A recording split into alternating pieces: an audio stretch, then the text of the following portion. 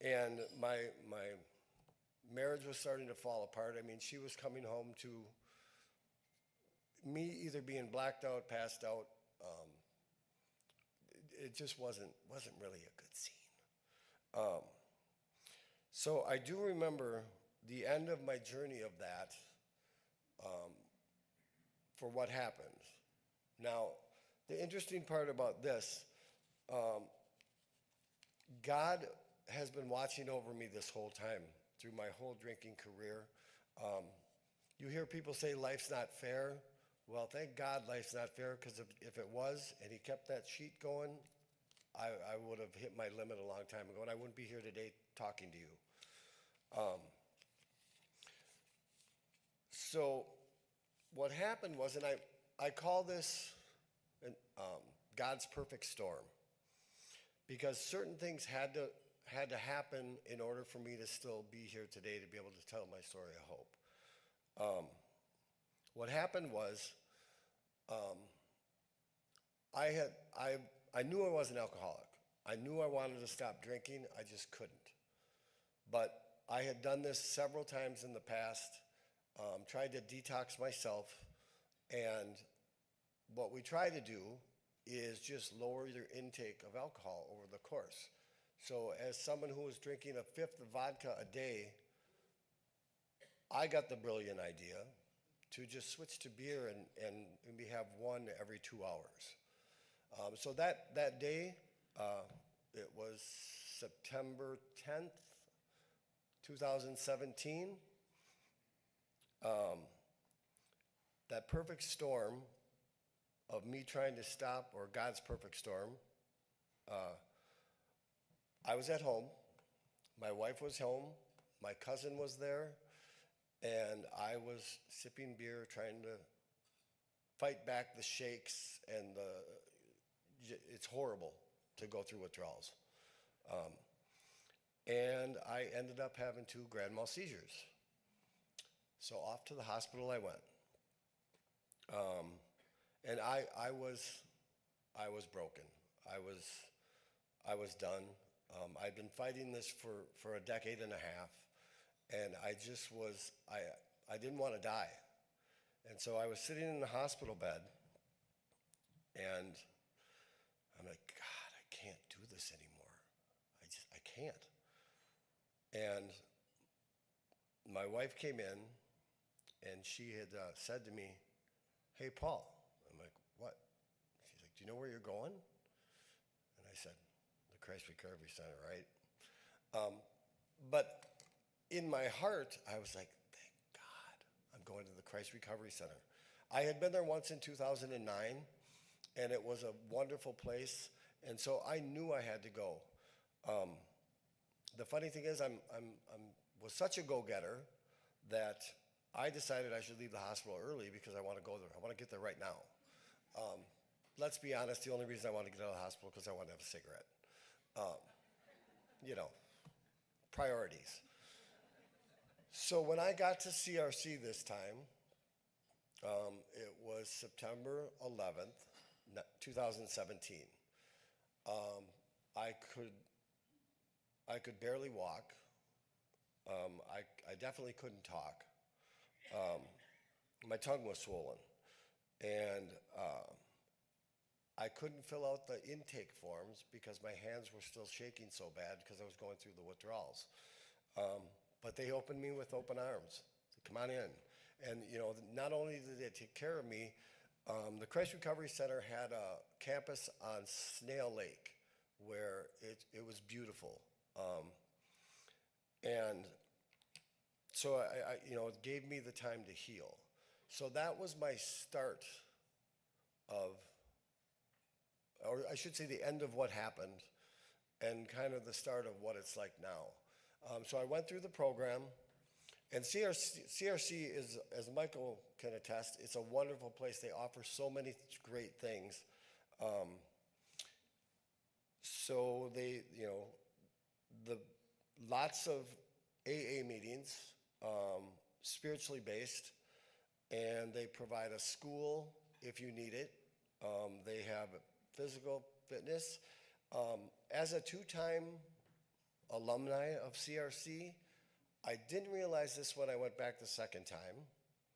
I guess they made it mandatory that you have to sing in the choir. Not something I was happy about. As much as I love to sing, I was like, oh, great, just one more thing. But that part of it was the time that you allots to heal. And what I found at CRC that I didn't find the last time or in any other treatment center that I was at over the course, and there was close to a dozen. Most treatment centers I liked so much I went to them twice. The Christ Recovery Center was no different, but this was my last stop. And what I found there was, after finally surrendering that hole that I was trying to fill for all those years, became filled. And I was missing God. Now, I will say, I mean, I was raised Roman Catholic, and the way I was raised was to fear God. Now, the Christ Recovery Center taught me a whole new way to look at that. God to me now is loving, he's forgiving, and it's the relationship, turning my will over to the care of God has changed my life 100%. I don't know that you can go more than that. But the things that it did while I was there, it allowed me to heal, not only spiritually, but emotionally, physically, definitely physically. And it let me focus my life on where I wanted to go and gave me the time to do that. So I went through the program, and I graduated with the CRC, all 3 phases. I had gotten a job at the time when I finished. I will say this, the job that I'm currently at now was the job I started while I was at CRC. Now, I've moved up considerably since then, another benefit of this program. But it's so hard sometimes to even put into words what the Christ Recovery Center did for me. It removed that obsession of drink. When I surrendered and turned my will, as I said, that had never happened before to me ever. It had left fleeingly in short periods of times, but I've been sober now for almost 8 years. Thank you. And that is something that has never happened. Now, it's interesting to me, all the benefits that take place when you become sober. A lot of people say it's like playing an old country western song backwards. You get your house back, you get your wife back, you get your car back. And that's all true. But there was, so when I left CRC, and like I said, I finished the program. Luckily, I was fortunate enough. I did not lose my wife completely. So when I was done, I had a home to go back to, and we just built on that. I can say openly and honestly, she loves sober Paul. Drunk Paul, not so much. But here's the funny thing about recovery. When you're in it, it's wonderful, it's great. A lot of people will tell you when they first become sober, there's that bubblegum and rainbow phase where everything is great. You think that you're never gonna have a problem again as long as you stay sober. Now this is what it's like now. So when I got sober, some of the worst tragedies in my life took place. The first 6 years, I suffered a lot of loss. And some of it was traumatic, and I'll talk about one. I lost my mom. I lost my dad I lost my dad prior to going to the Christ Recovery Center, so I can't say that I was sober when he died. But it was always my mom's dream to see me sober but be in recovery, not just being sober. And she got to see that. And not only that, I got to take care of her when she was sick. I got to be her friend. I got to be her caretaker. Ironically, she made me executor. But just that, not only that loss, you think, okay, that's enough. And I did it sober. I did it while I was in recovery. I never once had an urge to drink. So then that was followed by, as I mentioned earlier, I have, there was 8 of us, 6 kids. So since that time, I lost all 3 of my sisters, 2 of them to this disease. My 2 sisters did not get a chance to get recovery.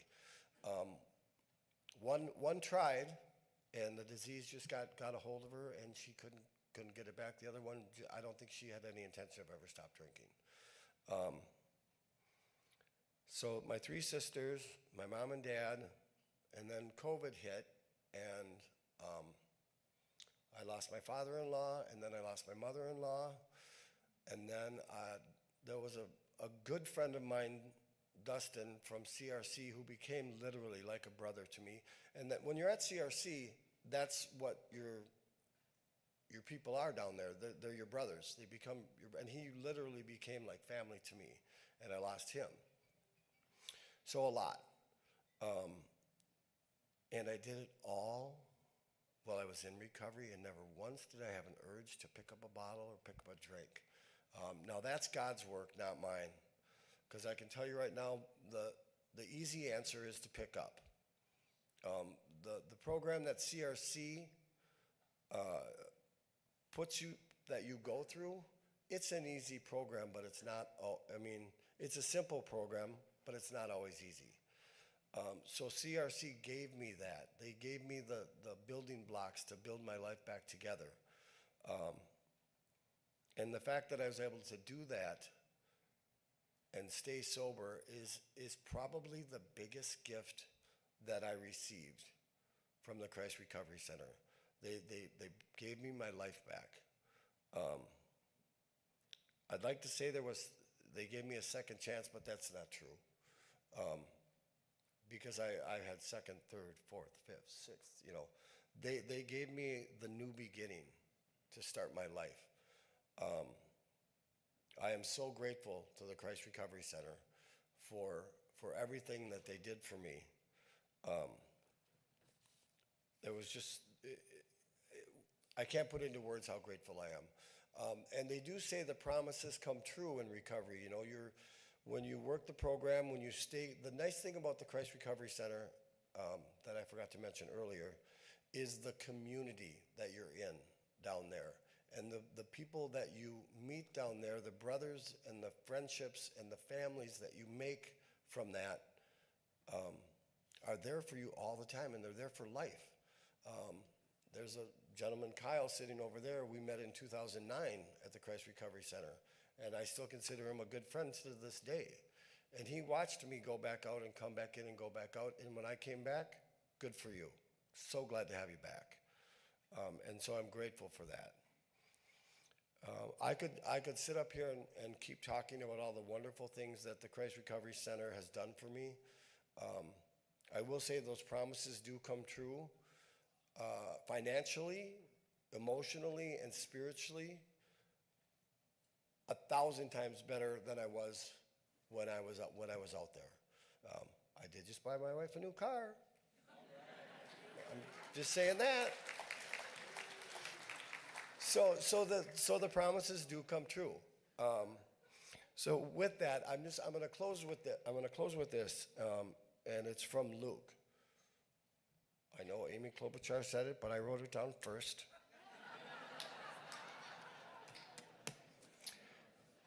It's Luke 11, 9 through 10.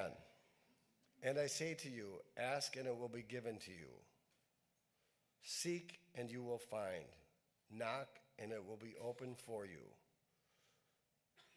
And then I added, I can't, he can, let him. And God can.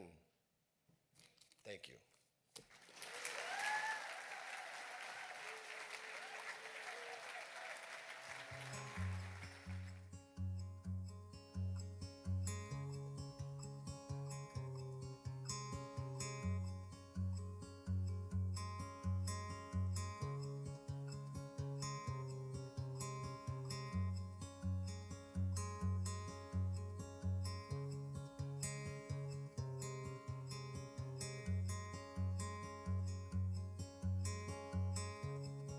I like to read urban books. I'm a foodie. I love to cook. And watching Disney movies with my kids. Lilo and Stitch is about big sister taking care of her little sister. And then they adopt the alien dog. I was a big sister taking care of my little sisters. My dad was a single dad. He would work 10 to 12 hour shifts, so I would be helping with my sisters. Get up, get ready for school, make sure they're matching, make sure we got food to eat. When I was 17, I wasn't able to leave, but I still did on my own because I wanted to be able to be a kid, go out and party. So that was definitely a part of the reason why.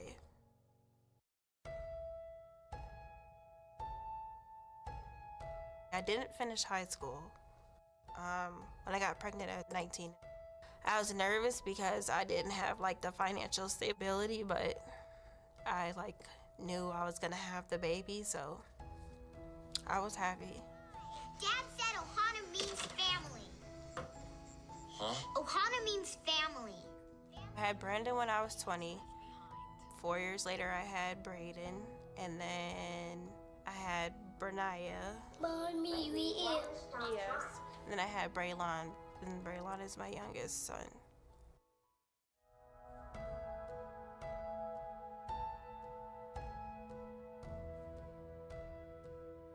I had moved to Mankato, and then in Mankato, I was just I can't do this. It's I have no support out here. It was hard to maintain childcare with the kids, even trying to work or anything. So I left Mankato, came to the cities, but I didn't have nowhere to stay with 4 kids in the cities. So that's when I went to NFP. Hey, Miss Gladys. Hey, how are you today? I met with my worker, and she showed me around to my room, and then I met everybody. Miss Lee Ellen, Miss Heidi, and then Miss Sharon. She was a good caseworker. She helped me a lot. A week into it, I was nothing's gonna change, nothing's going to happen. So I want to say a week after, Miss Sharon was all right, it's time to buckle down. We got to get this, and this done. And I was okay. And then the kids got enrolled into daycare, and I started going to school, and I'm well, it's going fast. I'm getting somewhere. I moved out October 3rd, 2024, and it felt great. And then a big relief because I was finally in my own spot. Come on, Mommy, so we can do your homework. I didn't have my mom around, but I know, me being a parent to my kid, I provided, what I think a mom should have been. So 1 and a 4. 4. Mm-hmm. 1 and a 4. Nurturing your child, listening to your child when they cry, and then just seeing what you accomplished with them. You made them. They're very smart.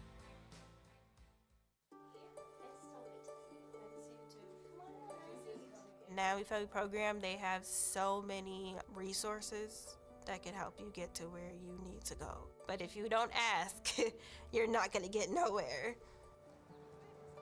Well, I finished school in July of next year with my associates. Hopefully in 5 years, when my 2 younger kids get a little bit older, I can start nursing school. So I want to go to nursing school to be able to work in a pediatric hospital, and mainly children's. So that's my hopes for the future.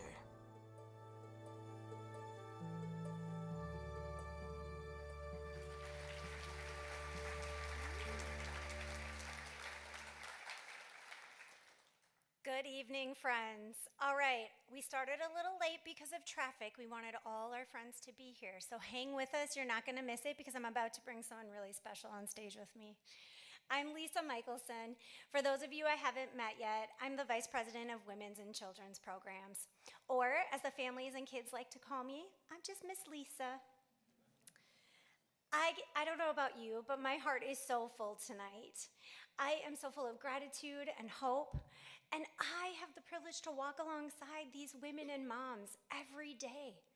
Many times they arrive broken and afraid or simply exhausted. And I get to watch as they begin to heal and to grow and to rediscover who they were made to be. And one of those moms is Angel. I'm so excited she's here, and I'd like to welcome her to the stage with me. Come on up, girl. So I remember when I first met Angel, she was shy and she was reserved, but she had this strength about her, and she was not going to let anything stand in her way, despite the many setbacks, and there were many. Yes. She stayed determined. She had this grit, and you did it. If I'd have told you you'd be standing here today, you probably would have laughed at me. So it's okay. But you're here, and we just are so proud of you. We want to just thank you for sharing your story and just being here and what you've accomplished with you and your kids. So congratulations. Thank you. Do you want to say anything to your fans? Yes. I want to thank the donors as well as the mission and NFP, Miss Lisa, Miss Heidi, and Miss Sharon for walking me through the season of my life. And then God as well. And then I look forward to my future. Thank you all. You know you need this for your gorgeous apartment. We're so proud of you. So we got Angel this beautiful plant. We know her kids and her are going to take really good care of it in her gorgeous apartment. That's right, girl. Good job. Angel's story brings our mission to life, not in sound bites or statistics, but in real human experience. And that's what tonight is all about. Lifting up the power of God's grace, community support, and second or third or fourth chances. But here's the thing. Stories like this don't just happen overnight. They happen because of a mission that's committed to Christ-centered, holistic care, and because people like you said yes. You are here tonight because you want to believe that no one is beyond hope. You are here because you want to be a part of the solution. And someone might have been sitting in your seat last year who decided that very thing. So tonight, it's your turn. On your table, there's a giving card with an envelope. You can also find a QR code on your table or on the screens behind me. This is more than a donation form. This is a way to say, I see you. I believe in you. And I want to be a part of what God is doing at the mission. All right, folks, to make tonight and donating even more exciting, we have an exciting announcement. There's a generous group of donors who have agreed to match up to $75,000. I know, yes, but it is only for gifts made tonight. So a match means your $250 becomes $500, or your $5,000 becomes $10,000. This is your opportunity to magnify your impact. We are able to come together to help more men, women, and children in need.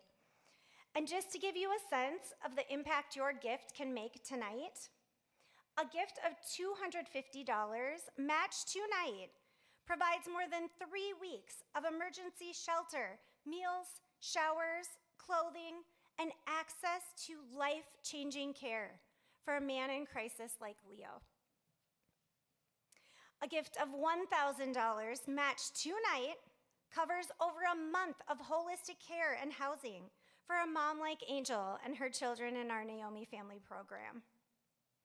And a gift of $10,000 matched tonight could fund an entire year of recovery for 2 men like Paul or Michael in our Christ Recovery Center. If you're inspired to do more, we invite you to join our community of hope by giving monthly. Or you can become a part of our legacy of hope by including UGMTC in your estate plans. You can mark your interest on your response card, and we'll follow up with you personally. In addition, folks, I told you were going to want to stay for it, so wait, listen to this. Ecolab has generously donated their company suite for our use at an upcoming Twins game. So donors who give a gift of $250 or more by midnight tonight, or start a sustaining monthly donation of $25 or more, will be entered into a drawing for 2 tickets into the game. This is a suite hosted by UGMTC. You know it's gonna be fun, Pam's gonna be there. There will be 8 lucky winners. No matter the amount, your gift makes a real, tangible difference. You are helping to interrupt cycles of homelessness, addiction, and hopelessness. And you are truly planting those seeds of stability, faith, and hope. We want to give you some time to fill out the donation cards on your table, as well as these Y cards. You heard Pam talk about it. The faces of the men, women, and children on these cards are a part of your story when you choose to support Union Gospel Mission Twin Cities. These cards can go home with you as a reminder of your why. Why are you giving tonight to make a difference? You are giving tonight and volunteering to love your neighbor. You are learning more with us to be a part of something bigger. And you're praying for people who are often overlooked. I know I'm taking this home tonight to remind me to pray. Tonight, you're not just funding meals and beds. You're helping someone like Paul or Michael take that first step towards sobriety. Or Leo, get the mental health care that he needs. Or someone like Angel, grow as a mother and pursue college. Listen up, everyone. God is writing some amazing stories here, and we get to partner in that work. I want to thank you so much for believing in the mission. Thank you for believing in real transformation. And thank you most of all for giving hope tonight.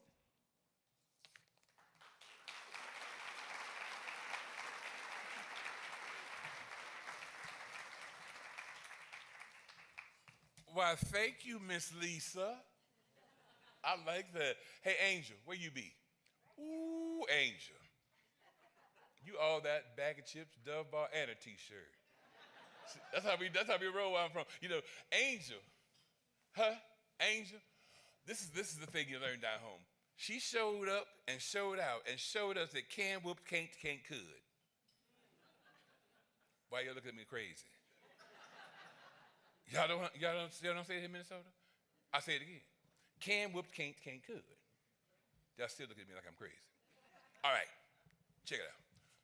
Repeat after me. Can, whooped, can't. Y'all did Minnesota thing. You said can't. I didn't say can't. I said can't. We're going to start from the top again, okay? Can, whooped, can't, to can't, could. Now, Angel did that. She realized that she can, that she could. See, the can. Whooped can't.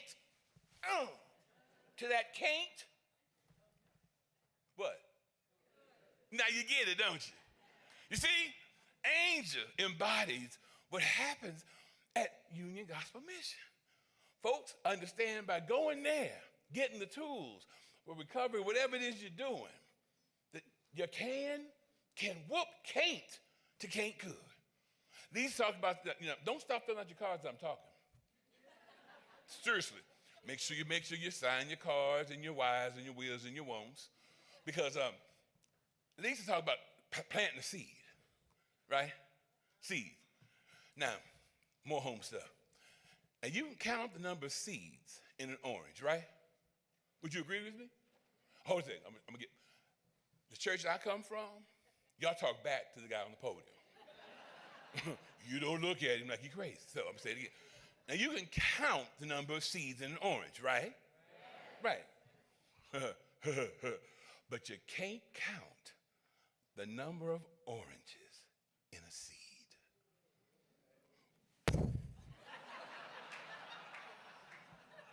I can go home now. You see, that's what's up. That seed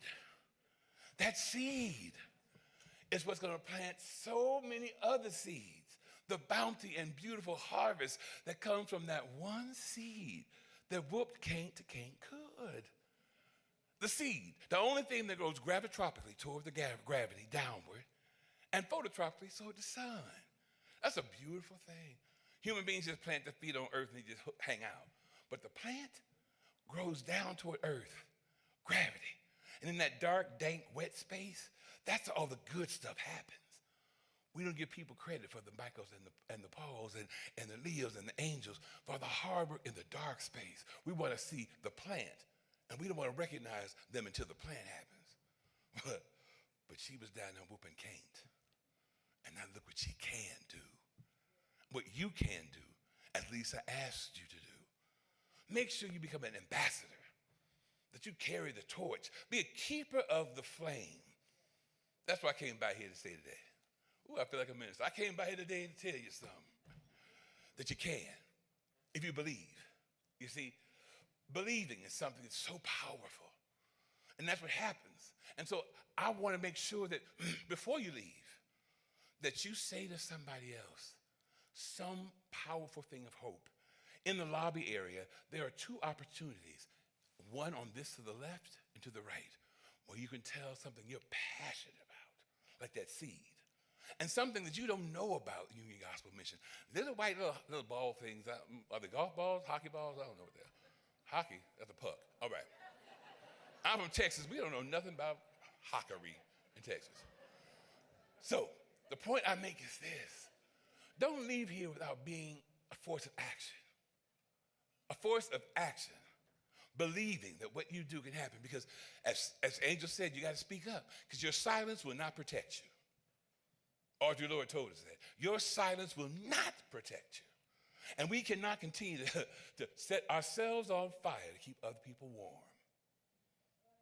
Amen? Right. So you got to believe. This is my segue into my song, y'all.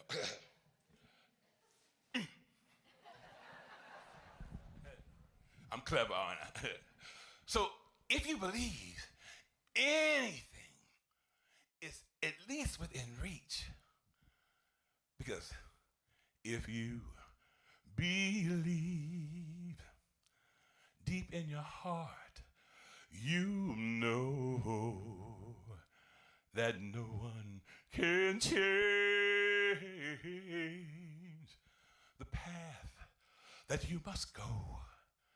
Believe what you feel and know you're right, because the time will come around when you say it's yours. Believe there's a reason to be. Believe you can make time stand still and know from the moment you try, if you believe, then you'll be there.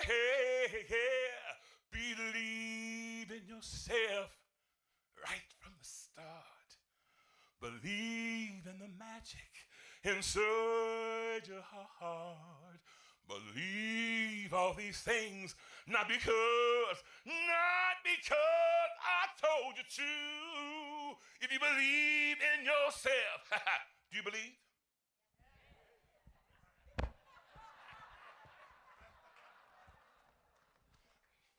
If you believe in yourself, yes, Lord, if you believe in yourself, like God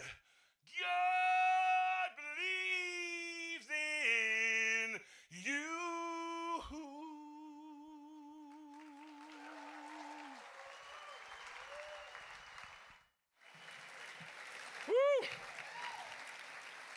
I even got through that last big note without cracking too much. But anyway, believe. So we're about to bring this thing to a close. What? Oh, what a night. Thank December. Oh, thank you. When the tour bus shows up, front seat. You, me. Right. So, because we have to leave here with energy, empowered, I would be remiss and I would drop the ball and not have done my job if I didn't say, let's all join together in something active, engaging, interactive. So you remember, as you head out and respond to those questions in those pink and blue and yellow and purple tubes with a little white ball, you will understand the importance of holding everybody up, knowing how important it is to never forget, as Dr. King said, in the end, we may not remember the words of our enemies, we will remember the silence of our friends. Yes? The silence of our friends. We friends up in here, y'all. We cannot be silent. So let's hold everybody up. So I'm going to sing the part of it, and y'all hook me up. Here you go. We got to hold everybody. We got to hold everybody up. We got to hold everybody. We got to hold everybody up. Okay, you got that part? Okay, all right, church. Well, I like this table over here already. Woo! No, sister, wait a minute. I got to instruct the rook first. So that's the chorus. Then the part that's interactive, you go, hold everybody up, up, up. Hold everybody up, up, up. Hold everybody up, up, up. One time. Hold everybody up. I said clear as day one time. Up, up, up. Pam, what is the we gonna do? Okay, we'll try it again. Do it again. Amen and a woman too. Here we go. All right. We believe in redemption. Yes, hey, yes. How about it? Hallelujah. So here we go. Just, if you don't know what to do, as we say down home in Aberdeen Baptist Church, watch your neighbor. Here we go. Sing with me, do the hold everybody apart. All right. We gotta hold everybody. We gotta hold everybody up. We gotta hold everybody. We gotta hold everybody up. Hold everybody up, up, up. Hold everybody up, up, up. Hold everybody up, up, up. One time, hold everybody up. Well, just because you look like you and I look like me, stop it. That don't mean we can't be friends, because I'm not your enemy. Well, now we gotta hold every. Come on, church. What? We gotta hold. Woo, y'all sound good. You gotta hold everybody. Hold everybody. Hold everybody. Hold everybody up. Well, people all around the world sometimes feel so sad. Well, when they see that others care, they don't feel so bad. Well, now we gotta. How we doing, Hunter? Oh, yep. We gotta hold everybody. We gotta hold everybody up. Hold everybody. Hold everybody. Hold everybody. Hold everybody. Yes! Woo! Y'all made me earn my Big Mac today. All right, so folks, this is our farewell, and we thank you, but without doing that, I keep this in my pocket all the time for times like this. Marcel Proust has this quote that I keep in my pocket at all times. Gratitude, what we have for each of you that's here, that will take the why with you, the ambassadorial responsibility of making sure the Union Gospel Mission continues to do its good work, we say thank you. Gratitude unlocks the fullness of life. It turns what we have into enough and more. It turns denial into acceptance, chaos to order, and confusion to clarity. It can turn a meal into a feast, a house into a home, a stranger into a friend. Gratitude makes sense of our past, brings peace for today, and creates a vision for tomorrow. Gratitude is not only the greatest of all virtues, but the parent of all others. And so, let us be grateful to the people who make us happy. They are the charming gardeners who make our souls blossom. And moreover, every time we remember to say, thank you, thank you, thank you, we experience nothing less than heaven on earth.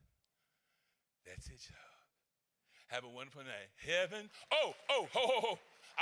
You could have applauded anyway, but I understand. Someone reminded me that there are plants on the table. Now, don't fight. Thumb war, 1, 2, 3, 4. I declare a thumb war. Whatever you got to do, they can go. Just leave one for me. All right. Whoever wants to do that, that's cool. So with that being said, heaven on earth, take it with you. It's been a slice of better than any favorite slice of pizza you want. Have a good night, everyone. Travel safely. Don't forget to respond out there. Take your cards with you. And have a phenomenal remainder of your weekend. I'm T. Michael Rambo. It's been a great joy.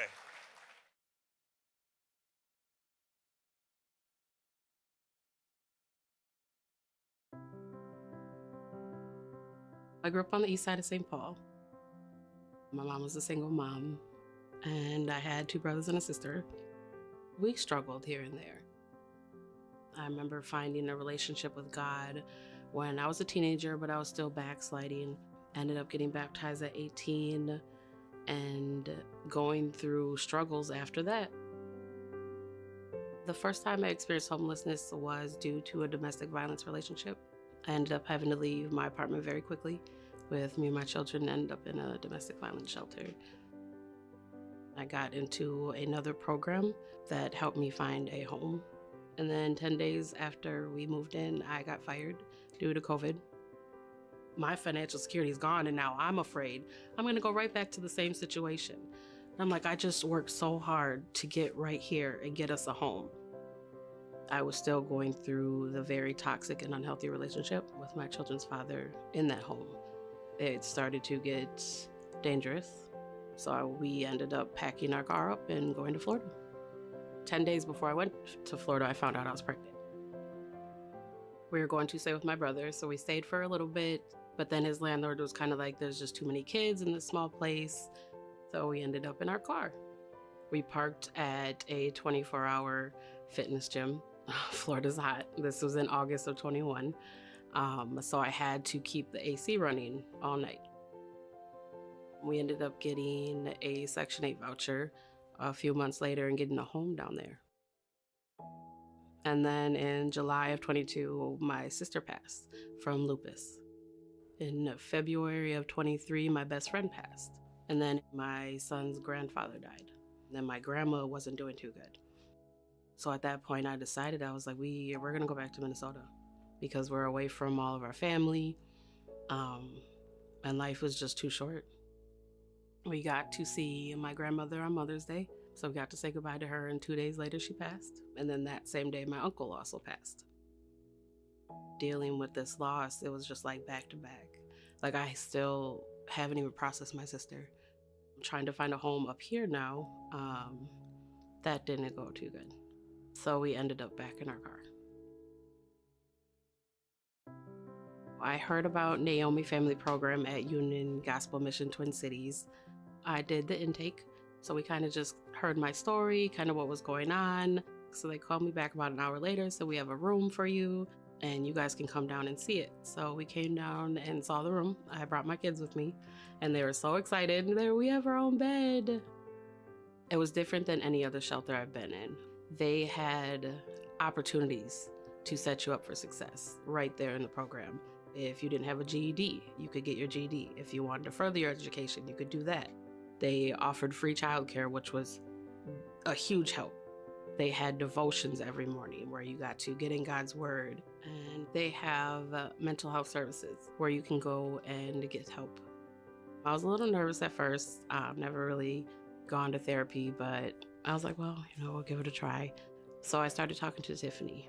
She was just a huge help. I had realized that I was suffering from depression for a long time. It's helped me cope with things. It's helped me kind of redirect my brain into, well, this is what's going on.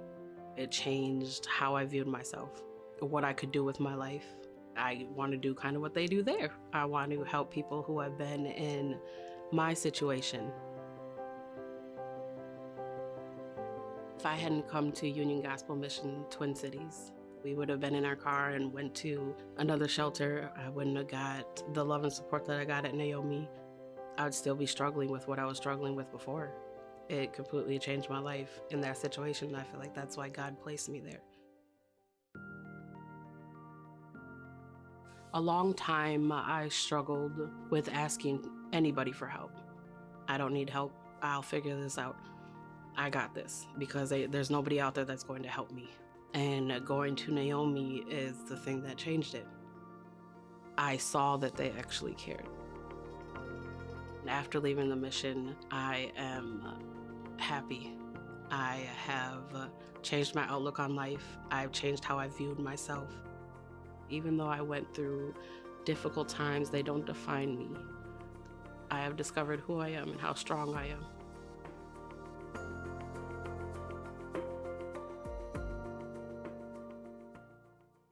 Hi, my name is Jason Drentel. I'm a graduate of the Union Gospel Mission Christ Recovery Center. Well, I was walking the streets of St. Paul, living under this bridge right here, and decided one day I had enough, and walked out under the bridge, ran into a couple guys that I had graduated the program with, and they extended their hands to help me out and pull me out of the rut I was in.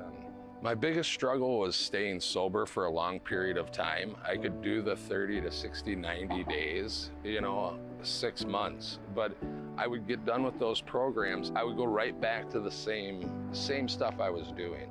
Pretty much everybody had just not answered my phone calls, and it's a very lonely place.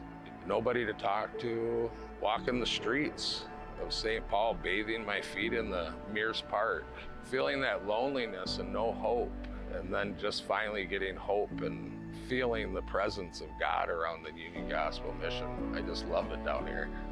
What it really helped for me is getting the time I needed, not doing the 30, 60, 90-day programs. It gave me time to really connect with God and to get my spiritual mind right, get the alcohol and the drugs out of my system, have a chance at getting my own stuff, my license back, my car, feeling good about myself.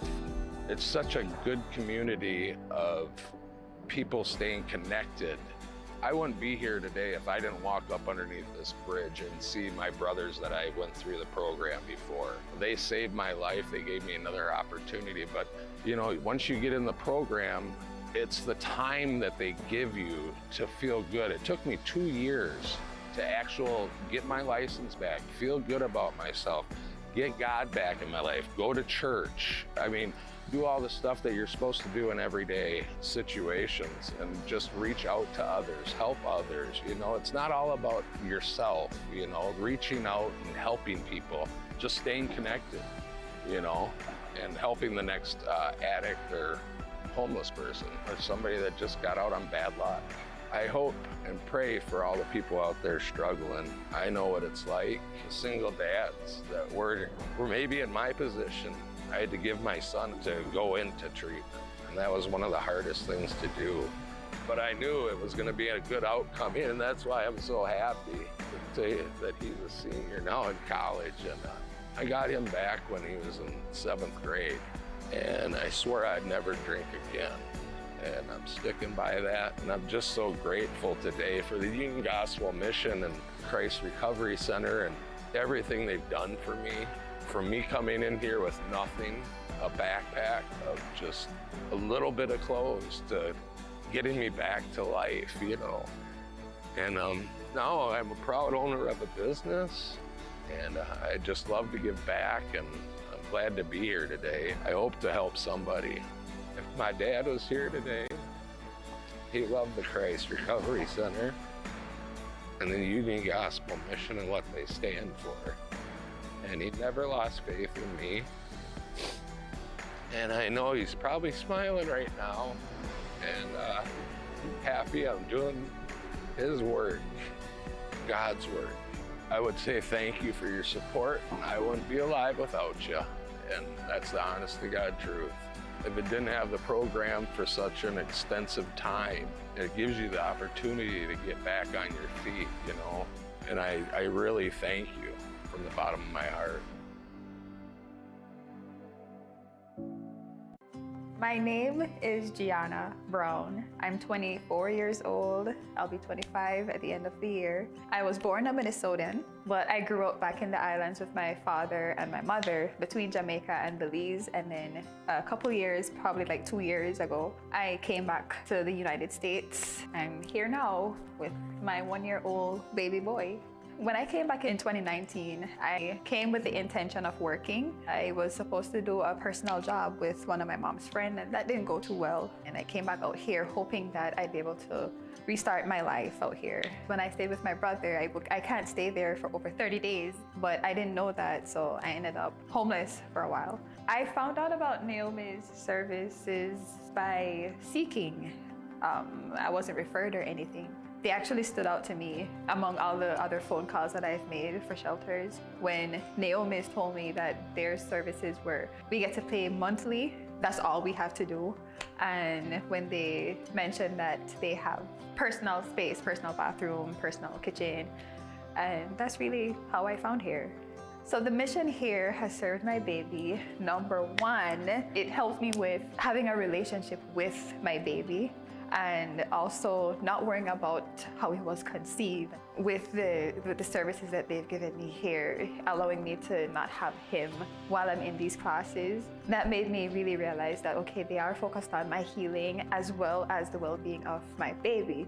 I definitely do believe that they have definitely helped with molding him and helping my relationship with him to get a lot stronger. What I've learned from myself being in this program is that I am a jewel made from God. Oh my goodness, and just like how jewels were buried in dirt before they're actually up and sparkling and become a ring, that's just like me. I never saw myself with as much confidence as I have right now, and even though I know that there's still some more that I need to work on, it's still better than I was before. What gives me hope is realizing whatever God has allowed me to overcome back then, He's definitely able to keep on doing it over and over and over again. I've learned that God loves me, God cherishes me. He cherishes me so much that He sent His only Son for me. Like, no matter what I do, He is my provider, healer, leader, my teacher, guidance. He is everything a literal father can be for me. That's enough for me to love God.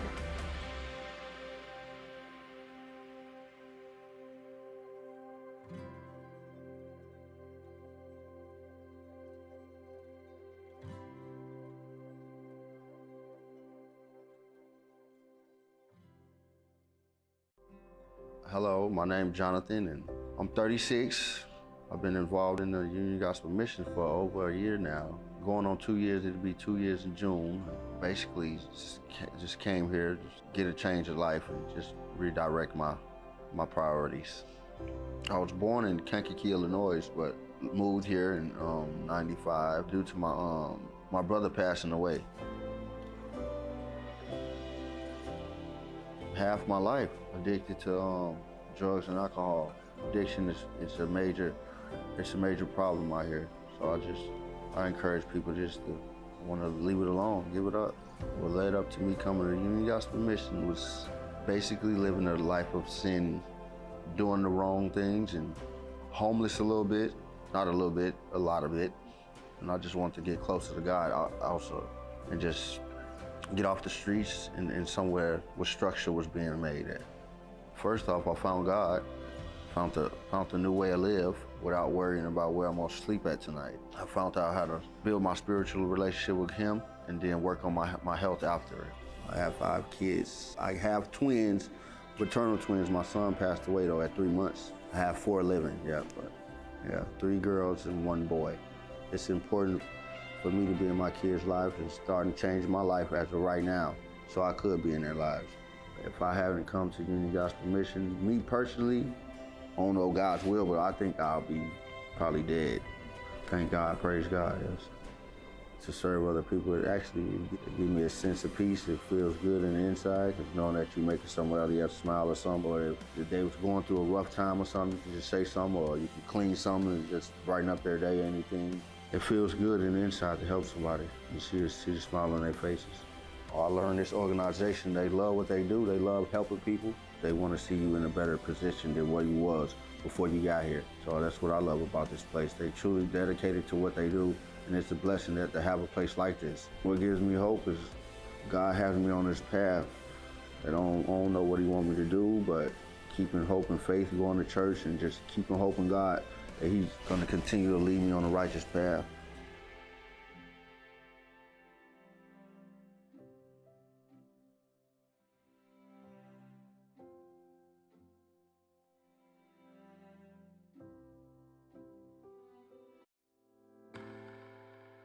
Before I got to Union Gospel Mission Twin Cities, I was struggling with homelessness, drinking every day. I was unhappy.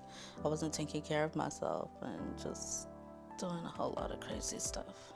Mentally, I wasn't there. I feel like I checked out. I was always angry. Spiritually, I was lost. I was actually in the psych ward for attempted suicide. And that right there just really opened my eyes, and it was like, okay, I need help, but I don't know where I'm gonna get it from. I was speaking with a friend about, hey, I don't know where I'm gonna go. I'm homeless, I have 2 girls. There just so happened to be a staff member that worked at Union Gospel Mission Twin Cities. She heard my conversation and she was like, hey, there's a family shelter right here that you can get into. I moved into the mission. You can just feel God's hands everywhere here. You know He's here because you feel safe and protected. It's more than a community, it's a family. The work that they're doing is life-changing. Helping families get on their feet. They really do want the best. That's what you're gonna get. You're gonna get the best. Having been homeless, it's really scary because being out on the street is extremely dangerous, especially when you have children. But knowing now that I have a safe place to sleep at night is comforting, because my kids definitely needed that stability, and the mission was able to give it to me and my family. I'm very grateful for that. Sometimes I'm not used to asking for help. They say, hey, we have a therapist here if you need to talk about anything with any of us. We have that mental health support for you. Eventually, I was able to talk about my trauma and really just breaking down those barriers and getting past it and learning to love myself and heal from it. I know my caseworker helped me get my benefits that I needed. She advocated for me. She went the whole 9 yards for me. I'm going to school at LifeNet. I thought that was going to be really, really hard for me, but I've been told, no, you're pretty smart, you got it. I have that support. I have that reassurance. My youngest daughter, Brielle, goes to the Child Development Center, and she is flourishing. I know that they're especially working really, really hard to give her the things that she needs. The chaplain services here are amazing. They help me connect with God in a way that I did not know that you could possibly do that. It's this peaceful, overwhelming peace. He put me here for a reason, because He knew that these women would be able to help me and my children. My daughter, Brylin, and I were walking past the park here downtown. It just kind of made me really sad because my siblings and I, we slept in that park. I was just telling her that I didn't want her to ever experience sleeping outside. She was just telling me, Mom, everything's gonna be okay. And I love that about my kid. Having a safe space for me and my kids means everything, because that's all I've ever wanted since I was 9 years old. And knowing that I can get that to my kids means everything to me. I am moving. This is my last week here at Naomi Family Program. I have a job interview and focusing on being a family, because we definitely need it. If it wasn't for Union Gospel Mission Twin Cities, I don't know where I would be. I needed to conquer my trauma and to be able to say that I'm no longer a victim, I am a survivor.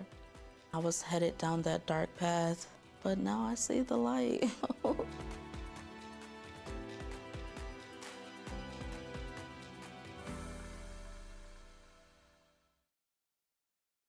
Well, I am just thrilled to be able to have with me as a guest for this conversation about John Harrington.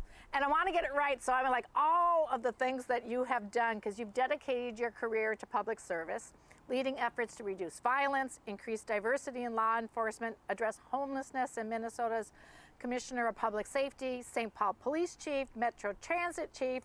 You co-founded Ujamaa Place, which you've got a lovely Ujamaa t-shirt on today, which supports young African-American men, and now you serve as the CEO of Microgrants, advancing safety and opportunities in our community.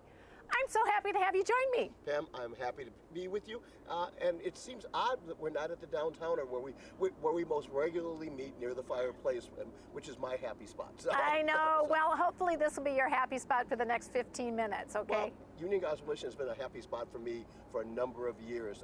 You mentioned Ujamaa Place. It was literally one of the first places that took Ujamaa men in when they were unsheltered and homeless. And I've had great relationships with your board chairs and doing volunteer work. Sarah knows that every Thanksgiving I have volunteered at the high rises with Union. So Union Gospel Mission and your operation here is one of my happy places. So. Oh, well, thank you. Well, I think it's mutual. We can be in that mutual admiration around that happy space. You know, as you mentioned, your long history with us, but let's come back to some homelessness. And I have appreciated the partnership with Ujamaa, because I do think that many of the Ujamaa partners, many of the men have come here and stayed, is my understanding. Absolutely. They've been in a couple of our different programs. They have, and we took lots of notes from my early experiences, both in terms of some of your ministry, also some of the programs that you ran to help men who were in recovery continue their recovery when they couldn't necessarily be in a day program or in a structured program, because for Ujamaa men, that's really much more likely to be the reality. They have moments where they're in structure, but they spend much of their life out in what I would call the real world, which is sometimes a really scary place with way too many opportunities to have bad things happen to them. So we took notes from your programming in our early days, and we continue to take notes from those things. Well, I have found that we're all better when we're all better, and we can all learn from each other. Yep. And the classic Wellstone line. So, yes, absolutely, and I do believe it. And but let's talk a little bit about homelessness. I'm going to ask you some questions that I'm asking all of my guests. And can you share from your perspective and all of your public safety background, why do you think addressing homelessness is important to our community? Well, I think there's a term that's a little bit out of favor right now in public safety that talks about the broken windows phenomenon. There was a study out of New York and out of New Jersey that talked about what causes people to be fearful and what fear does to people's lives.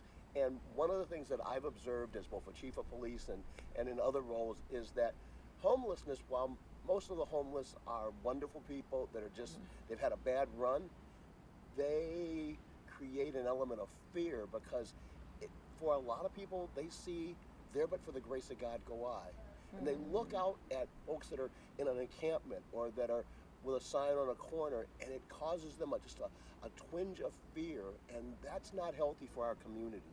And so addressing homelessness is, I think, important because it addresses the fear the community has. It also, quite honestly, we have seen bad things happen in the homeless community all too often. I remember working on a homeless encampment where there was a ring that was trafficking young girls, and they're going in there, and then trying to build the trust with that community so that we could help those young girls out of being trafficked. Areas where we had people that were selling heroin that was causing overdoses in encampments. So there's a public safety and a public health angle to addressing homelessness that we had to come to understand, especially when I was at transit, when at one point transit became, the light rail line became probably the largest unsheltered housing outside of yours. And we had to understand what was the backstory of why were people on the train riding all night rather than being someplace else. Yeah. You know, as you talked about the fear and trust, that is some of the first lessons I learned when I started here is just as much as we may fear someone who is homeless because we don't know them, they fear us too because they don't know us either. It's a mutual fear. And I have learned that I have to build trust. So my chaplains go out into the encampments, but they have to build a trusted relationship before someone allows them to help because they have to have that trust. Exactly. I remember telling my cops when we were doing the homeless action team at transit, that you go out there with a nice shiny uniform and a badge and you expect people to tell you what's really going on in their world. And I'm like, nobody tells anybody their secrets until they have built up an element of trust. And building up that element of trust comes out of not just regular contact, but it comes from intentional contact. Intentional contact where you're actually out there and you show people that you're here for good. It was a term I stole from Wilder. Yeah, that is theirs. That was their tagline for years. Here for good, and I think you have to show people that is your intent. At the same time, you have to show it while you are spending time with them, because they're not going to just trust you because you show up with a nice logo or with good intent. I do like that, here for good, and as we do that together. So about the homeless action team, what do you think was most successful in the initiatives that you led around addressing homelessness? Well, two things, and the thing that was most successful for me was I picked Brooke Blakey, who's now in charge of non-traditional police services for the city of St. Paul. She's also my prime minister at the St. Paul Winter Carnival. But I picked her to actually start and develop the team because I knew that Brooke's background she has a social work background and a policing background, and that was what our attempt to address homelessness on trains really needed. We needed someone who understood that it wasn't a crime to be homeless. And then what I really got out of that was the understanding that so many of the homeless that we interacted with on the train were in fact victims. And they needed services that they were not able to get because without an address, without an ID, without a stable base to operate from, it was almost impossible. But we learned a ton, and part of this was a learning experience of learning that so many of the women and the children that we had that were on the train were there because they were fleeing domestic violence. So many of them were there because, given the traditions of some of the bigger homeless shelters, their 16-year-old boys weren't allowed to go into the residences. And so no mother worth anything would let her 16-year-old boy go in with a bunch of grown men, even in the best of circumstances. And so we understood that mother's love was an important piece, and keeping those families together. We understood how many of these women were, in fact, as I said, victims of some form of abuse, and that getting them to trust was going to be a long-term process because their trust had been violated by men who had been fathers of their children and husbands. And so trying to figure out what were the proper steps, and then understanding the systems that service the unsheltered population. It's not easy to get somebody an ID. It's not easy to get somebody medical insurance. It's not easy to get them into stable housing, and especially if they have some mental health crisis that they're operating from. All of those things became part and parcel of what the homeless action team was able to take on, because we freed them from the 911 monster that drives most of policing, and said, what I really want you to do is to focus on this person and focus on their safety rather than worrying about the next call for service. What I love about this is I think you were a person ahead of your time when you were talking about how you incorporate the social work aspect into policing. That is something we're talking about now, and yet you were doing that long ago, seeing the whole person, seeing that those who are homeless are often victims. Yeah, that's unfortunate. For better or worse, I tell people, if you wonder where I come from a mother who was a Cook County social worker in Chicago and a dad who was a Cook County deputy sheriff. And so I was born and raised with my foot in both of those worlds, frankly. So I grew up walking through the Robert Taylor homes with my mother as a latchkey kid as she was being sent out on casework and watching this and going, don't take the elevator. Good news. Yeah. Long flights of stairs, though. Oh, I bet that you've made your mom and dad proud in terms of how you have emulated both their heart and mind. My mom really hated the idea I was going to be a cop. Literally until the day I made sergeant, until I was chief by the time I moved her up here. She was still trying to figure out how to get me out of this business. And I kept saying, it's not going to happen, Mom. Well, we're really glad you were in this business in our community. We're grateful for that. I'm happy to have been welcomed by St. Paul. As a Chicago kid who came here thinking I'd be here for a few years and then moved back to Chicago or moved back out east, this has become a wonderful place to live and a place for me to grow up. And really, literally, I credit St. Paul and folks like you and UGM and my other friends here in the community with really raising a fairly successful human being, if nothing else. So. I think you're very successful. What I also appreciate, as I heard what the Heart team did, is as you did that outreach, many of the things you talked about what people need is how do you get that ID if you don't have one, or how do you get access to looking for a job and that support. People think that they come to Union Gospel Mission Twin Cities for a bed and for a meal, and they do. They come first for the meal, they come first for a shelter, but actually what they do during the day, I think is what's really important, is how do we help them take that next step or go see a mental health therapist. So I love that, again, this collaboration. So let's pull on that thread on collaboration. How do you see partnerships between not-for-profits, public, private organizations, and create what long-term solutions for homelessness? Well, I think that there is a rich environment, and the Twin Cities and Minnesota is famous for the wealth of nonprofit organizations. What I think is instructive is, unfortunately, so many of those nonprofits have been siloed. They have their own little niche that they think that is they're the only ones in town that can play in that realm. And that was one of our experiences as the HAT team when we first started working with some of the other nonprofits who deal with the unsheltered. They were looking at us like, well, you can't be in this space because you're the police and you have a different role. And we're like, nah, actually we can be in this space because we want to be in this space and we're willing to give you your grace and give you your space, but know that we have a role and that for some of the folks that are unsheltered, seeing a cop was actually a wonderful thing for them, because if you're fleeing domestic violence, the cop being there actually provides you with an additional element of feeling safe. And you may well have not felt safe anyplace else up until that point. But I think that is the important secret sauce that we all have to start thinking about is we have walls. I get that. I mean, we have missions, we have walls, we have boards we all have to interact with, and that. But I think we need to think more dynamically and more organically.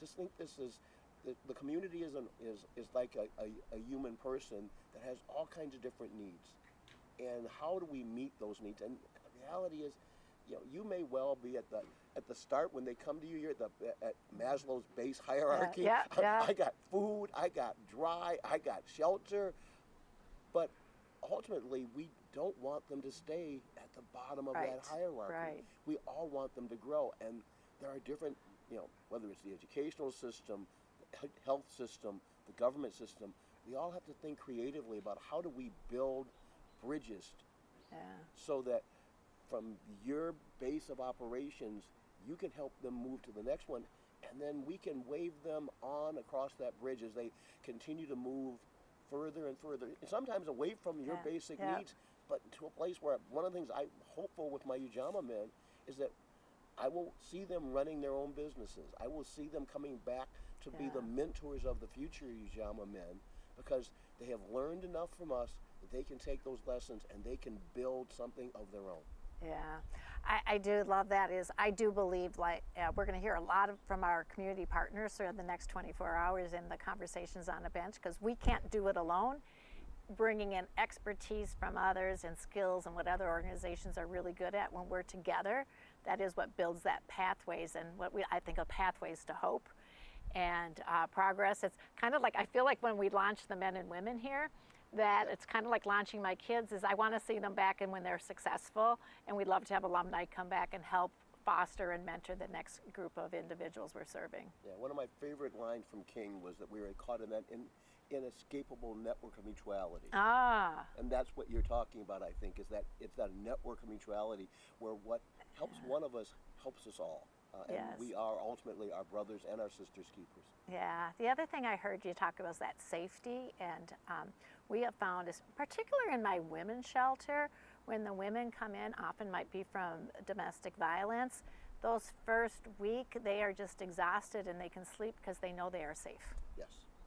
So a little bit different. So you're also running a current organization, Microgrants. Yes. Tell me about that organization and what does it do in this whole spirit of how do we help each other be good and do good together? Well, Joe Savaggio, a Dominican priest, was sent from seminary to South Minneapolis to save souls, and he figured out that you could save a few more souls if you had some of the Dayton Whitney money to help out. Okay.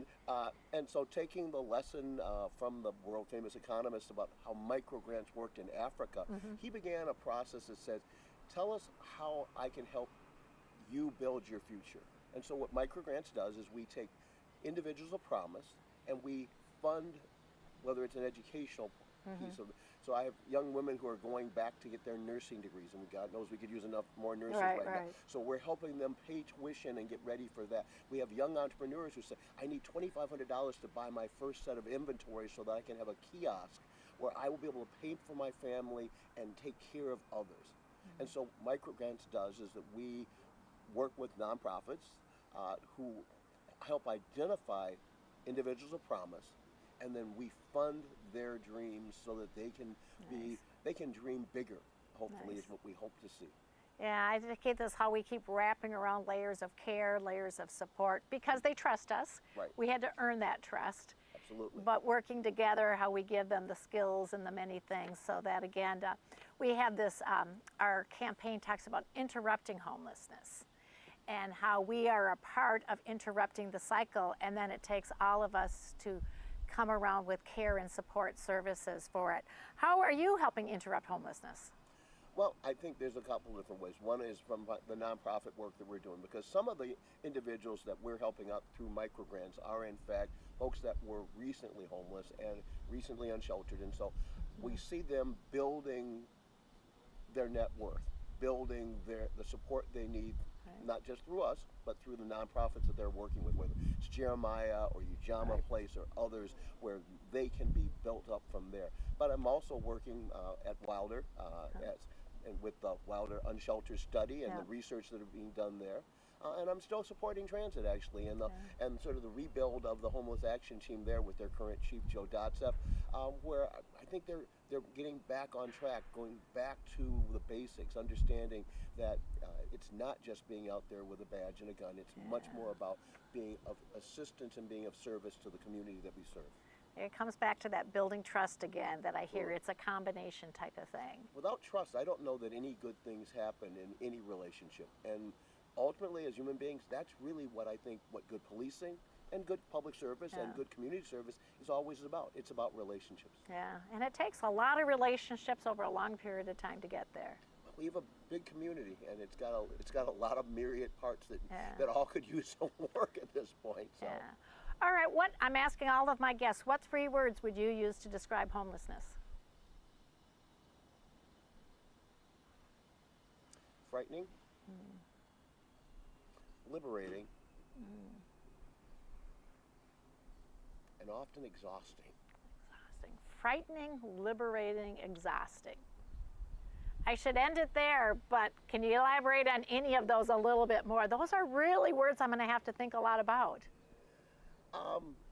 I have a background in Zen Buddhism, and those 3 words, I think, describe the path toward enlightenment that that a Buddhist might be following.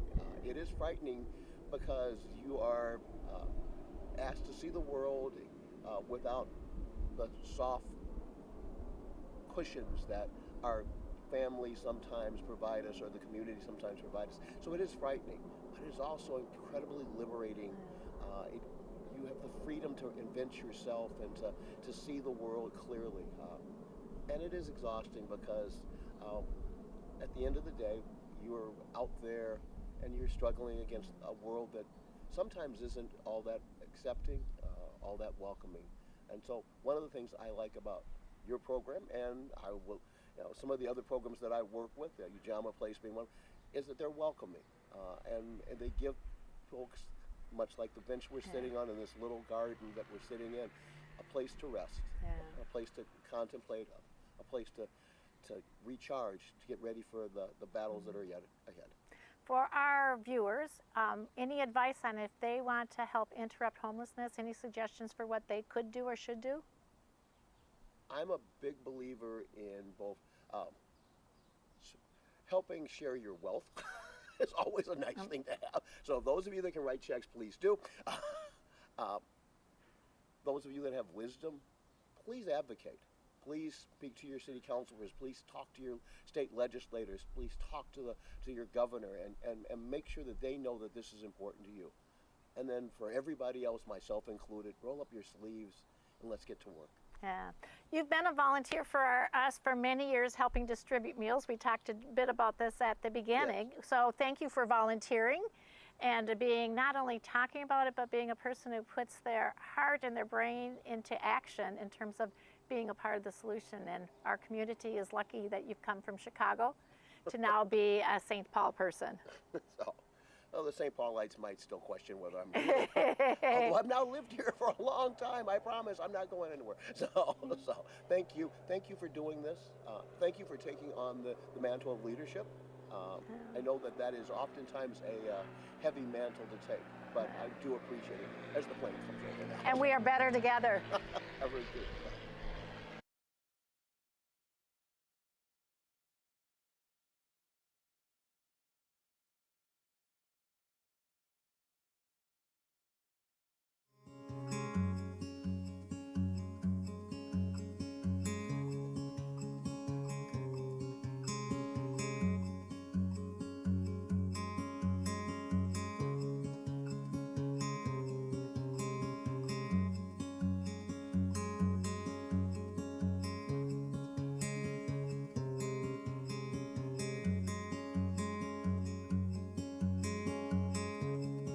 I like to read urban books. I'm a foodie. I love to cook. And watching Disney movies with my kids. Lilo and Stitch is about big sister taking care of her little sister. And then they adopt an alien dog. I was a big sister taking care of my little sisters. My dad was a single dad. He would work 10 to 12 hour shifts, so I would be helping with my sisters. Get up, get ready for school, make sure they're matching, make sure we got food to eat. When I was 17, I wasn't able to leave, but I still did on my own because I wanted to be able to be a kid, go out and party. So that was definitely a part of the reason why.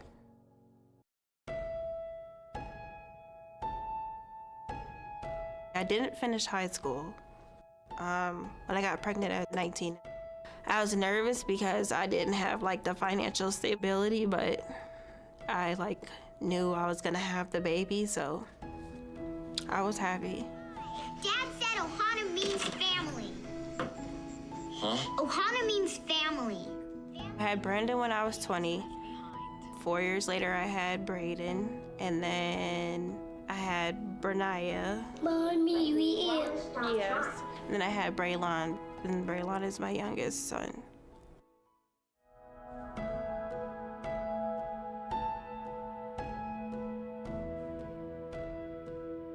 I had moved to Mankato, and then in Mankato, I was just I can't do this. It's I have no support out here. it was hard to like maintain childcare with the kids, even trying to work or anything. So I left Mankato, came to the cities, but I didn't have nowhere to stay with 4 kids in the cities. So that's when I went to NFP. Hey, Ms. Gladys. Hey, how are you today? I met with my worker and she showed me around to my room, and then I met everybody. Miss Lee Ellen, Miss Heidi, and then Miss Sharon. She was a good caseworker. She helped me a lot. A week into it, I was like, nothing's gonna change, nothing's going to happen. So I want to say a week after, Miss Sharon was like, all right, it's time to buckle down. We got to get this, this, and this done. And I was like, okay. And then the kids got enrolled into daycare, and I started going to school, and I'm like, well, it's going fast. I'm getting somewhere. I moved out October 3rd, 2024, and it felt great. And then a big relief, because I was finally in my own spot. Come on, mommy, so we can do your homework. I didn't have my mom around, but I know, like me being a parent to my kid, I provided like what I think a mom should have been.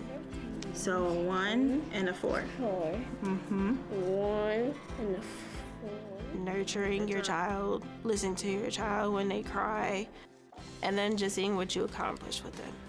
Like you made them. They're very smart.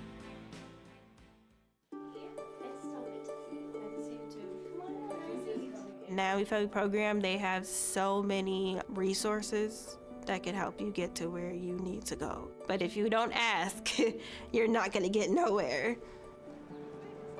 Well, I finished school in July of next year with my associates. Hopefully in 5 years, when my 2 younger kids get a little bit older, I can start nursing school. So I wanna go to nursing school for to be able to work in a pediatric hospital, and mainly children's. So that's my hopes for the future.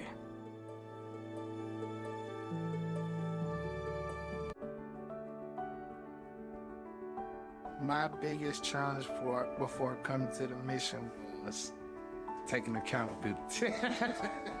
I used to be a commercial driver and had my own house and my family, good job, making good money, 6 figures, and I just end up losing it all. I end up with nothing. Hi, I am Desiree Brewer. Union Gospel Mission means a lot to me. It means a lot to my family. It has brought us into a safe community, helped me build a relationship with the staff around here, the other residents. It is a healthy environment. And I'm so thankful for the Union Gospel Mission, as it has done so much for me and my children.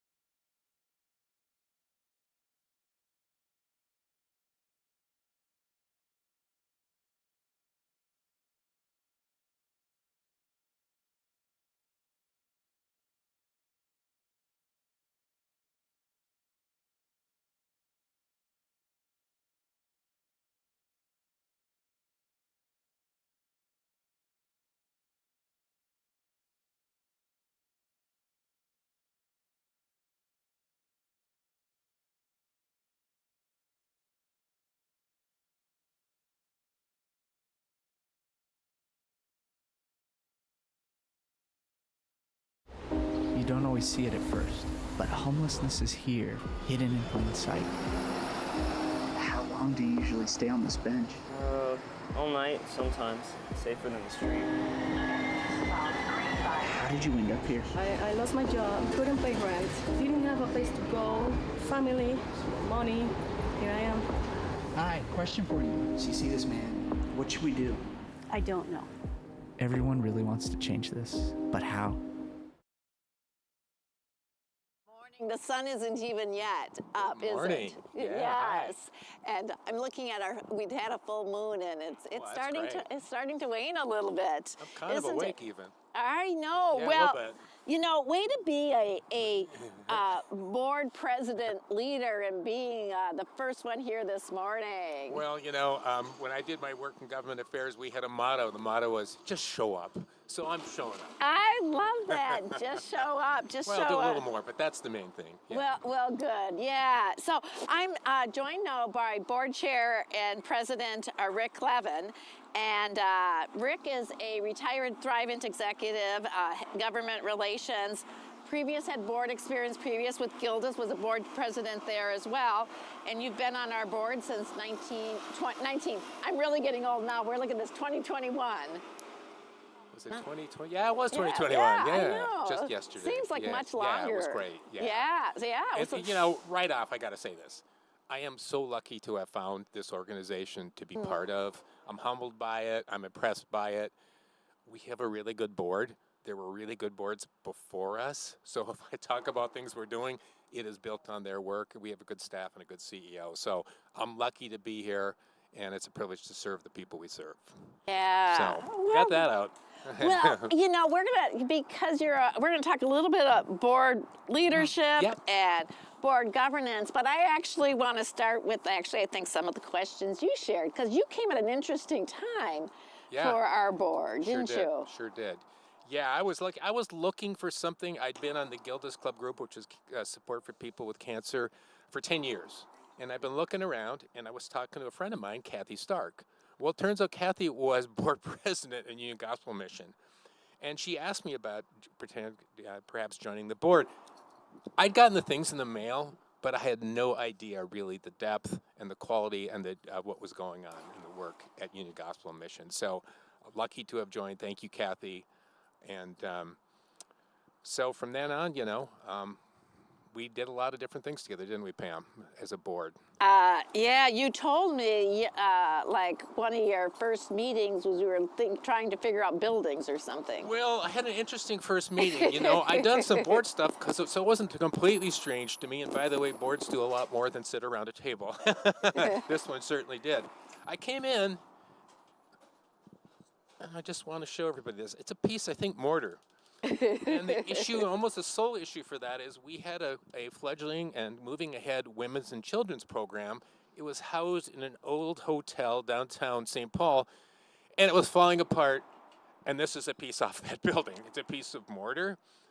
Nobody got hurt, anything like that. In fact, the building's been repurposed in a good way, but that was maybe symbolic of what we need to do as an organization. The board had been talking about it. We need something better for women and children. So we spent the bulk of that meeting talking about, should we sell the building, what we do. It seems hard to believe now because we've come so far. Yeah. And, you know, so that was my history coming in. I became board chair a little less than 3 years ago. I always joke that those that can't do anything else wind up leading. But and that's been great. One of the first things we did was we worked on a strategic plan. Okay, and my experience with strategic plans is, and I've been part of them, sometimes you put all these things in a binder and you put it on the shelf, and that is exactly what we didn't do. And the board got behind it, Pam got behind it, staff got behind it. We sat in a room for 5-6 hours, wandered around, talked about ideas, brainstormed, and really got focused on some key items. And that really has been a big part of my history with this organization, is working from that and the work we did initially. So. Yeah. Well, you know what, since we're talking about the strategic plan, let's talk a little bit more about that. Like, what's like the key elements of the strategic plan? Oh, it's a test now. Well, we came up with, after a lot of work, And the board kind of said some high level things, but then the staff really filled it in. 5 pieces. One is we knew we needed to grow and diversify our revenue. We're strong financially. We needed to look at that. We needed to look at our facilities. As I sit here at the men's campus in St. Paul, just right across, they're working on facilities here. We also we always need to pay attention to, maybe the most important part is our programs and outcomes. How are we really helping people? What are we doing? We also created a pillar of the 5 pillars about staff. Are we bringing the right people in? Are we supporting them the right way? Are we paying them the right way? Giving them chances to advance their careers and their talents? And then finally, community outreach. Pam mentioned I had a background in government affairs. And one thing I found out, because Thriven is a great organization, but a very unique one in financial services. And when I got into the government affairs role, I found out that some people didn't really understand us. So we spent a lot of time going out with trade groups, with public officials, with other key people, educating them why we were different. Interestingly enough, when I joined this board, there was so much I didn't get. I mean, I thought it was mostly just about food, because that's what I kind of, I was seeing. It was a lot more. It was about transforming lives. It included women and children. It served a lot more people than I knew. It was 120 years old, right? Yeah. And I was lucky to join at the time, and I think this was partly made my decision easy. It just looked like there was even more opportunity to serve here. New CEO. Yeah. That's exciting sometimes too. Yeah. So, one of the things in that strategic plan is I think we took existing good mission statement and we refined it. Right. And that was a process in and of itself, although I think the board coalesced very quickly on it. Do you want to share our mission statement? Or, I don't mean to test you again, but yeah. Well, we're about serving people who are suffering from addiction, homelessness, and hunger, right? Yeah. In a Christ-centered manner, and I think I got all the elements, Pam, but maybe not in the order. You did. Christ-centered, life-transforming pathways, all people experiencing homelessness, hunger, and addiction. Yeah. We've always been about those key things, but the words sometimes matter. I mean, even I could remember it here, just as I could remember the 5 pillars of our strategic plan.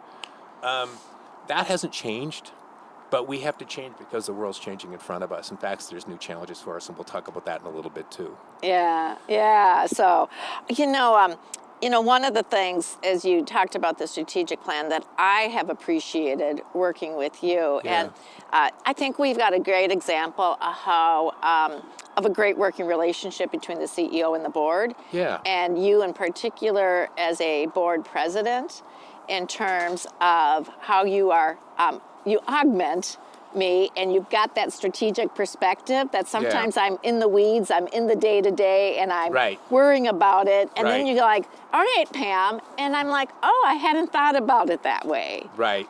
Well, I hope so. The role of the board, there's certain things boards should do and certain things staff should do. It's probably different at every nonprofit, right? It probably is. And it's always a mix of things you do as a board. There's certainly an oversight function, and there's certain things you do as a board president. Mostly this is about leading the board, right? People go, where are you going with the organization? Well, I can see where Pam and staff are taking us, and the board's part of the strategic piece of that, but that's not what I do and decide. I don't have that sort of expertise, but I can help bring what I know and my background in, and ask Pam hard questions and try my darndest to keep up with her because she's a bundle of energy, and we need that. Yeah. Did I answer the question? Yeah, you did. Okay. Yeah, yes. Okay. Well, again, I think that's just a great complementary relationship. We have a respect for each other's roles, and we make each other better. And the whole board does that too. Yeah. One of the things that I paid attention to in my role was, how do we keep board members engaged and connected to staff, but we can't have them so connected to staff that we can't control it, right? We need to work through our CEO, otherwise we've got board people telling people, on staff one thing or another. We need to do that. And so I think the fact of having good committee work for the board is important. sounds kind of boring when you say it, but it isn't, because the board can only do so much at 6 meetings a year. We have 6 2-hour meetings a year, and some special ones if something comes up. Committees are key. We can dig in. We're building, we're rebuilding our men's campus. We're talking about a women's campus. Those issues coming on. We have a real estate advisory committee. In fact, it includes even some people from outside the board. Yeah. That's how we get things done, right? We have a separate group to deal with community outreach, right? The people can dig in, the members can dig in and get into things, and maybe connect with staff there in a more controlled environment, because we can't, like I said, all be running around talking to staff people about things as much as we like them. Yeah. Well, I think as you say that, I think you've been intentional with the board's guidance. Like, how do we structure to be relevant to the issues and real estate? So, you know, for this segment, we are doing a major renovation of our men's campus. Right. And brought in a real estate to give some advice. We've got some external real estate experts. Our board committee representative Paul Binder's got real estate experience. Oh, yeah, it's great. It's great having that. We picked up some because our staff doesn't do real estate for a living. They manage the facility, and so bringing some of that expertise in. And, you know, boards provide an oversight function. We need to be strategic. We need to make sure that the community's connected to us, that we're doing what our owners, our donors, the public, really, it's different in a nonprofit. We don't have stockholders. What they're about, we got to make sure of that. But occasionally, and it's certainly true of us, board members bring expertise.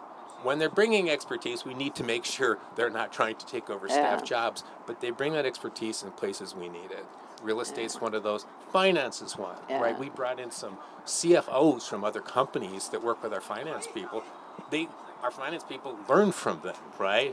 I was a lawyer. I don't pretend to give us legal advice, but I can spot issues and I can say, gee, we should dig into that one, that sort of thing. So that's kind of the relationship that's going on. Yeah. And I think it's been a really healthy one. I mean, we haven't had to deal with as many crises as past boards have, right?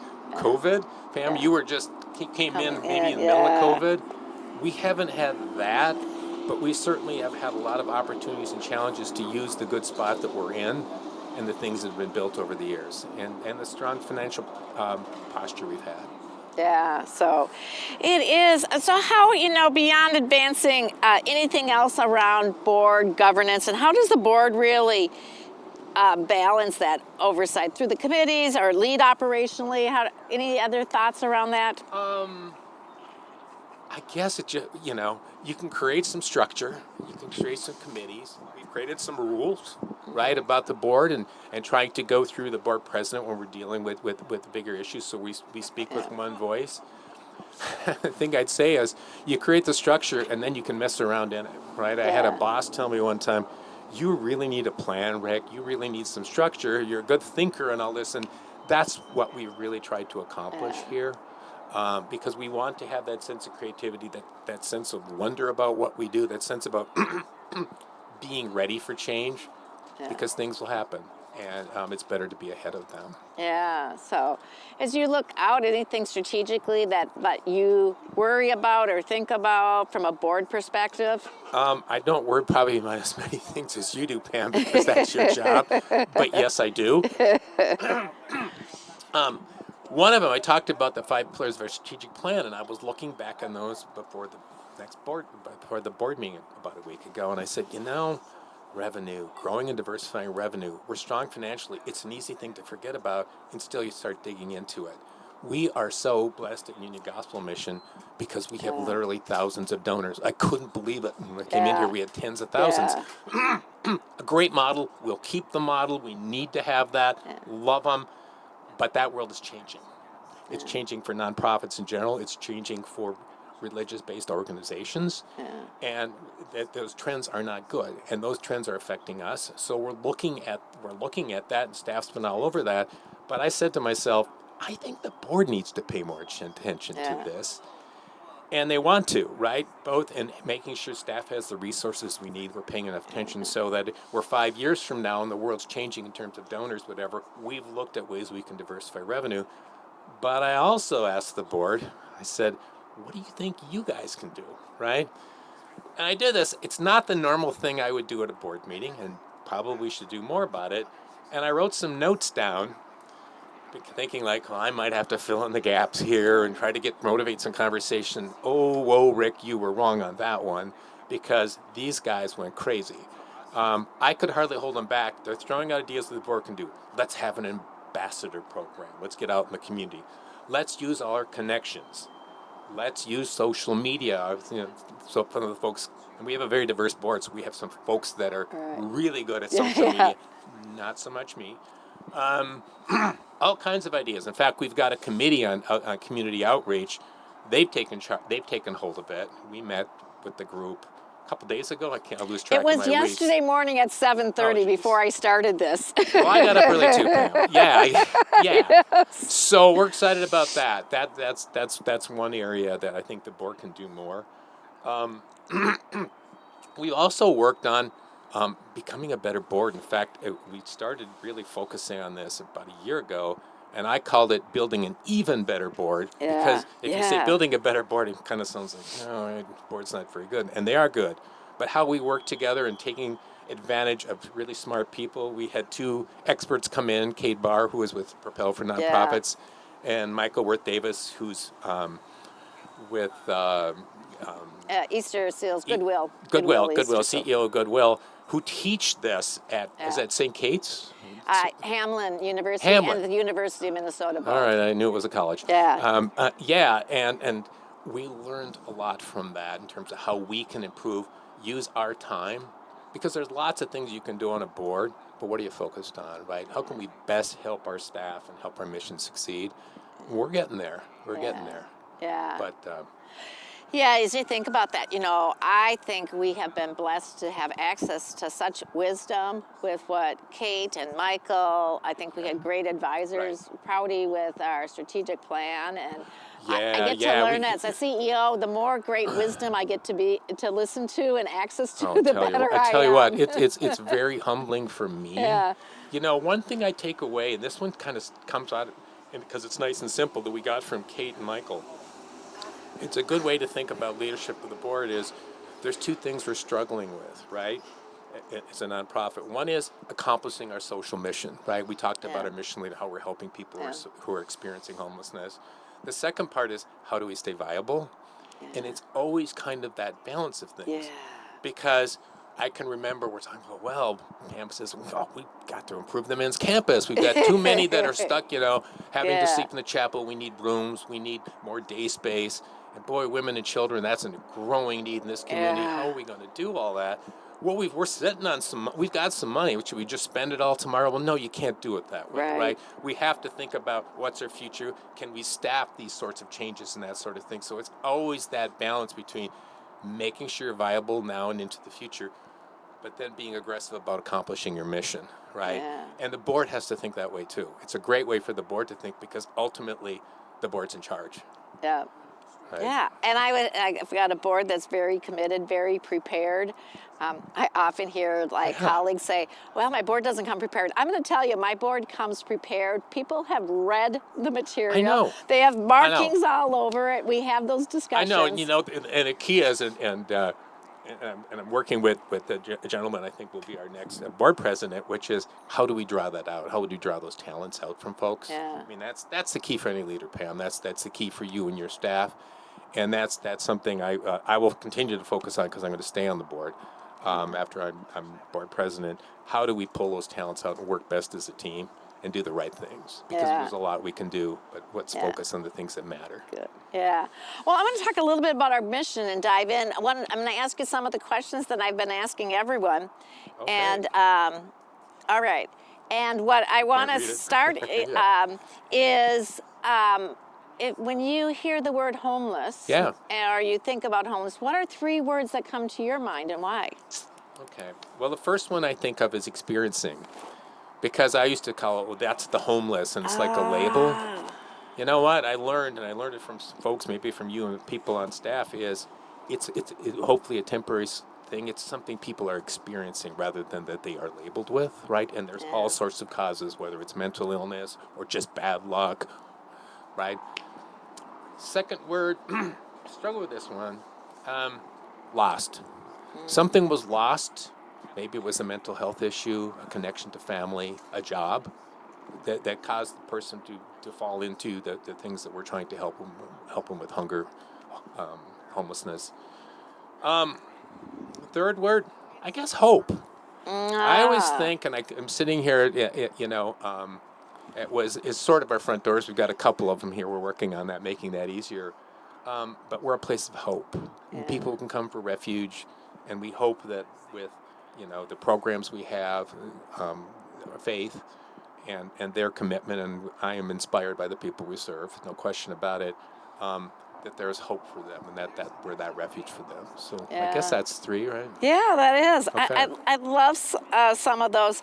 You were talking earlier about how important it is to hire great people. Yeah. And I think I've been on that since I've come, as hiring Right. great people. And with that, using person-centered language, like people who are Right. experiencing homelessness, is Beth, who just went home to go to bed for a little bit These guys are been great. up for. I couldn't believe it. They said they were here 10. I said 10 last night. I said no, 10 yesterday morning. Yeah. But one of the things when she came is she really was attentive to helping us think about our language, think about how we used it, using person-centered language, and really helped me grow my thinking and language. Yeah, that's about respect, Yeah. right? And some people go, oh God, that's you're being too careful and all this. And no, how we talk about people and think about people can sometimes affect not only how they feel, but how we think about them. Yeah. So I think a lot of that comes down to respect. We're about dignity here. Yeah. And making sure people feel that level of that. Boy, and I saw that element of things the first few times I walked through, kind of learning about the place and going through the men's campus, was it really is about respect, and I think we get that from our residents here too. Yeah. And those we serve. I have that feeling, at least when I come, and I wished I was here more often. I'm going to have to do some real on-the-ground volunteering, Pam. Well, while you mentioned volunteering, we'll put a big plug in for volunteering, although I have a lot of board members who will be volunteering at our radiothon. Can I put in a plug for our radiothon? Fun. Yeah, It's that's coming great. up. I know it's just before Thanksgiving at the Mall of America. 18th of November. Answering the phone like they do on Channel 2. I think so. It's still on Channel 2. And it was a lot of fun because I'm talking to donors at all levels, right? Yeah.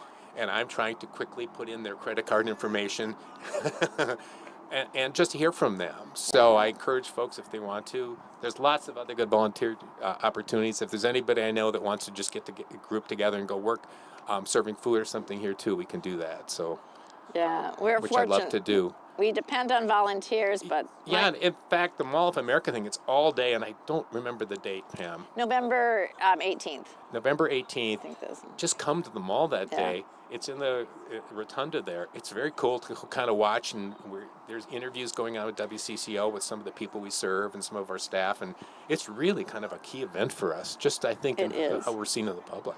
Yeah, we've got a great partnership with WCCO, and it actually will be like our big blitz of our new advertising campaign, which is my opportunity to ask you, because we're going to have it all over, which is our new campaign is Interrupt Homelessness. I just love that too. And so how do you interrupt homelessness? I'm on the board of Union Gospel Mission. I try to do that. I try to make substantial financial contributions. And I stay aware, and where I can, and we're going to work on this as a board, is educate people in the community what we're about, because I don't think people, even to now, really fully understand the depth of what we're trying to do here and what we do. Pam, you've been great at that. You've been I've been out in the community some with Pam, and she does not stop to try to talk to people and tell our story. It's about telling that story, and hopefully this event today will help us do that as well. Yeah, it really is. This is the first time we've ever done an event like that, and the good news is I'm an enthusiastic CEO. The bad news, I'm not always thinking about my staff when I'm an enthusiastic CEO. Well, yeah, no. Although I do have my husband here now this morning, too, Joe, I think. where are you, Joe? He is back there. Okay, all right. Yeah, take care of you, Joe. That's the number one thing. I worry about, my number thing today was I was worried about how's Pam doing with the bench. You'll never look at these benches the same. I never will, since I slept on that one right there part of the night. Wow. Though we had an episode in the middle of the night, the sprinklers went off at 2:15, and we did not know it. And I'm like, it's raining, and the security guard next to me gets up, and then he starts worrying about me. But I at least can withstand the water. all of the video equipment we were worried about. So Kelly's over there scrambling. We found buckets to put over it. So we had our own holy rain thing. That's a shock. And not expecting we will really laugh about it when we're more awake. But in the middle of the night, we were like, how do you turn the water off? Did you get it off then? Or? We did not. We put buckets over it. We put up a tarp. Oh, that's a good one. We redid everything. I want a photo of that. My pants have dried. Bad Yeah. The bench is uncomfortable enough, right? Yeah. In our closing minute, like I got to ask you all the questions. Is there anything that I didn't ask you or you want to ask me for our listening and watching audience? Be careful because I don't know what the board can allow. But by ability, Pam, but what's your dream here? So we had a resident who came up and wanted to interview me, and he asked me where we would be in 5 years. So he asked me a similar question, and you touched on it. Is I love what we are doing to improve our facilities for men, and I love how we've augmented our programs for men, women, and children, and we're working on longitudinal outcomes. The improvements we've made for men, my vision is that we'll be able to have a campus someday in the not too distant future. For women. Vision for women, and it's all encompassing, that takes away access, provides all of those wraparound. Our work with families, our work with children, that breaking the cycle, that generational, and that's what I dream about still. We really want to be a leader. Yeah. Right, in preventing and dealing with homelessness and the issues that come along with that. We want to be a leader on the programs, how we do it, and a leader, and then a thought leader that's in partnership with community that makes our whole community better. I think I can go along with that one.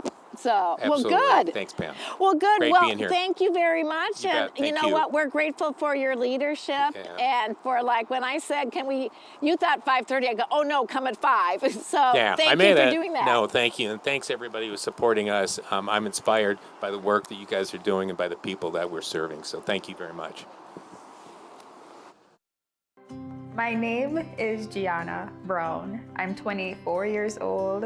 I'll be 25 at the end of the year. I was born a Minnesotan, but I grew up back in the islands with my father and my mother between Jamaica and Belize. And then a couple years, probably 2 years ago, I came back to the United States. I'm here now with my 1-year-old baby boy. When I came back in 2019, I came with the intention of working. I was supposed to do a personal job with one of my mom's friends, and that didn't go too well. And I came back out here hoping that I'd be able to restart my life out here. When I stayed with my brother, I can't stay there for over 30 days, but I didn't know that, so I ended up homeless for a while. I found out about Naomi's services by seeking. I wasn't referred or anything. They actually stood out to me among all the other phone calls that I've made for shelters when Naomi's told me that their services we get to pay monthly, that's all we have to do. And when they mentioned that they have personal space, personal bathroom, personal kitchen, and that's really how I found here. So the mission here has served my baby. Number one, it helped me with having a relationship with my baby, and also not worrying about how he was conceived. With the services that they've given me here, allowing me to not have him while I'm in these classes, that made me really realize that, okay, they are focused on my healing as well as the well-being of my baby. I definitely do believe that they have definitely helped with molding him and helping my relationship with him to get a lot stronger. What I've learned from myself being in this program is that I am a jewel made from God. Oh my goodness, and just like how jewels were buried in dirt before they're actually up and sparkling and become a ring, that's just like me. I never saw myself with as much confidence as I have right now, and even though I know that there's still some more that I need to work on, it's still better than I was before. What gives me hope is realizing whatever God has allowed me to overcome back then, He's definitely able to keep on doing it over and over and over again. I've learned that God loves me, God cherishes me. He cherishes me so much that He sent His only Son for me. Like, no matter what I do, He is my provider, healer, leader, my teacher, guidance. He is everything a literal father can be for me. That's enough for me to love God.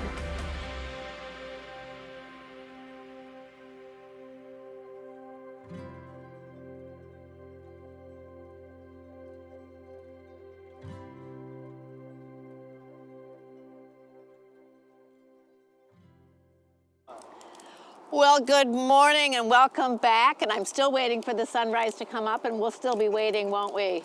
We'll be waiting for about a few hours, I think. I know. Well, I am actually really thrilled to be joined this morning with Chris Michels, the program administrator of Familiar Faces with the City of St. Paul.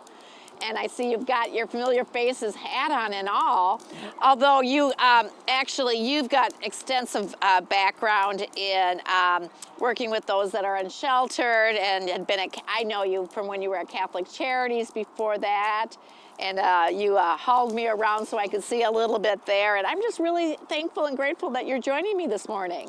Well, I'm super happy to be here, Pam. I think that opportunity came across in my email inbox, and it's just such a great opportunity to be a part of sharing our collective perspectives on the work that we do. So I'm really happy to be here. Well, yeah, and so maybe we should start with a little bit, because I yesterday in my interviews it came up and they said, oh gosh, what are we doing on Familiar Faces? But I think we need to back up a little bit, because that's a term that we're familiar with, but not others. And you know, so tell me about first, like your work with the City of St. Paul, because it's even broader than that.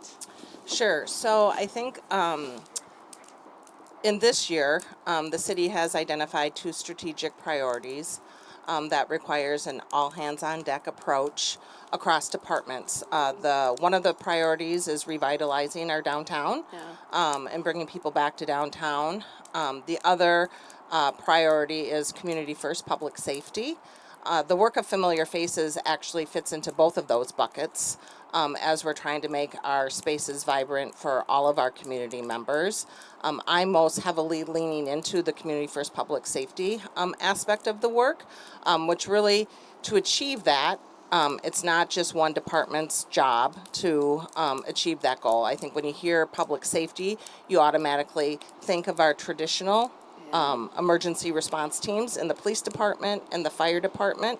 I actually, in the city, work for the Office of Neighborhood Safety, and they lean in with a different perspective and lens to the work, which is keeping the person front and center in the work that we do. So we aren't enforcement based. We're leaning in with kind of the social service component, and we partner with our traditional teams to understand where, if there's victims of crimes that need support and help.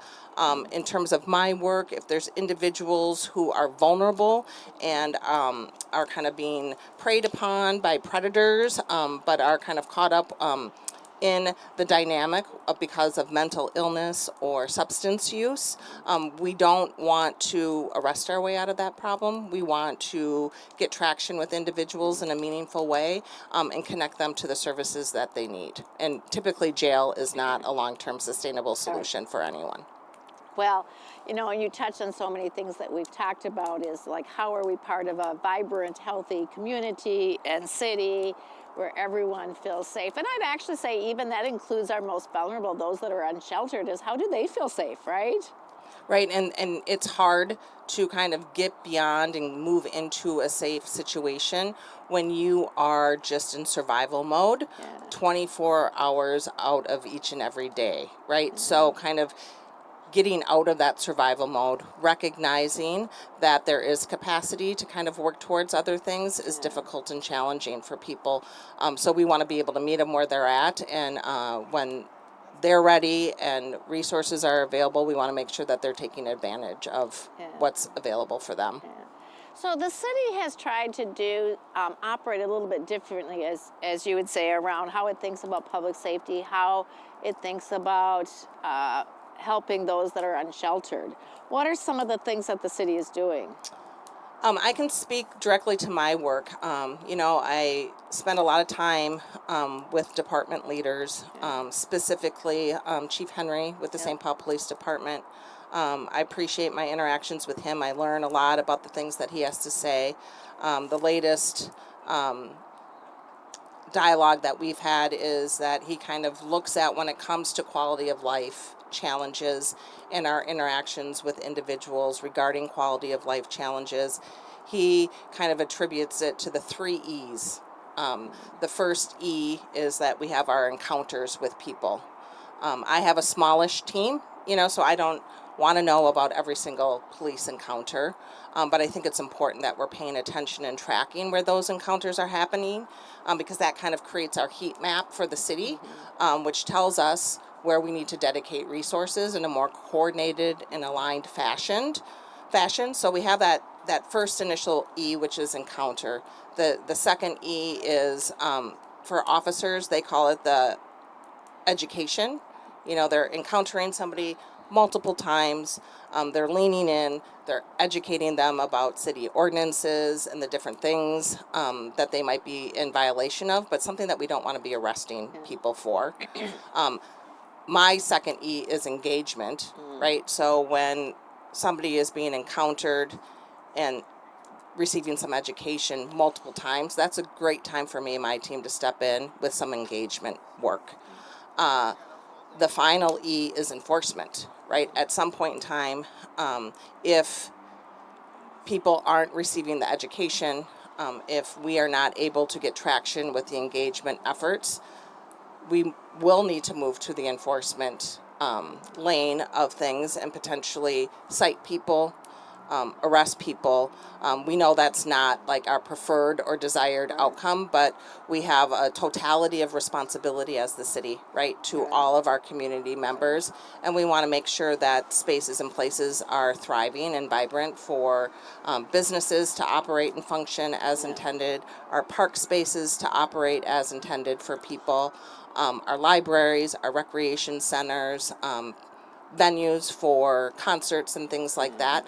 So we're really looking at identifying in that middle bucket, that education and engagement bucket.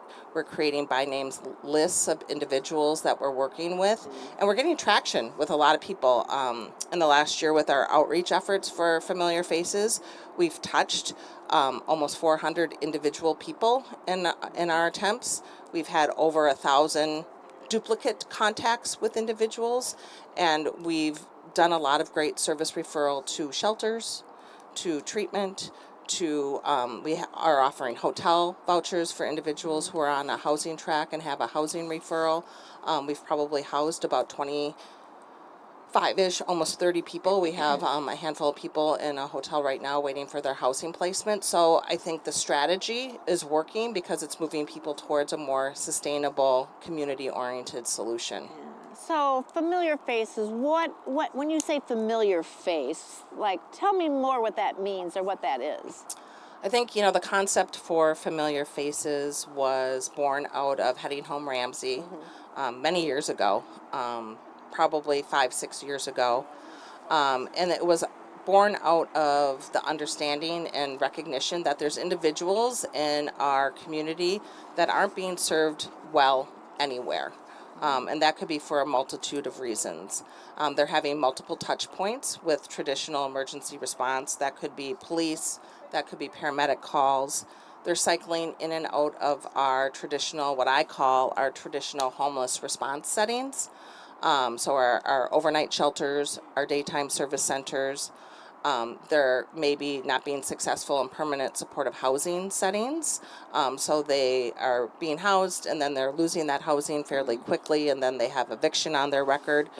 So they're in what I call the vicious cycle, right? So they're having high touch points with a lot of different systems of care and traditional emergency response, and they're not having good outcomes. So they become familiar. They're familiar to police officers, they're familiar to paramedics, they're familiar to the hospital emergency rooms, they're familiar to Union Gospel Mission, they're familiar to Catholic Charities, they're familiar to Listening House, and we're just not able to get traction with them.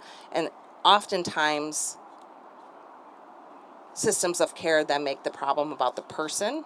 And I really have come to learn it's really about the systems aren't meeting their needs adequately. So we need to make some tweaks and adjustments to our systems of care for people. You know, as you were talking about that, when I had Regions Hospital representatives from the emergency room, and they really were talking the same around that familiarity. And she said, because they also volunteer here, they go, well, we see some of the same people, and sometimes we wonder how they're doing. And so that familiarity that they see them, and like, how do we do something different? Because obviously these are people who need more care, more interventions in a different way. Correct. It's again, like what I said, it's not really about the individual, and that we make the individual sometimes to be the problem. It's really, you know, I always say the kind of the third bucket of my work is system evaluation. And that's harder to get traction in, right? Because that's a long process, right? Yeah. Fixing, adjusting, advocating for system change doesn't happen overnight, but it's collecting a lot of information through the work that I've done over the last few years and really understanding what's not working in certain systems of care. And we really have to kind of focus on that as leaders and figure out how we can start pushing some of those levers so we're better positioned to serve people, especially now with more limited resources across the board. Yeah. You know, I'm going to ask you a question that I often get, and I'm curious to hear how you'd like to answer it, is I get asked, you know, people who may not come downtown very often and have concerns if they come across someone who they perceive or believe is unsheltered or homeless, and then wondering what they should or they shouldn't do, and should they be concerned. And how do you answer that when you get that question? I think it's a really great question, because I think we all have to really be conscious and aware of how we're labeling problems or the things that we see. I talk about it with leadership at the city all of the time.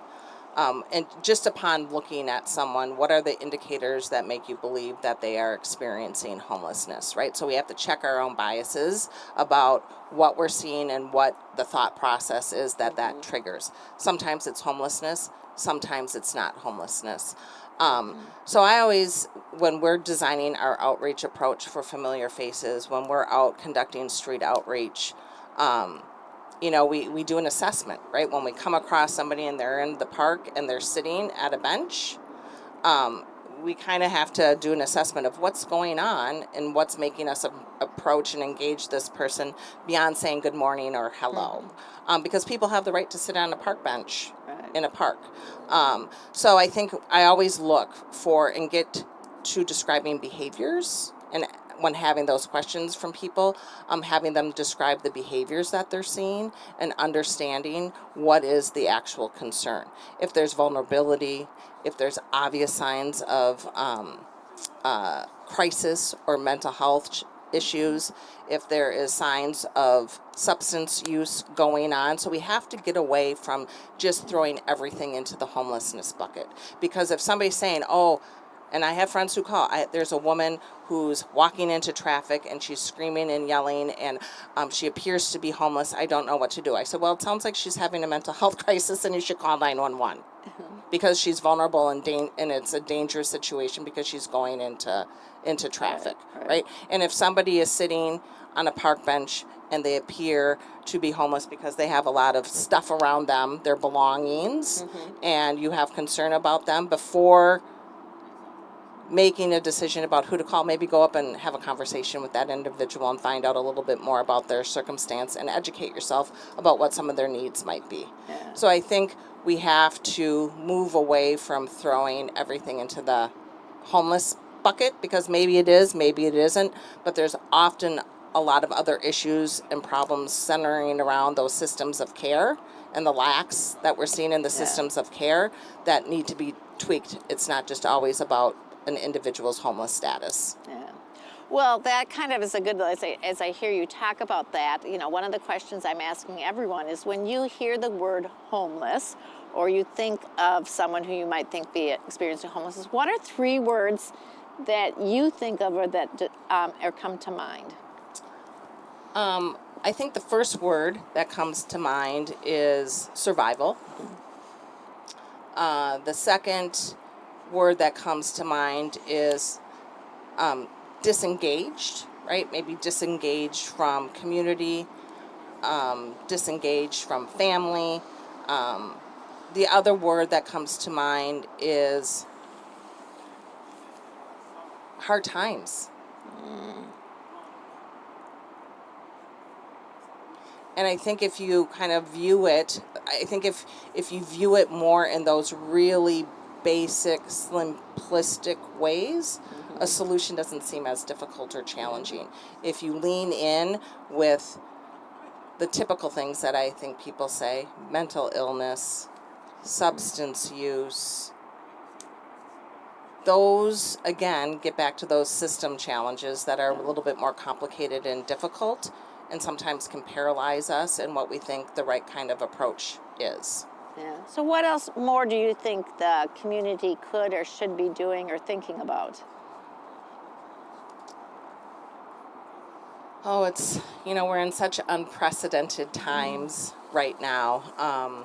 I think that across the board, again, looking for ways in which people can lean in that are easy and simple. In my day-to-day work, both personally and professionally, I'm sensing like a growing lack of empathy. I think that, we're living in times right now that are really unsettled. And I feel like everybody kind of is thinking about their own personal needs, which I get. I'm there. I do that too. But I feel like that sometimes is driving a lack of empathy for people who are in difficult spots. I think that I look at the landscape of who's experiencing homelessness today, and I see where we are seeing the biggest upticks. We're seeing the biggest upticks with elders. So people who are just not able to sustain themselves on the income that they've set aside through, working typically.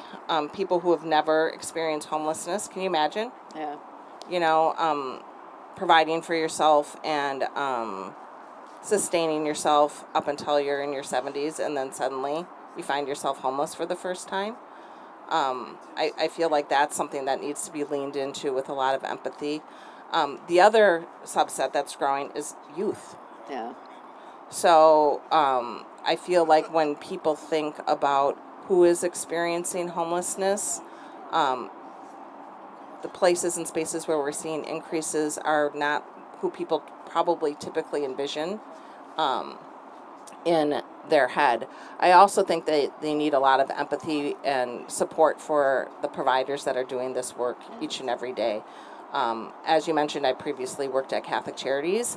I know the financial constraints and the challenges that they have as an organization. I would assume, it's not super different for Union Gospel Mission. And I think that a big solution to solving some of the challenges that we're seeing is ensuring that we have healthy, vibrant, nonprofit providers who have led on this work for many, many years, have what they need to meet the growing needs with these new problems and challenges that are showing up in the work. We can't be looking at challenges and problems and responding to problems and challenges and funding organizations the same way we were 10, 20 years ago. And we are. Yeah. I did love as you were talking about that, how people are going through a difficult spell. I had a gentleman who was staying with us. He was calling to give me a complaint on something else. But it was really interesting as he said, I don't want people to know that I'm going through a difficult time right now. And I just really appreciated how he characterized that. And I'm like, oh, that is a good way and a good reminder for me. So I was grateful he called to complain. Actually, it wasn't a bad complaint because it was a great suggestion we implemented.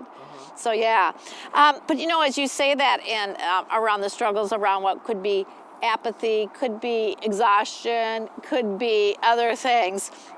The other thing we're asking everyone is, what are you doing to interrupt homelessness? And if you haven't, we've got a new 60-second clip out there that I think really challenges people to think about that. And I know you do this work every day, but if you said, I'm an interrupter of homelessness, what would you say you're doing? I think the thing that I'm most proud of is this outreach approach that we've developed over the last few years, recognizing that diversification in how we provide services is really important. I think my outreach partners at Radius does tremendous work, and we partner and collaborate with them all of the time on our familiar faces. I think the city is leaning in to that outreach approach, building off the success that we've had with our homeless assistance response team, which does all of our encampment management strategy. But in familiar faces, we're really moving beyond the transactional aspect of outreach, right? That's important, right? Like you barter or you pass out things, you give people socks and water and snacks and all of the things to kind of broker and build that engagement. For us, you know, we walk around in our gear that says we're City of St. Paul employees. So we have to be really careful about like that kind of transactional aspect of our work. So we really keep the consistent by name approach of individuals front and center. We engage, we say hello. It's like that relentless, persistent engagement, regardless if people want to talk to us or not in that moment. And we're respectful. If people are like, not today, we honor that.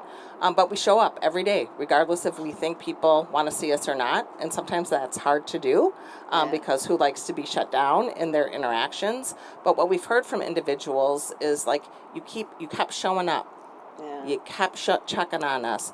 We knew every morning we'll see you. And in that moment where they finally ready to say, you know what, I'll take you up on that shelter referral today. You know what, I'm ready to do my coordinated entry assessment. And through that consistency of approach and being really transparent from the jump with people, that we're not out here to provide transactions to you. We're really here to connect, check on you, make sure that you are safe or as safe as you possibly can be in this moment, and offer you these service connections. And if you're not ready today, we'll be back tomorrow. Yeah, well, that is awesome. And that notion of building trust and being, you talked, and being resilient to not give up to see if when they will be ready the next time. Absolutely. No expectations. I tell our outreach workers all the time, I'm like, you can't go into any interaction with any individual with an idea or a notion of what a desired outcome is, because you will likely kind of be a little deflated and disappointed. We got to meet people where they're at, and when they're ready, we'll be ready. Yeah. So is there anything else that you'd say that UGM, TC, Union Gospel in the community that we should be thinking about doing more? So while you've got my ear here, anything else that you think you need us to do more of or to do differently, or how can we show up in community and partnership? I can't think of anything specific. What I do know and what helps me sleep a little bit better at night is that I feel like when I think about all the work that's happening at Heading Home Ramsey, I know, Pam, you're on the governing board. Yeah.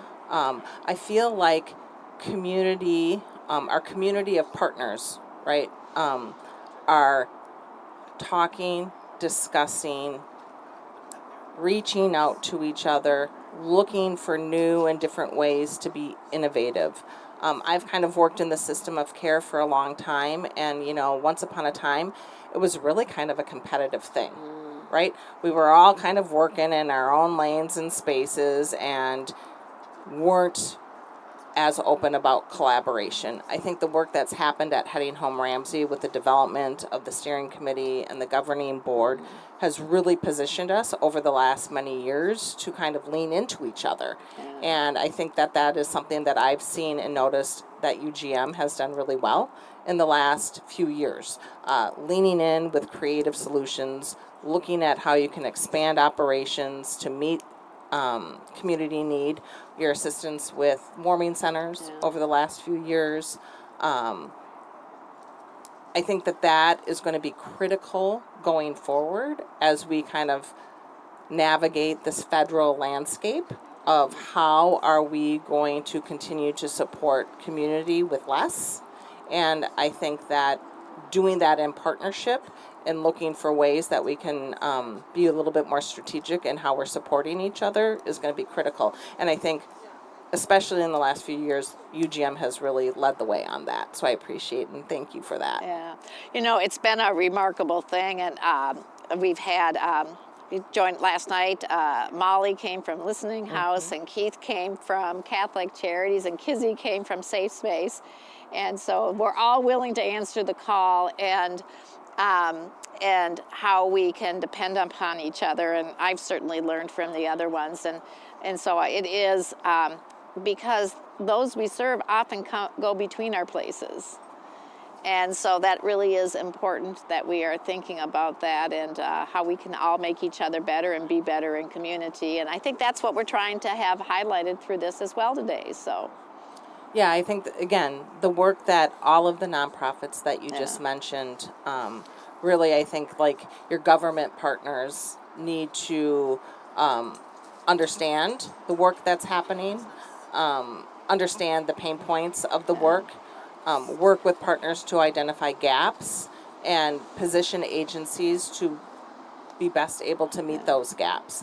And I think that, like I say, the work that's happened over the last few years and the partnership that has grown has been, makes me hopeful that we will be able to figure out these next few years. Well, I'm going to end on that message of hope, because at Union Gospel Mission Twin Cities, we often say hope begins with a meal, and then it begins with a cot, a warm shower, and then the next day we're able to wrap around more services, mental health, job education, and all of those other things. And I know as you're out and doing your familiar faces, hope is every day that you'll be able to help people take the next step.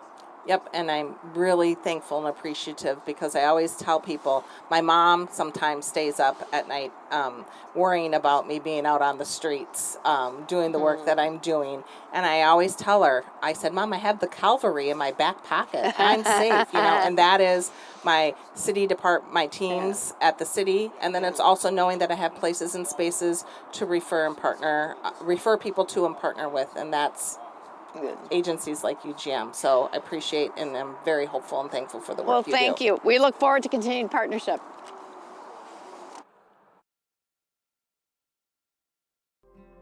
Hello, my name's Jonathan, and I'm 36. I've been involved in the Union Gospel Mission for over a year now. Going on 2 years, it'll be 2 years in June. Basically, just came here to get a change of life and just redirect my priorities. I was born in Kankakee, Illinois, but moved here in '95 due to my brother passing away. Half my life addicted to drugs and alcohol. Addiction is a major problem out here. So I encourage people just to want to leave it alone, give it up. What led up to me coming to the Union Gospel Mission was basically living a life of sin, doing the wrong things, and homeless a little bit, not a little bit, a lot of it. And I just want to get closer to God also, and just get off the streets and somewhere where structure was being made at. First off, I found God, found a new way to live without worrying about where I'm gonna sleep at tonight. I found out how to build my spiritual relationship with Him and then work on my health after it. I have 5 kids. I have twins, fraternal twins. My son passed away though at 3 months. I have 4 living, but 3 girls and 1 boy. It's important for me to be in my kids' lives and starting to change my life as of right now, so I could be in their lives. If I haven't come to Union Gospel Mission, me personally, I don't know God's will, but I think I'll be probably dead. Thank God, praise God, yes. To serve other people, it actually gives me a sense of peace. It feels good in the inside, because knowing that you're making somebody else smile or something, or if they was going through a rough time or something, you can just say something, or you can clean something and just brighten up their day or anything. It feels good in the inside to help somebody. You see the smile on their faces. I learned this organization, they love what they do. They love helping people. They want to see you in a better position than what you was before you got here. So that's what I love about this place. They truly dedicated to what they do, And it's a blessing that to have a place like this. What gives me hope is God has me on this path. I don't know what he wants me to do, but keeping hope and faith, going to church and just keeping hope in God that he's going to continue to lead me on the righteous path.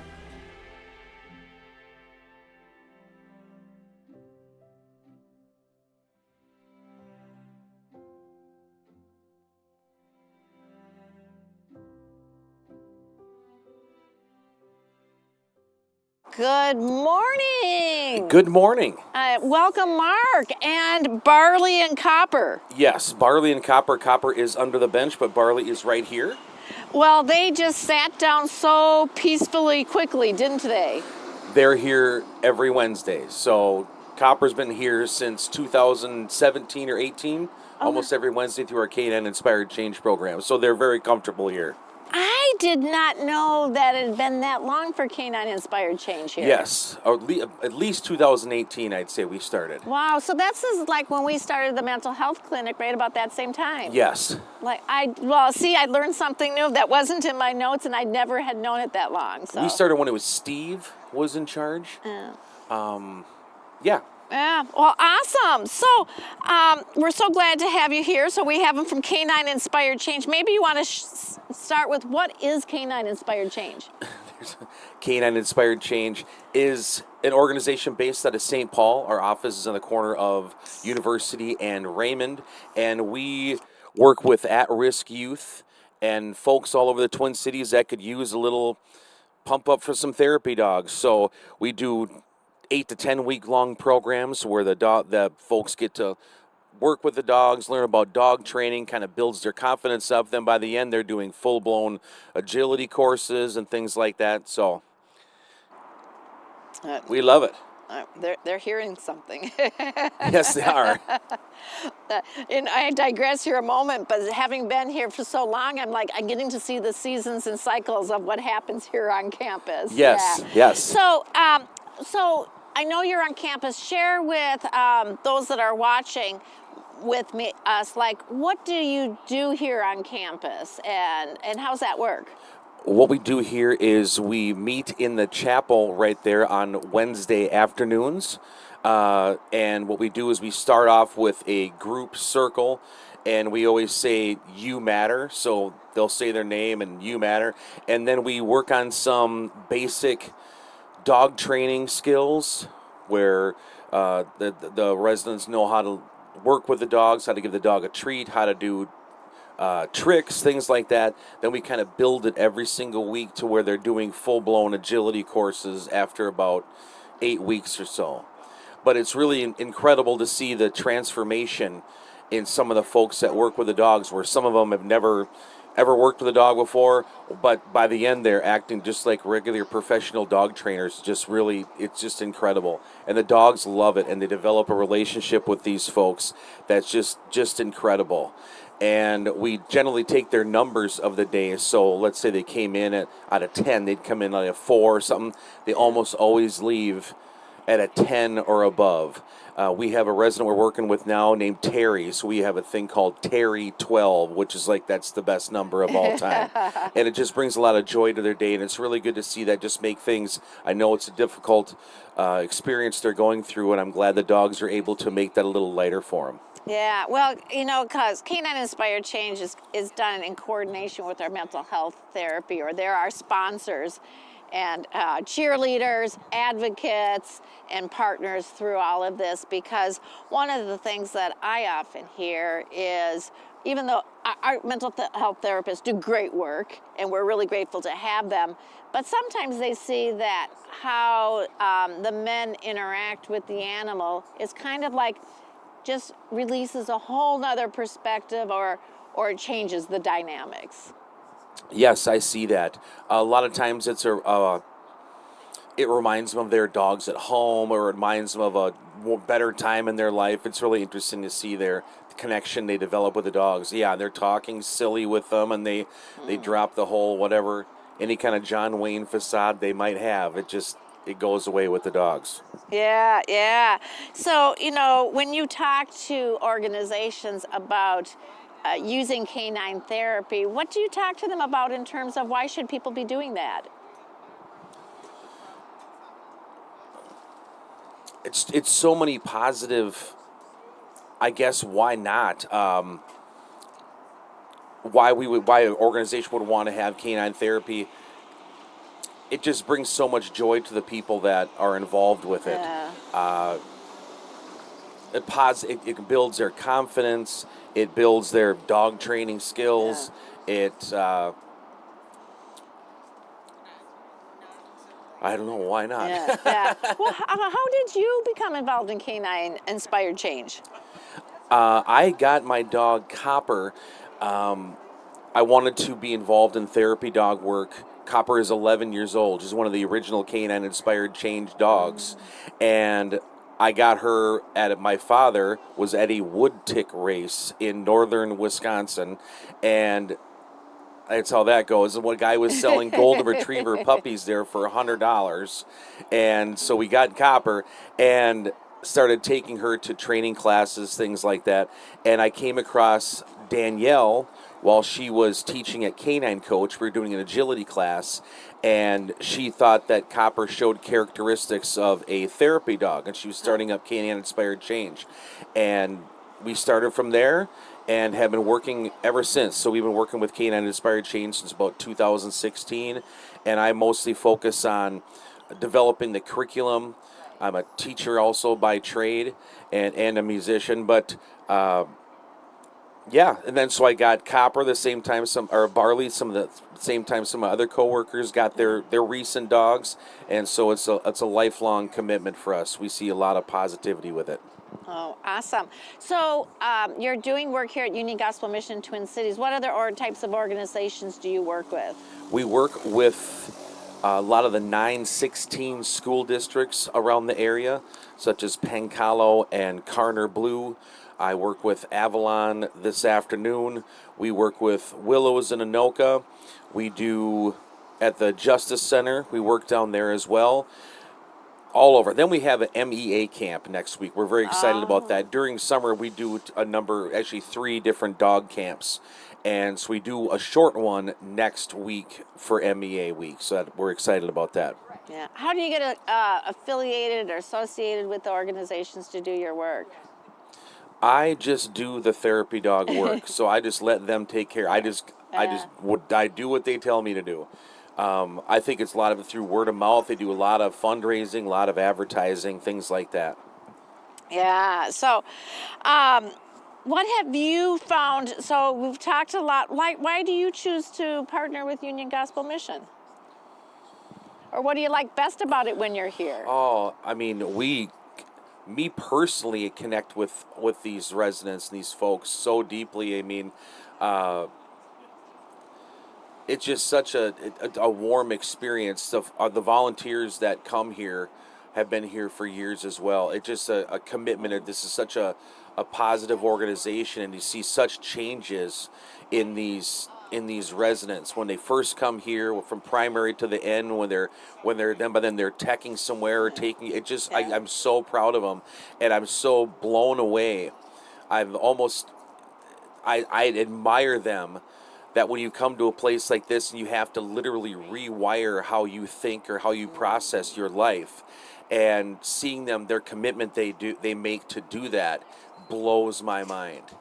And we've had where certain residents say, well, seeing Barley every week keeps me sober. So I've driven, if I'm teaching out of town, I'll come here because I will not miss this.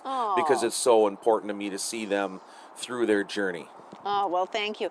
Yeah, when my understanding is we had canine in therapy for our men in residential programs, so men that are staying with us longer, doing our more transformational programs as they go through it. And then we've also expanded and piloted with our emergency guys as well. So we've really tried it for all different groups of men that are staying with us.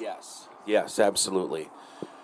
We mostly work with the residents. I think it's ACTS or whatever, and then the CRC down there. ACTS and CRC. I do know that they look forward to it. I also know that our staff, we have staff that have trained dogs, and so some of our staff have been able to go through the dog training program that Canine Inspired Change offers so that their animals can be therapy animals as well. Yes, a big shout out to Gina and Fozzie, who have been working with us since for years. I know. Invaluable. We are here too early for Gina and Fozzie right now. But they actually really would like to be here for those. So Fozzie was just a little baby dog when Fozzie started to come here. Yes. And Fozzie then sits with Gina, who's one of our mental health therapists. And so I know that Fozzie gets to do a lot of interaction with our guys in terms of beyond just what we do with Canine Inspired Change. Yeah, Fozzie seems like they treat Fozzie like another one of the faculty, along with Ian and Gina, the whole thing. Fozzie's just one of the group. Yeah. So if when you have people who, if they want to volunteer with Canine Inspired Change, what's the requirements that you have for people who might want to volunteer with the organization? What I do is I just have them. We have people in place to handle that kind of stuff. The people that want to volunteer, if they want to volunteer with their dogs, you have to go to basic puppy training classes. It's a lot of trainings. You go through puppy 1, puppy 2, and then you get Copper went through Canine Good Citizen, and then you have to be tested and evaluated every year so the dog's the right temperament and has the skill set to do the job. Yeah, I would say try it out. Contact canineinspiredchange.org and talk to Danielle, Kate, Elisa, Taylor, whomever, and they will hook you up. Yeah. So I'm going to ask you some of the questions that I'm asking all of my guests, which is, first of all, we're going to start with, when you hear the word homeless or you think of homelessness, what are 3 words that you think of? I thought about this driving over here, and for me, it's difficult to categorize it into 3 words, but I have 3 terms I thought would work, and can happen to anyone, can happen to you, can happen to me.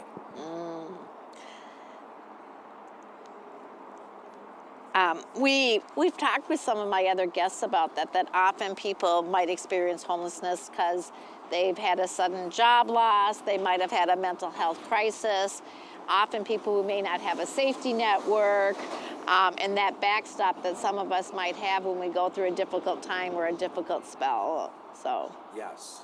Yeah, so that is. How are you interrupting homelessness? I would say for the folks that go through our therapy dog program here at Union Gospel Mission, could potentially interrupt it by having a positive experience. And let's say they go through and that the interaction with the dog does remind them of their homes or a better time in their life or something they want to do someday. I think that could potentially help them from returning once they come here. Yeah. Well, I've talked to you a lot. Is there anything that, like, with your dogs, with Copper and Bart, they are just so content right here, right now, aren't they? Yes, it is early for them.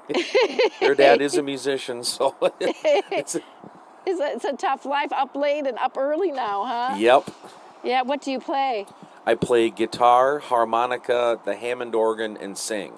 Hammond organ? What is a Hammond organ? Oh, like that 70s sounding organ, Billy Preston kind of stuff. Oh, no. Yeah, it's like a keyboard. Oh, okay. Oh, well, awesome. So I was going to say, what else should we be asking of our dogs here?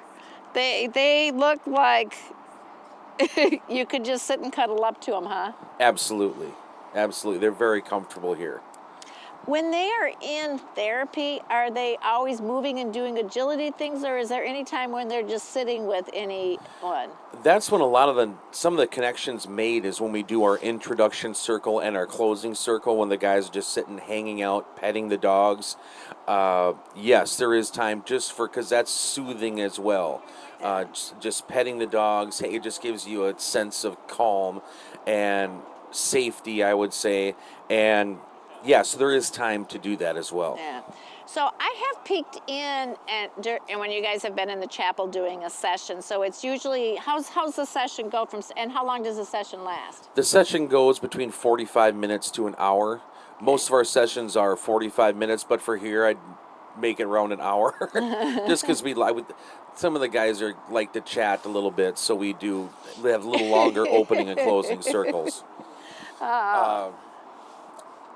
So, for example, like a class period example, what we would do is we would start off in a circle, and I have a clipboard of icebreaker questions. So the folks we'd go around, you'd say your name, we would say as a group, "You matter," and then they would pick an icebreaker question.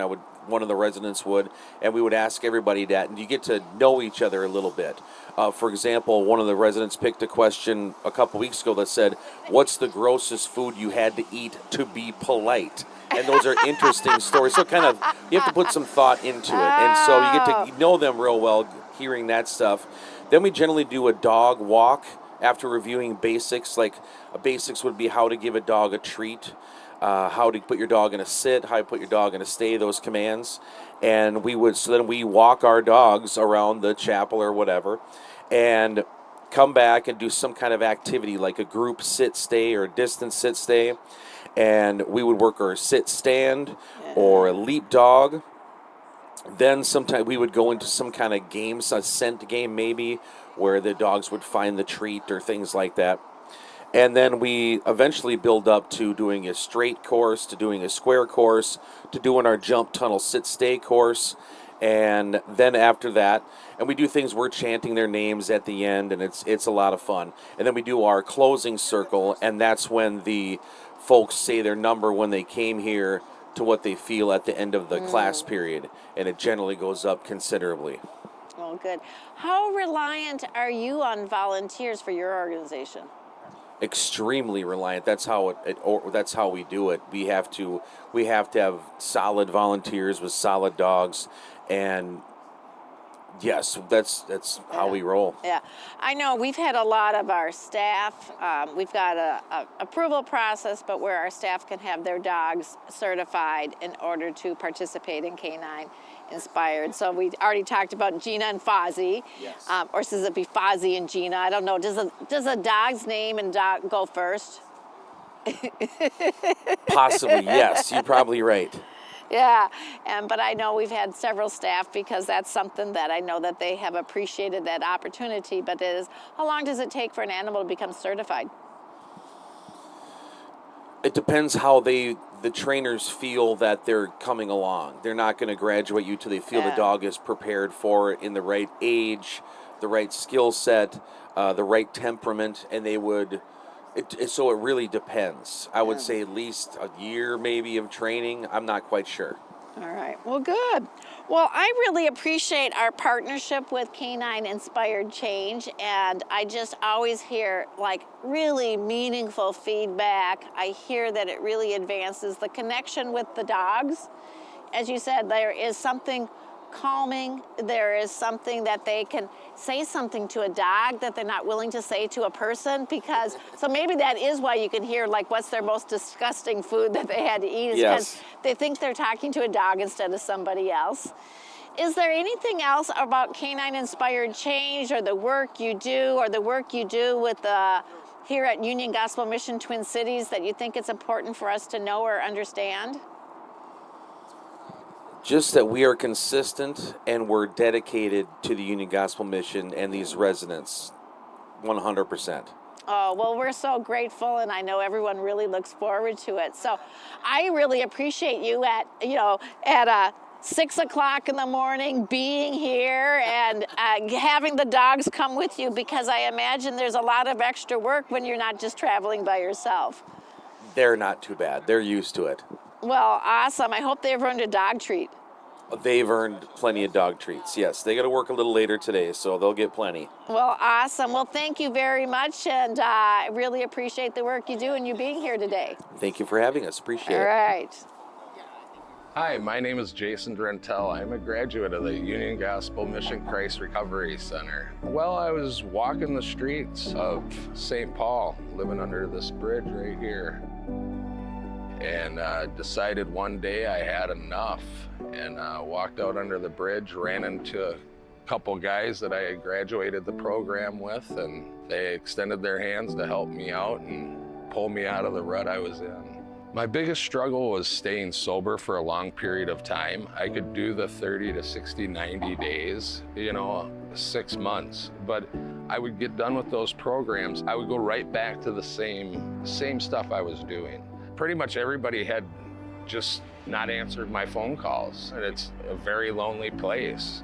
Nobody to talk to, walking the streets of St. Paul, bathing my feet in the Mears Park, feeling that loneliness and no hope, and then just finally getting hope and feeling the presence of God around the Union Gospel Mission. I just love it down here. What it really helped for me is getting the time I needed, not doing the 30, 60, 90-day programs. It gave me time to really connect with God and to get my spiritual mind right, get the alcohol and the drugs out of my system, you know, have a chance at getting my own stuff, my license back, my car, you know, feeling good about myself. It's such a good community of people staying connected. I wouldn't be here today if I didn't walk up underneath this bridge and see my brothers that I went through the program before. They saved my life, they gave me another opportunity, but you know, once you get in the program, it's the time that they give you to feel good. It took me 2 years to get my license back, feel good about myself, get God back in my life, go to church. I mean, do all the stuff that you're supposed to do in everyday situations and just reach out to others, help others. You know, it's not all about yourself, you know, reaching out and helping people, just staying connected, you know, and helping the next addict or homeless person or somebody that just got out on bad luck. I hope and pray for all the people out there struggling. I know what it's like, single dads that were maybe in my position. I had to give my son to go into treatment, and that was one of the hardest things to do. But I knew it was going to be a good outcome, and that's why I'm so happy to tell you that he's a senior now in college. And I got him back when he was in 7th grade, and I swore I'd never drink again. And I'm sticking by that, and I'm just so grateful today for the Union Gospel Mission and Christ Recovery Center and everything they've done for me. From me coming in here with nothing, a backpack of just a little bit of clothes, to getting me back to life, you know. And now I'm a proud owner of a business, and I just love to give back, and I'm glad to be here today. I hope to help somebody. If my dad was here today, he loved the Christ Recovery Center and the Union Gospel Mission and what they stand for. And he never lost faith in me. And I know he's probably smiling right now and happy I'm doing his work, God's work.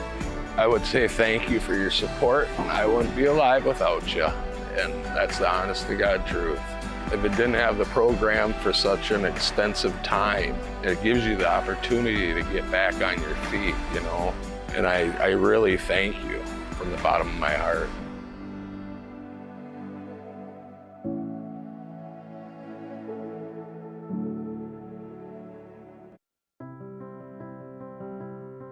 I grew up on the east side of St. Paul. My mom was a single mom, and I had 2 brothers and a sister. We struggled here and there. I remember finding a relationship with God when I was a teenager, but I was still backsliding. Ended up getting baptized at 18 and going through struggles after that. The first time I experienced homelessness was due to a domestic violence relationship. I ended up having to leave my apartment very quickly with me and my children, ended up in a domestic violence shelter. I got into another program that helped me find a home. And then 10 days after we moved in, I got fired due to COVID. My financial security is gone, and now I'm afraid I'm gonna go right back to the same situation. And I'm like, I just worked so hard to get right here and get us a home. I was still going through the very toxic and unhealthy relationship with my children's father in that home. It started to get dangerous, so we ended up packing our car up and going to Florida. 10 days before I went to Florida, I found out I was pregnant. We were going to stay with my brother, so we stayed for a little bit. But then his landlord was kind of like, there's just too many kids in this small place. So we ended up in our car. We parked at a 24-hour fitness gym. Florida's hot. This was in August of 21. So I had to keep the AC running all night. We ended up getting a Section 8 voucher a few months later and getting a home down there. And then in July of 22, my sister passed from lupus. In February of 23, my best friend passed. And then my son's grandfather died. And then my grandma wasn't doing too good. So at that point, I decided, I was like, we're gonna go back to Minnesota because we're away from all of our family. And life was just too short. We got to see my grandmother on Mother's Day. So we got to say goodbye to her, and 2 days later she passed. And then that same day, my uncle also passed.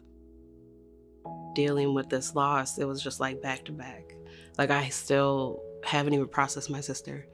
I'm trying to find a home up here now. That didn't go too good. So we ended up back in our car. I heard about Naomi Family Program at Union Gospel Mission Twin Cities. I did the intake.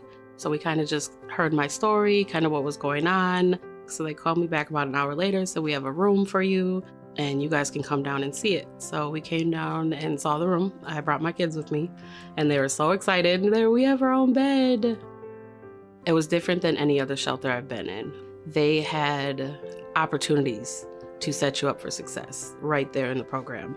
If you didn't have a GED, you could get your GED. If you wanted to further your education, you could do that.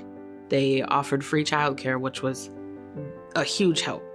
They had devotions every morning where you got to get in God's word. And they have mental health services where you can go and get help. I was a little nervous at first. I've never really gone to therapy, but I was like, well, we'll give it a try. So I started talking to Tiffany. She was just a huge help. I had realized that I was suffering from depression for a long time. It's helped me cope with things. It's helped me kind of redirect my brain into, well, this is what's going on. It changed how I viewed myself, what I could do with my life. I want to do kind of what they do there. I want to help people who have been in my situation. If I hadn't come to Union Gospel Mission Twin Cities, we would have been in our car and went to another shelter. I wouldn't have got the love and support that I got at Naomi. I would still be struggling with what I was struggling with before. It completely changed my life in that situation. I feel like that's why God placed me there. A long time, I struggled with asking anybody for help. I don't need help. I'll figure this out. I got this, because there's nobody out there that's going to help me. And going to Naomi is the thing that changed it. I saw that they actually cared. After leaving the mission, I am happy. I have changed my outlook on life. I've changed how I viewed myself. Even though I went through difficult times, they don't define me. I have discovered who I am and how strong I am.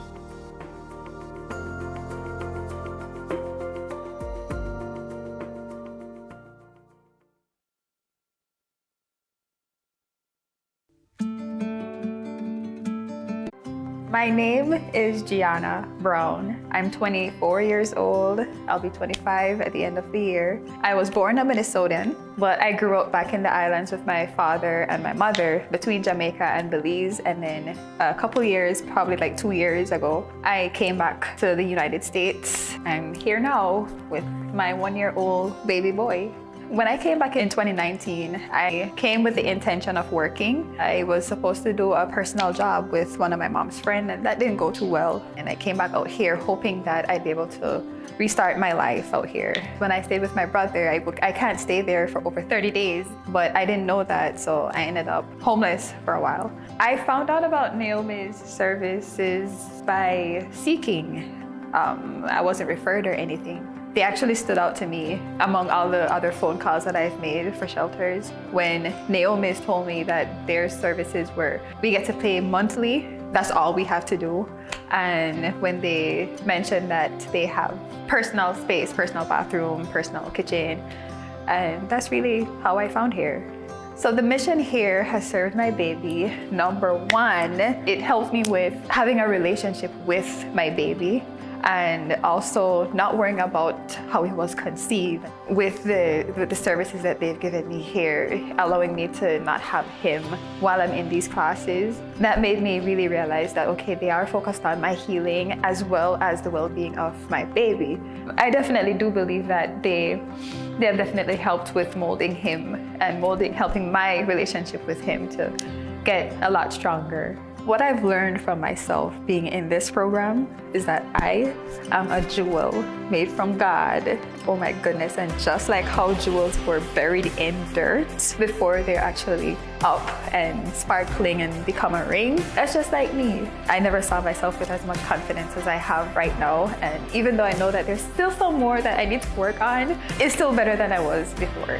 What gives me hope is realizing whatever God has allowed me to overcome back then, He's definitely able to keep on doing it over and over and over again. I've learned that God loves me, God cherishes me.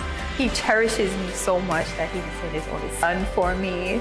Like, no matter what I do, He is my provider, healer, leader, my teacher, guidance. He is everything a literal father can be for me. That's enough for me to love God.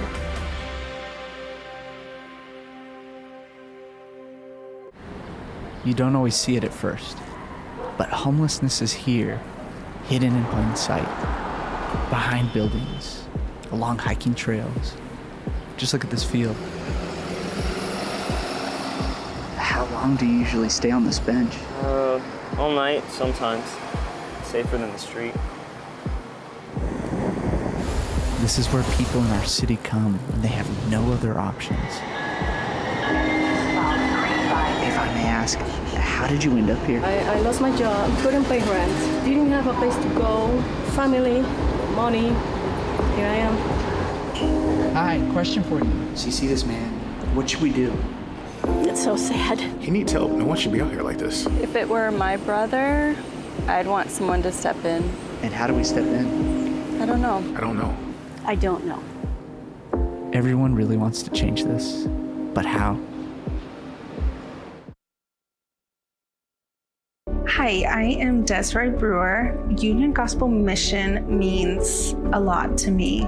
It means a lot to my family. It has brought us into a safe community, helped me build a relationship with the staff around here, the other residents. It is a healthy environment. And I'm so thankful for the Union Gospel Mission, as it has done so much for me and my children.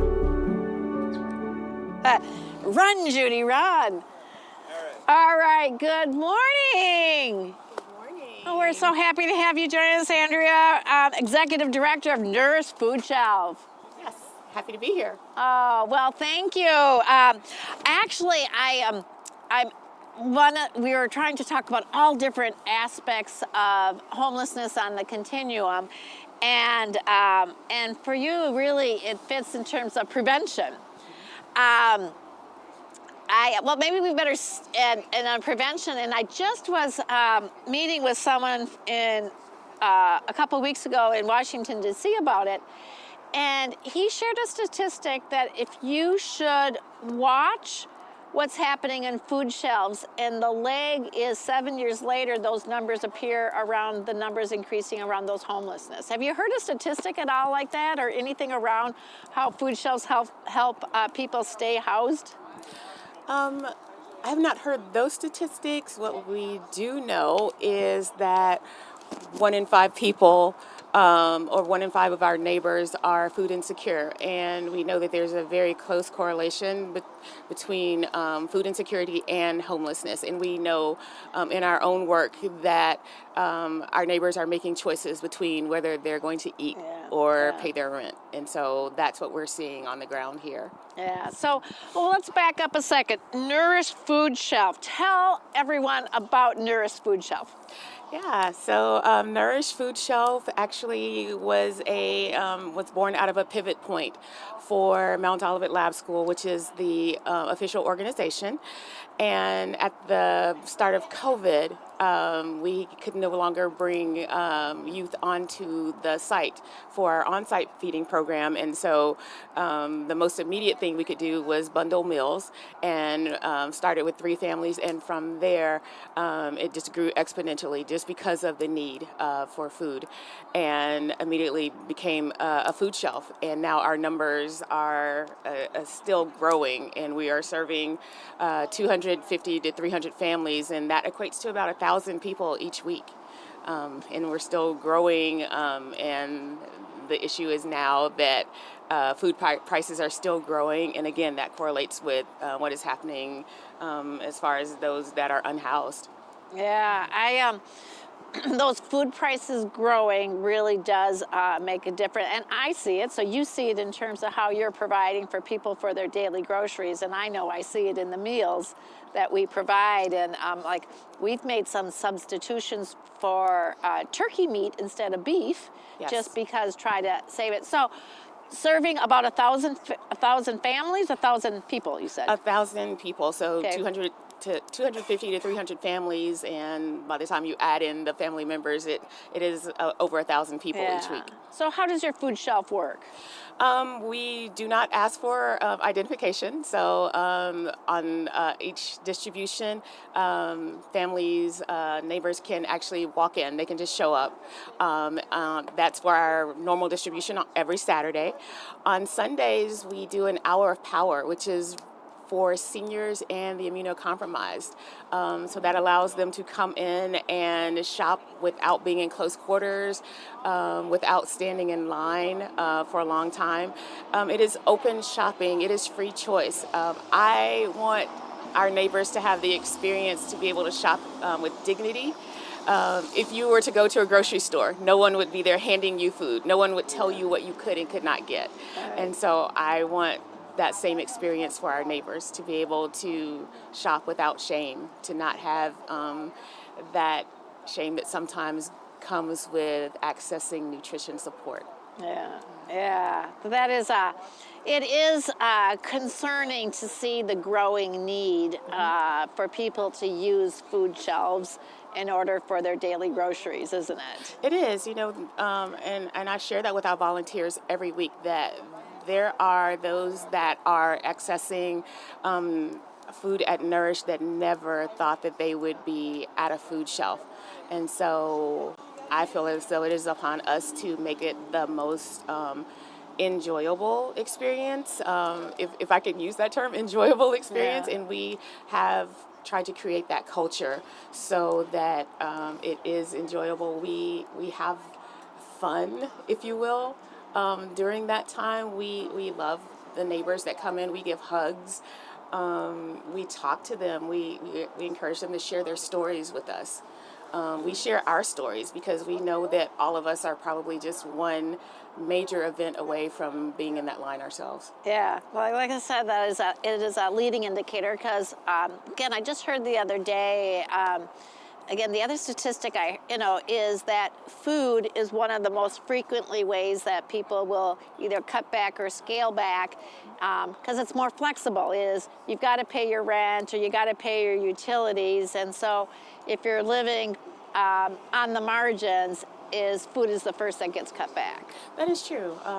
We have neighbors that come in through the 211 system, and we had a young lady come in a week or so ago, and once we had her come through and shop, I was helping her to load her car, and she said, now I can use the few dollars that I have left to get gas.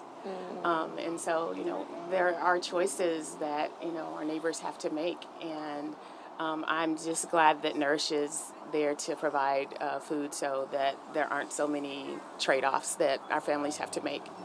Yeah, now for reference, you're operating currently out of Union Gospel Mission Twin Cities, out of our gymnasium. We are. Yeah, we met, we met, like I said, how long ago, a year and a half ago, or through a mutual friend? We did. We met about a year and a half ago through a mutual friend, and Yeah, so there was a road to us getting there, and so I sometimes tell the story that I can really identify with homelessness in a strange sort of way. It's kind of and because for a moment there, Nourish did not have a home, and we were actually mobile. We did pop-ups, and so I can kind of identify with the uncertainty of knowing where you're going to be next. And we found a temporary home at the Union Gospel Mission Administrative Building, and it's probably known to most people in the Twin Cities as the Old Overboys Club. And so we are so grateful to Union Gospel Mission Twin Cities for hosting us for that period of time. And again, it has served as a place where we could more fully do the work, but also just a place where the community could come in. It's been a gathering spot for this time and a place where people could come in and just share their stories. Well, I love that analogy, as I knew you were searching for a place. And it took us a while to figure things out together. And Sarah, again, Sarah, I'm going to talk a lot about Sarah, because I'm like, Sarah, can't you make that work? And she'd go away, and she'd be back in a one-on-one. I'm like, Sarah, can't you make that work? And then she'd come back, and I go, Sarah, haven't you made that work? And so, because it wasn't necessarily, while you moved into space that we weren't fully using, it was very different, because we had always said before that we really just did lease out our facility. We had lots of reasons to say no. Right. And it took us a lot to figure out why we could say yes, but really to be able to have a partner, and this is part of what we're doing here today, is how do we have partnerships in community where we can just make each other better? Yeah, it's been a great partnership, and what it's allowed Nourish to do too is to better serve those that are unhoused. And so that's been one aspect, because what we had seen before mostly were families and neighbors that were housed. And so being in that space with Union Gospel Mission Twin Cities, it has allowed us to broaden our work and serve those that are unhoused in a better capacity. And so we're grateful for that. Yeah. So if people want to use your service, how do they know when you're open, or if they want it, can they just come? Do they have to register? How does it work? So we have this incredible social media presence on Facebook, and we're always tagging you guys. So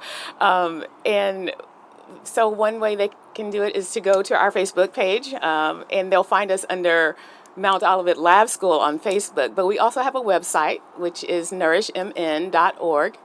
And so they don't have to register. They can just come. Our hours are posted on our website. They're also on our Facebook page. We have Instagram, so they can find us under all of those things. But no registration is necessary. We are open Saturdays from 10 a.m. until 12 noon. We are also open on Sundays for seniors and the immunocompromised only. They can also find us by going to Ramsey County's website for locations for food security. There's a page, and it lists all of the organizations or all of the food shelves. Second Harvest Heartland is a great resource as well. And so if they are also registered for SNAP, it lists a lot of food opportunities as well. And so we're listed among those. No registration. They can show up. We don't restrict the number of visits that a family or individual can make during the month. So every time we're open for regular distribution, families, neighbors can come in. So if we're open 4 times that month, they can come in. Actually, tomorrow, this Saturday, we will have our distribution, and it is actually produce market day. So we'll be out in the parking lot with the bulk produce drop. And it's one of the greatest times to come because families leave with lots of produce. And one of the greatest things I believe that we do is we put fresh produce into the community, healthy food. We know that people of color, and particularly African Americans, are at higher risk of diabetes, we're at higher risk of heart disease, we're at higher risk of stroke. And one of the ways to combat that is to eat foods that are high in antioxidants, fruits, vegetables, fresh foods. So. Yeah, I know how important that is and how difficult that is. And since we are providing at a meal up to about 300 at my men's campus, we feed 60 women and children, and having nutritious meals. And it is easy to sometimes, you know, our head cook, is like really intentional, but how do we have vegetables, and how do we have fruits, and how do we have all of those other things? And it makes it important as well. Yeah, it's very important, and those are the higher cost foods too. So it costs a lot to eat healthy, and so I'm so glad that we're able to provide those foods. And, you know, even at the end of our distributions, we're able to actually share with some of the senior high rises, because we know that one of the higher price points for seniors is to be able to, you know, access those healthy foods. And for our senior distributions on Sundays, we actually rescue foods from Trader Joe's. So everything on Sunday is organic from Trader Joe's, and they donate about 1,000 pounds of food every Sunday to us. So. Well, that is awesome. So, like, where all do you start? So you get some food rescue from Trader Joe's. I see the Second Harvest Heartland trucks there as well, usually Yes. the day before, so we know it's coming in fresh. Yes, Target has been a partner since, you know, for the last 5 years. So we actually rescue from Target on Saturdays and Sundays. So everything's coming in fresh the day of distribution. And I'm all about sustainability, recycling. We did do organics before. And so, you know, the great thing is that nothing goes into the trash. You know, there's so much food out there that gets wasted. And this is a great opportunity when we're rescuing food, that food does not go in the trash, because there are people that need food, and this food doesn't get thrown in the trash. You know, it's still good food. Yeah. What else do you think it's important for those who are watching us to know about food insecurity in our community? It's really important to know that our community can influence what happens with our food. You can be an advocate. You can influence legislation. I actually just testified for a subcommittee at the Senate building last week. And there was a hearing about, you know, reductions to SNAP benefits.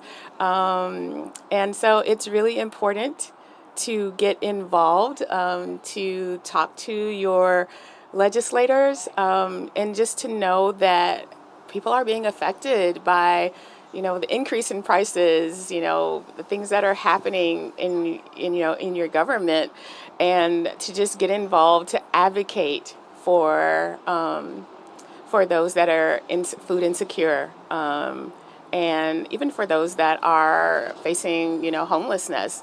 It is so important. And also for TFAP. So the majority of the food that we get comes through TFAP. TFAP is what? It's the Emergency Food and it's the acronym. So we know it as commodities. So if anyone's heard of the government cheese, which makes like the best grilled cheese sandwich ever, so it is a way of us sourcing food that comes in that. You know, and so when people want to know why we need them to sign in, we don't need ID, but we do need we need a count of how many we're serving, because that's how we get funded. One of the major ways that we get funded, and so there are being some cuts, but what we need people to understand is that really affects how we're able to serve. So Nourish on average gives about 60 pounds of food to families when they come through, and Nourish does about 40% of the food that goes into Frogtown, of all of the food shelves here. And we were kind of almost like the last food shelf standing that does distribution weekly. Other food shelves are doing like every other week. But to know that we do 40% of the food that goes into this area, it's hard to see us sustaining a drastic cut in what we're able to do, because that would drastically affect the community. and our neighbors. And so it's so important for us to advocate for being able to be fully funded yeah, just to have funding to be able to sustain the work. Yeah, and I can see that while we provide 3 hot meals a day, 7 days a week at my men's campus. We provide hot meals for our child development center. We provide a hot meal of our women and children's. They also supplement there because they have kitchenettes. And they actually use some of the local food shelves in terms of supplementing their meals. And what we find is when a family first moves in with us, we actually give them pre-made, pre-packaged meals because they don't have the wherewithal to cook them all. But again, so we have this notion around some meals prepared and some that family members can do, but we see the impact that groceries can have. Yes, and that's true. And we also do prepared meals as well. And one of the things we also do is we also partner with other housing agencies that when they're moving families out of homelessness into an apartment, they will actually connect with us and they will come and actually shop on behalf of the families. And so we may have an agency come in and to get food for maybe 30 families at a time, yeah, to support them. And so what that also does is it supports them through, it makes the burden lighter for them because we all know that rent isn't cheap, and so we can take that burden away that, you know, they don't have to shop for food. Well, I want to ask you a few questions that I've been asking all of my guests around homelessness. When you hear the term, before I ask you that, we got an online question. One of our viewers is asking, does Nourish take donations? We do. Nourish does take donations. We actually take donations of food, and we also take monetary donations. Our platform is GiveMN, and we use that platform because we know that it is vetted, it's reliable. They are the organization behind Give to the Max Day. But you can also go to our website, and there is a direct link. So our website is www.nourishmn.org, and you will find a tab that says donate, and you can follow that tab too. Well, good to know. So good to know that you take some donations. And then I will also put in a plug for Union Gospel Mission Twin Cities. Our kitchen does also take donations. We do also have some food rescue here, but like think about people who have like large loads of breads and things like that, and things that we can immediately serve. In fact, it's even behind me, but all of the desserts that we provide at our meals are frequently donated from grocery stores or from other wholesale things. So donations for food supplements our meals that we provide. So now they learn more how they could donate to Nourish. And if you want to donate food to Union Gospel Mission Twin Cities that we can use to prepare meals. So thank you to our callers on that. So when you hear the word homeless, or you think of someone homeless, what are 3 words that come to mind for you? The 3 words that I thought of were uncertainty, resilient, and this word seems disconnected, but my 3rd word was kindness. Oh. Tell me more about kindness, since how are you thinking about that? So my mother was a Southern belle, and she just always taught us as children to just be kind, and that's something that I've also instilled in my children, and it's just something that's just carried me forward. And even in leadership, I've just always operated in this realm of kindness, and I really impress that upon our volunteers. We don't ever know how we're going to affect someone else's life, and I've just taken the posture that kindness is free. And so whenever we encounter someone, especially someone who is unhoused, it doesn't cost us anything to be kind to them. And so that's how I want to operate, and that's how I want Nourish to operate. And so, yeah, that's just my Well, word. it sounds like you operate with kindness. As I listened to you talk about how you welcome those, no questions asked, making sure it's a positive shopping experience, even though there's no exchange of funds, that is, you really are sharing kindness that people can pay forward as well. Yeah, thank you. So, and then our other question is, how are you interrupting homelessness? Ooh, that's a hard question. You know, I think just by hopefully changing how others look at those that are unhoused, by not being afraid, by making it possible for those that are unhoused to hopefully be able to afford a place to live. And by just actually bringing awareness, like I said, we have a pretty good social media presence, and so I think too, by every time we post, because we're on TikTok too, so we do these really quirky videos on TikTok. So I just believe that whenever we do a video and we tag Union Gospel Mission Twin Cities, that it doesn't just shine on Nourish, but it actually shines on the work that you're doing. And so if we can bring more awareness to what is happening in as far as our homeless or unhoused neighbors, then I think the more people that know about it and probably know about that a lot of people that are unhoused, it is not because of their own, it's not their own doing, that there are different levels of homelessness and why. I think that it will kind of help. And yeah, I think that just bringing more awareness to it will kind of like be an interruption. Yeah, I think it is. I also believe you are interrupting it because you are helping prevent it. Yes. I absolutely believe the work that your organization are doing is helping people stay housed and helping people who are housed. Nutritious meals matter. And especially when I think of you serving families, having those kiddos having good, nutritious meals matter. And so it's really important work that I think that you and your team are doing in our community. And I'm just really grateful that one day you popped up and we had an opportunity to think about how can we do things we don't think are easy to do?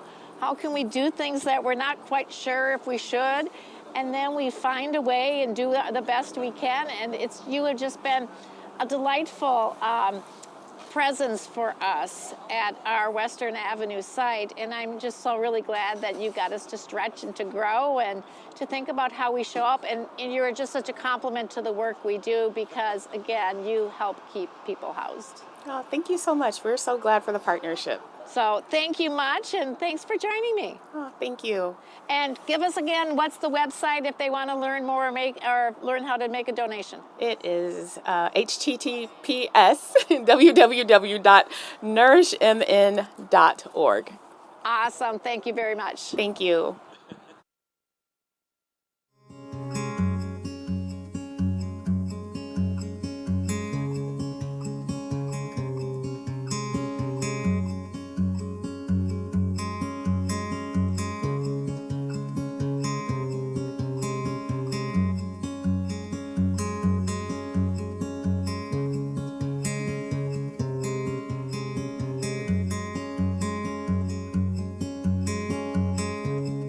I like to read urban books. I'm a foodie. I love to cook. And watching Disney movies with my kids. Lilo and Stitch is about big sister taking care of her little sister. And then they adopt the alien dog. I was a big sister taking care of my little sisters. My dad was a single dad. He would work 10 to 12 hour shifts, so I'll be helping with my sisters. Get up, get ready for school, make sure they're matching, make sure we got food to eat. When I was 17, I wasn't able to leave, but I still did on my own because I wanted to be able to be a kid, go out and party. So that was definitely a part of the reason why.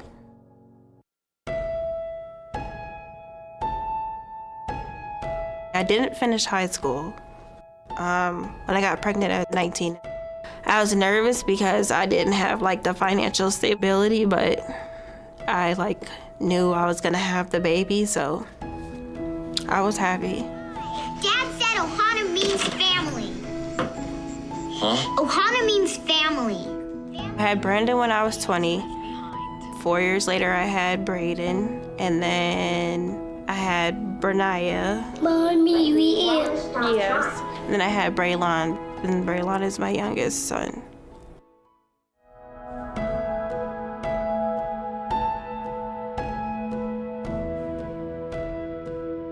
I had moved to Mankato, and then in Mankato, I was just like, I can't do this. It's like I have no support out here.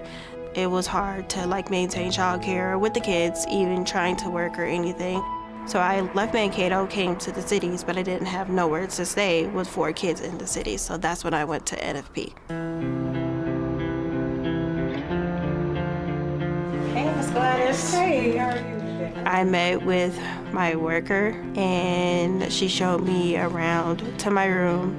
And then I met everybody, Miss Lee Ellen, Miss Heidi, and then Miss Sharon. She was a good caseworker. She helped me a lot.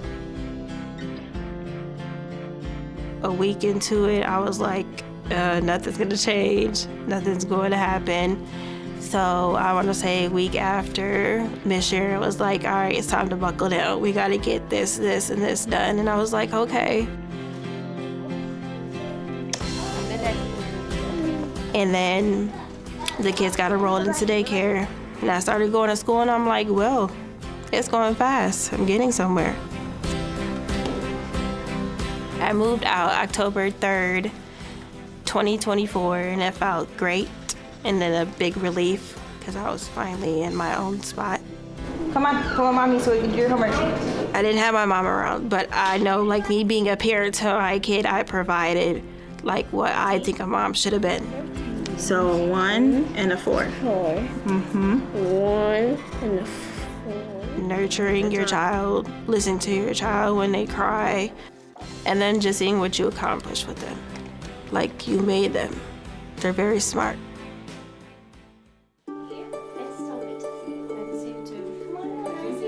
Now we Family Program, they have so many resources that can help you get to where you need to go. But if you don't ask, you're not gonna get nowhere. Well, I finished school in July of next year with my associates. Hopefully in 5 years, when my 2 younger kids get a little bit older, I can start nursing school. So I wanna go to nursing school for to be able to work in a pediatric hospital, and mainly children's. So that's my hopes for the future.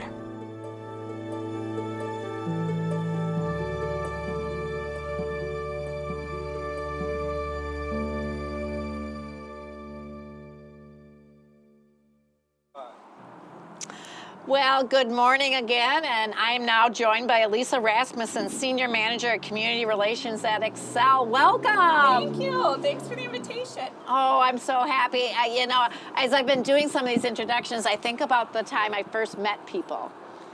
And and I do think I do think I have to tell.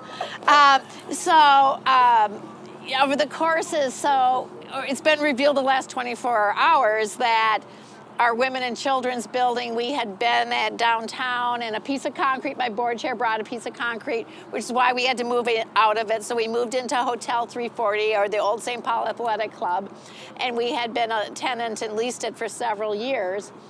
But as financial matters made it a distressed building, we became aware that the heating bill had not been being paid, and that there was notice that it was going to be turned off. And I'm like, we can't turn this off. Do you understand? I have women who we are housing and children that we are housing that had experienced homelessness. And we've got about 18 families, and that can't be. And so I'm like, what can we do? And so I called Xcel Energy, and I said, please, please, please do not turn the heat off in this building.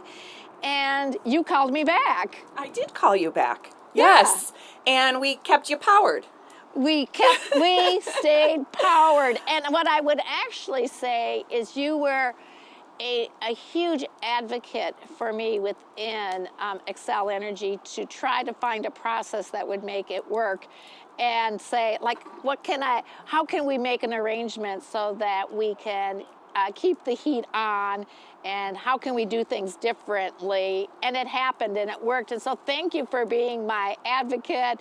Thank you for giving me some confidence and being a person that we could work this problem together to keep the women and children housed and heated and with lights on. Thank you. Thank you. Yeah. Thanks for your leadership. And it takes many people coming together, and we help solve problems, right? That's what we do. And just grateful for the opportunity to be here today and talk a little bit more about what organizations like Xcel Energy can do. I think today is actually World Homelessness Day. It is. It yes. is. I forgot that till just now. Oh, so thank you for reminding me. That's why we're here. This is why we're here. Yes. And if anything, just to help educate, and I think a lot of people are probably going to say, what can I do? And we've been a part of a lot of conversations. The Homeless Roundtable is one of them. And I have a stack of Union Gospel Mission meals that I have in my car that I can pass out to individuals that I see that may need a meal. And I think that that's one of the first things that each of us can do, right, is say, how can we help? And that's what I'm here for today. Well, I'm so glad, and I think we'll get a chance to dive into that. And so while that was my introduction to you, I actually know that the Xcel actually has been a longer volunteer partner with Union Gospel Mission Twin Cities. So I actually want to start a little bit around how I have seen Xcel show up in community and in partnership. When you say, what can you do, is Xcel has like a big community day of service, right? Yes, we do. It started after September 11th, and employees and leaders said, what can we do together to help support our communities on an annual basis? It's a multi-day event. This year, I was not here, but we had a team of people. I have volunteered at the Union Gospel Mission before, and if you haven't done it, I highly recommend it. Hence the season of giving. So I know that there's a lot of opportunities coming up that I'm sure you'll learn about. But this is where employees say, how can I support my community in a way that makes sense to me?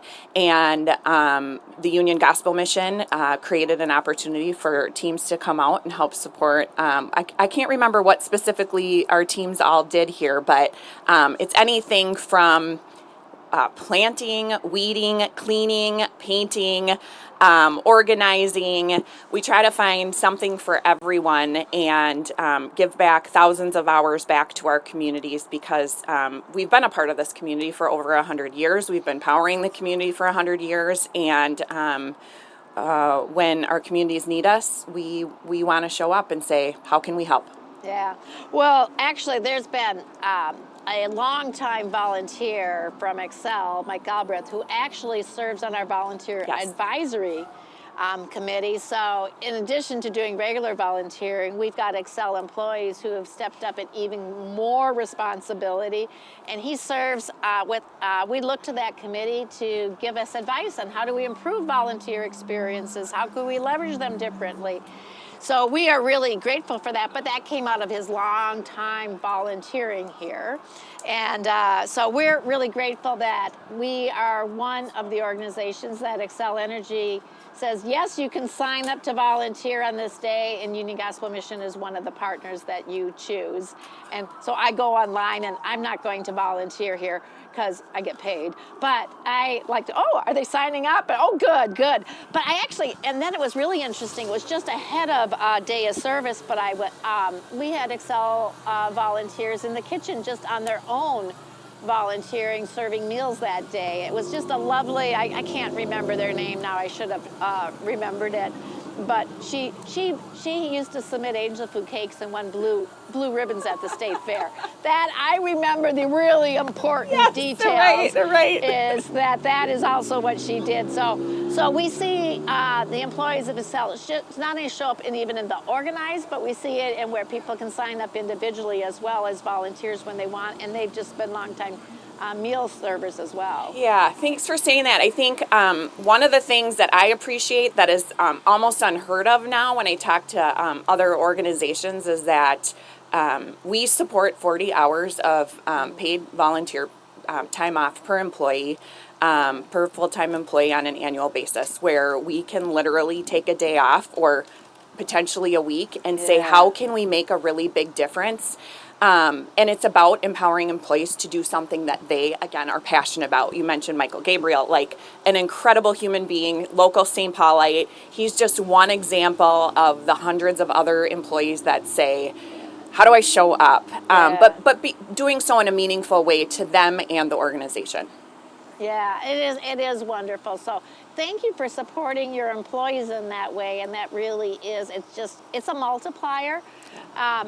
My meals, 3 hot meals a day at our men's campus, meals every day at the Child Development Center plus snacks, meals for our women and children. While we have paid kitchen staff, it is all done by volunteers, and that volunteering makes a difference. Our volunteers can do more skill-based volunteering if they want in our adult education. We need tutors, we need people to help with resumes and job interviewing. So just a magnitude of different, and then we also have some interactions where we need people to play chess with some of the guys as well, because sometimes they just need companionship as well. Yeah, absolutely. Yeah. Well, keep us posted on that, because as we look more at skills-based volunteering, we're looking at teams and how we can apply that to help supporting organizations in a meaningful way. Maybe there's some areas that you're like, gosh, we don't have staff for this. So how can we get teams together to do more of that pro bono based, skills based support? Well, you've already learned I know how to find you. That's half the battle, right? Yeah. You do a lot of other stuff around workforce as well. Is there, as you think about some of the other stuff you do around workforce and workforce development, that's obviously a key thing for us, because some of the reasons why people have experienced homelessness, they may have had job loss, or they've not been able to keep a job, or we are looking at men who have been and women who've been through our program around some adult education and job training, so they can learn for other and new jobs and things like that. It's really an important part, as we want people to become housed and stayed housed, is that income and income stability. In the work that you have done in other areas, how are you guys thinking about workforce and employability, and what can we be thinking about from our end? Yeah, thanks. So I am the most recently past chair of the Ramsey County Workforce Board. Have served on the board for 6 or 7 years. And that's part of the support that Xcel Energy allows employees to say, how can you give back? And workforce is just something that I'm personally passionate about, led by the former workforce, now Ramsey County manager, Lange Becker, just an incredible leader in our community. Now Catrice O'Neill is the workforce director. And obviously we went through some tough times over the past 5 years. With COVID, and saying, how can we serve our community in different ways, as you know, and something that we talked about specifically was what are the needs of our community right now and thinking differently, and that's what we need to do. We need to start getting more creative around how can we best serve those that are looking for jobs. And it's not just a job, we talk about how do we provide meaningful employment, sustainable, meaningful employment. And I think it starts with paid training programs. We need to talk more about how do we ensure that those that are getting the training are getting paid to do that training and then have that next step. So that pathway, but the paid pathway.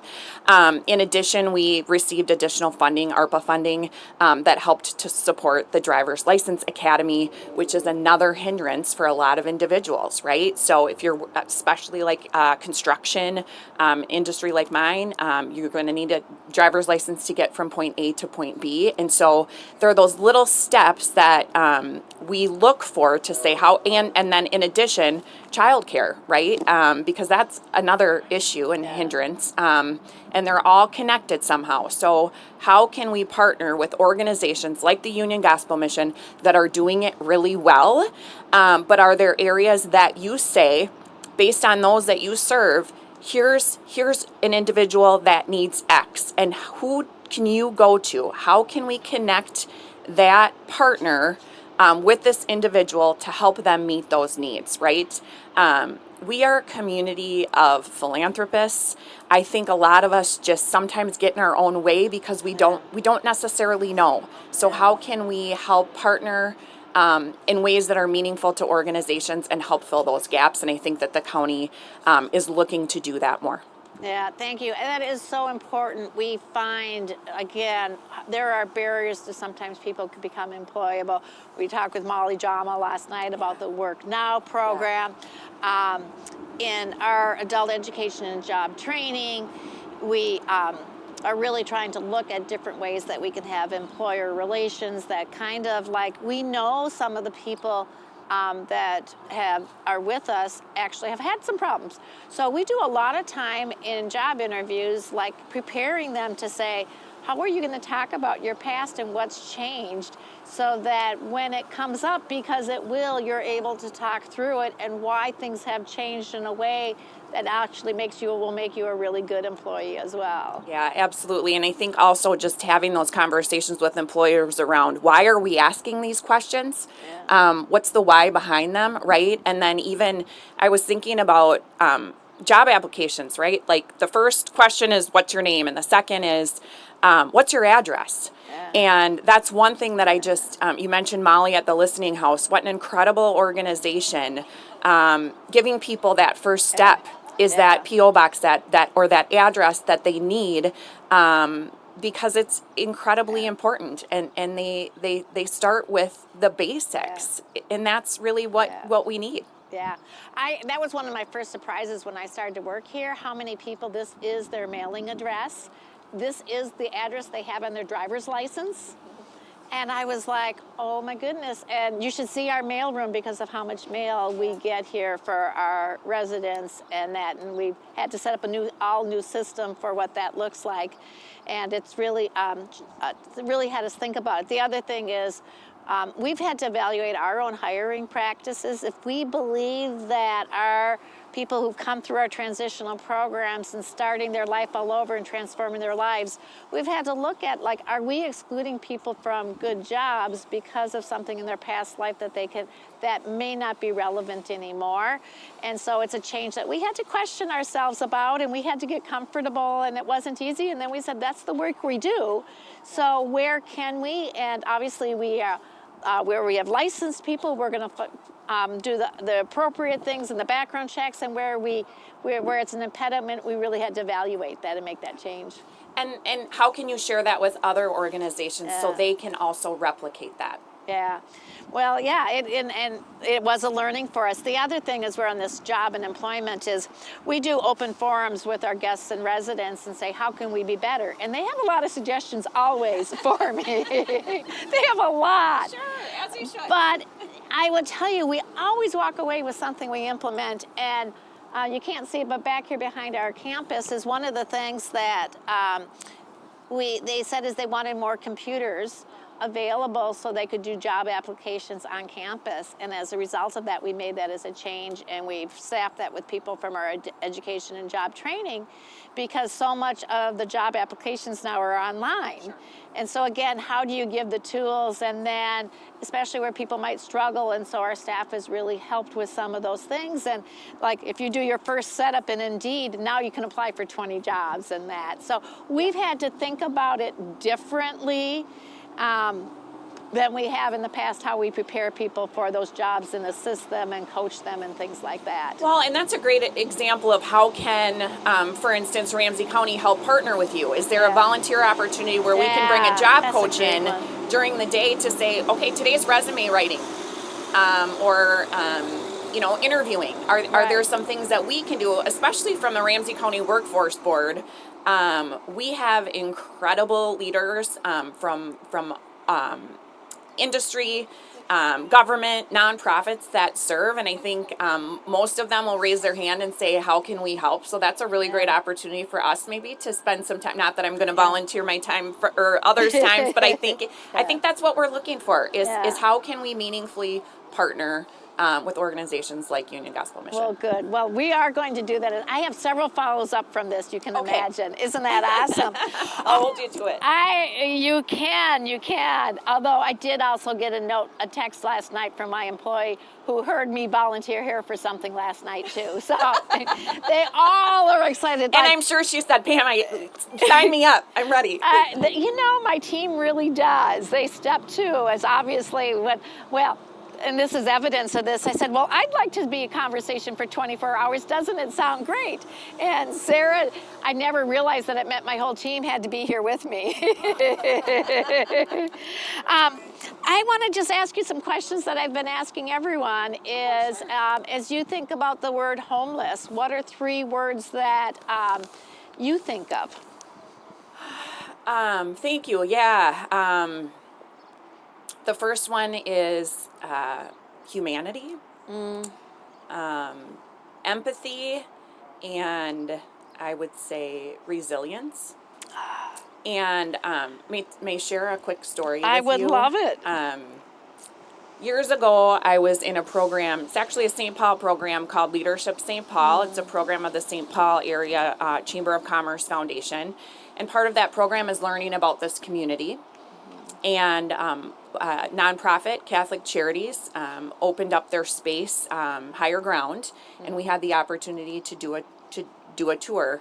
And if obviously you're familiar with their organization, and as we were touring, you kind of enter the space and you walk up different levels, and the higher level is more of the residencies where individuals pay a portion of their salary. Right. To live there. And this woman had opened her home, and she wasn't there, but we were touring the space, and I was very humbled in that moment, because this was a woman who had fallen under financial hard times, and she had photos of her family, used to be an executive at a bank, and leaned on our nonprofit community to help lift her up. And I don't know her whole story, know a little bit about it, but it stuck with me because it just showed me that any one of us could fall on hard times. And I think that being a part of this community means helping support those organizations that lift people up when they most need it. Oh, thank you for sharing that story. That's a great program as well. And the humanity that is coming through, like how are we thinking about those experiencing homelessness with humanity? And resilience, I've heard repeatedly as well around individuals who are experiencing homelessness, how resilient they are. Yeah, I think there are so many times where I just think, how can I help, right? Yeah. And I think that's what you mentioned earlier, is a lot of people just want to know how can they help. And I think part of it is education, and and policy too, right? That'd be my fourth one. There's a lot of opportunities to implement different policies around multiple different things, right? Healthcare is one of them. So. Yeah. Well, I know we're talking a little bit later also about the St. Paul companies coming and not-for-profits and government coming together. And some of what we're looking at is also what we can do from a policy perspective that, you know, mine is where is it easier for me to serve, or could it be easier for me to serve, or what are some other things that makes us where there's actually already existing funding, but allows you to have more flexibility around how you use it or get the money faster as well. So, but that's also why we're talking about partnerships, because we don't have to do it all alone. If we can do the right partnerships and do what other people do best, and we do best in a different way, then it makes us more successful. You're gonna get smoked out here soon, I think, again. Yeah. You mentioned that, and I recall a few years ago, the governor called businesses to come together. It was about December, I think, 2019, around a common cause, the Minnesota Homeless Initiative. And there were a couple dozen organizations that came together to make significant gifts to ensure that no one was sleeping outside during the winter months. And I don't know if you recall that, but I think there's opportunities to do more of that. Is how can we come together and say, let's build a community where we all can thrive, and how can we do it together, and do so in a way that builds up those partnerships. Yeah. Well, I'm very grateful. 94% of my funding comes from individual donors and foundations that really help make a difference. How are you interrupting homelessness?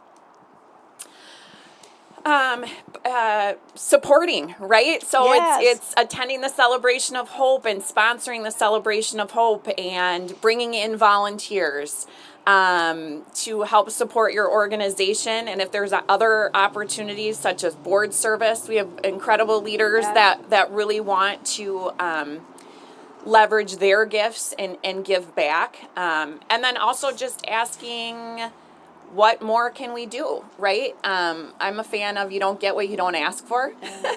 So when Pam calls and says, hey, we need some help here, how can we figure out a way to help? Well, good. I've got that flyer for our next Celebration of Hope for you to be a sponsor. So Yep. I'm so We're glad. in. We're in. You heard it here. See, I love that. Is there anything else that you want me to know or you want to ask of me? I'll let you ask of me if there's anything else you need from me. Just thank you again for your leadership. This is an incredible organization. You work with incredible people. So kudos to everyone that pulled this together today and yesterday. Let's give them a round of applause. Really great, hospitable team. I guess I would, we talked a little bit. I'm sure there's going to be how can we all help? But I would ask you, what has been so far during this experience one of the most insightful things during your conversations that you've learned? Oh, thank you for that question. I'm not going to say insightful, but I got the text number for someone who's doing some of the emergency room social work and from regions, and we're going to figure out how we have better communications even, and some direct, and I'm going to hand that off to my director of mental health. So that's not insightful, but very practical. Yes. And so that really matters as well. And I've gotten a few other tidbits because we're going to follow up in the Ramsey County Work Board from this here. But if I think about it now, I've been writing down everyone's 3 words. And in the back of my mind, I'm cataloging them, I'm doing tick marks. Next time I'm gonna have a whiteboard out here. I'm doing tick boards. So we're gonna end up with a Wordle or something like that. And where's that intersection? And what words did I not have thought about that others have? And should I be putting that into my own thinking as well? And then the other thing I would just say is we were kind of intentional around the continuum from prevention through affordable housing and then different spots. But again, the intersections about where things are, it's not linear. Yeah. And my takeaway will also be where people who participate here, can I help link them up with each other as well? So I think there's a lot, and I'm sure my team will be very excited about all of their to-dos after this as well. Do you hear the cheers in the background? Yeah. Tacey, our lead volunteer, is. So I am just really grateful for you joining me. I am grateful to have you in community with us. You know, we always need those people that we can call and say, I'm in trouble, can you help? And you did that. The answer is yes. So thank you so Pam. much. Appreciate you. Hello, my name's Jonathan, and I'm 36. I've been involved in the Union Gospel Mission for over a year now. Going on 2 years, it'll be 2 years in June. Basically, just came here to get a change of life and just redirect my priorities. I was born in Kankakee, Illinois, but moved here in '95 due to my brother passing away.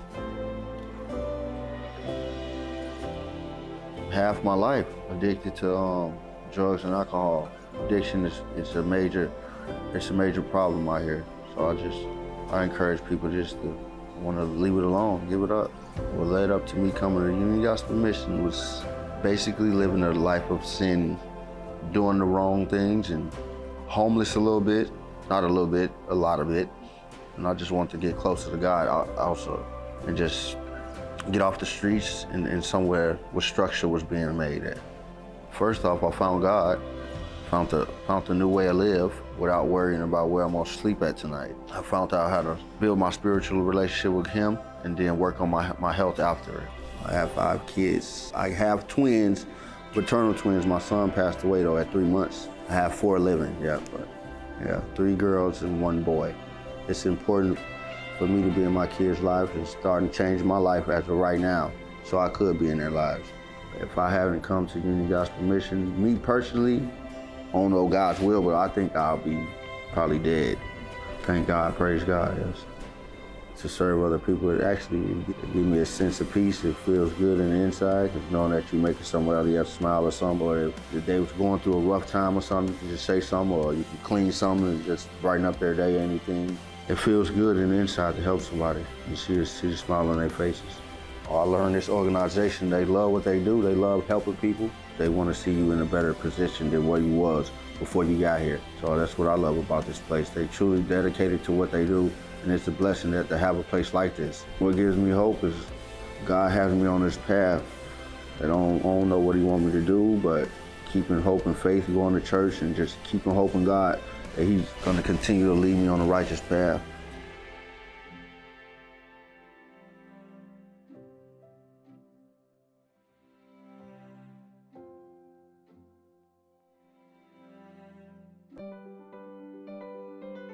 When I was 15, my brother died in a motorcycle accident. It was very sudden, and it was really hard on me. I am diagnosed as dual diagnosis. So that means mental illness and an addiction. My mental illness didn't pop up until later in my life, until I was about 35. And I lost the place that I lived, I lost my job, I lost everything. And I was out on the streets for that year. I'm thankful for the mission because everybody here in the mission has lifted me up. Everyone in the mental health department, they've been wonderful to me. And I can't imagine anywhere else that will have a place where you can eat and sleep and get mental health services and recovery services for addiction, and the list goes on.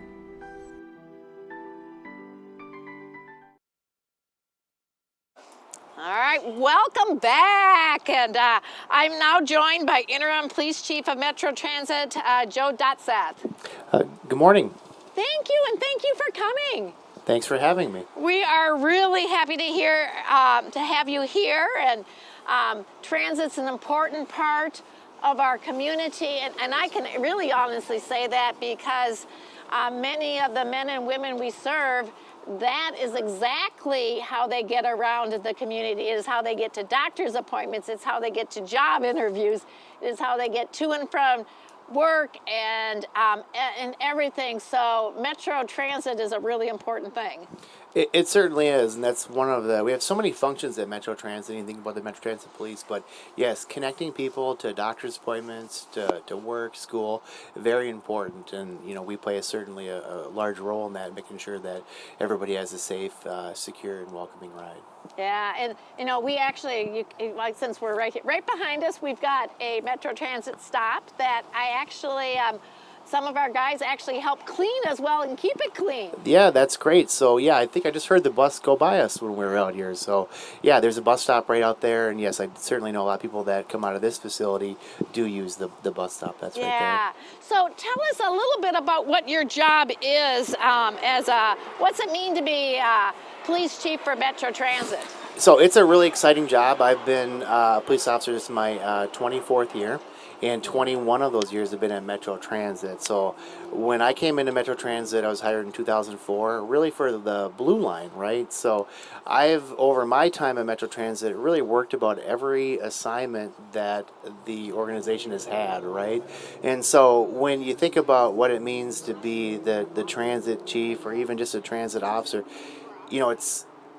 we have such an impactful part in the community because we're so community focused. So really what it means to be is that we're so service minded oriented and just getting out there.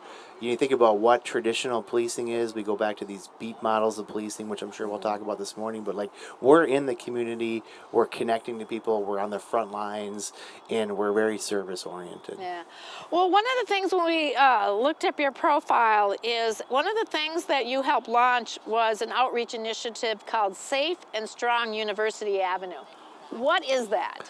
So I'm so excited you asked me about that, and we talk a little bit about it, of course, talk all day about it if we wanted to, but I do have all day. Yeah, well, I might be here with you all day. It's really, it came together during conversations with, so thankful for the leadership in the city and in the county attorney Choi, deputy county manager Gloria Reyes, Chief Henry, the sheriff's office of neighborhood safety. We were having all these conversations in other meetings about what can we do along the green line to improve conditions, right?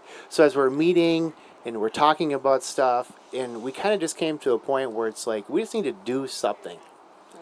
We're talking, we're meeting, we're coming up with plans, let's just do something. So what the initiative really came about was all of us coming together and focusing on 3 areas, right? The first area is some focused enforcement that involves, the Transit Police, St. Paul Police, Ramsey County, that involves that aspect of us enforcing crimes on the system, right?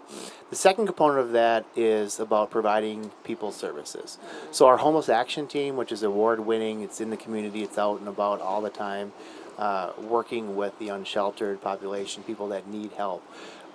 They're a critical component of that, along with Ramsey County Social Services, Public Health, Director Karen from Ramsey County. All of these people came together to have that second aspect of it, is what the initiative really turned into, was connecting people to services, right? Having conversations with people, getting people to shelter, trying to get them into treatment, maybe handing them some water, having conversations with them.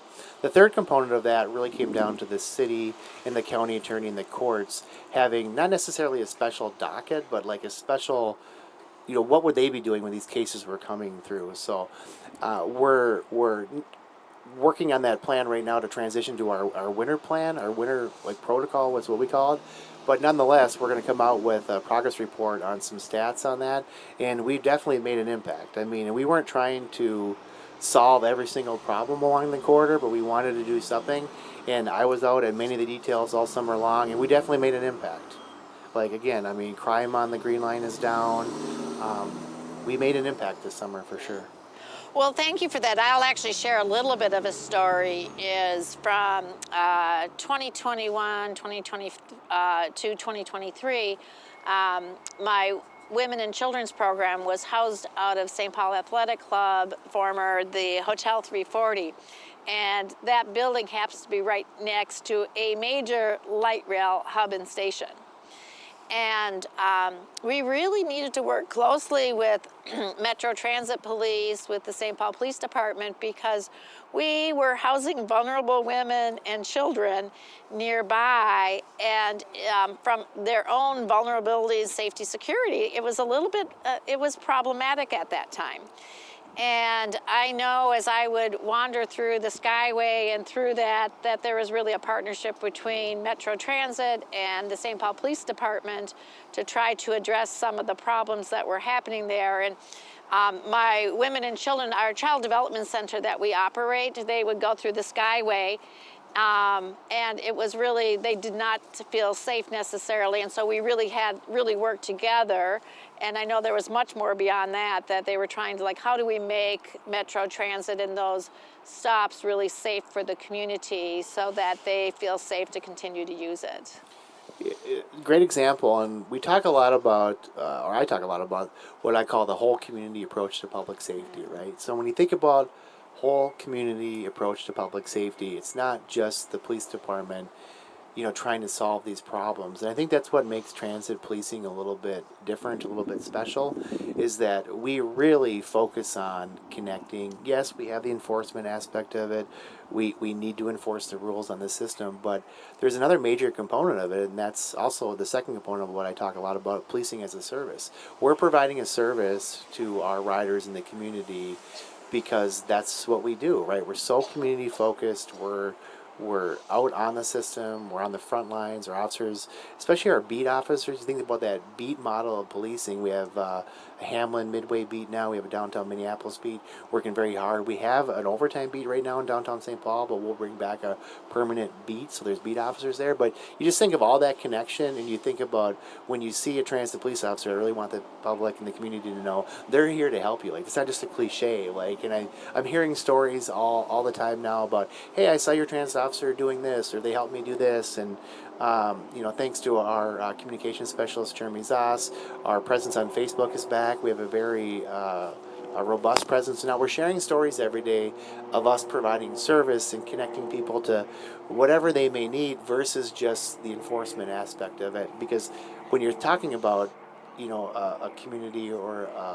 people that need help in an area, we want to be part of that solution, not just trying to push the problem somewhere else. Well, let's talk a little bit about what you have been doing in that area, or some of the community concerns, because I think,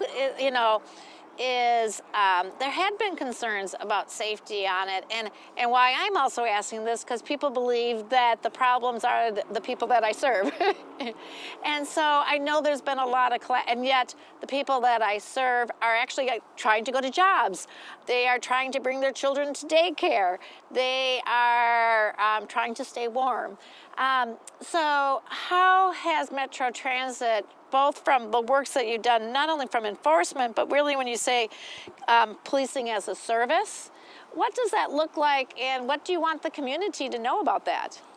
Well, we've done a lot of work over the last couple of years, and so one of the things we have a safety security action plan, which is 43 action items that we're really in our third year now that Metro Transit adopted, the Met Council adopted. So when I think about what we're doing on the system, it's not just the police. Like, we know people want the system to be clean, right? So it's like there's different components of this action plan where it's not just the police department that's all responsible for that. So I think, when you capture everything we're doing, the work we're doing, we're more visible too. Like, that safety security action plan has what we call the layers of presence on the transit system. It's not just the police out there. We have our community service officers out there. We have supplemental security out there. We have trip agents out there. So, like, all of this work that's going on, people should know that there is a huge presence of official presence on the transit system, and all of that presence is there to help the community, right? Help.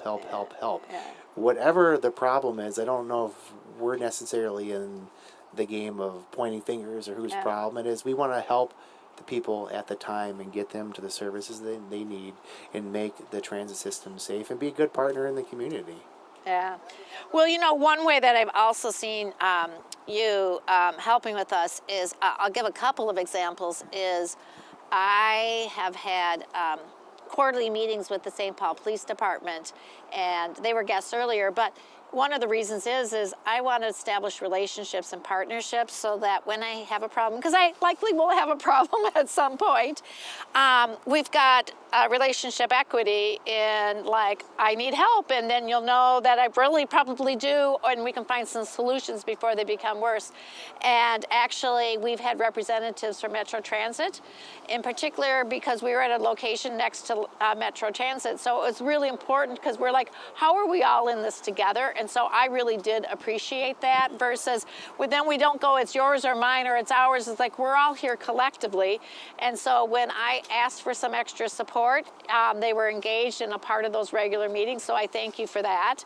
And then the other thing is also, like, behind you guys own a lot of land and you've helped with that. I want to ask you, when you hear the word homelessness, tell me 3 words that you think of when you hear homelessness. Opportunity. I think opportunity. I know it's the same word, but like, people experiencing homelessness, there's a lot of reasons to that, right? And I think my experiences, my personal experiences, my experiences being a transit officer, I don't look at that being a negative thing, right? There's a lot of reasons, and everybody has a story of why somebody's experiencing homelessness. So really, what are the opportunities to help that person seek shelter either for that day, right? Maybe that hour, connect them to something more long-term. I just think there's a lot of opportunities there, and I think you also have to think about that, not necessarily one word, but like, why did somebody get to that situation? I don't know, but we're here to help them, and again, that's not a cliche. Real quick, I just want to go back to just one thing you said about partnerships. The transit police is based upon partnerships, and our partnerships with all of our law enforcement partners in the region, I feel like, have never been stronger, especially here in St. Paul and Ramsey County. Chief Henry and his team are fantastic to work with. We have a great relationship with the St. Paul Police Department. So when you talk about those partnerships and getting to know each other before things happen, we do that all the time right now, and that is really, as I return the beat model of policing to transit policing, that partnership model of our staff being intertwined with, whether it be the St. Paul Police Department, the Minneapolis Police Department, Bloomington Police Department, all these different police departments in the region, that's part of the role as the transit chief, is to work with all these different agencies to make sure that relationship is there. And even with the Department of Public Safety, the State Patrol, our relationship with our partners has never been stronger. And anytime somebody needs something, we are going to be there to help and be part of that conversation. Oh, we're glad you're your partner. My last question is, how are you interrupting homelessness? There's a lot of factors. Our homeless action team probably is the most visible area in that. The homeless action team is award-winning. There's such an incredible team. So just the other day, we were downtown St. Paul, and we were out. We have a homeless action team van. We have a couple vans. We have a van, and we're connecting people to services. We're providing them the essential needs that they need, and just continuing having that conversation. You know, we're in the early stages too. Part of what University Avenue Safe and Strong was to try to start working with public health a little bit better. And I met with Director Karen last week, and we're going to start working on a pilot project where we can really start doing some intensive case outreach between our homeless action team and Ramsey County to really stay on top of people that need stuff, right? When I say that, I mean like connecting them, knowing where they're at, just having that conversation, trying to build that relationship so you can connect them to the services. Not going to solve that overnight, but like I think we're certainly going to, we don't say no to any idea right now, and so we're going to try this idea and we're going to see how it works. So. Well, good. Is there any final comments that you want to share with everyone? No, I think just, as people are thinking about coming back to the transit system, I hear every day that people that did not want to be on the system, they're coming back and they're like, I'm glad I came back. It's much better. The system is better. I know we have work to do, but the system is improving. And when you need something, please reach out. We have Text for Safety. Reach out. A transit police officer is going to respond. We have trip agents out there. We have all these we have community service officers out there. We're going to work on that. And the last thing I'll say is, I just want to talk briefly about staffing at our department. We hear all about staffing with police in the region. We are in a great spot. The transit police is in such a great spot in so many different aspects, right? Whole community approach to public safety, policing as a service, empowering our workforce. our staffing is coming back. This year, we're going to launch, at the end of the year, we're going to have a meet and greet session down at the Met Council where we're probably hired about 40 people this year, which is fantastic. So we'll look at that. We have full-time recruitment. We have a Be the Difference marketing campaign come out. Our community service officer program, which is our cadet program, we're soon to have 30 community service officers. We've never had above 20. So there's a lot of great things going on at the Transit Police, and that hiring foundation really designed around honesty, service, and respect, right? Service, service, service, service. And so people are gravitated towards that, and I think we're going to be in a great spot next year. Well, that is awesome to hear, and I know how important it is to have the right people and the right numbers of people to provide the service that you really want to do. So I really am appreciative of you joining us, and I look forward to more partnerships. Very good. Thank you so much. Thanks. When I was 15, my brother died in a motorcycle accident. It was very sudden, and it was really hard on me. I am diagnosed as dual diagnosis. So that means mental illness and an addiction. My mental illness didn't pop up until later in my life, till I was about 35. And I lost the place that I lived, I lost my job, I lost everything. And I was out on the streets for that year. I'm thankful for the mission because everybody here in the mission has lifted me up. Everyone in the mental health department, they've been wonderful to me. And I can't imagine anywhere else that will have a place where you can eat and sleep and get mental health services and recovery services for addiction, and the list goes on. I was down on my luck. Lonely. Scared. Hurting. Addicted. Hopeless. And then I got to Union Gospel Mission Twin Cities. They met my physical needs. But more importantly, they met my spiritual needs. They showed me hope in Jesus. They saved my life. And they did it through people like you. But the work isn't done. There's more of me out there. They need Jesus. They need the mission. And they need you. Would you join us in caring for the poor, homeless, and hurting right here in the Twin Cities? Welcome back, and welcome Reuben Moore. I'm so happy to have you here. I'm excited about this. Yeah, so for my audience, just so they know who you are, Reuben, you are the president and executive of Minnesota Community Care. Yeah. You do important work. I think so. I think so too. And so we actually just, we had Regents Hospital here last night, but for those who don't know what Minnesota Community Care is, will you just share with our audience what Minnesota Community Care is? So first of all, Minnesota Community Care has been around about 54, I think actually we're approaching 55 years. We're the state's largest federally qualified health centers, serving about 40,000 Minnesotans. Our organization is federally mandated as Ramsey County's Healthcare for the Homeless organization. We have about 18 sites here in Ramsey County serving humans of all ages. We have an amazing sliding fee schedule, pharmacies, dental practice, primary care medical practice, chiropractic, and midwifery and birthing practice, and almost everything a human needs to sustain life. And the work we do in homeless shelters, integrated in schools, integrated in hospitals, is so important to the health of communities. Yeah. So if you say that you're designated for those experiencing homelessness. So what does that really mean, and what does that look like? How do you serve those individuals experiencing homelessness? You know, for us, we serve every human. Specifically for folks who are unsheltered, who are homeless or in a housing transition, we meet them where they are. This site here, we once had a clinic right here in this exact building. We have a clinic for over almost 20 plus years inside of Catholic Charities Opportunity Center. We've been inside of Mary Hall. We've been inside of Dorothy Day. We also have an amazing telemedicine program where we're actually going into homeless encampments. We're going under bridges. We're going where folks are to help wherever they call their shelter. We're going to meet them where they are to ensure they have access to the health resources they need for life in order to stay healthy. Yeah. What are some of the most frequent medical conditions that your team is treating for individuals who've experienced homelessness?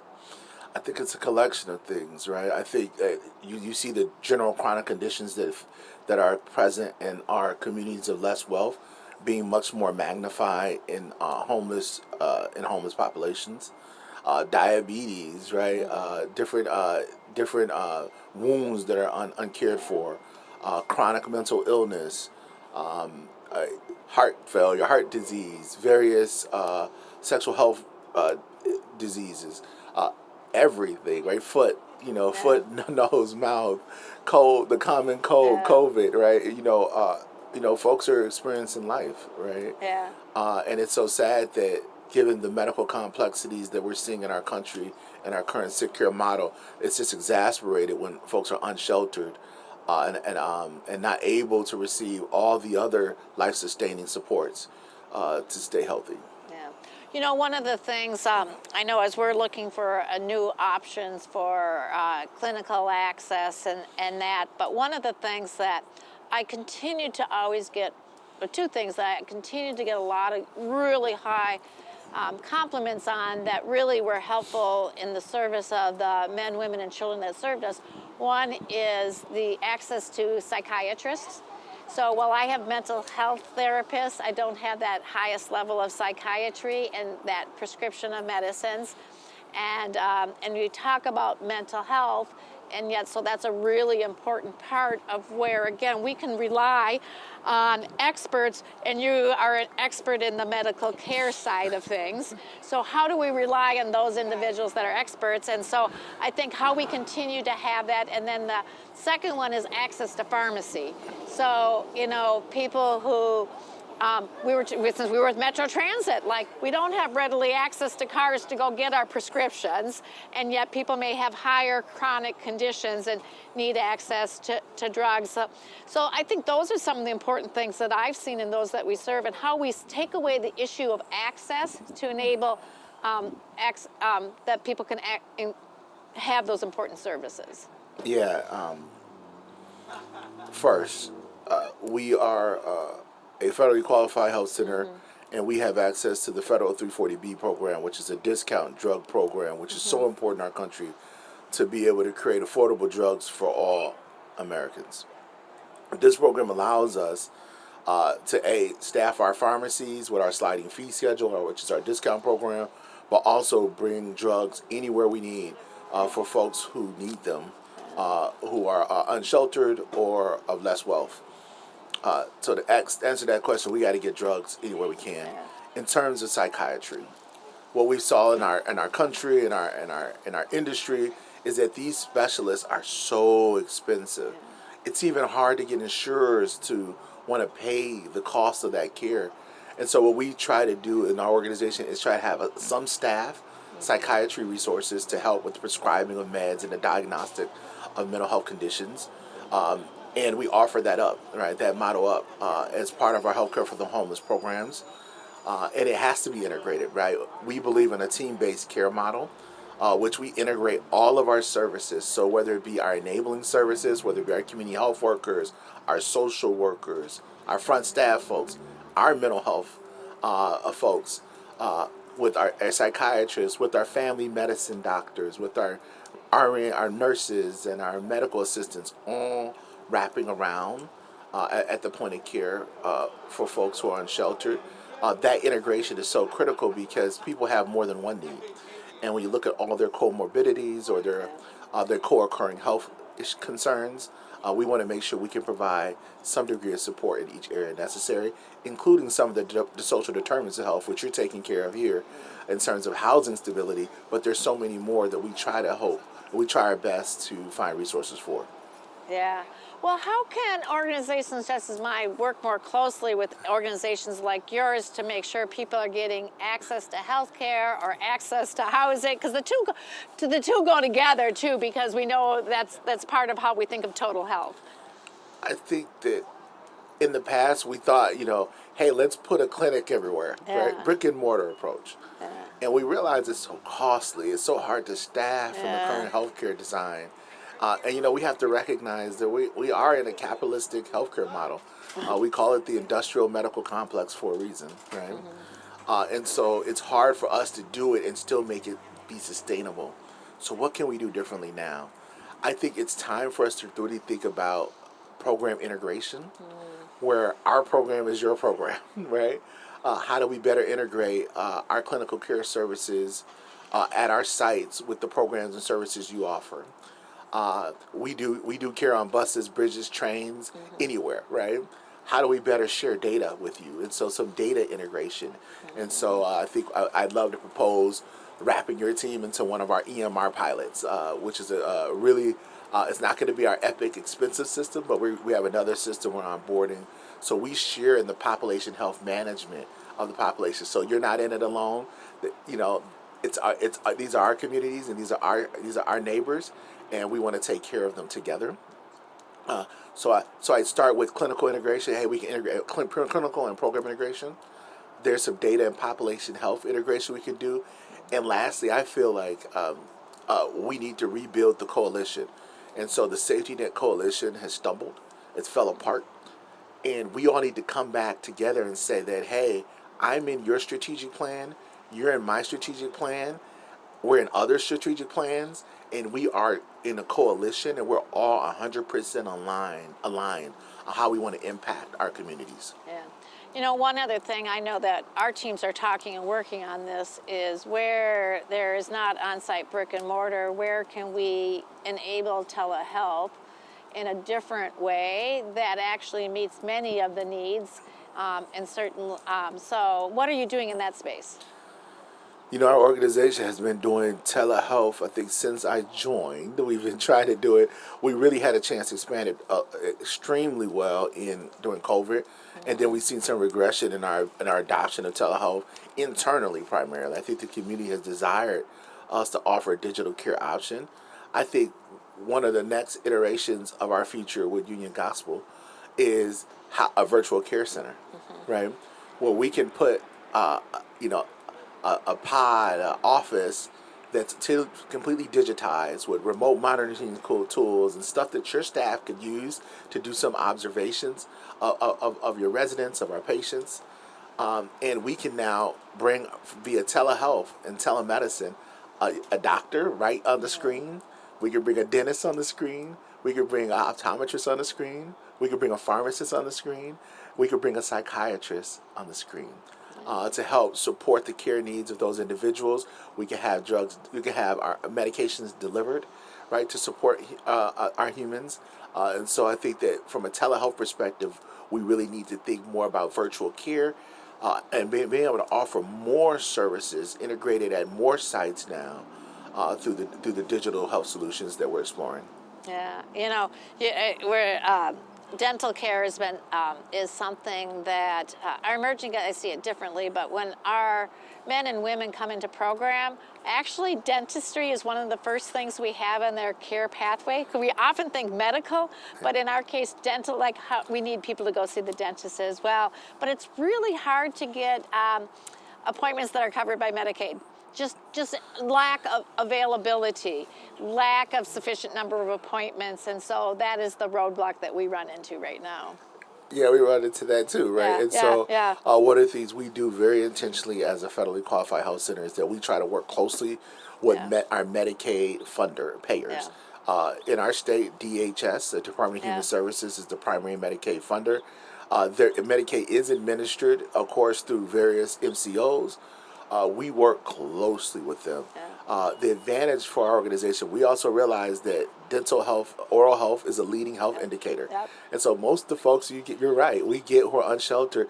The dental care piece is so critical. We find out many folks are suffering from, out of uncontrolled diabetes because they showed up to the dental office with tooth decay. We need to have some teeth removed.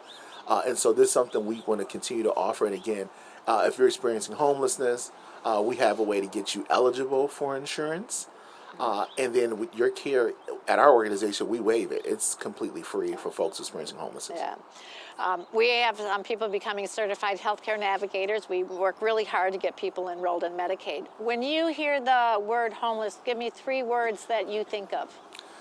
I think of my own life experiences. I mean, I think having lived experience as a homeless youth, living most of my young adult life homeless, right? I remember going out college and like finally, really having true stability as a young adult. And so I think about the promise that a person who has housing instability, it doesn't determine their destiny. Second, I think about, and I think it's comfortable for me to say this here, is that we are spiritual beings in a human experience. And I think about this ultimate and radical compassion we have to have in our society, to not judge a human by the shelter over their head, but the God in their heart. And I think it's so important for us to start to have radical compassion in our communities, and help anyone from any place, regardless of their shelter status. And lastly, I think about from a healthcare, from a homeless perspective, every human being in our country deserves to be healthy. Healthcare is a human right. This should not be a debate. If you want a greater America, you want a wonderful America, you want a stronger America, we want to ensure every human being is healthy. Well, thank you. And how are you interrupting homelessness? I think we're the greatest disruptor in the history of Minnesota. Our organization has led in the disruption of healthcare inequities in every single space for 50 plus years. In the homeless space, we hope to continue to do our work in intervening as a advocate at the federal, state, and local level for resources and supports to support healthcare for the homeless and housing stability across our country. We want to continue to offer clinical services in more and more innovative ways to be more disruptive. And we want to enhance our services to the needs of our communities, right? To make sure we have the right stuff. And we're prepared for what folks need in their transitional housing state. Awesome. Is there anything else you want to ask me, or you need from Union Gospel Mission, or you need our listening audience to hear about? Stay with us. Stay in it. And I need to listen to all of us and know we're going to need your help. The funding streams are tightened up in our country, and we're going to need individuals, institutions, just caring people to step up. There's waves in our country, and sometimes we have waves of care and great compassion and hope in our country. These are dark days, and so we need these amazing humans to stand up in the darkness and bring lights to all our communities.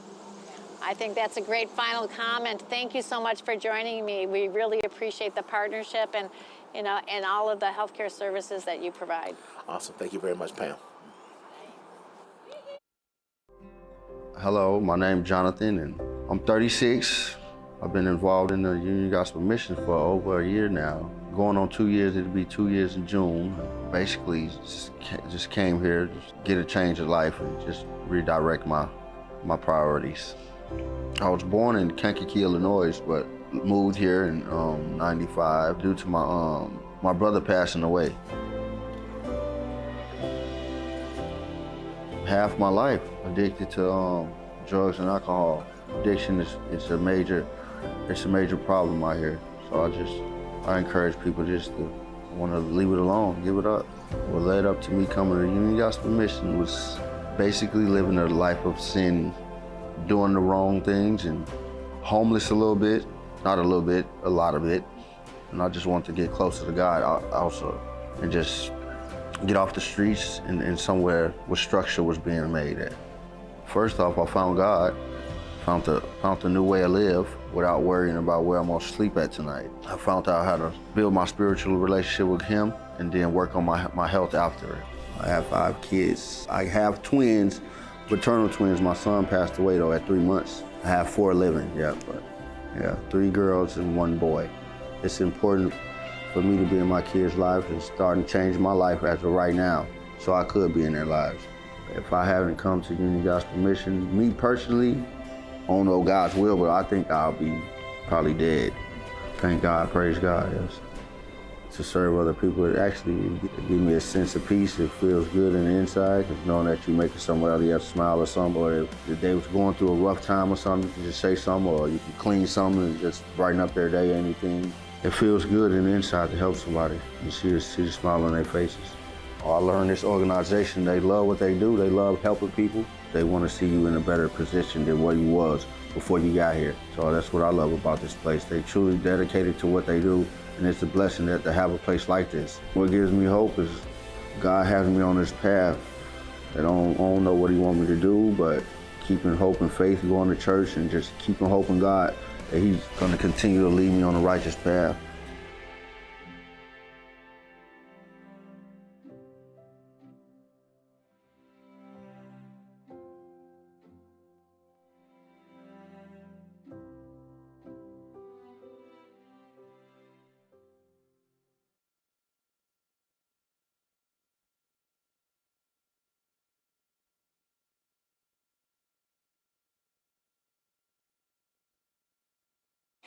Good morning and welcome. Happy to have you here. I'm juggling with the microphone again, and my board chair was here at 5 in the morning, and he said, well, when I started to watch you at the beginning, you were all tripped up over the bench with the microphone. I go, I was. He goes, yeah, that was on video. We could see it all happening. And I'm sure he was wondering what the next 24 hours was going to be about.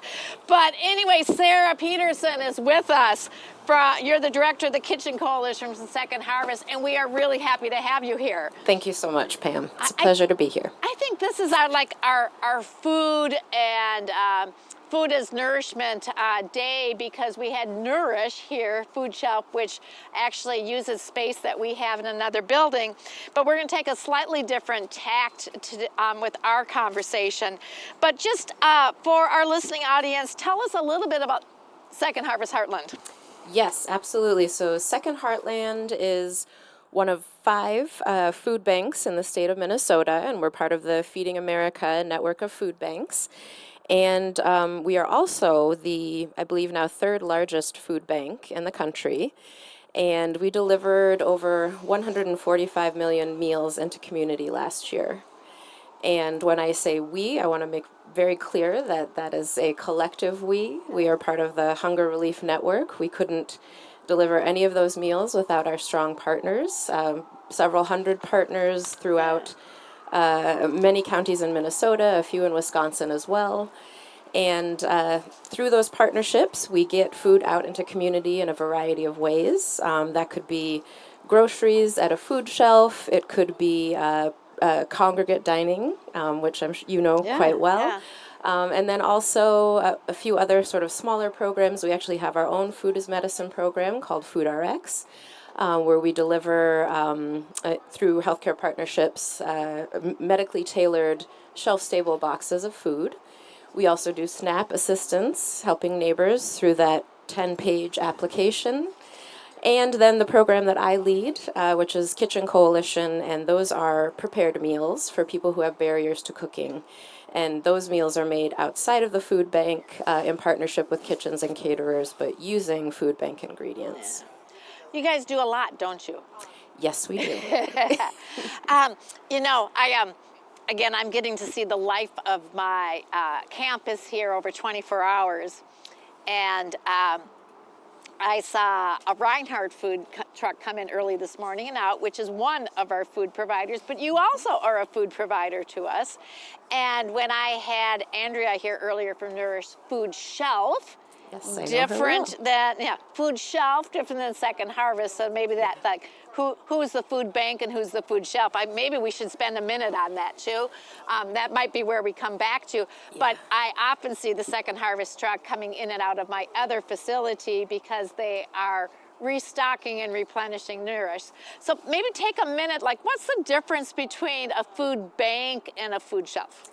That is a great distinction to make. I will say before I joined the team 3.5 years ago, I did not know about the role of a food bank.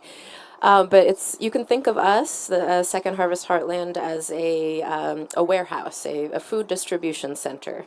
So we take in large quantities of donated product, some purchased product, and we break that food down into smaller quantities at our volunteer center. And then that food is delivered to food shelves and other types of meal programs where it makes it to the neighbor's table. And because you are a food bank is one of the reasons, like, you now are one of the providers of food to Union Gospel Mission Twin Cities. Exactly. And I believe I did a little checking with our orders team. I mean, we have been partners, maybe you even know better. Now I'm like, am I going to get the year wrong? But for several years. Yeah. We, well, I can't talk about when I came in 2020. Okay. It predates me because I know it existed before I came. And then I think there was some struggles, not with our relationship, but because the demand on food was so great during the pandemic. Some of our access to the food diminished because which is fine, but then we've resumed it again. Yes. And as I share, Sarah, how many meals do we serve a year? Over 250,000. Okay, over 250,000. Yeah, I think I got the number like Yeah. 50,000 a week from my team. Well, I knew about 300 a meal, and I just suddenly didn't annualize it. Yeah. But so at our men's campus, we serve 3 hot meals a day, 3 days a week, 3 times a day, 7 days a week, a 250,000. We then, it serves as our centralized kitchen. It delivers meals to our child development center, so they get meals plus snack that need to be child appropriate, age appropriate, nutritionally meets all of the standards. I want to emphasize not that it is also nutritionally appropriate here. Yes. And we also then serve to our women and children's, and then we augment with some other things because they have some kitchenettes. Okay. But why I share that is we have a big grocery bill. And yet, so I saw the Reinhardt truck, but Second Harvest Heartland is actually one of our partners. And one of the ways that I can reduce my cost of providing a meal, besides having volunteers serve the meal, is accessing Second Harvest. Yes. And so we are really grateful for the requirements. But you don't let us simply get the food. You actually have standards for commercial kitchens who get your food. Absolutely, yes. And I understand, like, we have to pass your inspection as well as our regular commercial kitchen license in order to do that. That is all true. We have a robust compliance team and program that helps to make sure that all the places that we're sending food, right, have the proper certifications, and that the people running the programs have the training to make sure that, right, food is being served safely. And also, I'd add, there's a component around like civil rights training as well. And I think that also helps us to ensure that the food is served with dignity. Yeah. Well, I really actually am very, very grateful. But what are you guys seeing around? I know I look at my food costs, and they are skyrocketing. We have gone to substituting, all right, should I be saying this here? But we've gone to substituting turkey for beef. As a way to still have protein in, but looking for alternative ways of reducing the costs and other types of things. And so what are you seeing as some of the trends as I think about my grocery bills? And so what's that mean to an organization like you? Unfortunately, Pam, it means kind of the same thing. We are looking at increased costs, certainly, with some of our purchased product, and also some of our donated food streams, some decreases there. Certainly, like when you think of corporate donations, because they're also feeling a financial pinch. So I think they're reducing their inventory a bit, which like reduces that excess that we would normally have access to. So yes, I'd say a lot of challenges, both from a price perspective and also sourcing. But we are having conversations, I'd say almost daily, about how we can do as much with less, or in terms of service. And I'm hopeful about the future because of that. And then how do you think about making sure it's nutritious? I heard you say that that's one of the requirements, and it is really, I think, I get feedback from our guests and residents. We want to serve first we want to serve tasty meals and nutritious meals, and the two can be some of the same. And that, and then we try to recognize that we may have some dietary needs, but it's really hard for us in our congregate setting around that. What do you do to make sure that people like us have the right access to food that makes it nutritious and tasty? I want my cake and eat it too. Well, I can certainly speak to the first point, and I think this is one thing, even though I'm still relatively new to food banking, but something I understand that has changed a lot over the past couple of decades is that in terms of what we source and provide, we really put an emphasis on nutritious food. So the majority of what we put out into the community is fresh produce, eggs, milk, protein. So if that's what we're providing, right, that's what folks will be receiving. So I think that helps certainly with the nutritional component.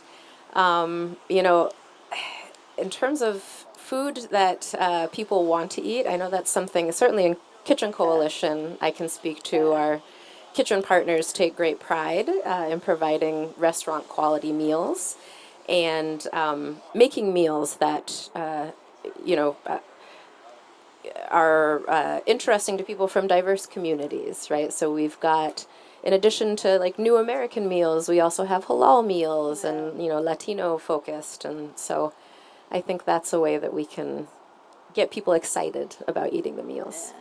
So we talked about the trend on increasing food costs. What are you seeing about the trend of users of food shelves and food banks? Well, we think about homelessness, so I get the benefit of serving people who are in my care. I have heard that those accessing food shelf is a leading indicator of future homelessness, that there's a correlation there, that the work that is done there. So what are you seeing as trends around usage right now in our community? Well, I'd say the primary trend that we are talking about is just an increase in need. I believe it's Hunger Solutions. They do an annual survey on food shelf visits, and since the pandemic, right, it's just going up year after year. So certainly more neighbors are accessing food shelves. I think, you know, the other trend that we talk about is that while we have spoken about the Hunger Relief Network as an emergency food source, I think we see more people coming on a regular basis.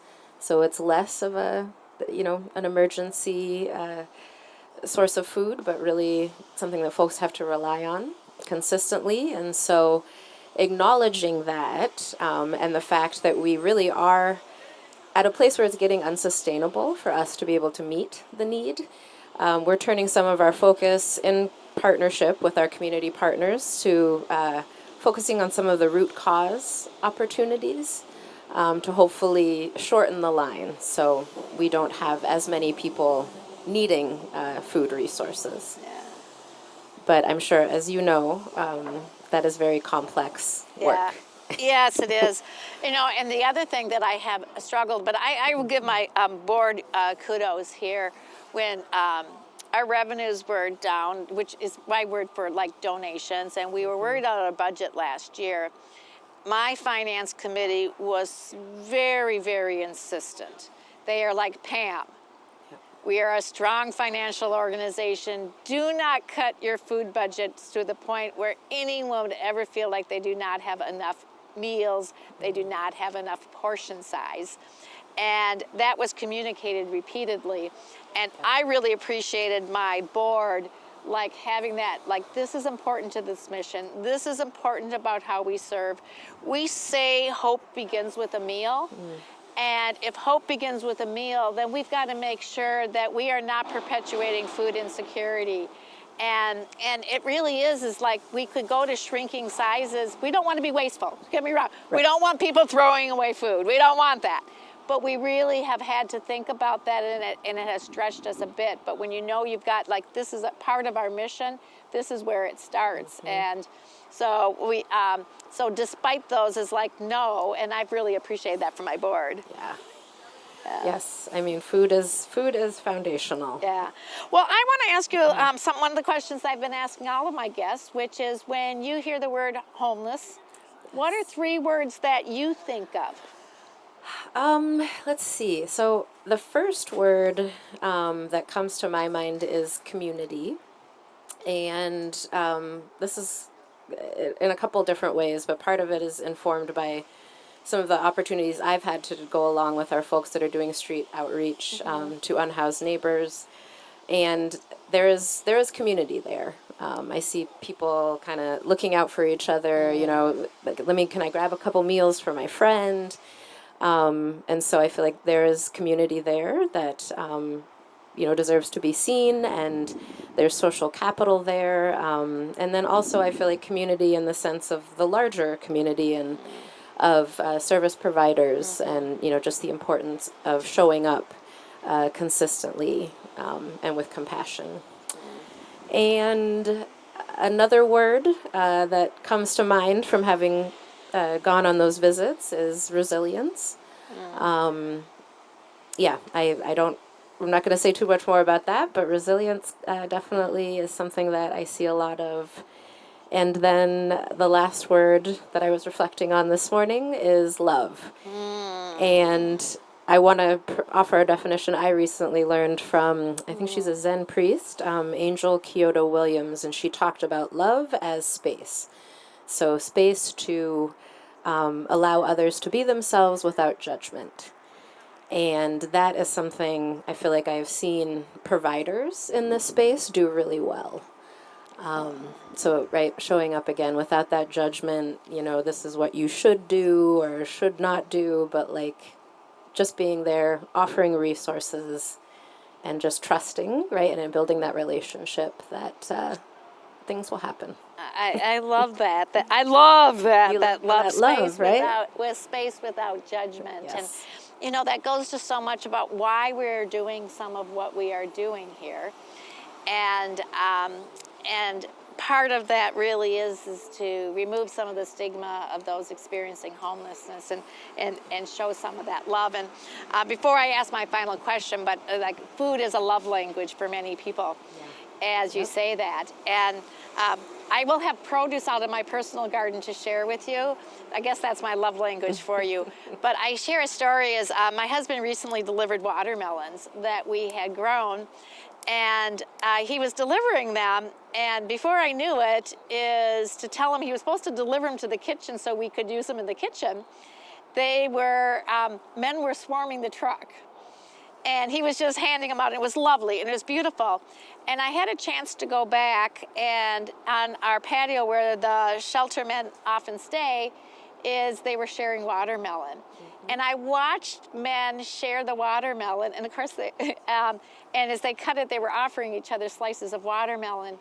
And even though they may have food insecurity, I'm like, this is so lovely. There was generosity, there was love, and it was just a beautiful moment in that sharing of food, in that sharing of that gift of each other. And that's what food also does, is it brings us together and lets us experience that love as well. 100%. Yeah. So my final question for you is, how do you interrupt homelessness? Let's see, I guess, we interrupt homelessness through food. It's one of those issues that is very complex. But I don't think you can address any of the other pieces if you're not also providing food, as you just so eloquently described.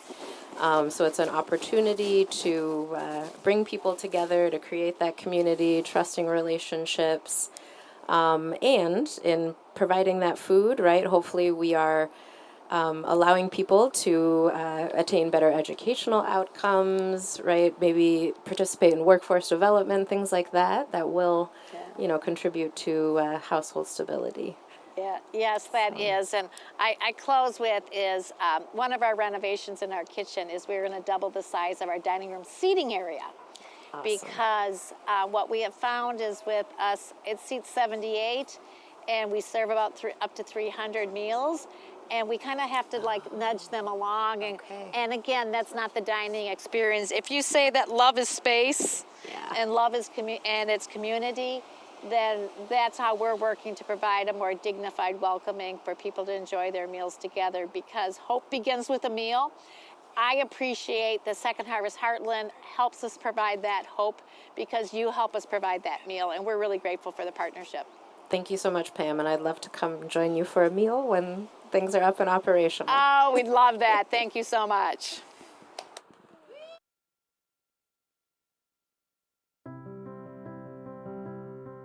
I grew up on the east side of St. Paul. My mom was a single mom, and I had 2 brothers and a sister. We struggled here and there. I remember finding a relationship with God when I was a teenager, but I was still backsliding. Ended up getting baptized at 18 and going through struggles after that. The first time I experienced homelessness was due to a domestic violence relationship. I ended up having to leave my apartment very quickly with me and my children, ended up in a domestic violence shelter. I got into another program that helped me find a home. And then 10 days after we moved in, I got fired due to COVID.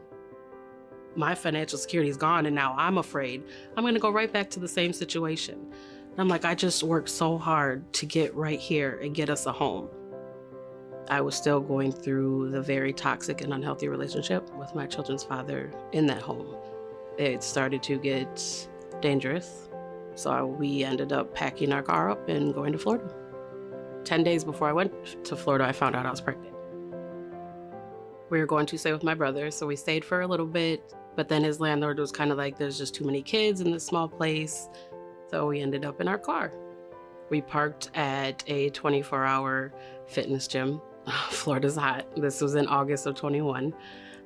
So I had to keep the AC running all night.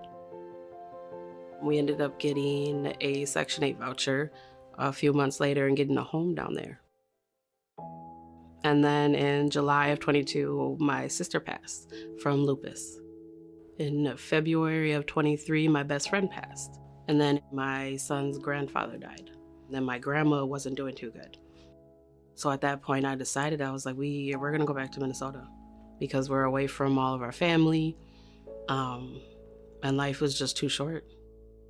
We got to see my grandmother on Mother's Day. So we got to say goodbye to her, and 2 days later she passed. And then that same day, my uncle also passed. Dealing with this loss, it was just like back to back. Like I still haven't even processed my sister. I'm trying to find a home up here now. That didn't go too good. So we ended up back in our car. I heard about Naomi Family Program at Union Gospel Mission Twin Cities. I did the intake. So we kind of just heard my story, kind of what was going on. So they called me back about an hour later, said we have a room for you and you guys can come down and see it. So we came down and saw the room. I brought my kids with me and they were so excited. There, we have our own bed. It was different than any other shelter I've been in. They had opportunities to set you up for success right there in the program. If you didn't have a GED, you could get your GED. If you wanted to further your education, you could do that. They offered free childcare, which was a huge help. They had devotions every morning where you got to get in God's word. And they have mental health services where you can go and get help. I was a little nervous at first. I've never really gone to therapy, but I was like, well, we'll give it a try. So I started talking to Tiffany. She was just a huge help. I had realized that I was suffering from depression for a long time. It's helped me cope with things. It's helped me kind of redirect my brain into, well, this is what's going on. It changed how I viewed myself, what I could do with my life. I want to do kind of what they do there. I want to help people who have been in my situation. If I hadn't come to Union Gospel Mission Twin Cities, we would have been in our car and went to another shelter. I wouldn't have got the love and support that I got at Naomi. I would still be struggling with what I was struggling with before. It completely changed my life in that situation. And I feel like that's why God placed me there. A long time I struggled with asking anybody for help. I don't need help. I'll figure this out. I got this, because there's nobody out there that's going to help me. And going to Naomi is the thing that changed it. I saw that they actually cared. After leaving the mission, I am happy. I have changed my outlook on life. I've changed how I viewed myself. Even though I went through difficult times, they don't define me. I have discovered who I am and how strong I am.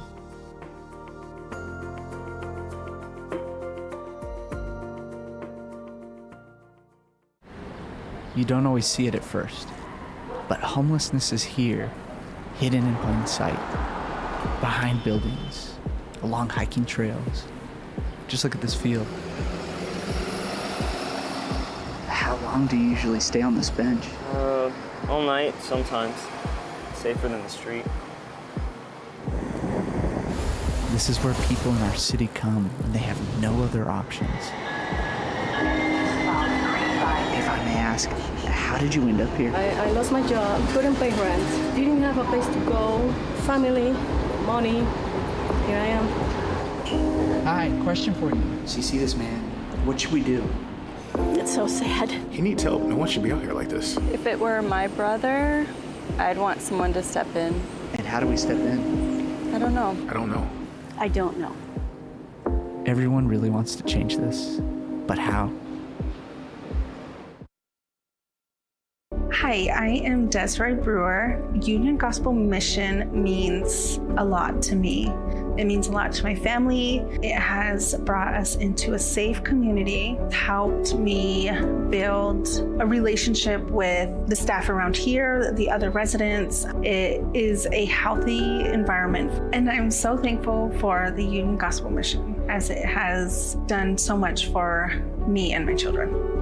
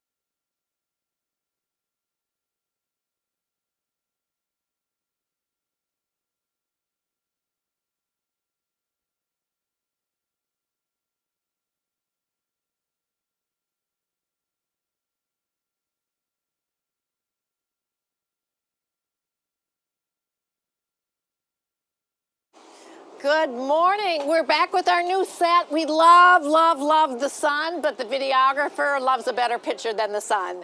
So anyway, so we're in a new stage setting, and I am joined this morning again now by Rebecca Lange, the Interim Executive Director at Mile in My Shoes, and Meg, a mentor on Mile in My Shoes. And I did, when I showed up, I got a bonus too. And I'm like, Meg, I ran with you. So I'm going to be happy to talk about that a little bit. So Rebecca, why don't you first share us a little bit, what is Mile in My Shoes? Yeah, so Mile in My Shoes is a nonprofit here in the Twin Cities. We form run teams in partnership with facilities like Union Gospel Mission, who are providing transitional housing services, long-term recovery, addiction recovery services, reentry services. And our teams are comprised of members who reside within the facility and mentors from the community who run together 2 to 3 times a week. And they train together for everything from a 5K to a marathon. So, like, when you say I feel like you have adopted Union Gospel Mission Twin Cities. Like, you don't just run with us. Like, I feel like our organization has just been adopted and loved and cared for, and then that just transcends to all of the men that are part of the running team. Yes, and we have the same sentiment. So thank you. This partnership has been amazing. We've seen this team grow. So we started this team in 2023, and Meg started on that team as well. This was actually the first team that I got to run with, joining staff at Mile in My Shoes, and it's been so impressive to see the team grow and the impact that we've had on the community. And we have people who get up super early in the morning and travel here to run with members from the facility, as in members who are going through really difficult transitions in their life, and a lot of programming here to get up early in the morning and run in the dark together. And it's amazing. The sense of community that we've built is incredible. But I do think what you said is really important, that it's a partnership with Union Gospel Mission, because I've run on teams with several different organizations, and this one has a different feel. And I think part of that comes from, I went to my first sing-along the other night at CRC, and so I understand the community a little better, the community that you build within the walls here for this family, and then how we play a role in kind of complementing that. I was struck by how many of the men who stood up and talked about their sobriety milestones actually had been part of our team. That is so nice. And like, we're gonna have to story tell, I think. We most definitely will have to. I know you say super early, so like, what time are you running? So the team starts here at 6 a.m. Yeah. But we have captains on all of our teams across the cities. But our captains get up really early and help recruit members to come out who might still be asleep, and encourage them to come out and run with the team. And our mentors and our team leaders get started pretty early to be able to meet up here and get the team set up. So 5:45 is usually when people start mingling early in the morning. I know, so like 8:30, you guys had a chance I know. to run, didn't you? Yeah. With that, like, you talked about milestones, Meg, and I have heard that, because what I hear the guys talking about is, I earned my T-shirt, and you're wearing a T-shirt. I've earned, like, it is my X number of run. Like, I hear that as part of it, and so I've heard that too. I hadn't thought of it quite that way, but yes. Well, and I wasn't even talking about the milestones. I was talking about their sobriety milestones. But yes, the incentives that Mile in My Shoes provides, in terms of, we want people to kind of stick with the run team. We want them to come time after time. And so we use the little carrots, right? That they get a T-shirt after 10 runs. They get a different recognition after 20 runs. And it really does motivate. The other night we had a social here, which then led to me going to the sing-along, and one of the guys who was awesome, he's like, I gotta come back because I'm only 4 runs away from my 50 run milestone. And that would actually make him want to come back again. It's kind of fun. Yeah, the dedication that we see from members is just amazing. I mean, we have people who started with this team who just, like, the idea of getting up early in the morning was hard, and who were not runners themselves, and just put a lot of bravery and faith into our community and trust into our team. To like believe that it's okay to get up early in the morning and give hugs to random strangers who you haven't met before and go on a run with them, because you know that, like, the dedication and the time and the miles that you put in together has a big impact. So. Yeah. You know, what I like, we've been talking a lot about partnerships, and we really have you here as a partner because, again, what do we do well? And we do, Union Gusman, we do a lot of things really well, but it had been a struggle for us on the physical side, and we know that there's a strong correlation between physical health, between exercise. Physical exercise leads to mental health, and mental health more also leads them back to physical health. And so you actually fill a really important we have 5 outcomes in our programs: faith, community, well-being, income, and housing. So in the well-being outcome, you are an important part of how do we achieve that outcome by providing the physical health, although I think your program is much more than that. Right. So why don't you share what goes on at a run, because it is more than that. Well, and I was going to say we also help support the community piece, definitely. And Mile in My Shoes, the volunteers that come from the community, there's a whole range of just like the people who come from the sites, it's a whole range of running types, right? Like there are people who train regularly for marathons, for ultra marathons, like really high level runners that are both members and volunteers, or we call them mentors. And then there's people like me. I mean, I ran a marathon when I was 28, but I'm no longer 28, and I don't run that often. And in fact, I was thinking of not coming back to Mile in My Shoes after doing it for this is my 8th season. But there was something about that community piece and being together with people in the morning to start your day, and we hug everyone who is open to hugging. And, you know, there's a lot to be said for touch and human connection. And to start your day with 30 hugs, I'm not really sure there's a better way for me to start my day. And then some days, the person I'm paired up, nobody runs alone is a motto. So you're always with at least one other person, and you're having a conversation. And some days I'm encouraging that person to maybe push themselves physically. And some days they're pushing me because I'm not fast or I'm not ready to whatever. So it's really that community piece is a really huge part. And the ritual that we come together in the morning, we all hug, we have the same warm up every time. We go a similar distance every time. We come back with the same wind down. We have a question of the day where we're all kind of coming together on some topic. We share that. We share all kinds of milestones and celebrations. So you're really connected to these people in a lot of ways around the shared experience of physical activity. Yeah, it is a sense of community, which people who have experienced homelessness or addiction, they've often lost the community, and because they went through a difficult time. And rebuilding community is so important. That's what makes us resilient. That's what goes for longevity on sobriety and longevity on what they need to do, is having that community and that safety net. Well, I just want to jump in too and say thank you so much for your recognition of the importance of physical activity, for providing a more holistic service to members, and for advocating for our program in that sense. We know that mental well-being is it's the state of somebody being able to control the stress in their body and knowing that they can react to stress in a healthy way, and build resilience with that. And there's a lot that, running, I think when we first hear what it means in the community, or when we say what our organization is in the community, and they're like, well, running is kind of stressful. That's an intense activity. Why would you do that?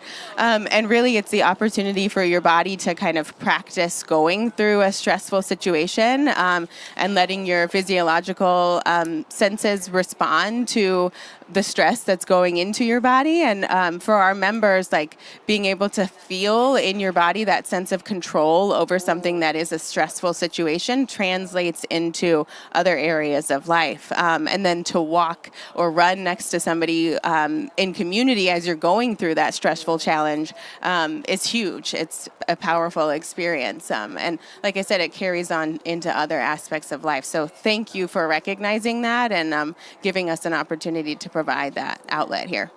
I have like so many things to say in response to that as well. I was just talking to one of our newest members on Team UGM, and he talked about the reason he was drawn to come to us is that in his addiction journey, he's always turned to physical activity when he was kind of at his worst, and he goes out for these like intense runs, and I'd never heard of that. And he said what he's excited about with our team is that he's going to learn about pacing himself as opposed to just, gunning it. He's going to learn about breathing, diet. He was already on his first run. He was talking about training for a marathon and what that would look like in terms of having a little more control over that experience that he's drawn to naturally. But then how can he do it in a way that's going to be more holistic and supportive of his journey? That was a really new kind of way to think about the running journey for me. And then the other piece is in my day job, I do fundraising for another nonprofit called Mile in My Shoes. Yes, I fundraise for Mile in My Shoes for my very own bed. And so I think of sleep, diet, and exercise as that like three-legged stool that really supports all of us. And so when we run, we also sleep better. And when we sleep better, we feel better. And, they all kind of go together, like you say, Yeah. When I love also how you say, like, when I did my run with you, and I want to talk about what does a run really mean, is it was really important, and I remember this as you were doing your question of the day, is that everyone ended together, and everyone, when they ended, were celebrated. You do this big hand clap and arch and celebration. Like everyone is successful because everyone completed it. Mm-hmm. So our runs start with a mile. Everybody who starts with Mile in My Shoes as a member receives gear as part of our program. We provide shoes, shorts, and shirts to be able to start the journey with us. Yeah. And then all of our runs start with just 1 mile. And part of that is its symbolism. We're starting something together and a journey together that is just a baby step in a long trajectory. And for our teams, what that looks like every day when they come together is we have a circle up. We welcome each other. We give announcements about what's going on with the team, celebrate the team. We warm up together. Our captains, who are members within our program and residing within the facilities, help motivate the teams to be able to do those warm-ups.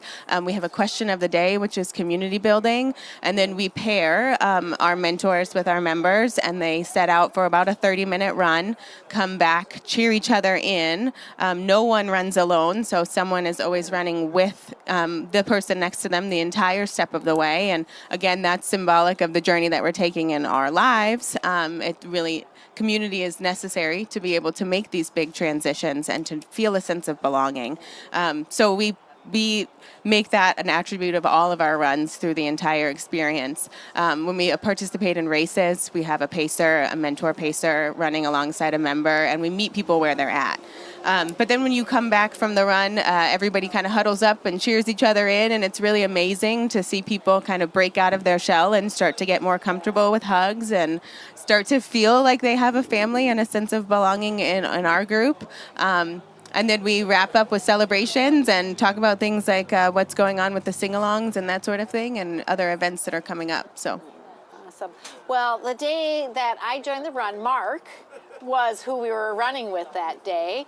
And I got to learn a bit about Mark because you were talking to, I was not talking, I was listening because I was running. But we actually, like, the scary thing for me is like, oh, do I have to run? And do I have to run and talk? And you do both at the same time?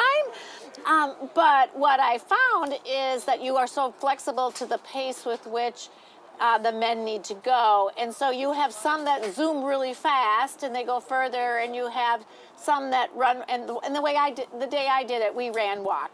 And you really let Mark guide in terms of how he felt, and you took his cues from him so he felt successful. And then you nudged him at the end, is like we had to run one more block because we had to like get a certain time in. That's my recollection of it. You nudged just a little bit further. I'm kind of known for that. Well, what's amazing is we have had so many people from this team. This team has been extremely large this year, which is exciting. We've seen the team grow over the seasons. But we have members. I'm thinking of one in particular. The team just ran the 5K at the Twin Cities Marathon weekend. And one member who said, "I've never felt supported. I've never felt love like this before." As I ran through the race and had people cheering on the sides for me. It was like a family that I've never felt I've had. And then we've had people who were like, well, if I start running with you all and you're telling me if I only run 2 or 3 times a week, I'm going to be able to run a 5K in just a couple months. That's something I've never thought I'd be able to do. And that's huge. Like that sense of accomplishment that you get from doing something that you've never thought you could do before translates into other areas of life. So we've seen our members have long-term benefits with finding housing stability, with finding jobs, that just having a supportive community around them has made all the difference. And I want to reinforce all different abilities. And I'm going to just share this other story that just shocked me, and I shouldn't have in hindsight. So you probably know this, so I'm at our sing-along in September, and Roger comes up to me. And you have to appreciate Roger is an older man, and he is using a walker. And he goes to me, "I'm so excited because tomorrow's Mile in My Shoes Day." And I'm looking at him, and he's in a walker, and he's like excited and going to do Mile in My Shoes. So like this notion it is for everyone, it was just stunning to me. And like, how do you create that? Well, I mean, the goal of our program is to meet people where they're at. And we have people of all ability levels and paces represented in our mentor pool. And that's also what our goal is for our members. So we want everybody to know that when they come out for a run, our members will have someone running alongside them that is going to go their pace and listen to their goals and help them get to where they want to be. So I think Team UGM has had the greatest range of abilities that I've seen in all the teams that I've been on. And so we have some members who are so fast and can go so far. And then we have some who are much more physically challenged. And we're all part of the same team. And I think that's amazing. I'm going to use the downtown runaround as a highlight. So this team in particular had a huge group present at our 5K that we put on annually in June. And some of the speediest runners that I've ever seen finish that course came from Team Union Gospel Mission. But they all stood at the very end of our finish line and cheered in the rest of their teammates. They were standing there for sometimes 35, 45 minutes, cheering on their teammates to come in. It was really, really, really incredible. There was one young man who just kept going back out and running people in. So he got about 4 races in just from the way that he decided to step up as a leader that day, which was pretty cool. What I like is actually this also spans my programs. So my Christ Recovery, whose primary is addiction, my ACTS program, which is other underlying causes, could be, trauma, could be education, it could be other things. It's also a unifying event across it that we do it as a Union Gospel Mission, and we don't do it by program. So I see that also as another benefit. I want to ask you guys questions that I'm asking all of my guests. And so my first one is, when you hear the word homeless, what are 3 words that you think of when you hear the word homeless? And I'll let you each respond. Okay. Go ahead. I came up with untethered, uncomfortable, and family. And mine was empathy, human, and diverse.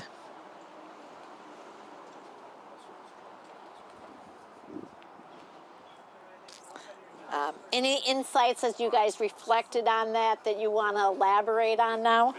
Well, the untethered piece, I just feel that lack of connection to somebody else, right? That allows them to that allows our family to get to a point where they're unhoused. It's either that they've broken connections with people who love them, or maybe they didn't have those connections. And they're I don't know. I'm just going to keep coming back to your sing-along, but at your sing-along the other night, one of the men talked about isolation, and that he one of his challenges is that he pulls himself away from people, and I think there's a piece of that. The other part of the family is that we're all part of, at that same event, talked about we are our brother's keepers, but I wanted to make it more gender inclusive, and we are family. Like, we're all part of the same human experience, and some of us lack the shelter that we deserve. And then in my work, the families are getting housed, but then they're still uncomfortable. And so the bed provides that comfort and that dignity. And I just think even more uncomfortable to be sleeping on the ground and cold and Well, good. And for me, I just, I really appreciate this platform and this event that you're hosting here. I think it speaks to the complexity of homelessness and the situation that you have really kind of illuminated is that there's organizations doing so much great work out there, and we all come at it from different angles. But that's because it is a very complex situation. And the individuals experiencing homelessness are a very diverse group of people. It's not one story that carries through. And what we find so powerful about our work, or what I love about running with Mile in My Shoes, is that I get to hear stories from so many individuals, and I get to spend 30 minutes talking to someone who I don't think that I would have crossed paths with otherwise. And our members say the same thing. Like, you get to run alongside somebody whose life experience has been totally different than yours. But being able to see, back to my 3 words, being able to see the human side of what that is and the diversity of experience helps you recognize the complexity of the issue and helps you think through how to address it from a number of different angles. So yeah, I think we need to all have empathy for each other, and I think it's really, really been powerful for us to use running as a tool to bring together people from really diverse perspectives, really diverse backgrounds, who maybe never would have walked a mile together or run a mile together, and really experience something hard alongside each other. It changes our perspectives on what's going on with everyone. So. As I wrap this up, my final question is, how do you interrupt homelessness? We do so much. I feel like we bring together people who, like I said, who maybe would not have otherwise heard each other's stories. It's really important that we provide a tool and an outlet for individuals who are going through really tough transitions to be able to focus on their physical and mental well-being while also building community. And I think that one of the most important aspects of building resiliency and building lifelong ability to navigate difficult transitions is having a community around you. And running is a tool that we use for that, but there are so many other tools too to be able to build that community. Yeah, I feel like we've said some of these things, but also just the milestone setting and the celebration of when you set your mind to something, you might not see yourself as a runner, but then when you achieve some of those goals, I think it can carry over to other aspects of your life, and you can set goals to make different, choices that might help you stay connected, get away from being untethered and more connected to people, and see a different life for yourself. Well, I want to thank you for the partnership, for the amazing work that you are doing in both community and in wellness, and I really appreciate you coming and joining me and lifting up this work. Thank you so much for this opportunity, and thank you for this partnership. It's Come been run amazing. with us again. I will. Let's take a picture.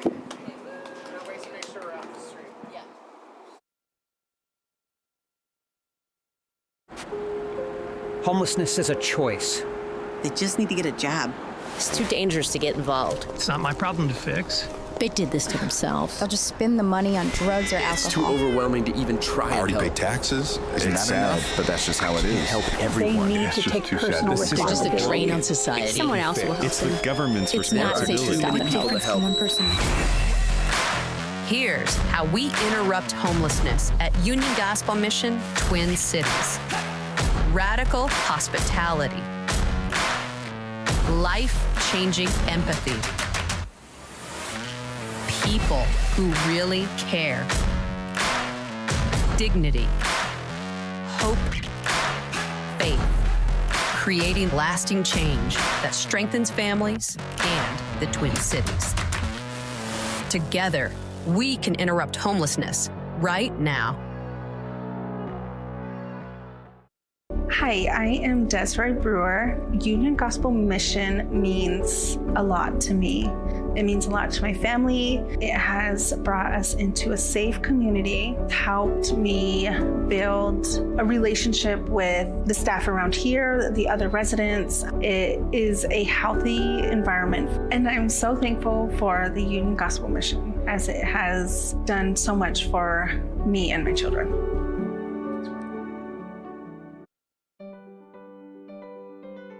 When I was 15, my brother died in a motorcycle accident. It was very sudden and it was really hard on me. I am diagnosed as dual diagnosis. So that means mental illness and an addiction. My mental illness didn't pop up until later in my life, till I was about 35. And I lost the place that I lived, I lost my job, I lost everything. And I was out on the streets for that year. I'm thankful for the mission because everybody here in the mission has lifted me up. Everyone in the mental health department, they've been wonderful to me.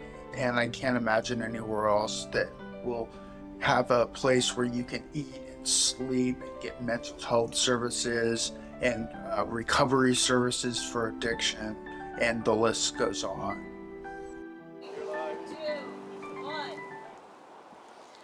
Well, good morning and welcome. We've got Josh Helgesen, CEO at Greiner Construction. Yay. For having me. You've got your own cheering squad here. Oh, yeah. Yeah. They travel well. Yeah. Well, isn't that, well, like I see a lot of Greiner people around here. We're going to talk about that. Yeah. So, Let's do this first. Oh. Get you covered up because it is a little chilly out here, right? You got to use your mic. Oh.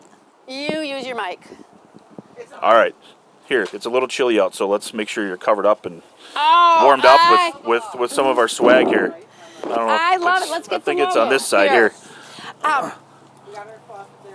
I have been, the weather is beautiful. I've been bundling up, and I did get a blanket wet last night, to be honest with you. Is the sprinklers turned on in the middle at about 2:20 in the morning. See, that's covered up. The sprinklers turned on, and I was sleeping right there. Oh no, that was a rude awakening, I bet. Yeah, it was. But we were really worried about the audio equipment. But we're all good. Electronics. Yeah. Well, thank you, and I do love a good blanket. Well, yeah, you're welcome. So let's just, so people know who you are. You're the CEO of Greiner Construction. Tell us just a little bit about Greiner.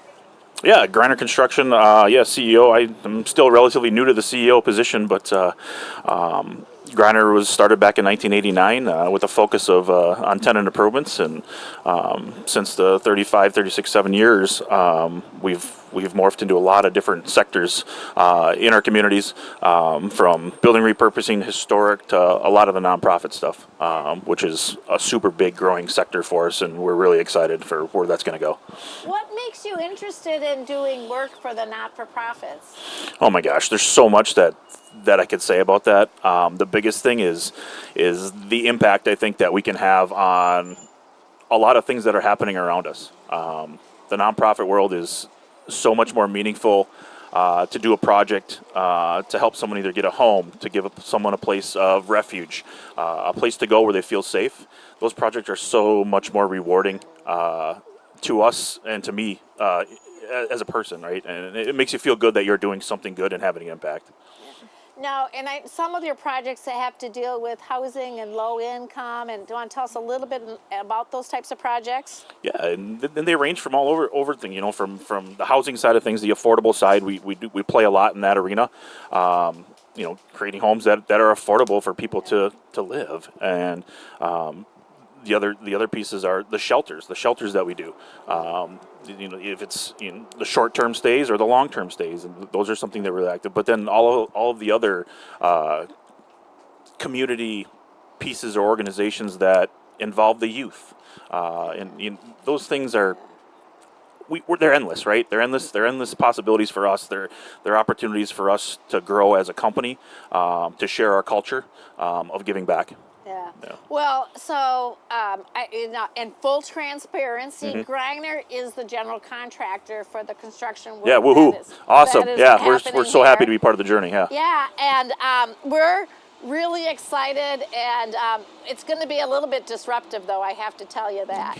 Well, it will be a little bit disruptive, but slap us on our hands if we are too disruptive for sure. But but I would tell you everything is on track. And it's on schedule. That's good, right? That's good. Yeah. Good thing, because I'd call you out publicly. Otherwise, like it's not. Like, Please don't. Please don't.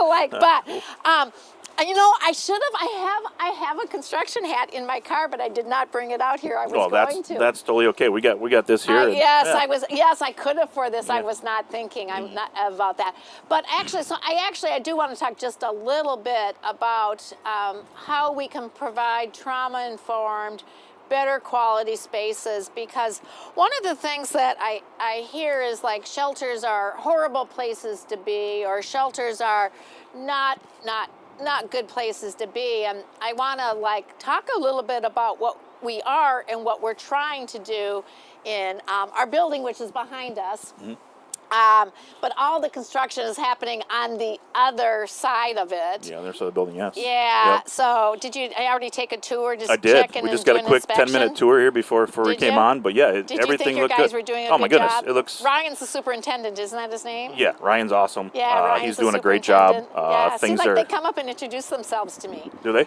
Yeah, That's very nice. They make sure they know that I know who they are and who I should take the problems they should, to, right? to them rather than you. Yeah, they're going to be like family here before long, because they're going to be here for a little while, right? And they need to know you, and you need to know them. But yeah, I took a tour back there. Everything looks great. It almost looks like we're not even there because things are so clean. Everything's kind of behind closed doors of where we're doing the work. So I love to see that. Things are safe to keep your operation up and going. Like there's no kind of interference there at all, other than we got another door to deal with, right? So that makes me proud to see that my guys are doing great work. They know you were coming today first? I think there might have been a little hint. Although when I got up in the middle of the night, when I got the sprinkler all wet all over me, but no, I was excited because in the middle of the night I went to see all the guys, and I did see there's a big space where there's a big hole, but there's no hole there. It's marked and it's covered safely in plywood with the big word hole over it and marked for where we should be. Yeah. But so I do want to talk a little bit about this project, and then we're going to talk about some things that you're doing in community and how companies can do a community. But it's a significant project, but it's all fully funded. We've had generous donors, and the board has been very financially prudent. But we are expanding by about 6,000 square feet, and so that we can take all of the beds that have been in the dorm and add that capacity and add bathrooms and toilets. And, awesome. And bathrooms and toilets are expensive. Yeah, yes, they are. They're like really expensive. Yes.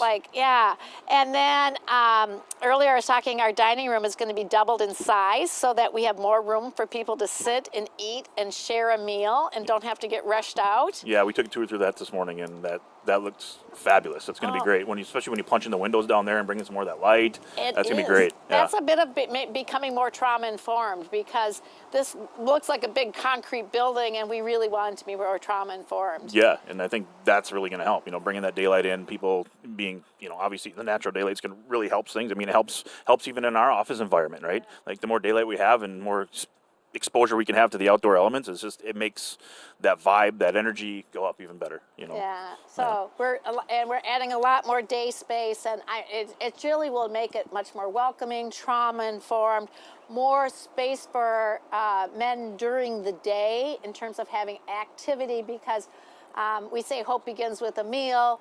We think that things are better in the morning after a good night's sleep, but I think the magic happens during the day. That's the magic we want to happen. Yeah, absolutely. Yeah, so I'm excited. Anything else you think we should think about as I mentioned about this project or anything? On time, on budget, on scope. Well, yeah, we got that. About Union Gospel and the stuff that they do, and so we can help more than just build a space for you outside of that. I think just educating our trade partners, educating us more and more of what people are experiencing as they're coming through your doors, so that resonates but it also gets a passion behind what we're doing, right? We love to learn those missions. We love to fire up our crews to get on board, and we found that by doing that, these projects are much more successful. Yeah. Well, we also are going to enclose our patio because outdoor space is an important part of the healing process. It is, and especially in Minnesota, right? We don't have much outdoor time.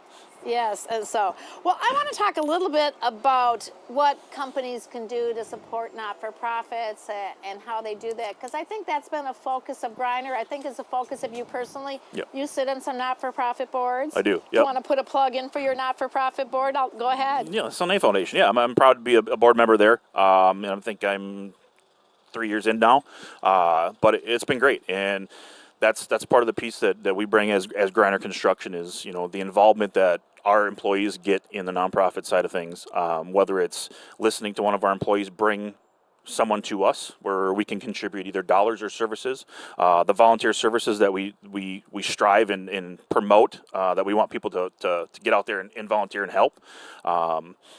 And in the board memberships that some of us are on, those are I think some of the impact pieces that we are having as a company. But again, it goes back to doing these projects that are they're more meaning than just building a restaurant. Even though restaurants have a community piece in it, we're actually helping and helping move that needle to hopefully eventually to end homelessness, right? That's what we're trying to do.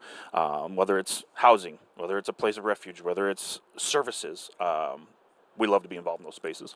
Yeah, so, one of the things I've been talking to people is our business partners are important in our community. It is taking all of us to think creatively, to have solutions and in partnership. And that's what makes a difference. And with that, one of the things that also, as you mentioned, is a lot of businesses have opportunities for their employees to volunteer. Yep. We have about 6,700 volunteers annually here, and it goes anything from serving meals to doing skill-based, like how do you help with a resume or tutor you to get your GED. Many churches do our chapel services, but it is this type of community volunteering that makes a difference. And so we have many organizations, even for team building, become Serve a Meal. That's a great team building. And so how does Greiner support their employees in terms of community involvement or volunteering? What do you do? I think we do lots of things, and saying just what you just said, it's involvement with a lot of those things. And one thing that we do offer up is when we partner with organizations like Union Gospel, we offer those teaching moments. If somebody wants to learn about the construction industry, let's set up something. Let's set up a lunch and learn, or even an on-site kind of a visit, and just show them a little bit about what we do. It's more than just building spaces and structures, right? There's so much that happens behind the scene that may have interest of people instead of just physical pounding a nail and putting up studs and sheetrock.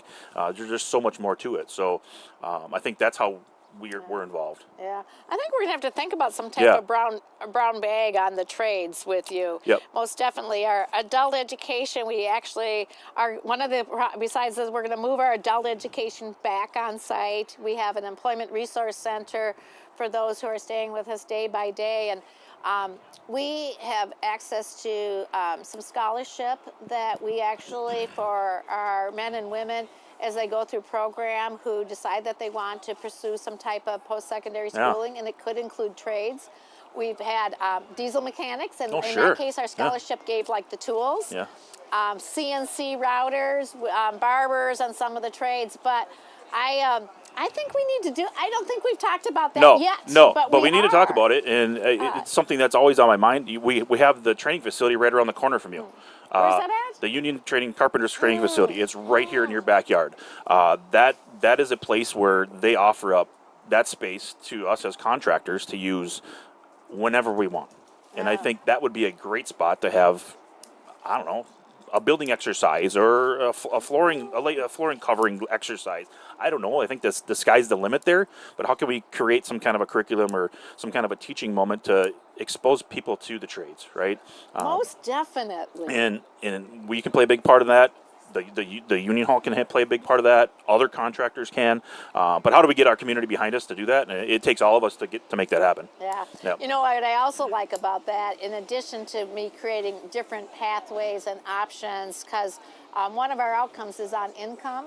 And so we really look to how do the men and women who are going through our programs end up with an income that that they can sustain themselves on. And the That's trades important are part.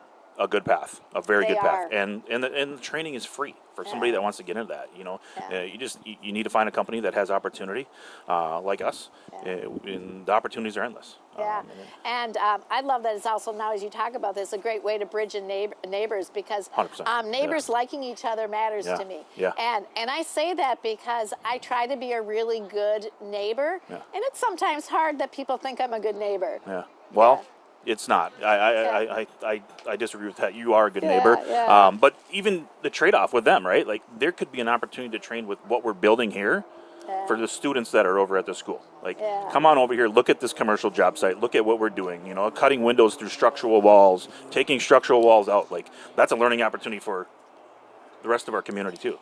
Yeah. Well, we've already got one to do at least around this, for sure, and definitely. So I want to ask you some of the questions that I'm asking all my guests. So when you hear the word homelessness, what are 3 words that you think of? Last night I was watching a little bit of the stream with Dan Stoltz, right? Now, Dan Stoltz, I highly respect Dan. We partner with Blaze on a lot of different things. And that one thing he said was that interruption piece, and that you mentioned last night, that really resonated with myself as well. But the 3 words that come to mind are resilience, opportunity, and hope. And that I wrote some notes down about it. The resilience piece. People facing homelessness is often a show of strength and perseverance, right? That none of us can imagine. I can't. And then, which brings in that opportunity piece. Because I think homelessness isn't permanent. It's not permanent. With the right support, like Union Gospel, the support, the housing, and the community that's here, it's a chance for people to rebuild and move forward. I really do. Which brings in that hope piece. And with hope and help, people can change their direction. Those are nice. I love how you move from resilience to hope. And there's like a natural progression in your words, too. Yeah, and I really thought about it. And I could have came up with 50 words for it. Yeah. I kind of did that values test that some of us go through as leaders. What's important to you? And I kind of whittled that down, and that's how I came up with those 3 words. Oh, well, that's awesome. That's awesome. We hit Dan Stoltz up to sponsor our WCCO Radiothon afterwards. Yeah. So, you know what? I'm just going to lay some seeds since you were listening to Dan. Okay. I can challenge you to do the same as well. Okay. Yeah. All right. So we're on. But we were talking about that interrupt. Yep. And how are you interrupting homelessness? Yeah. We're builders at heart, right? We really are. We're really builders at heart. And I think how we interrupt it is we bring our skill set to the construction side of things for the projects that we're doing, with whether it's on the affordable side, whether it's a shelter that we're creating. That's part of how we're interrupting. But it's not about just building structures to us. It's about building safe places of refuge. Where people can essentially rebuild their lives, right? That's how I believe we are interrupting, and that's why we do what we do. Oh, that's wonderful. I know that I've talked to you several times. You and I I've gone to you for counsel on a variety of things, and that's my drink that's of your choice. go-to. I know, and it will be gone here soon. So I know you have a heart and a passion for those experiencing homelessness, and wanted to find ways to lift up the message. To have more people think about it and what they can do about it. Yep. How else do you challenge those who might be listening to think about how they can interrupt homelessness? I don't know. I think everybody's going through something, right? We just don't know. We all have gone through something or are going through something. So just listen, see where those avenues are that you can help, you can have an impact. We all have bad days, and I don't know that for me, I can't speak for the homelessness piece, but for the bad days and those things, like there's your network and the people that are around you, they're willing to help. There's so many people that are willing to help. So just lean on your neighbors. You know, like you say, the neighbor piece of it. Lean on your neighbors. They're here to help. We're not enemies. It does get scary at times. So get used to being out of your comfort zone. Get used to being uncomfortable, I guess. That's one of the hardest things I've learned as a person and as I've grown up. But I guess that's probably the advice I'd give. Good. All right. Anything else I haven't asked you that you want to make sure you share? Oh man, I don't know. That's a really good question. No, I how can we help more? How can we do more? I think it's just constant communication. Like, what is it that we can help with? Not only as an organization, but as a community. Who are those troops that we need to rally? Who are those people that we see that could potentially help? Who are those doors we got to knock on? But it takes all of us to make a difference. And I think if all of us are on the same page, we really can have an impact. Well, good. Yeah. Well, since you listened to the Dan Stoltz interview last night, he kind of took the microphone and asked me questions. He did. And they were all great questions, and I don't know if I have any great questions like that. I was going to give you the opportunity then. So, is there any questions you want to ask of me? The sky's the limit. I'll let you know if I can't answer. You can't ask me anything that the guys don't ask me. Well, we need to be I do have boundaries. Yeah, I know you have boundaries. I don't know if I have any real questions. I mean, maybe some personal questions, but we don't need to talk about those. But I think you're doing wonderful things here. I want to continue to support. Greiner wants to continue to support. So, however we can, with some of these things that we talked about, let's figure out some programming or something that we can do to even help better Union Gospel's mission. Well, good. Well, I will ask you then one more question. Yeah. My team will tell you I always have another question. Always. So, since I'm your customer, yep. How can I be a better customer to make sure that we have the right project that we want? And I want to be a good customer too. And I think you've said it. Ask questions. Ask questions. If you're unsure, ask questions. Call us out if you see something that's wrong. That's the partnership that we want. We want to do the same to you. If we're experts at something, you're experts at something. And to put us in our spot is I say that maybe harshly or not the right way, but that's how that partnership works. We can pick on one another. We can tell we're doing something wrong, but that's how it works. And the communication piece, I can't say enough about communication and how we're doing that. Pick up the phone. You have my number. There's something wrong, like if something off, out of whack, I'm here 24 hours a day. Well, I have found you to be a good partner. I have found you to be good counsel when we figure out, because I think we're still out on this journey, is how can we be the best leaders for our organization? Absolutely. How do we stretch our organization to be even better? And then make sure that they feel good along that stretch, and that we've really done it in the right way and not too much, but enough. Absolutely, And I mean, that goes back to all of our core values, and I think all of our core values are aligned very well, and the biggest one is we care. Yeah. Right? I think the note "we care" is a great way to end our interview, because we care about those who are experiencing homelessness. Absolutely. And we care about being partners in neighborhoods. I've got it to do as a For result sure. of this Let's get for that done. you. Yeah. And I really appreciate you taking time. Thank you for having me. And loving my blanket, and it's got these nifty straps so that I can take it places. Yeah, you can roll it up and take it, throw it in your car, and absolutely. Well, thank you. Awesome, thank you. Yeah. Have a good day. You too.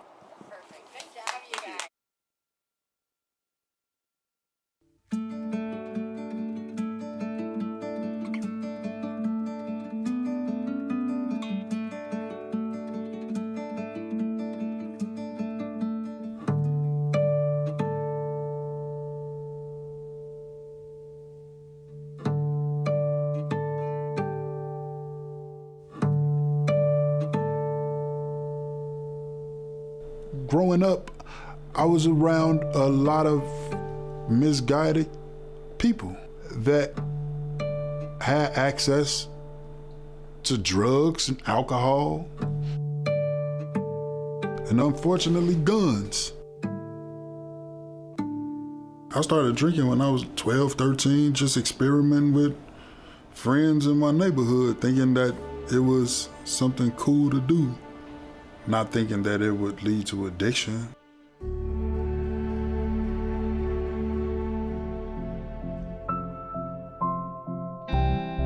My sober date is August 15th, 2021. That's when I signed my paperwork and got admitted into CRC.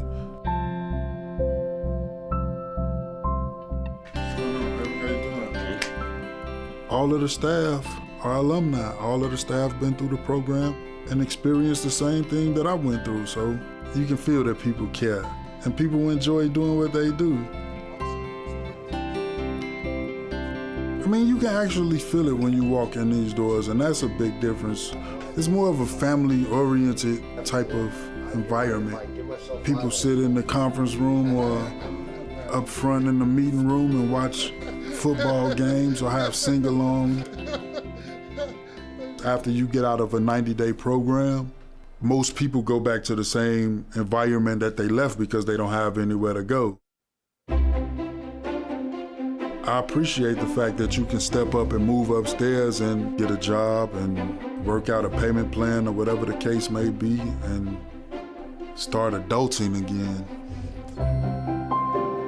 When I first got here, it was people that's been here for 2 or 3 years, but they in different phases of their programming. For me, it's everything that came with sobriety, opposed to just saying, I got 30 days sober. No, now I'm able to see my kids on a regular basis. That's why I'm sober.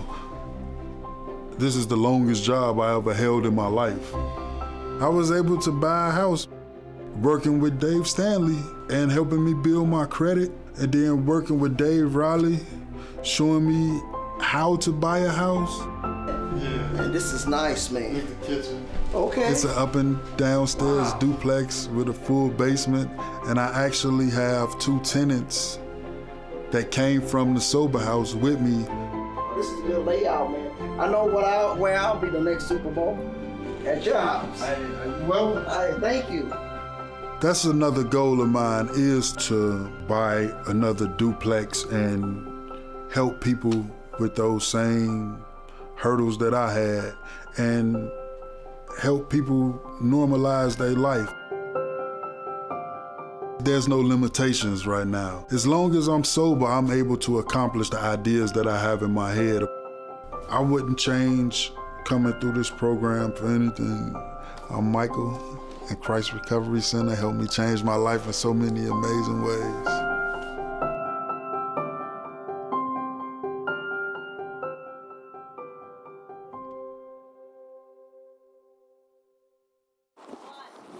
Well, hello, and I am happy to welcome Ramsey County Attorney John Choi. And I'll give your bio, how's that? John has served as the Ramsey County Attorney since 2011 and recognized nationally for advancing justice reform.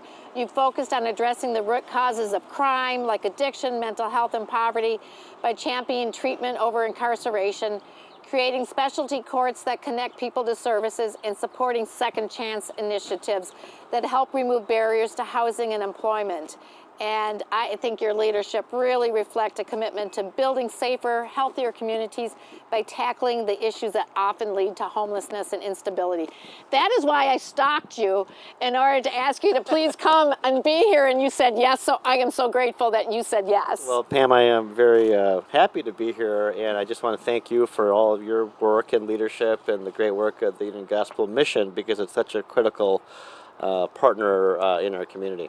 Yeah, well, and I think people might think it's interesting that I like when I'm talking about this, I want the county attorney on it. Don't you realize, I am serving a lot of people who have been previously incarcerated. We're helping them go through court proceedings. I got a legal kiosk here, and yet I want to have you on here to talk about things. Yes, and I think it's really important to know that, my job as the prosecutor, it's not just to put people in prison or jail or to get convictions. It's actually to to do justice. And what justice means is that we're doing the right thing when there's been maybe a crime that's been committed, but also justice also means that we're trying to do everything that we can to help people who have been harmed, trying to make sure that we're preventing people from coming into the jails and prisons, because I don't want that. In fact, that's not good for our society. In fact, we're all better off if we're all thriving in our communities.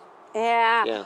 Well, you just opened it up that I can start. Do I start with like after someone has been imprisoned, or should I start with before? Let's start with after and then maybe move to the before. Sure. I think as I am trying to help men and women who have had I'd like to say a brush with the law. Right. And may have had something that they probably regret and are trying to make amends and put that behind them. What work do you think we should be thinking about, or what work has your office done with those who have a history of some offense? Yeah, and so I think that's a really good question, and it's a really good question for all of us, actually, as a society, as a community, as a nation. So one of the things that we need to make sure that we really do is that if for some reason somebody has come through the criminal justice system, they've been convicted of something, unless you've like killed somebody or committed some violent crime, you're not going to go to prison. You're probably going to have maybe a conviction, and then you'll probably have some period of probation or something like that. But once people do what we have asked them to do as a society, we have to stop punishing people. And what I mean by that is that we have to, as a community, recognize that when we convict somebody, there are these collateral consequences that follow. It is so difficult for someone who has a felony conviction on their record to obtain housing, to obtain public assistance benefits. All of those things, there are barriers in place. And so I think that we need to pay attention to that and start removing them. So one of the things that we do is we have something called prosecutor-initiated expungement. So while we might have been the person that might have gotten the conviction, but after someone has done everything that they've been told that they need to do to make amends, we should try to help seal their record so that their record is no longer available to the public. So we have prosecutor expungements, and it's part of the helpsealmyrecord.org that is run by the Attorney General's Office, Ramsey County, Hennepin County, and many counties throughout the state of Minnesota. So if people are suffering from a conviction that's holding them back, if it's an eligible conviction and the right time has gone by, we can actually, without any cost to anybody, help them seal that record. So the expungements are a really important piece of that. And of course, another piece of it too is just people who do go into incarceration. We really need to be focusing on reentry, because it is very challenging for people to come out of prison, to come out of jail, because of just the challenges that they will face. And so paying more attention to reintroducing people back into society is really, really, I think, a critical thing. And then, of course, I think another part of all of this is when we think about the work that we can do, even like after an arrest. If we don't have to have that person in custody at all, so oftentimes people will get arrested, they might have to spend a night in jail, but that can lead to losing your job. That can lead to not having enough money to pay the rent. And so keeping that at the forefront to recognize that we really have to ask ourselves, do we really have to have somebody in custody, and for how long, while we have to process decision-making within the criminal legal system. And for the most part, I mean, if you commit a really violent crime, you're probably going to get a higher number of a bail amount, right? But if you commit a lower level crime, you're probably going to have some form of conditional release, and then we need to be thinking about how we help people in that process as well. Yeah. Well, I did not know about helpsealmyrecord.org, and I am definitely going to take that as a follow-up with my team, because as we work with people through our transforming pathways. Yeah. Pathways to employment is one of those things that this may sometimes be an impediment, and certainly we want people to talk about and acknowledge their past and move on beyond it and show that they have made improvements. Yeah. But this is part of that pathway. Yeah, absolutely. Yeah, and on reentry, we do serve often men that had been incarcerated, and they may, when they leave, they may not have a community or a safety network, and they've started here. And I just will share, it isn't someone who started here in Ramsey County, but I was recently doing an open forum where I get feedback from the guys about what can I improve upon. And there was a gentleman there who had been incarcerated for 30 years, and he wanted to start a new life. And he shared this story that he had looked around, how could he start a new life, and he wondered if he stay in North Carolina, he should move where he had family in New York, and he looked at Minnesota, and he decided, New York was way too expensive, he decided, and he decided to come here, and he's going through our ACTS program right now, and he said, I said, do you have, and he goes, you know what, Pam, I have everything that I need to start my life over and to move a pathway forward. And it is that type of acknowledgement and rebuilding and contributing that it just warmed my heart. Yeah, and I think also the societal response to all of that, whatever that man did to get 30 years in prison, as a society, we have to recognize that there has to be a place for redemption and rehabilitation and forgiveness. And so that man deserves every opportunity to get on with his life because he's done everything that we've asked him to do. Yeah, that is. So, and I'm happy where we can play that role because we're a safe place where people can rebuild, where they can gain skills, where they can then become employed and as well. And that's part of what we're about. And I love your words of redemption and rehabilitation because certainly as a faith-based Christian organization, we believe in redemption. We believe in second chances. And we believe that people can learn from their mistakes and be remorseful and then start over. Yeah, that's an important concept that sometimes I believe that our criminal legal system doesn't fully comprehend it as well as our overall society. And so if we could instill those values of rehabilitation, redemption, reconciliation, I think we'd be a lot better off. Yeah. So let's flip. We've talked about the incarceration, but I know you've done a lot of work about the prevention and how should we look at that. So let's talk about some of the work that you've done and how should we think about it in community. Well, I think, first of all, one of the areas of just thinking about things that we can do to prevent more people from being victimized, I think one of the things that's really true is that oftentimes people who are the victims of crime are people who are vulnerable. And one of the things that I've learned is especially young people who are maybe homeless, who maybe are teenagers who've run away from home. Right. And so that layer of vulnerability, and then on top of that, if you add something to do with just emotional well-being, mental health, and maybe on top of that, you add in layers of drug addiction, what you have is young people who are very susceptible to be taken advantage of. And so we've done a lot of work around helping sexually exploited teens and trafficked teens.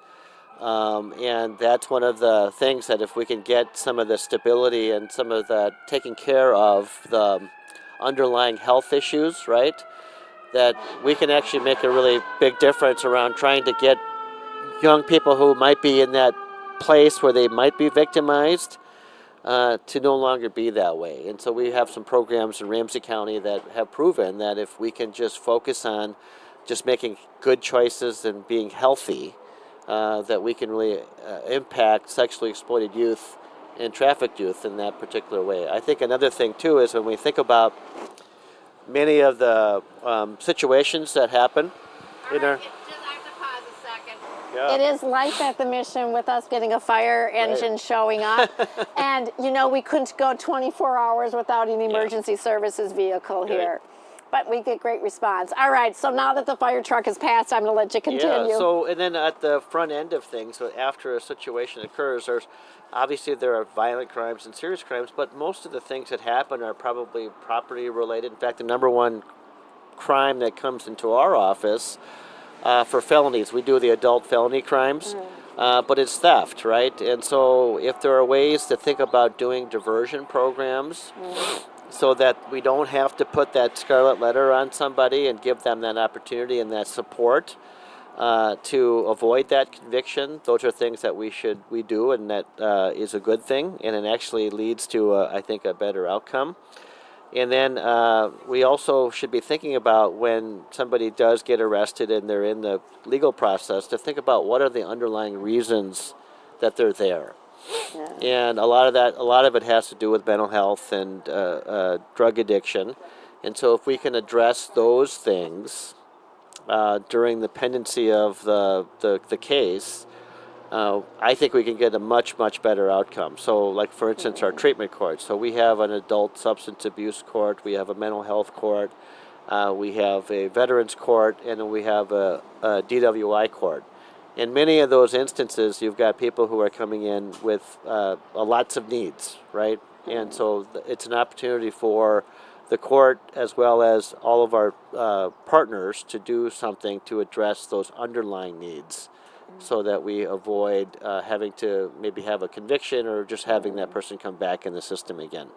Thank you for thinking that way and trying to find and understand that. And as an organization that serves so many vulnerable adults, and I know we're always mindful of that. And in fact, even, and you mentioned youth, is while we serve here adults, will be 18 and above, those 18 to 24-year-olds, we still consider very highly vulnerable. Okay.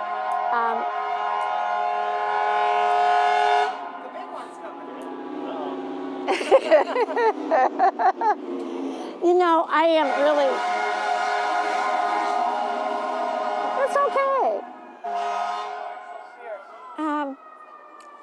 It is really like I get to see the life over 24 hours of my men's campus, and what a blessing it is to get to see it. I walked it at midnight last night after my last interview. Oh, there's a third one coming.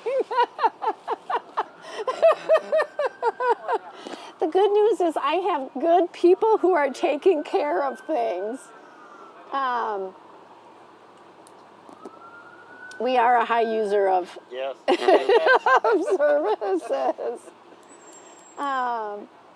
You know what? And now there's a fourth one. But you know what? I have good people who can take care of things, and if they need if I need to know something, they know where to find me, don't they?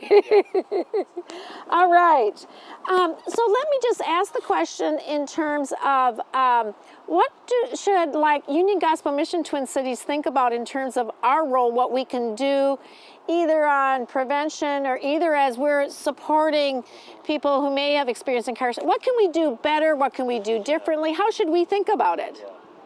Well, I would turn the question around. Okay. And I would say, what can we do to help the Union Gospel Mission and your mission, because it's so critical, and especially today when we have a lot of uncertainty in our country with just the federal funding cuts and just the stress that then the state governments and the county governments have. And so this is a really a fragile time, and the safety net that you provide, the support for people is just really critical. And I think that a lot of that is all at risk. And so the challenges that we have, I just think that it's important that we're all thinking about and rallying around the fact that we can't lose that. Yeah. Because once that starts to fall apart, then we have bigger problems. If we can't take care of the most vulnerable people in our community, then this is a nation that really isn't, I think, founded on some of the values that we've always had. Yeah. Well, I'm very fortunate that we have a lot of donors and individuals that really have sustained our work. We're about 94% funded by we're really unique that way because we just have very faithful donors. But that being the case, that allows us great flexibility. But where government programs such as child care assistance funds that reimburse and housing allowance, keeping those streams and keeping it with some speed. Because you even talked about it, like when people might lose a job because they are going through a court case, that they don't have the safety network financially. And so that safety network financially is so thin for people that timeliness is really an important issue in terms of what we see as well. But I appreciate that, and so we have a QR code if people want to donate, we have a QR code. As well, and I also would put in a plug for volunteering. Is we can't do it without volunteers, and in fact, I just got a question the other day from a friend of mine. She lives in Washington D.C., but she's got family here, and was asking me about legal support for a family member who had a disability, and they were going through an appeal case for some back due payment associated with it. And so you have someone who's struggling with a disability, they're trying to finagle the appeal process, and so they were looking if I have legal recommendations for who might be able to take a pro bono or support those types of cases. So I do think like where we can access other experts to provide legal services pro bono for our men is really something else that we're always looking to be able to do.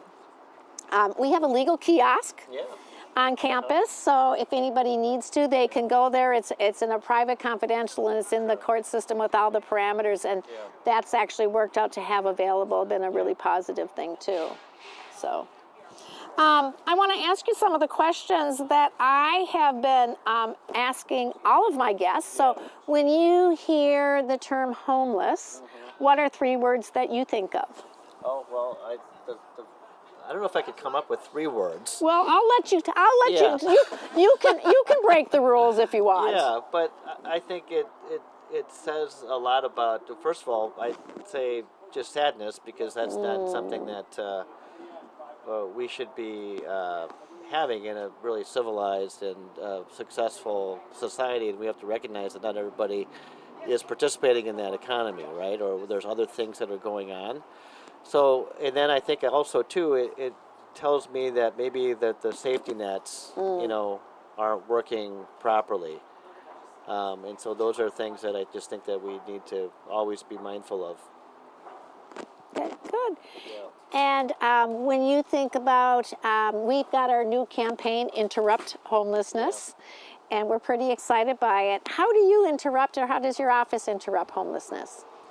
Well, I think we're on the very back end of things. So, our office isn't necessarily, like all of us are processing things in the legal system, right? So we can be out in the community working with organizations like the Union Gospel Mission, but we see it more on the back end. And so what we can do when we have those cases, we talked about thinking about ways to divert cases out of the system, to be really mindful of the fact that people come through the system with mental health or drug addiction, and to try to refer those cases to the appropriate places, and to maybe use that opportunity to encourage addressing those underlying issues. And then our office, I think, in the biggest way is where we can, really have an impact is thinking about those collateral consequences, because if we're not mindful of those things, then we're putting people in that situation where that safety net is really challenged. So the thing about doing whatever we can to, if there's not a reason, if there's a way to avoid that felony conviction, or helping somebody erase that, or to seal that so that they have more access to the opportunities that are available. All right, thank you. One of the other questions I had is, in your role, I think you try to balance how is public safety balanced with, we have individual rights for unhoused, and how do you try, and what business and local residents want. How do you try to find that balance, that what sometimes people might perceive could be competing goals or rights? How does your office try to balance that? Well, I think that's one of the hard conversations that are happening in our community. I mean, I think that still today, I mean, right now at this moment in time, St. Paul, Ramsey County is experiencing remarkable declines in crime all the way across the board, and we're doing it better than anywhere else in this community as well as the country. Do you want to say that again, just in case people didn't get it? Yeah, we've had remarkable reductions in crime throughout all across the spectrum, but especially like in the violent crime. So, like for instance, right now we have 9 homicides for this year in St. Paul. That will be an all-time record where I can't even remember when it was that low. Now, knock on wood, we still have one more quarter to go, but even if we had a few more, we're trending in the right direction. Just a 54% reduction in just overall violent crime. So all of these indicators of coming out of that pandemic, St. Paul and Ramsey County are really hitting it out of the park. However, not everybody feels that way, because there might be some instances of things that might happen, and a lot of it is in the context of livability. And that's where some of this where there's this tension about maybe seeing people who are maybe homeless and they're hanging out on the corner of Snellingen University or Dale University or in downtown. There might be that perception that might be true, but the thing is that so that tension exists, and so what we need to do, I think, is to recognize that none of that will change unless we have ways that we can all work together to address that. We're not going to arrest our way to a solution there.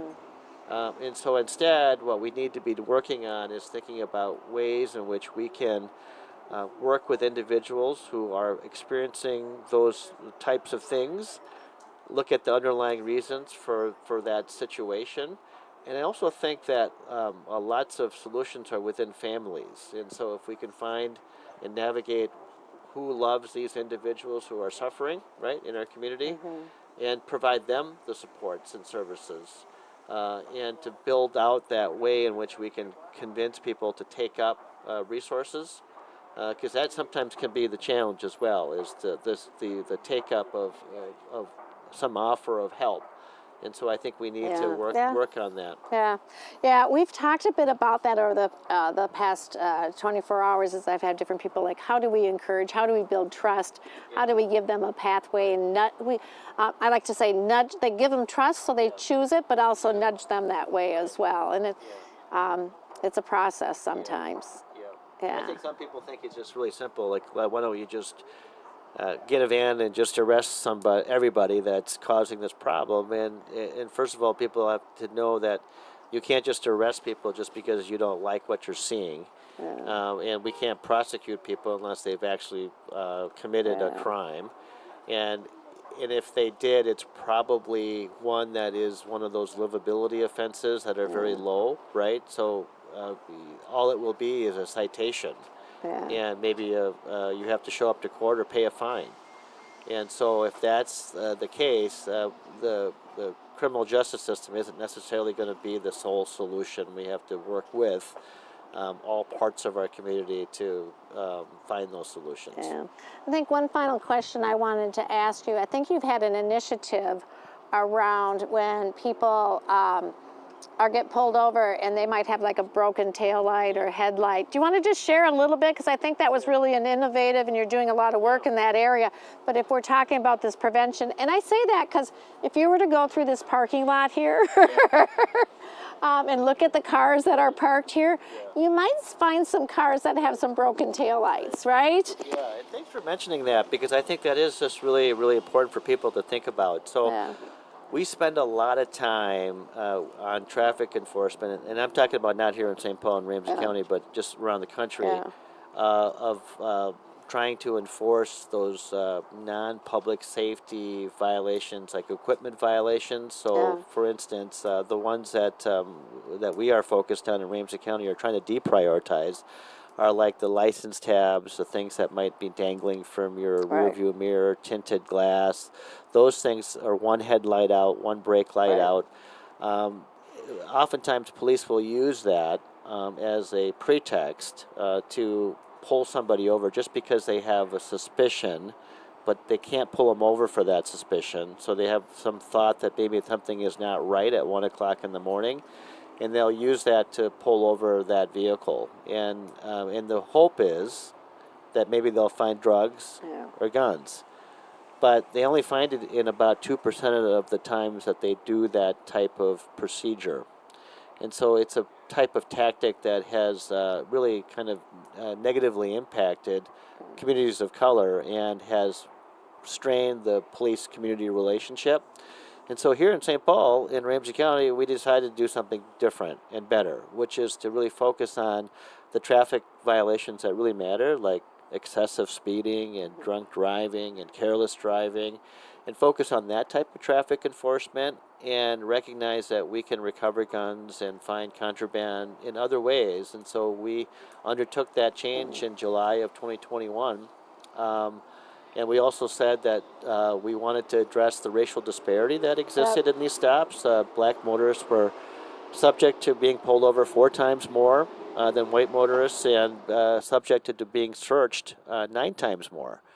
And so today, after making that change in July of 2021, there's been no impact on public safety, and we've reduced those stops tremendously, as well as specifically around the racial disparity. Black motorists had a 66% reduction in those non-public safety traffic stops, and that has developed a really stronger sense of police-community relationships, and the dividends are really strong for especially communities like Roseville, Maplewood, and St. Paul.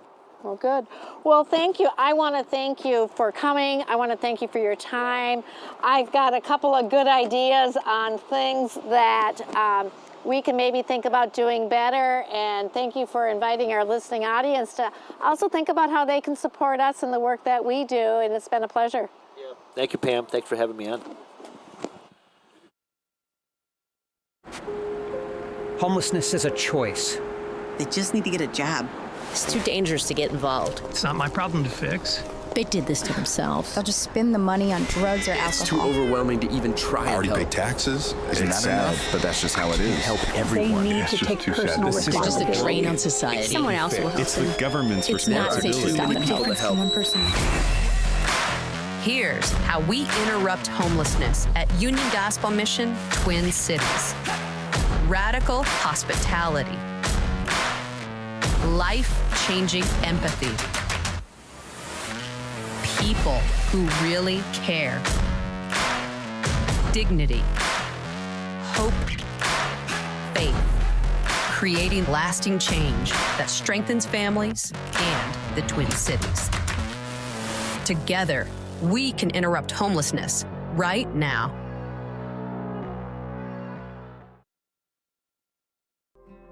Hello, my name's Jonathan, and I'm 36. I've been involved in the Union Gospel Mission for over a year now. Going on 2 years, it'll be 2 years in June. Basically, just came here, just get a change of life and just redirect my priorities. I was born in Kankakee, Illinois, but moved here in '95 due to my brother passing away. Half my life addicted to drugs and alcohol. Addiction is a major problem out here. So I encourage people just to want to leave it alone, give it up. What led up to me coming to the Union Gospel Mission was basically living a life of sin, doing the wrong things, and homeless a little bit, not a little bit, a lot of it. And I just wanted to get closer to God also, and just get off the streets and somewhere where structure was being made at.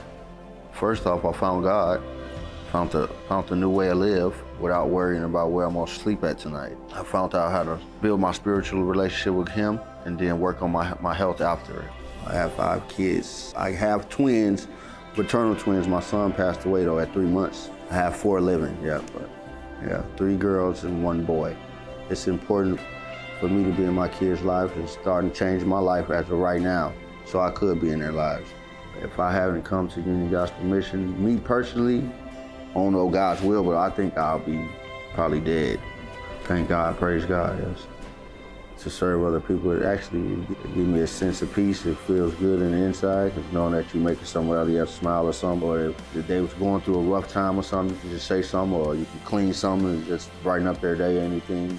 It feels good in the inside to help somebody. You see the smile on their faces. I learned this organization, they love what they do. They love helping people. They want to see you in a better position than what you was before you got here. So that's what I love about this place. They truly dedicated to what they do, and it's a blessing that to have a place like this. What gives me hope is God has me on this path. I don't know what he wants me to do, but keeping hope and faith, going to church, and just keeping hope in God that he's going to continue to lead me on the righteous path.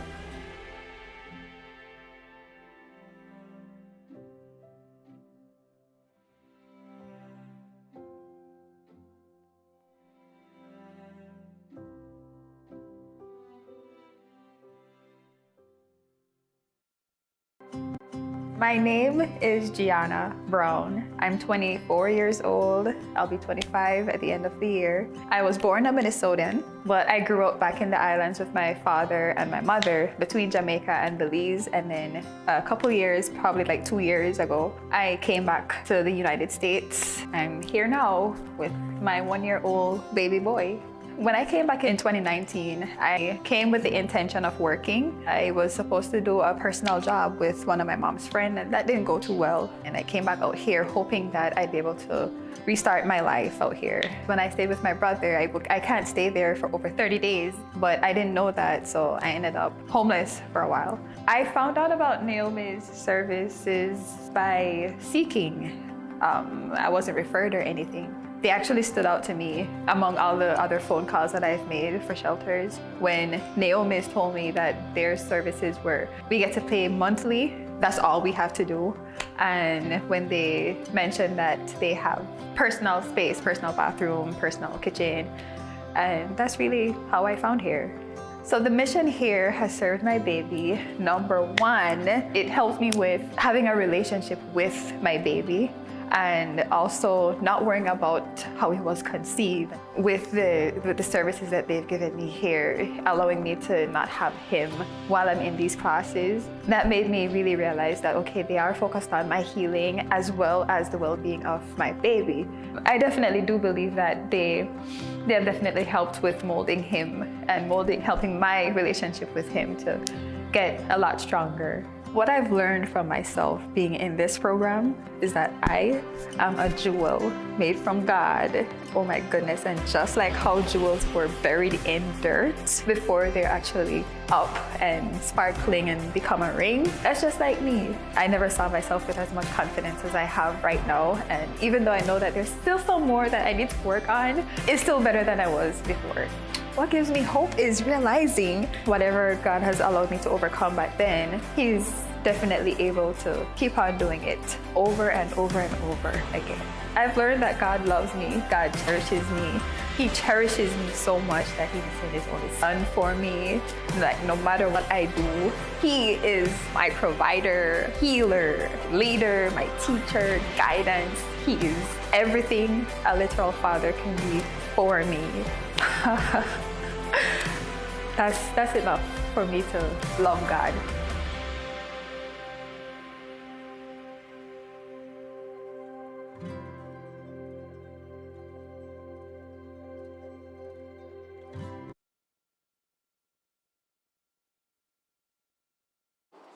You're good. Alrighty, so could you tell me a little bit about what you're doing here today? Well, Olivia, nice to meet you and happy you're joining us today. I am having conversations on a bench for a 24-hour time frame to today's World Homeless Day. So happy, or do you say happy World Homelessness Day? Anyway, but our real goal is to educate our community around the causes and the solutions around homelessness, and to bring together partners who are faith community or businesses, not-for-profits, government, to say, how do we do this together? Right. And what has the response been like? Oh, it's been tremendous. I am just so thrilled because people I have asked have said, yes, I'm willing to. Some people have said, I'll even take the hard spots in the late at night. The Dan Stoltz from Blaze, CEO, was here at just before 10 o'clock. I have had my partners at other shelters come and take some of the spots at midnight. My board chair came at 5. We've got ending with the CEO of Ecolab, and we started with the mayor. So people have said, yes, I want to be a part of it. They have come and they've really offered great insights. And what does that excitement mean to you from these community leaders? Excitement means that they have a passion to try to find a way to do something together. I have heard some solutions, I've heard some commonalities, but it really is this commitment to how do we work together to try to help us interrupt homelessness. Absolutely. And, you know, with winter coming up, how are you feeling? Has anything that you've spoken with, these community leaders given you a little bit of comfort leading into how to keep people safe this winter? Well, I'm still a little bit worried with winter coming because we don't have yet a solution for warming spaces, but I have a conversation coming up with the county commissioner shortly, so maybe I'll have some better answers here in a little bit. They are working on it, but winter comes. It seems really nice today, but we know it'll get chillier in November. But there was definitely a commitment. Like last year, a lot of us had to flex, and everyone's willing to try and flex and be creative and do what we need to do when the time comes. Could you tell me a little bit, for our listeners at NPR, how are you doing this? How are you feeling? And what are you hoping to accomplish, with your conversation a little bit later with Matt, the CEO of The Wild? It'll be my first time to meet Matt. What I've learned is everyone has a strong commitment to making our community better. And making our community better means making the most vulnerable in our community feel safe and have a place to be and find solutions for it. So again, we are united in that. And I am anxious to hear about how businesses come together and create solutions that we couldn't create on our own, and how we help together solve things. And always hear from also different points of view, because different points of view give us different solutions. What makes you passionate about this every day? I get up because every day I get to hear a story about someone's life we helped change. And in that moment when I think it is hard work and I think it is tiresome work, it reminds me of why all of my staff are so committed to doing this work, and it excites me when I know we can change lives and give them a better start in lives. And in between my conversations with community leaders, we are showing videos of the stories of the men and the women and the children whose lives we've changed, and that's why we do this work. One last question for you, Pam. What does interrupt homelessness mean to you? Interrupt homelessness means meeting people where they're at that moment, and offering them hope, giving them the courage to say, yes, I'll come in for a meal. And then after that meal, I'd like to stay and have a good night's sleep. And then after their belly is full, after they've had a good night's sleep, the magic the next day starts when we go, you know what, would you like to take the next step? Maybe you would like to go visit a mental health therapist, or maybe I know you're trying to find a job and you can go over and use one of our computers, or I know that you're trying to find some other housing and maybe our social workers, or they can give you a bus token. For me, interrupting is taking that first step, giving them hope, and then starting that journey alongside them. Thank you so much, Pam. I really appreciate your time. Thank you for being there. Appreciate it.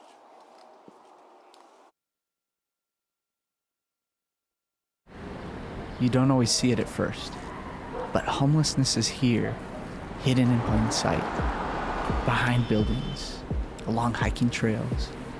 Just look at this field. How long do you usually stay on this bench? All night, sometimes.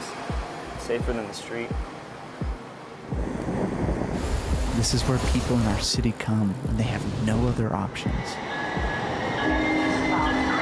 If I may ask, how did you end up here? I lost my job, couldn't pay rent, didn't have a place to go, family, money. Here I am. Hi, question for you. So you see this man, what should we do? It's so sad. He needs help. No one should be out here like this. If it were my brother, I'd want someone to step in. And how do we step in? I don't know. I don't know. I don't know. Everyone really wants to change this, but how? Hi, I am Desiree Brewer. Union Gospel Mission means a lot to me.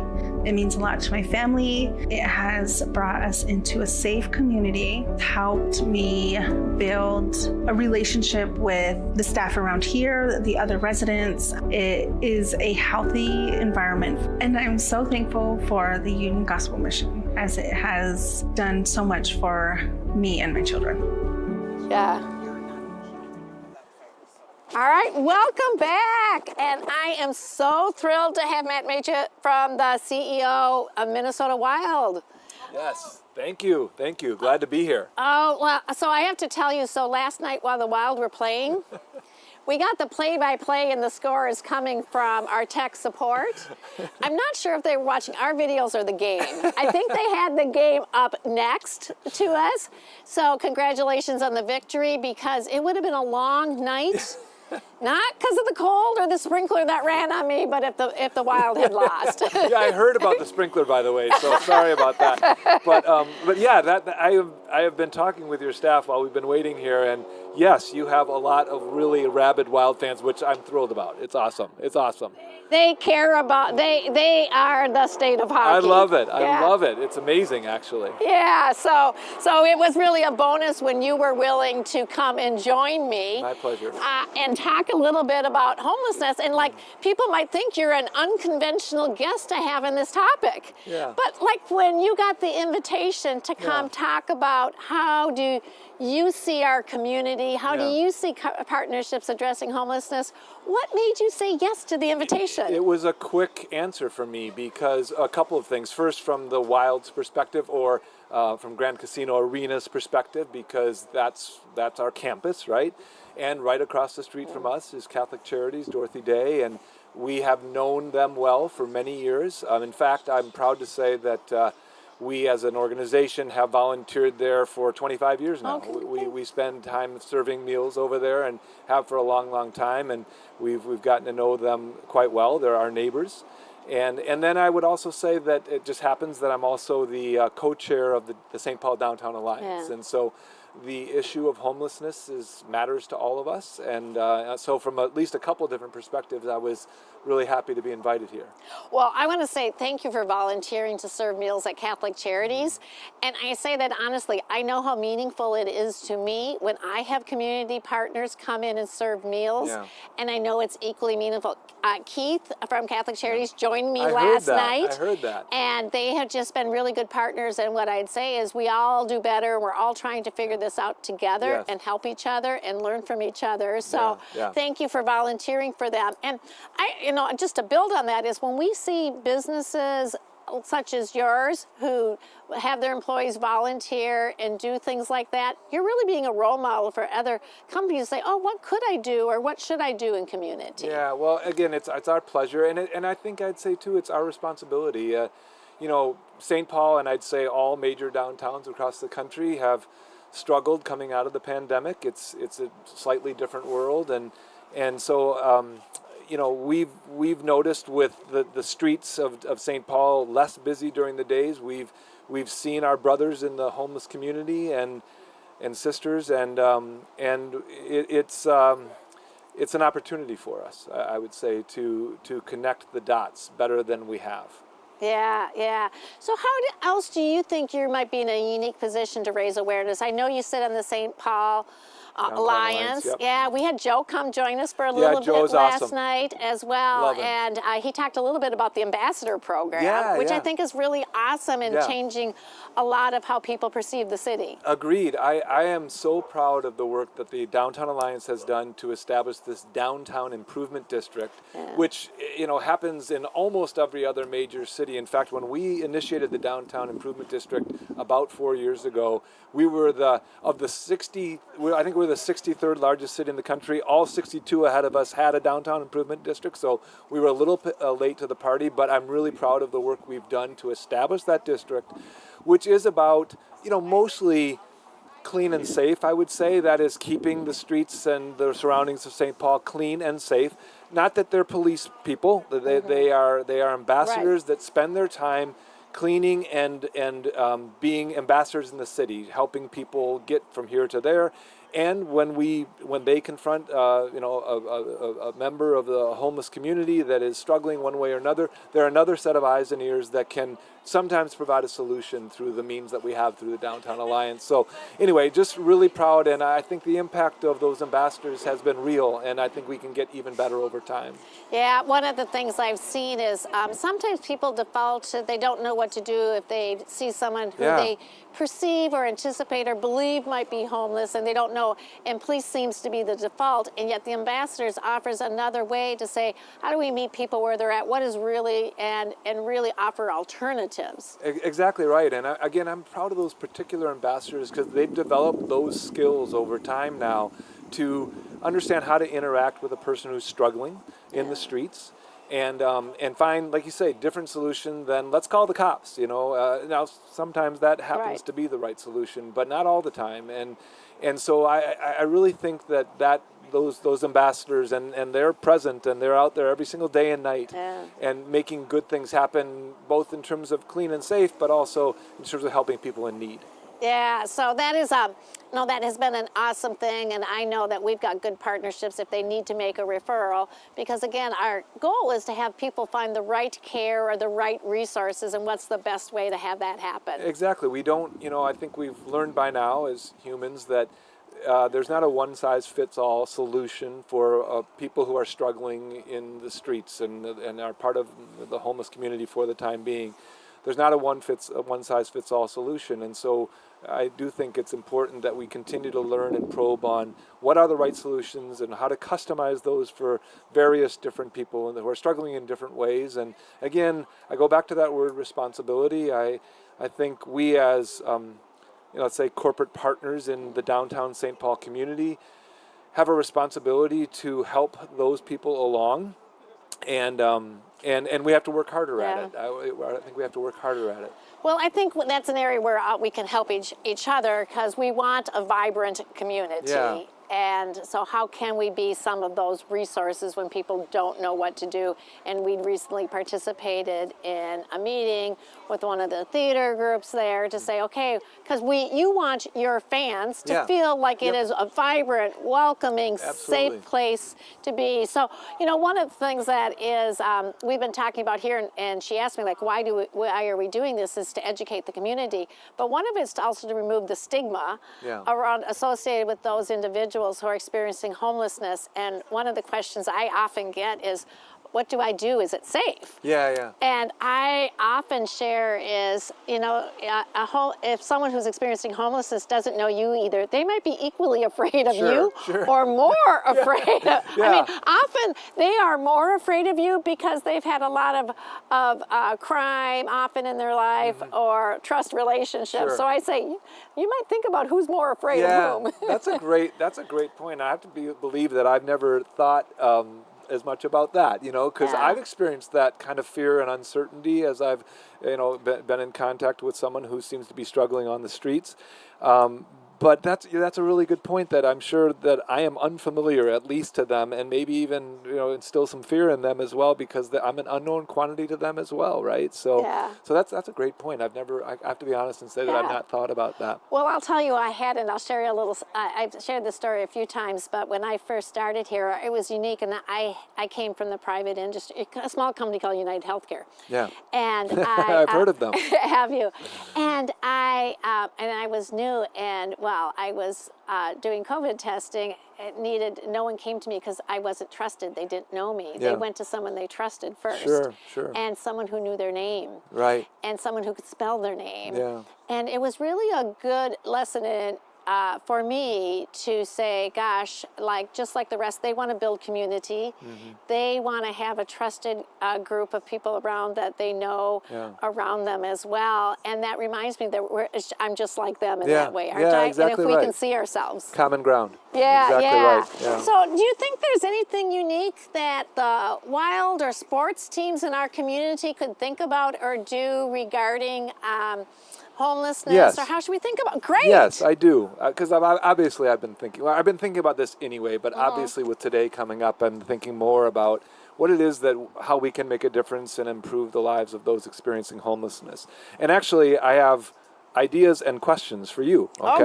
Oh, good. So one thing that's been on my mind a lot recently is, I feel like there's this disconnect between those experiencing homelessness and organizations like the Minnesota Wild. Like, we are going like this with each other, okay? Like, we're swimming in different lanes, and there's a good reason to connect and help each other, but we're not finding it.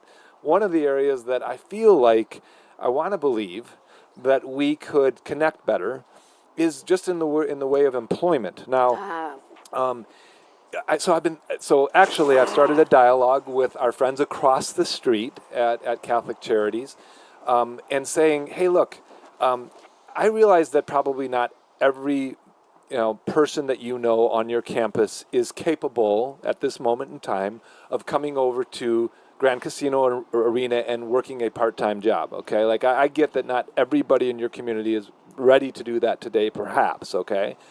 But are there some that could? And if so, we have a need, and they have a need, and some of the barriers that I imagine occur between organizations and people like that connecting, one of them would be transportation. Like, how do I get to work, okay? Right. But, hey, you live right across the street, or you spend time right across the street. So, we started this dialogue about if you folks at Catholic Charities can identify people that have the capability to work on our campus, because we have a need.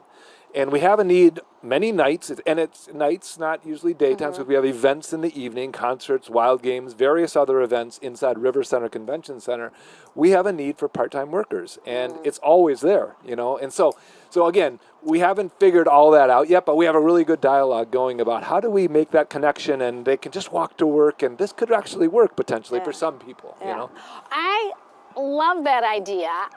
And for as we move people beyond shelter into transitional housing, one of the things we do is we have an opportunity for people to work and get jobs and become independent. We also have a program for Housing Plus where people have light work and they just want to become financially stable, and they get first month's rent, last month's rent, those important things.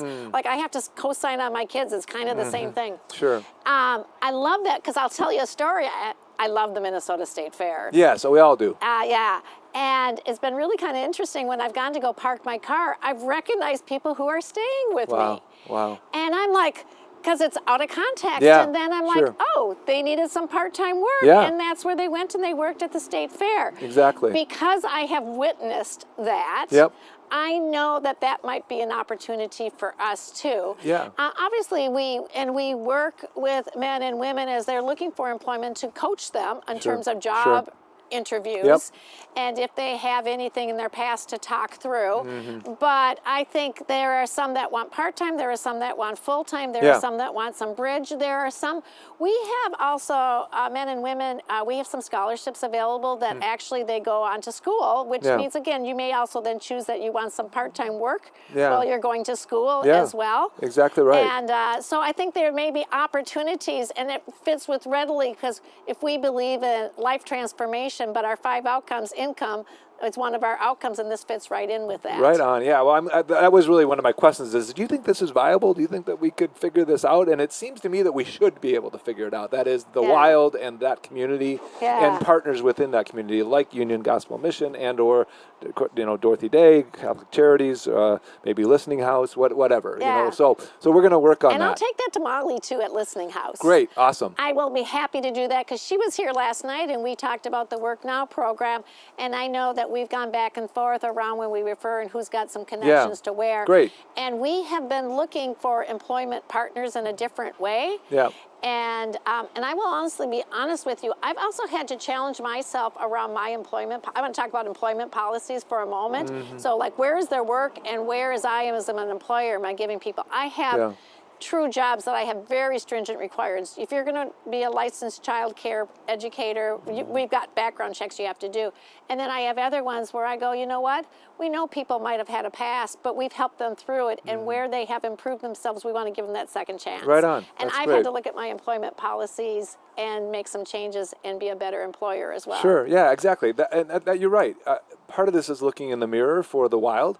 Like again, if we truly say we want to help and we want to be part of the solution here, we want to connect with this lane that we're missing right now, then what is it that we can do differently? Because and so we'll keep chasing this one in particular with your support here. Awesome. So, yeah. I loved having a few tactical things Right to do on. as a result. Well, it looks like you've had some good things. What else were you thinking about? Well, I'll just say one other thing.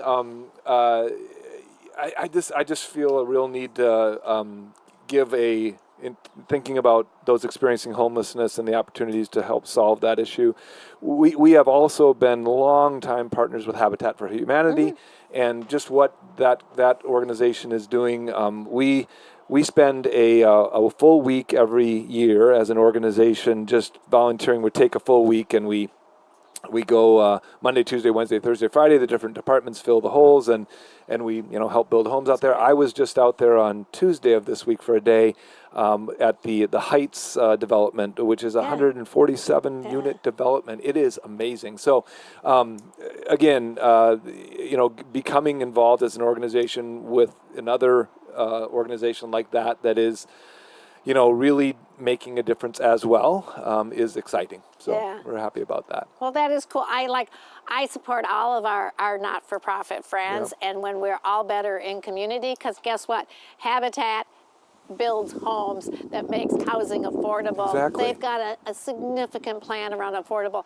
And so what I think is we've been looking all across the continuum from where do you prevent it to where do you do in crisis. And so I have in crisis. Where do you do transitional so that people, as you wrap them around and they make them more stable and they're getting their lives, and then to where you can move them to affordable housing, to where you can do them to market price. We have a need for all of us in those spaces. And when we're all doing our best, we are all better, and it adds up to one. I asked at the beginning, 1 + 1 is 3 in those cases. Yeah, absolutely. Yeah, and anyway, so that's an area that I really feel great when we spend time out there at Habitat, because the one thing that always happens at a Habitat build is you also get to listen to at lunchtime to one of the people who's been able to now own a home, and the story of their life and how they made that happen, and it's so inspiring. So I love it. Well, what I want to do, I want to give you some questions that I give everyone, but I will put in there. I will also tell you, I don't know if your tickets ever go through Tickets for Kids. Yes, I think we do. But that. I will just tell you that that's been a wonderful program, another not-for-profit that we tap into. At our Naomi Family Program, we are often able to get tickets for kids for some of the sports teams, and they go. And we have also it surprised us, but we learned it. We did it always for the kids in our program. We also, for our men's programs, who often are not having custody of their kids, but they want to build a relationship and rebuild it.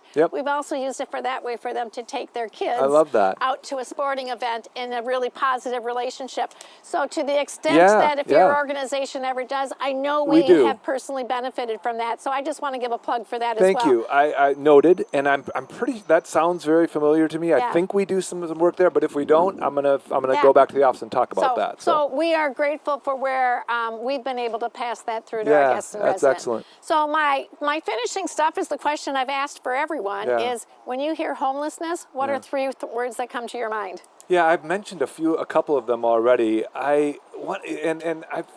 Frustration is one. It gets to this issue that I think, myself living my own life, and then me as a member of the Minnesota Wild organization, I feel like we're here, and the homeless community, those experiencing it, are here, and I'm frustrated that we can't close the gap between us. So that is definitely one that comes to mind. The other one, I mentioned this word earlier too, and that is responsibility. I want to be careful with that word, because I think all humans have capability, and not every. It's not a pity party, really, but I really feel like those of us who are blessed with more have a responsibility to help those who are in need, and so that is another word that comes to mind, and prayer comes to mind. When before and after all else fails, praying matters for me anyway. So that's another word for me. Well, we appreciate that as Christ is at the center of the work we do, why we do, and how we do our work. And how are you interrupting homelessness? So I'm proud of what we're doing as an organization, the various volunteer opportunities where I think we are serving that community. And again, we've got to do more and better. And then again, I think as a human being. I'm going to go to the Downtown Alliance. I'm really proud of the work that Joe Spencer and that group have done to build the ambassador program and help folks along in need. And then, as a human, just thinking and talking about it and trying to be a real part of the solution, which is a really complex, difficult program and feels a little bit like boiling the ocean sometimes, but we can do better. Well, I love that. I always challenge my team to do more and to do better. So I love ending on that note. Great. And I'm really grateful for you taking the time and giving me another to-do and an opportunity to work with you in the future as we try to find some other opportunities. Thank you, Pam. I really appreciate this opportunity. Thank you. Hi, my name is Jason Drentel. I'm a graduate of the Union Gospel Mission Christ Recovery Center. Well, I was walking the streets of St. Paul, living under this bridge right here, and decided one day I had enough, and walked out under the bridge, ran into a couple guys that I had graduated the program with, and they extended their hands to help me out and pull me out of the rut I was in. My biggest struggle was staying sober for a long period of time. I could do the 30 to 60, 90 days, 6 months, but I would get done with those programs. I would go right back to the same stuff I was doing. Pretty much everybody had just not answered my phone calls, and it's a very lonely place. Nobody to talk to, walking the streets of St. Paul, bathing my feet in the Mears Park, feeling that loneliness and no hope, and then just finally getting hope and feeling the presence of God around the Union Gospel Mission. I just loved it down here. What it really helped for me is getting the time I needed, not doing the 30, 60, 90-day programs. It gave me time to really connect with God and to get my spiritual mind right, get the alcohol and the drugs out of my system, have a chance at getting my own stuff, my license back, my car, feeling good about myself. It's such a good community of people staying connected. I wouldn't be here today if I didn't walk up underneath this bridge and see my brothers that I went through the program before. They saved my life. They gave me another opportunity. But, once you get in the program, it's the time that they give you to feel good. It took me 2 years to get my license back, feel good about myself, get God back in my life, go to church.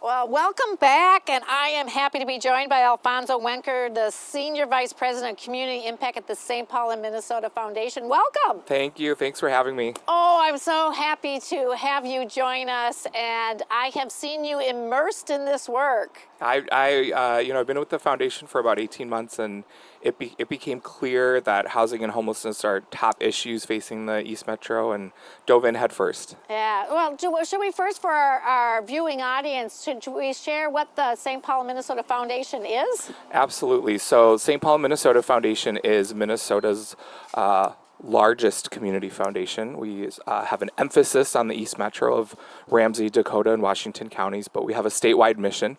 And we're really focused on inspiring generosity, advocating for equity, and investing in community-led solutions. So we partner with donors and communities and organizations all across the state to make sure that Minnesota can be vibrant, just, equitable, and really a place where everybody can thrive. Yeah. Well, this is like where I wonder, do I need to have full disclosure and say Union Gospel Mission Twin Cities gratefully has been a recipient of grants made through the St. Paul and Minnesota Foundation. Yeah, so I want to start with a thank you and an appreciation and have full transparency here. Of course. Well, we're happy to be a longtime partner. I looked back into the history, and the St. Paul, Minnesota Foundation and our partners at the F.R. Bigelow Foundation and Mardag Foundation have been making grants to Union Gospel Mission since 1969. Wow. Yeah, long time, well before my time at the foundation, but it's been a long history and a proud history and an important partnership over those decades. It really hasn't from our side, and I know some of it's dedicated to some of the serving in the East Metro and in St. Paul. And but one of the things, we're 94% funded by individuals and foundations. So we're very unique, and it's really what has allowed us to grow and thrive, and it has given us a lot of flexibility. But I say that because a lot of the grants have also been for operating day-to-day operations that I know we have to be a trusted partner in terms of doing good work and continue to prove that we do, I would say, great work, not just good, great work. It's a wonderful work. But it really is, it makes a difference, and I think is a long-term commitment that the foundations have made in our community, and really at a leadership basis that others can follow and say, gosh, if they do it, then it gives people pause to say they must be okay. Absolutely. There's trust in trusting the people that know what they're doing. And so flexible general operating support is the way that we like to move. We've been committed to that with the majority of our grant making for the last 5 years. But it's been a tradition we've had for a long time that, our job is not to tell our grantee partners or the community how to solve community problems. Our job is to make sure that the agents and agencies of change are strong and can be creative and can show up how you need to show up in the community. And so general operating funding is our way to move as much as possible whenever we can so that you can be creative, because we know that if we forced you into a tight little box, that's not how the communities you work with experience their lives. And so you need to be able to move and be flexible with communities as you experience all the complexity that comes through your doors. Yeah, well, thank you, because we sometimes do have unique issues to solve as we go. Gosh, as nimble as we can be, because that should actually be one of the benefits of not-for-profits, and I speak beyond myself, is where can we be nimble and responsive and innovative? And I think that is sometimes why some of the tasks have been delegated to not-for-profits, is for that nimbleness and innovation. Absolutely. We in our state and in our country have this model of really looking to nonprofit organizations to be voice of community, services, education, creativity, and it's really important to us at the foundation that the nonprofit community is strong, especially in these times. It's a challenging time for nonprofits in Minnesota, and we're trying to show up as much as we can to make sure that nonprofits are protected, that they're strong, that you're able to deliver your work. Nonprofits are an essential backstop for so much of what happens in our community, and I think we underestimate the value that every single nonprofit in Minnesota adds to the richness of our state. And if an organization has to shrink or go away or get smaller, so many of us are at risk that I think it's the unsung heroes of so much community work that we wonder, how do these things get taken care of? And the answer in so many cases is Minnesota's nonprofits. Yeah. Well, I just want to add for people who don't know, not-for-profits have a lot of transparency. So I will just put, for people who like the financial numbers and want to know what they are, we readily make them available on our website. We post our 990, we post our audited financials annually in a community report. And so all of the information is readily there around how we use our money, where it goes, how much we spend everywhere. And it's a treasure trove of information. It absolutely is. And if anybody spends time in 990s as much as I do, you know that there's a way to understand how nonprofits operate and how they work. And sometimes there's stories out there about the challenges that our nonprofits are facing, but those are such rare cases that I think the more important story is there's organizations like Union Gospel, and that make your financials transparent, that put that information out, and that's the case of most nonprofits across Minnesota. And I think it's important for people to know that, as you might hear about challenges that one or two organizations are having, but most nonprofits we come across at the foundation are being incredibly responsible with the resources that are entrusted to them, are highly engaged with the communities that they say they serve, and should be and can be trusted. And so that's important, and I think that simple exercise of just making those financials transparent as you can goes a long way, but it's important that not everybody knows that. So I like that you put it out there. Yeah. Not everyone's a nonprofit nerd like I am, but we like to look at those things. Yeah. So let's shift from the foundation in general to you are doing some really exciting, innovative, I think, new focus work. Tell us what you're focused on and why the foundation has decided to focus on this. Yeah, so housing and homelessness have really risen to the top of our priority list at the foundation. And it's our belief that everybody in Minnesota should have a safe, stable place to live and a place to call home. And we know that organizations like Union Gospel are an important part of helping people be on track to finding home, and that safety and that stability is so important. And we have a huge opportunity in Minnesota to make sure that that can be a reality, that hardworking people, all of our neighbors, have that access to safe and stable housing. And this has become a huge issue for us, to the point where we are collaborating with our partners at the F.R. Bigelow Foundation and the Mardag Foundation to launch a $20 million fund focused on housing stability and combating homelessness in our communities here in the East Metro and across the state. So starting in 2026, we will begin to make grants through that program. And really the North Star for our housing work is that the ecosystem of actors, government, nonprofits, policymakers, have the power and resources to really influence public policy, influence the way the work gets done, those flexible, ongoing resources, so we can really tackle these issues head on.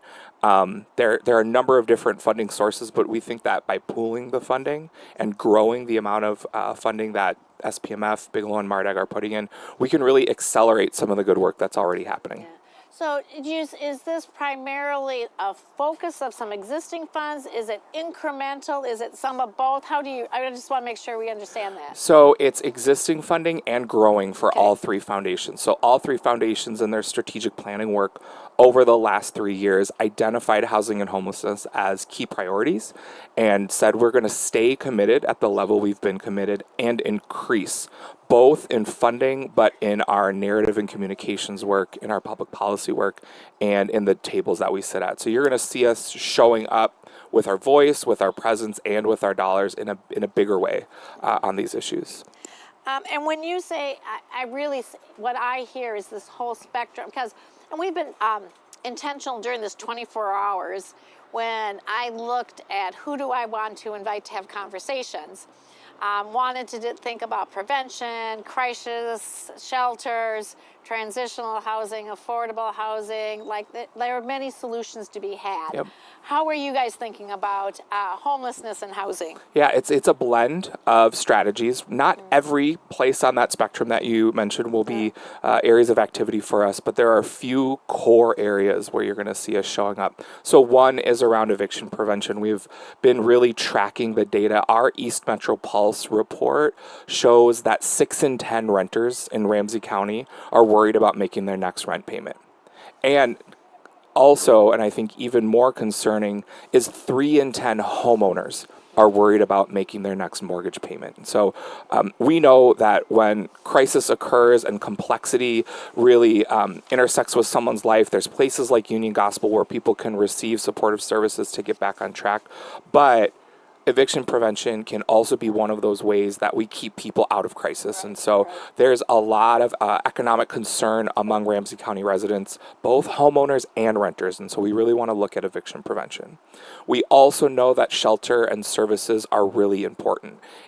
When someone's experiencing crisis and we can't get them into shelter, all of the complexities in their life are exacerbated. So we want to make sure that shelters are strong. So not necessarily growing the number of shelters, but making sure the existing resources are strong and have the capacity to respond to the need as it occurs. And as you know, there's more need than you have the capacity to respond to. So we want to make sure that your capacity can grow. Yeah. So on that end of the spectrum, really looking at eviction prevention and shelter capacity, but then more in the structural space, wanting to make sure that there's policy and narrative, that Minnesotans are having a different conversation about housing, understanding that issues of housing cross the political aisle, issues of housing affect every county in the state, and that we all have a role to play. So we want to make sure we're supporting public policy conversations, community level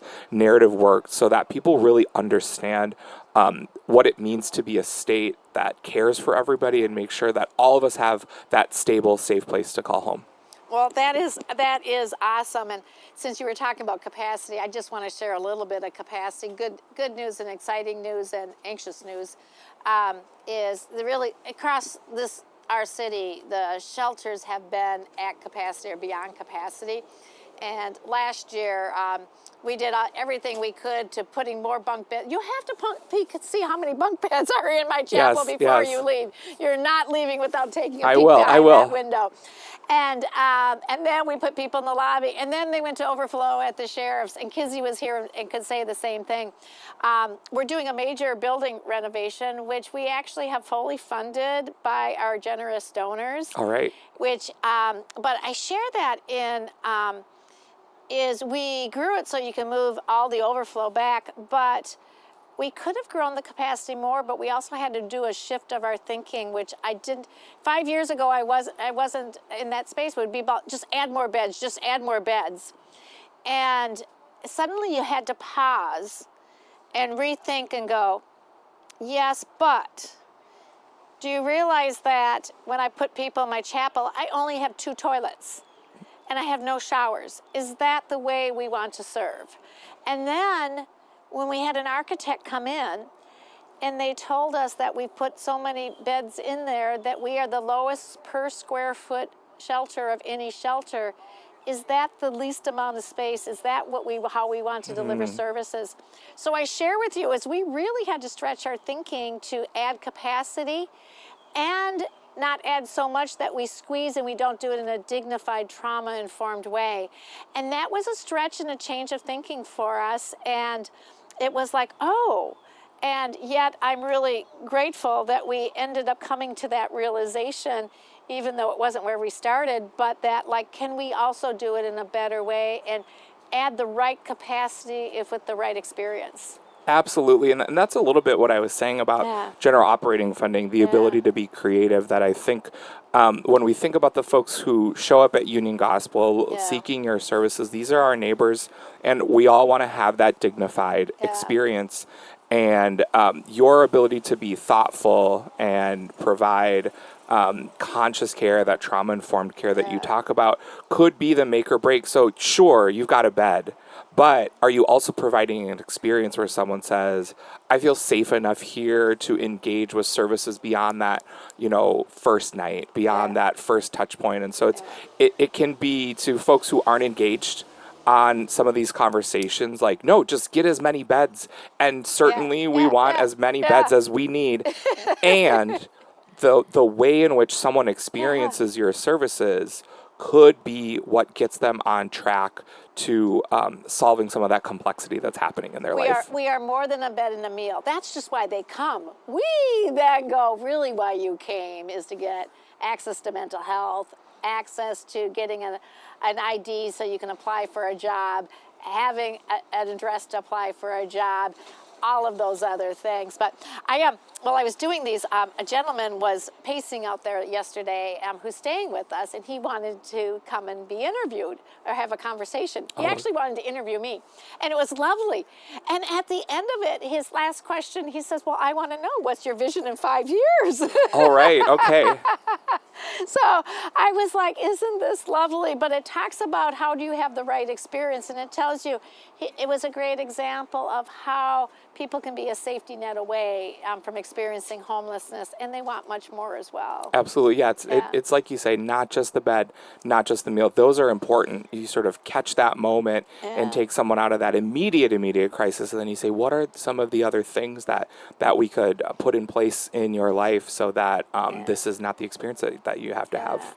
So I want to start asking you a couple of questions that I've been asking all of my guests, okay. And I'm sure you've thought a bit about this, is when you think of homelessness, what are 3 words that come to your mind? Okay, I've been thinking a lot about this. Your team gave me a little bit of a head up that we'd have this discussion. I like to surprise people, but they thought it was not a good idea. I think one, community care. So I'm going to use that as one of my words. Mm-hmm. I think neighbors. It's important to me that when I visualize or discuss the folks in my community who are experiencing homelessness, that I refer to them and think of them as neighbors, not as someone from someplace else. And then the third word I think about is responsibility. So I was born and raised Catholic, grew up doing mission work and being very active as a young person and into college with different social justice work in the church.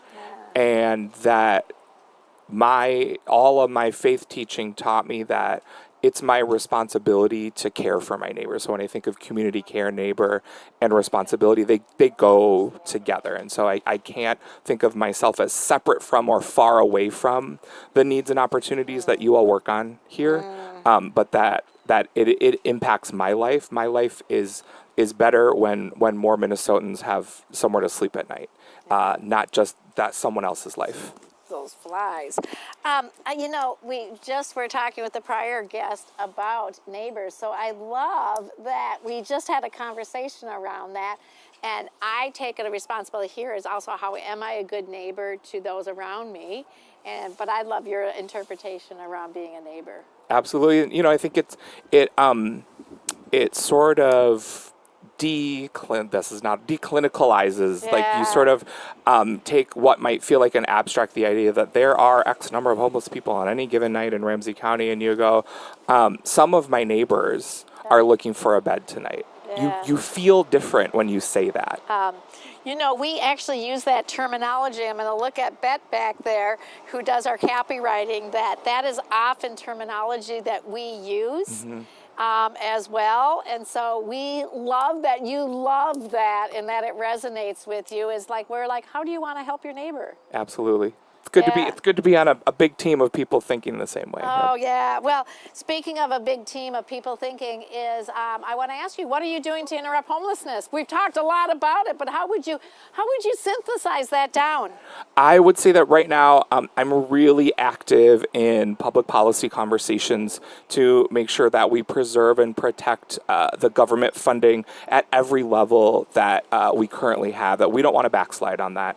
And so I know that I have the privilege and opportunity of working for an organization where when we speak, folks listen, and we can often be that maybe a neutral partner or a bridge. We're not advocating for public resources into services on our own behalf. We're not asking to get ourselves funded. We're saying that our county, our state, our federal government should take good care of neighbors, and we don't want to backslide on decades of great progress. There has been over 40 years of bipartisan progress to make sure that we have housing stability services, to make sure that shelters can build their capacity when they need to make sure that we can get people various kinds of vouchers or rental assistance, and we don't want to lose that. And so that's really where I'm spending my time. Well, awesome. Is there anything else that I hadn't asked you that you want to cover? Well, I just want to say that we are, again, really proud to partner with you and your team here, Pam. And I know we get to go to a lot of the same meetings and events. And so it's been a pleasure to have a buddy in the room and look across and see a friendly face as we're, in some of these fights and in some of these conversations and making sure that we're taking good care of neighbors. Yeah, I know, I remember being in a meeting and you were across the room and I'm like, I really don't know Alfonso. And I reached out to you and I said, can I get to know you? And you said yes. Yes. And I was like, oh, he said yes. and I appreciate it because, when we build those relationships, then it's easier for us to be neighborly. Yes, this is relational work. It's not paperwork, a kind of business that we're in. Yeah, I appreciate it. As we close, is there any final question you have of me? How did you answer that person who asked you about what you see in 5 years? What I said is, I am so proud of the programs and pathways that my team has built, and now we'll have an improved facility at Men's Campus. In 5 years, I want to be able to offer my women and children the same comprehensive services and facilities for that life-transforming work. And that's what I'd like to be able to see is take away the access issue, take away the transportation issue, make it easy, break the cycle of generational poverty and homelessness by giving those kiddos a better chance and those families a better chance. And that's what I see in 5 years. Well, that sounds very doable, and I hope I'm walking right next to you when we make that a reality. Oh, we're going to be this together, neighbor. All right. Love it. Thank you. Thank you. Bye-bye. You don't always see it at first, but homelessness is here, hidden in plain sight, behind buildings, along hiking trails. Just look at this field. How long do you usually stay on this bench? All night, sometimes. Safer than the street. This is where people in our city come when they have no other options. If I may ask, how did you end up here? I lost my job, couldn't pay rent, didn't have a place to go, family, money. Here I am. Hi, question for you. So you see this man, what should we do? It's so sad. He needs help. No one should be out here like this. If it were my brother, I'd want someone to step in. And how do we step in? I don't know. I don't know. I don't know. Everyone really wants to change this, but how? I was down on my luck, lonely, Scared. hurting, addicted, hopeless. And then I got to Union Gospel Mission Twin Cities. They met my physical needs. but more importantly, They met my spiritual needs. They showed me hope in Jesus. They saved my life. And they did it through people like you. but the work isn't done. There's more of me out there. They need Jesus. They need the mission. And they need you. Would you join us In caring for the poor, homeless, and hurting Right here. in the Twin Cities? Hi, I am Desiree Brewer. Union Gospel Mission means a lot to me. It means a lot to my family. It has brought us into a safe community, helped me build a relationship with the staff around here, the other residents. It is a healthy environment. And I'm so thankful for the Union Gospel Mission as it has done so much for me and my children. All right, welcome back. And I've got Dr. John Pearson, CEO of Open Cities Health Center. Welcome. Thank you, Pam. I'm so happy to be here, and thank you for the invitation to come and talk about the relationship between healthcare and homelessness. I am so glad. And, you know, you've got an interesting and we had a chance to talk because we've been in community together for a while, but you have a really interesting background in your journey to your job here. Yes. And so maybe you can just, I could read it, but I think you telling it yourself is going to be far better. Sure. So I am a Army veteran. I was in the Army for about 25 years as a medical evacuation pilot and a healthcare administrator, and I retired in 2019. Now, in my career in the Army, I worked in the Army Medical Department, so had an extensive career across the globe in healthcare.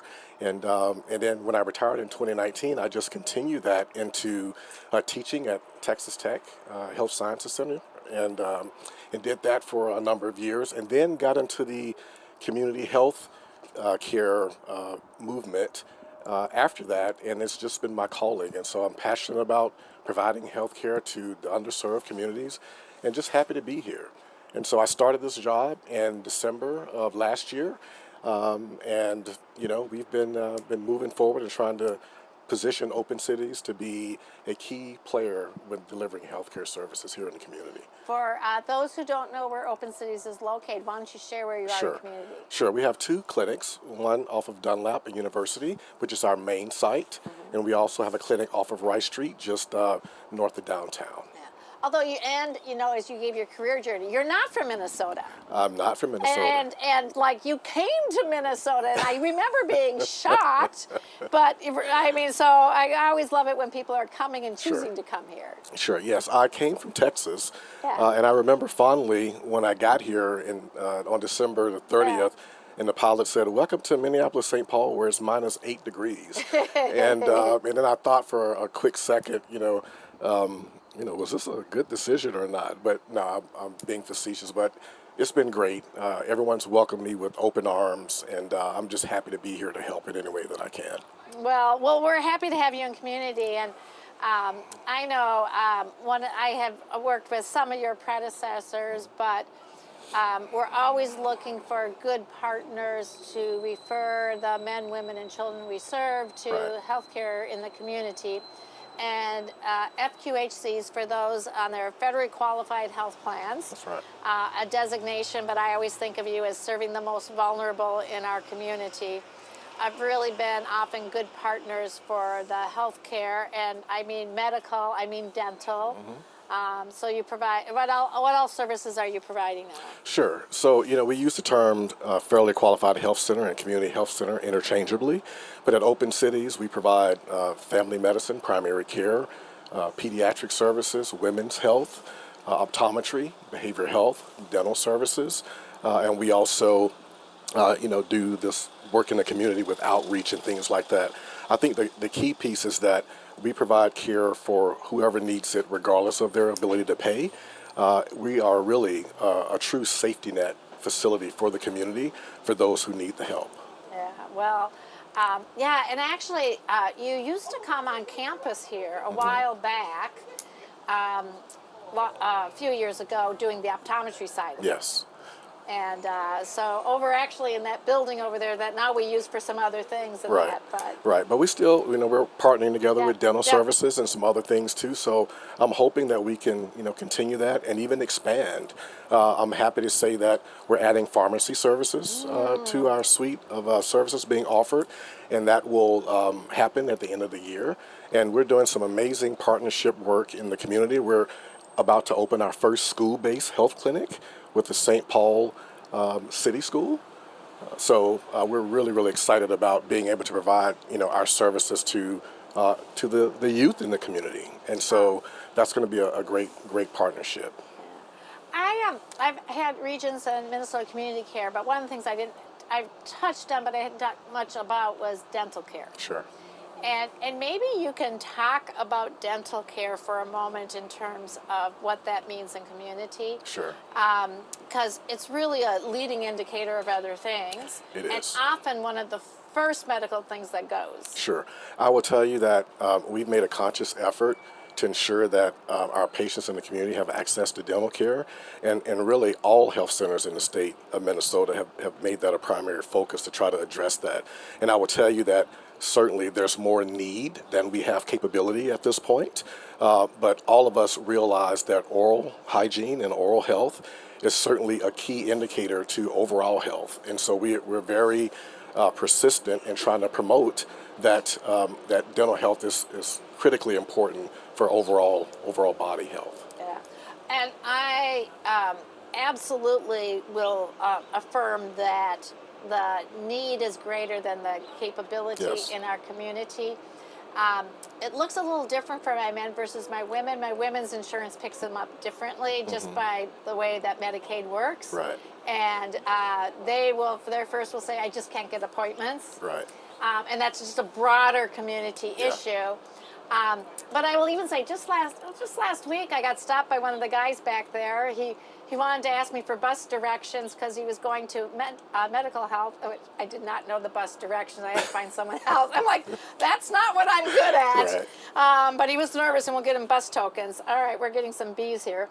And but then he was like, oh, dental? Then he goes, I'd like to go see a dentist too.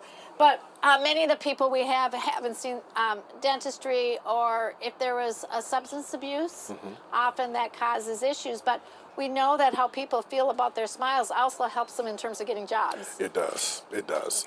It does. And we also do some outreach efforts. We're partnering with the Minnesota Department of Health to do substance abuse outreach with naloxone kits and things like that as well. And so, you know, we really try to be a wraparound, comprehensive healthcare center that offers an array of services to folks who need them. Yeah. So as you serve people who've experienced poverty or homelessness, what are some of the most frequent medical conditions that your team is seeing? Yeah, I think it's you know, pretty much standard across the board.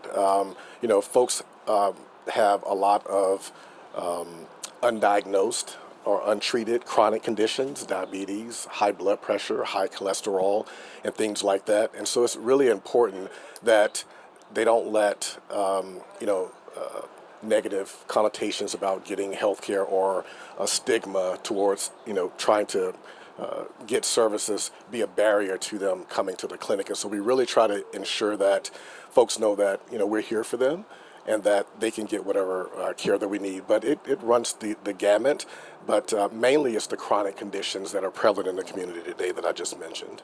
Yeah.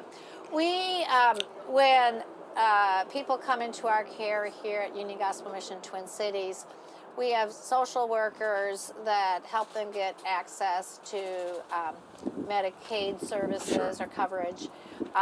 We also work with the county on getting them onto medical coverage, and then if they come longer in programs. So at every step of the way, it is a service that in coverage that they're available to have, but often it has lapsed or they haven't maintained their eligibility. Right. So we work really hard so that people can then feel like they can go access the medical care. Sure. I will tell you, Pam, that's one of the beauties of being a community health center is that we see everyone regardless of their ability to pay.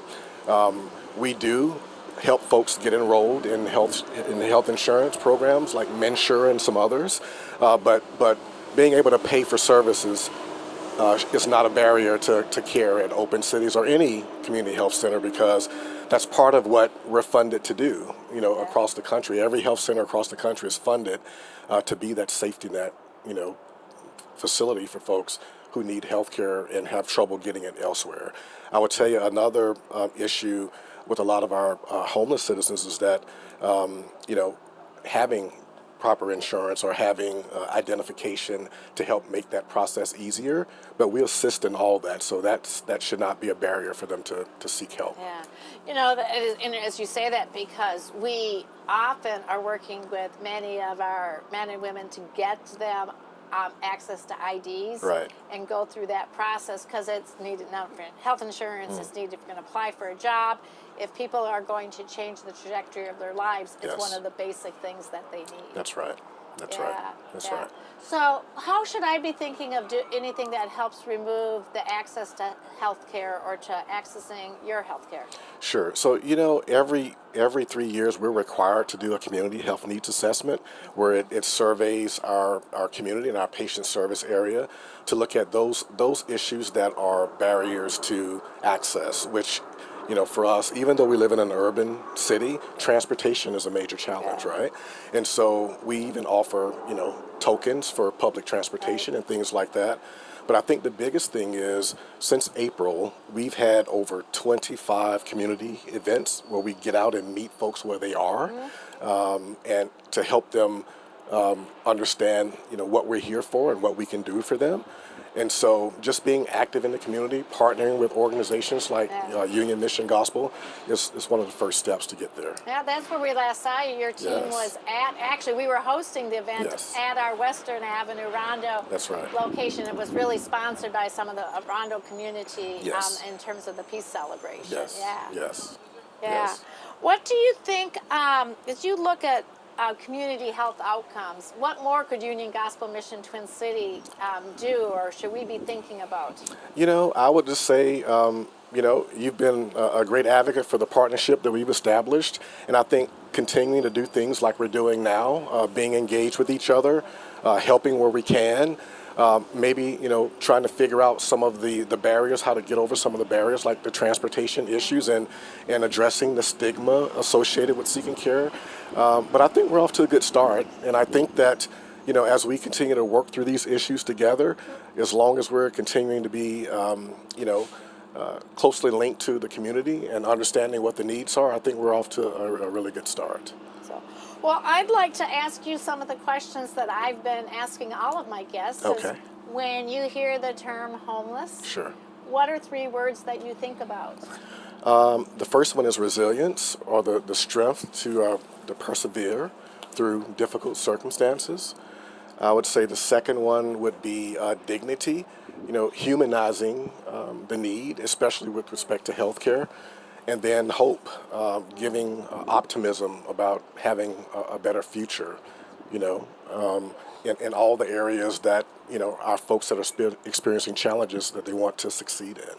Yeah, now as I'm getting to the waning hours of doing this, and I'm looking for patterns on this, and I love resilience has come up often around those experiencing homelessness. And then I'd love that you end with hope, because we say hope begins with a meal.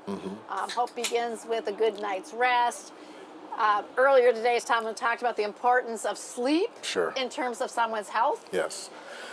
And I will say, Pam, as a combat veteran, I kind of talk about the things that folks go through. A personal experience of mine is, as a combat veteran, we're not always open to talk about experiences and again, back to the stigma of trying to seek help for conditions and things like that. And I also include that, for men, particularly minority communities, sometimes it's seen as a sign of weakness, to show that you need help. And I want to be, a personal story is that it's not weakness to say that you need help to try to get through things. And as a military veteran and combat veteran, sometimes it's hard to see that, but I want folks to hear it from me, that you can get the help that you needed. We offer that help at Open Cities and every other community health center across the country, so that should not be a barrier to folks who want to seek help or treatment to get the help that they need. I'm not sure if you know, we actually also offer a veterans program. We've partnered with MACV and the Department of Veterans, and we really offer a kind of a continuum of housing on our second floor here in this building. I love the partnership because it adds an extra case management and support and referrals, and it's an example of where we can be better. And certainly want to let you know that as a veteran, and I think we've talked before, I happen to have a son who's in the Air Force, a pilot. I won't hold that against you, but he wasn't Army. Thank him for me for his service. I will share. He's coming home for Thanksgiving and Christmas this year. That's fantastic. So I'm very excited about that, because otherwise, he won't ever come back because there's no Air Force base here. Right. I actually met some of your staff members in a couple of our meetings who were veterans as well, and so we were able to talk about some of our shared history in the military and assignments and things like that. So how are you interrupting homelessness? You know, we're doing that by trying to get out in the community, as I mentioned, to show that we're here for folks. We're doing that by trying to partner with other nonprofits and just trying to, you know, make sure that folks can get the care that they need. I think awareness is a big piece of it. And so we've made a deliberate effort into getting out marketing, advertising. Our website now is translatable into multiple languages. You know, our top 5 languages, Spanish, English, Hmong, Somali, and Amharic. We're hiring staff members who speak the language as well. And so I think that, you know, we're off to a good start to try to make sure that we can communicate to folks in whatever way they need to communicate with. Well, that's awesome. Yes. Having most recently come from Texas, is there anything that you saw the Texas communities doing better or differently that you think we should be thinking about here in our own community? Not necessarily differently, but I can tell you that state by state it varies on some of the services that health centers offer. And we're looking at potentially expanding into those as well. Services like podiatry to check folks' feet when they need that. Even maybe things like acupuncture in addition to chiropractic services. And so I think in today's chaotic healthcare space, you know, because healthcare centers are business just like any other, we're looking for ways that we can continue to serve community, but also that we can continue to keep the doors open as well. Yeah, that's awesome. Well, Yes. let me see. Do you have some questions you want to ask of me or anything on that? No questions. I think that, you know, I think Union Mission Gospel's mission is admirable, and we're just happy to be able to support it. I'm looking forward to more invitations to come and partner and to work together and do things like that. But I think that, you know, for the 10 months or so that I've been in the job, just being able to establish that, you know, personal relationship and connection has been great. And so I appreciate that. I am excited if you're also adding pharmacy. Yes. I share that in that many of the people that we serve have prescriptions. And you talked about the transportation, and we know that if we can get them better, compliance is really important. Right. And access to it helps solve on compliance. And Yes. so we're looking for some other new types of there, and we're looking for other ways to remove that. So we're interested in exploring some telemedicine types of things. And I've got a new director of my mental health who also does the bridge over to our medical. And so I'm going to make sure, I'm not sure if we made that connection or not. Sure. So. Well, if we can help in any of that, just let me know. Yeah, so, well, I just want to thank you for coming. Thank you for your day. Thank you for your service. I mean, for FQHC's play, you can see I came out of the insurance side. I covered a P, right? You sit there and P. I'm like, I think that's the difference between being a provider and being on the plan insurance side. Right. We're all on the same team, so it works. I know. Yes. So it shows up there. And one final thing, what have you liked best about Minnesota? You know, I'm still trying to get used to the weather a little bit because it's still 90 degrees in Texas this time of year.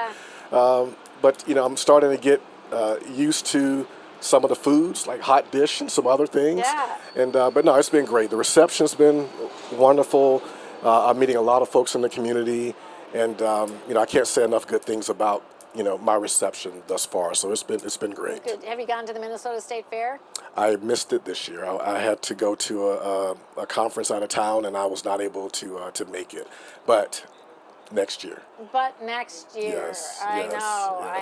yes, Then you yes. can come and tell me your favorite food at the Yes, fair. I have seen the videos about it, though, and there are a lot of interesting things that they have out there, so I'm excited to try it. We have many state fair lovers on my staff, and that. So we can give you all kinds of advice, Yes. solicited or non-solicited. Okay, I'll take it. So very good. Well, I want to just thank you for your time. I appreciate the work that you do in community and really serving the most vulnerable and getting them the right access to primary care and pediatric care. You know, one final thing is many of the women and children that we serve, the moms, we had 5 newborn babies called Naomi Family Program. They're home this last year. Wow. But getting those moms coming in access to prenatal care has really been a high priority. So lots of opportunities for us to think about things. Yes, yeah. Well, I'm just a phone call away. All right, thank you and have a good day. Thank you, Pam. Appreciate it. You don't always see it at first, but homelessness is here, hidden in plain sight. How long do you usually stay on this bench? All night, sometimes. Safer than the street. How did you end up here? I lost my job, couldn't pay rent, didn't have a place to go, family, money. Here I am. Hi, question for you. So you see this man, what should we do? I don't know. Everyone really wants to change this, but how? Well, I am just thrilled to be able to have with me as a guest for this conversation about John Harrington. And I want to get it right, so I'm like all of the things that you have done, because you've dedicated your career to public service, leading efforts to reduce violence, increase diversity in law enforcement, address homelessness in Minnesota's Commissioner of Public Safety, St. Paul Police Chief, Metro Transit Chief. You co-founded Ujamaa Place, which you've got a lovely Ujamaa t-shirt on today, which supports young African-American men, and now you serve as the CEO of Microgrants, advancing safety and opportunities in our community. I'm so happy to have you join me. Pam, I'm happy to be with you, and it seems odd that we're not at the downtown, or where we most regularly meet near the fireplace, which is my happy spot. So, I know. Well, hopefully this will be your happy spot for the next 15 minutes, okay? Well, Union Gospel Mission has been a happy spot for me for a number of years. You mentioned Ujamaa Place. It was literally one of the first places that took Ujamaa men in when they were unsheltered and homeless. And I've had great relationships with your board chairs and doing volunteer work. Sarah knows that every Thanksgiving I have volunteered at the high rises with Union. So Union Gospel Mission and your operation here is one of my happy places. So. Oh, well, thank you. Well, I think it's mutual. We can be in that mutual admiration around that happy space. You know, as you mentioned, your long history with us, but let's come back to some homelessness. And I have appreciated the partnership with Ujamaa, because I do think that many of the Ujamaa partners, many of the men have come here and stayed, is my understanding. Absolutely. They've been in a couple of our different programs. They have, and we took lots of notes from my early experiences, both in terms of some of your ministry, also some of the programs that you ran to help men who were in recovery continue their recovery when they couldn't necessarily be in a day program or in a structured program, because for Ujamaa men that's really much more likely to be the reality. They have moments where they're in structure, but they spend much of their life out in the what I would call the real world, which is sometimes a really scary place with way too many opportunities to have bad things happen to them. So we took notes from your programming in our early days, and we continue to take notes from those things. Well, I have found that we're all better when we're all better, and we can all learn from each other. Yep. And the classic Wellstone line. So, yes, absolutely, and I do believe it. And but let's talk a little bit about homelessness. I'm going to ask you some questions that I'm asking all of my guests. And can you share from your perspective and all of your public safety background, why do you think addressing homelessness is important to our community? Well, I think there's a term that's a little bit out of favor right now in public safety that talks about the broken windows phenomenon. It was a study out of New York and out of New Jersey that talked about what causes people to be fearful and what fear does to people's lives. And one of the things that I've observed as both a chief of police and in other roles is that homelessness, while most of the homeless are wonderful people that are just, they've had a bad run, they create an element of fear because for a lot of people, they see there but for the grace of God go I. And they look out at folks that are in an encampment or that are with a sign on a corner, and it causes them just a twinge of fear, and that's not healthy for our communities. And so addressing homelessness is, I think, important because it addresses the fear the community has.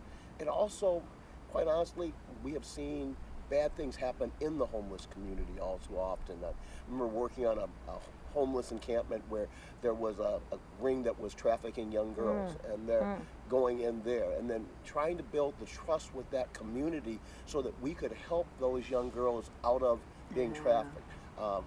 Areas where we had people that were selling heroin that was causing overdoses in encampments. So there's a public safety and a public health angle to addressing homelessness that we had to come to understand, especially when I was at Transit, when at one point Transit became, the light rail line became probably the largest unsheltered housing outside of yours. And we had to understand what was the backstory of why were people on the train riding all night rather than being someplace else. Yeah. You know, as you talked about the fear and trust, that is some of the first lessons I learned when I started here is just as much as we may fear someone who is homeless because we don't know them, they fear us too because they don't know us either. It's a mutual fear. And I have learned that I have to build trust. So my chaplains go out into the encampments, but they have to build a trusted relationship before someone allows them to help because they have to have that trust. Exactly. I remember telling my cops when we were doing the homeless action team at Transit, you go out there with a nice shiny uniform and a badge and you expect people to tell you what's really going on in their world. And I'm like, nobody tells anybody their secrets until they have built up an element of trust. And building up that element of trust comes out of not just regular contact, but it comes from intentional contact. Intentional contact where you're actually out there and you show people that you're here for good. It was a term I stole from Wilder. Yeah, that is theirs. That was their tagline for years. Here for good, and I think you have to show people that is your intent. At the same time, you have to show it while you are spending time with them because they're not going to just trust you because you show up with a nice logo or with good intent. Yeah. I do like that, here for good, and as we do that together. So about the homeless action team, what do you think was most successful in the initiatives that you led around addressing homelessness? Well, two things. The thing that was most successful for me was I picked Brooke Blakey, who's now in charge of non-traditional police services for the city of St. Paul. She's also my prime minister at the St. Paul Winter Carnival. But I picked her to actually start and develop the team because I knew that Brooke's background she has a social work background and a policing background, and that was what our attempt to address homelessness on trains really needed. We needed someone who understood that it wasn't a crime to be homeless. And then what I really got out of that was the understanding that so many of the homeless that we interacted with on the train were in fact victims. And they needed services that they were not able to get because without an address, without an ID, without a stable base to operate from, it was almost impossible. But we learned a ton, and part of this was a learning experience of learning that so many of the women and the children that we had that were on the train were there because they were fleeing domestic violence. So many of them were there because, given the traditions of some of the bigger homeless shelters, their 16-year-old boys weren't allowed to go into the residences. And so no mother worth anything would let her 16-year-old boy go in with a bunch of grown men, even in the best of circumstances. And so we understood that mother's love was an important piece, and keeping those families together. We understood how many of these women were, in fact, as I said, victims of some form of abuse, and that getting them to trust was going to be a long-term process because their trust had been violated by men who had been fathers of their children and husbands. And so trying to figure out what were the proper steps, and then understanding the systems that service the unsheltered population. It's not easy to get somebody an ID. It's not easy to get somebody medical insurance. It's not easy to get them into stable housing, and especially if they have some mental health crisis that they're operating from. All of those things became part and parcel of what the Homeless Action Team was able to take on because we freed them from the 911 monster that drives most of policing and said, what I really want you to do is to focus on this person and focus on their safety rather than worrying about the next call for service. What I love about this is I think you were a person ahead of your time when you were talking about how you incorporate the social work aspect into policing.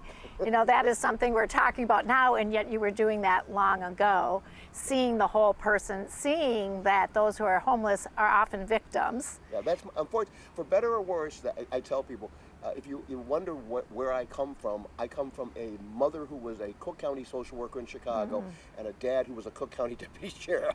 And so I was born and raised with my foot in both of those worlds, frankly. So I grew up walking through the Robert Taylor homes with my mother as a latchkey kid as she was being sent out on casework and watching this and going, don't take the elevator. Good news.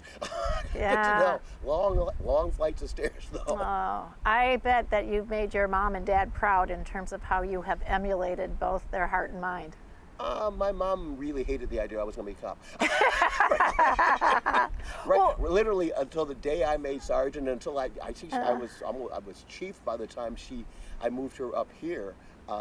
She was still trying to figure out how to get me out of this business. And I kept saying, it's not going to happen, Mom. Well, we're really glad you were in this business in our community. We're grateful for that. I'm happy to have been welcomed by St. Paul. As a Chicago kid who came here thinking I'd be here for a few years and then moved back to Chicago or moved back out east, this has become a wonderful place to live and a place for me to grow up. And really, literally, I credit St. Paul and folks like you and UGM and my other friends here in the community with really raising a fairly successful human being, if nothing else. So. I think you're very successful. What I also appreciate, as I heard what the Heart team did, is as you did that outreach, many of the things you talked about what people need is how do you get that ID if you don't have one, or how do you get access to looking for a job and that support. People think that they come to Union Gospel Mission Twin Cities for a bed and for a meal, and they do.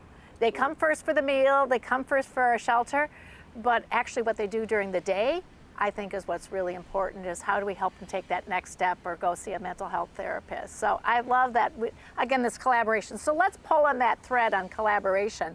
How do you see partnerships between not-for-profits, public, private organizations, and create what long-term solutions for homelessness? Well, I think that there is a rich environment, and the Twin Cities and Minnesota is famous for the wealth of nonprofit organizations.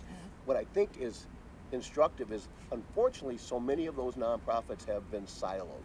They have their own little niche that they think that is they're the only ones in town that can play in that realm. And that was one of our experiences as the HAT team when we first started working with some of the other nonprofits who deal with the unsheltered. They were looking at us like, well, you can't be in this space because you're the police and you have a different role. And we're like, nah, actually we can be in this space because we want to be in this space and we're willing to give you your grace and give you your space, but know that we have a role, and that for some of the folks that are unsheltered, seeing a cop was actually a wonderful thing for them, because if you're fleeing domestic violence, the cop being there actually provides you with an additional element of feeling safe. And you may well have not felt safe anyplace else up until that point. But I think that is the important secret sauce that we all have to start thinking about is we have walls. I get that. I mean, we have missions, we have walls, we have boards we all have to interact with in that. But I think we need to think more dynamically and more organically. Just think this is the community is like a human person that has all kinds of different needs. And how do we meet those needs? And the reality is, you may well be at the start when they come to you. You're at Maslow's base hierarchy. I got food, I got dry, I got shelter, but ultimately we don't want them to stay at the bottom of that hierarchy. We all want them to grow, and there are different, whether it's the educational system, the health system, the government system. We all have to think creatively about how do we build bridges so that from your base of operations, you can help them move to the next one, and then we can wave them on across that bridge as they continue to move further and further, and sometimes away from your basic needs, but to a place where one of the things I'm hopeful with my Ujamaa men is that I will see them running their own businesses. I will see them coming back to be the mentors of the future Ujamaa men, because they have learned enough from us that they can take those lessons and they can build something of their own. Yeah, I do love that. I do believe we're going to hear a lot from our community partners throughout the next 24 hours in the conversations on the bench, because we can't do it alone. Bringing in expertise from others and skills and what other organizations are really good at when we're together, that is what builds that.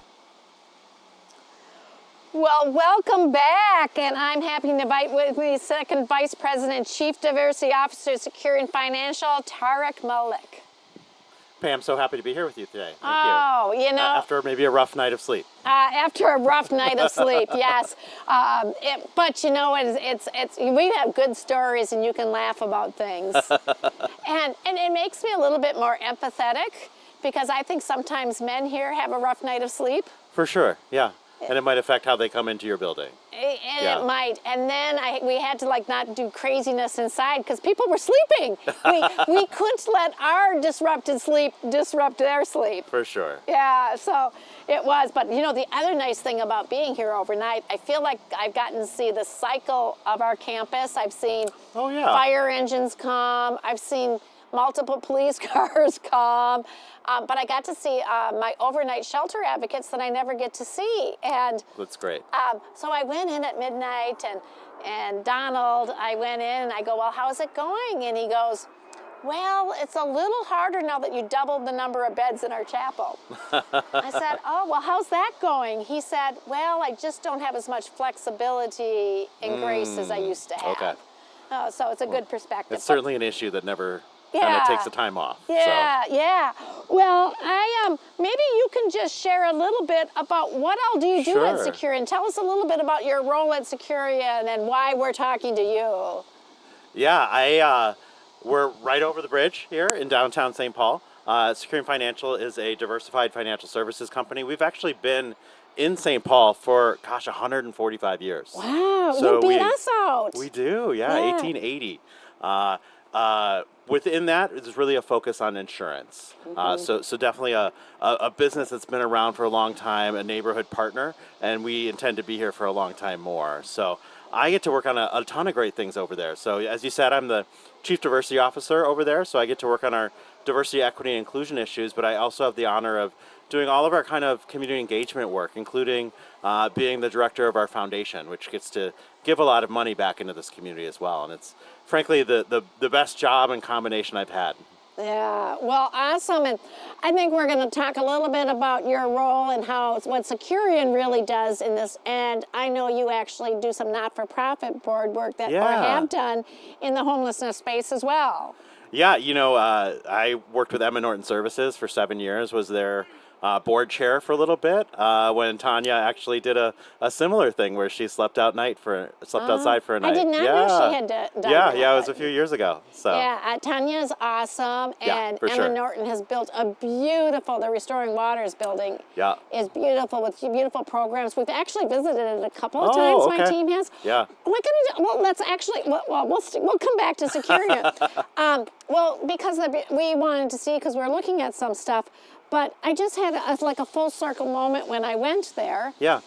So I went over there, and pretty soon I'm looking at someone sitting in the lobby, and I'm looking again. Oh. And Roger, who had been here for shelter for such a long time, he moved from here when he got housing. He got housing at Emma Norton's Restoring Waters. Okay, yeah. And so I have a nice, lovely picture of myself, but it's such a full circle moment, and it talks about how interconnected our community is. Yeah. When I get to see how those who have stayed with me show up at other places, but it's the next best place for them. Yeah, it's been lovely as I've learned St. Paul and learned this kind of work, just how much all of your organizations work together for kind of a cohesive way to address this particular issue. Yeah, so That's we, so cool. we think they have, for your role in that, they have a beautiful facility. They're doing great work, you know, on really some permanent supportive housing and supportive services, and they have some good ideas. We're stealing. Did you get to see the rooftop deck? I did. Although, you know, here's the difference on the rooftop deck. When you're looking at buildings, I wanted to see all the HVAC and what they put up there for HVAC. But yeah, there are some things that we want to steal from that. So, so thank you for the work that you've done as a board member and board leader. That board governance role is actually really important. Yeah. And I had my board chair at 5 o'clock this morning. No way, they came over. That's great. Yeah. So, Yeah, so I got to like see if like I was on my game first thing this morning with him, and he brought a chunk of building that we're out of. So we've been through a lot. He said that was my first board meeting when I gave all of my board members a piece of concrete from a building that we would have to sell because it was having concrete falling off of it. Oh gosh. Yeah.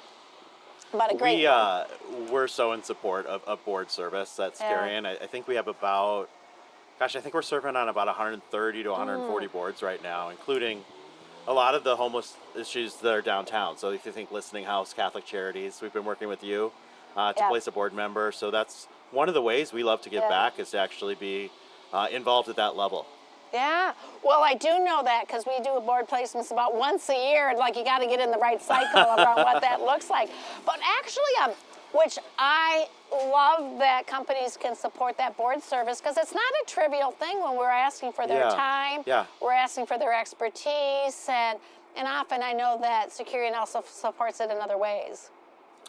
Yeah, and to be honest, the associates of Securian really want to get back. I think they, time and time again, as we've asked for people to take board positions or presented opportunities, they've stepped up to the plate. But we are very careful. You know, we want to make sure that it's an organization they're passionate about, because you're going to be giving a lot of time. You're going to be giving a lot of efforts, and then we do several things that help them along that journey. We like to democratize it by helping them get kind of gala sponsorships. We'll do that for them, or tickets for auctions, some of the things that might be price barriers for them. As well as we have things like our volunteer paid time off, matching gifts, and then we also do a Dollars for Doers program, which we call Volunteer Plus, which all of our board members qualify for because it's such a time commitment for them. Yeah, that is so awesome, and it does make a difference in terms of how people feel about it.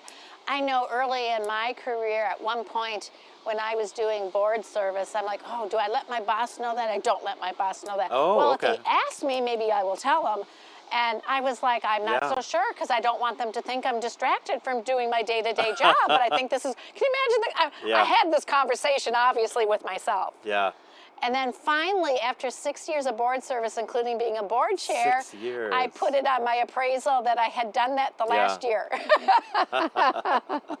How'd it go? Did you like it? Did they like it? Oh, yeah. It was fine in the end. And I loved board service. And it's a great way to give deeper into organizations and support them. And yeah, it is great. So it's wonderful that you support your employees with, I mean, that's actually pretty expansive, like what you guys do between volunteer time paid off, matching employees, Dollars for Doers, and... Yeah, you know, the other thing, Pam, that we did this year, there was so much change as this new federal administration came in, and it was affecting so many of our nonprofits. We actually brought in our corporate attorney to talk to all of our folks who are on boards to say kind of what questions might you be getting right now? How can you be a great board member? And really providing that education as well. And that seemed to really be well taken from our associates, enough that we actually worked with Minnesota Council of Nonprofits and put it out for the nonprofits as well.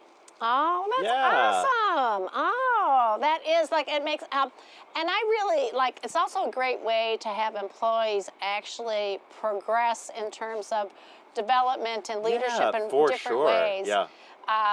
I know, like, board services, you're influencing your peers. And I used to think as I progressed in the organization that, as you got higher, you had more people, so you had direct power. No, you have more. Less direct power, you have to influence all of those others. Yeah. So that is like awesome, and that was really one of mine. Is like, I know that we have benefited from some of the generosity of the foundation in terms of our operating budget and providing food, and that really has been like a significant thing. So thank you very much. And actually, your grant got like tripled. That's right, this year, for sure. This year it got tripled. Like, it was like. Don't expect that every year. No, I will not. I will not. Ironically, the Federal Home Loan Bank, we actually have an application into them for something else. Oh, very cool. Yeah. But I do want to say thank you. I appreciate that. On that. On behalf of Securian. It is not a trivial thing that we don't take the grants for granted, but it also shows your commitment to community. So and so when you think of it that way, plus what you do with your employees, you are making a meaningful impact in the community. Well, that's so great to hear. Yeah, but speaking of volunteering, you guys, I will tell you, like I've seen security employees volunteer in many different ways. Oh, absolutely, yeah. We just got our third quarter numbers, and 65% of our employees participate in our community efforts in some way, shape, or form. Just through the first 9 months, which is pretty amazing. Yeah. But we look into it in a couple of different ways. Obviously we have kind of teams that will come in and do specific things with kind of Listening House or with Catholic Charities. We have some recurring shifts at some of these places, but we also do things like we have a pro bono day every year where we open up to nonprofit organizations that want to really get expertise in an area they don't have expertise in-house, and we'll work to really make sure that they can find that within it.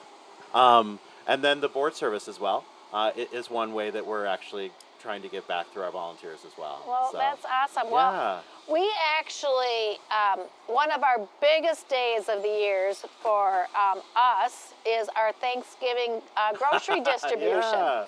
And Securian comes out in in large numbers to participate. They have done it for years and years. And it really does help us. It is a full day. We will have 10,000 groceries for 10,000 meals. 10,000. Yeah, so it is a full day. We actually have gone to one day that is longer.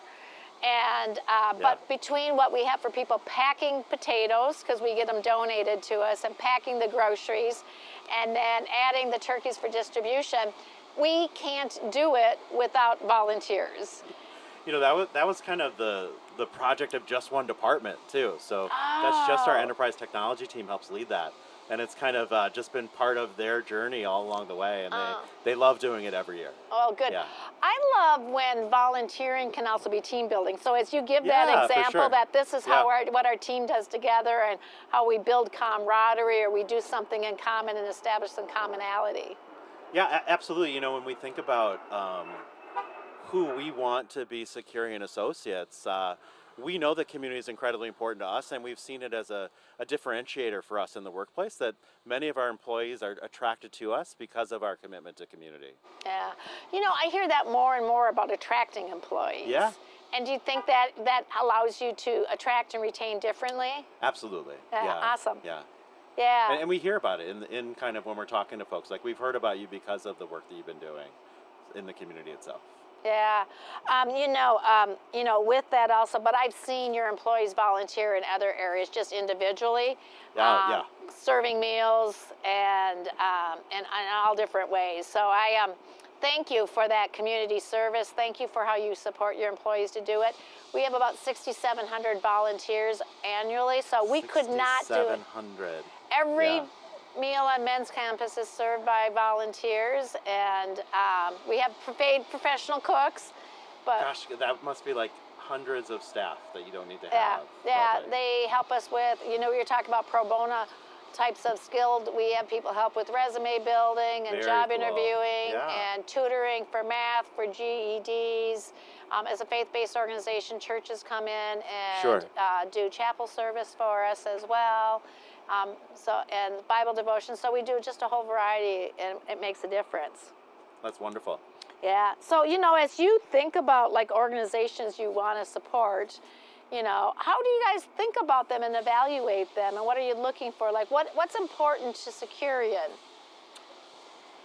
Yeah, when we think about what's important to Securian, obviously every business has a different focus, right? And we all have different ways that we give back. And, we have our focus areas that we focus on from a foundation as well as from a corporate standpoint. The first being financial stability, really making sure that people have the right first steps to be able to take the next steps in their lives. And, it's almost step zero to have some sort of secure housing. It's really hard to not think about the other things unless you have that, right? We also, and it's all around kind of making sure that we're building more secure tomorrows for both our community and our associates. So the second is really around youth and workforce development and education, really with a focus on workforce readiness. So we work on it with high school and middle schoolers through folks like Junior Achievement, Best Prep Cloud Coach programs, those types of things. And then, we have a whole piece around vibrant communities as well. We have been in this community for 145 years, and we intend to to stay here, and we want to be a partner in actually what makes downtown St. Paul thrive. Well, let me, as you talk about financial security, I want to switch to talking a little bit about the programs we deliver and the services we deliver. I've had the benefit that I was able to give you a tour on a very cold day. You reminded me. We were talking about this. I think it was the coldest day of the year, and you were filled to the brim. Yeah. There was people in every hallway, and I was so amazed at how calm your staff was and how caring they were, even in this time where there must have been much more than you're used to on any given day. Well, our numbers, our capacity, we've been filled to capacity. Then last winter, they added more bunk beds into the chapel, then they put people in the lobby on mats and cots, then we sent to overflow. You'll actually, if you hear the noise behind us, it is because we were beyond capacity.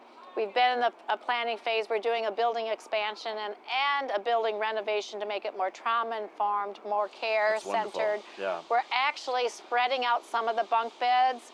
A shift in mind, instead of saying, how many more people can you smash or cram in there, is like, what's the right space that helps people heal and helps them restore? I'm so glad you're in contact with Tanya at Emma Norton Services, because they moved out of a giant concrete building, and that was one of the things that they really wanted to think about as they got new space, was how to make it more trauma informed. So it'll be amazing as you get that here as well. Yeah. So I had the opportunity to give you a tour, and also like a couple of months ago, your CEO also came for a tour as well. So we've had a vested interest in terms of being able to show you firsthand in terms of what we do. But one of the things I want to highlight, because it goes with who Securian is as an organization, and I heard you talk about your priorities, is in the program. So again, we start with shelter, but ours is to give people pathways into being able to stay housed. Yeah. So as a faith-based organization, we include faith, but we also include community, how people, so that you can stay housed. As you build a community, the fact is, it could be you join an AA group. It could be that you restore your relationship with your family. Yeah. It could be you join out in the community, a church. We know that provides a safety net for people to actually stay housed.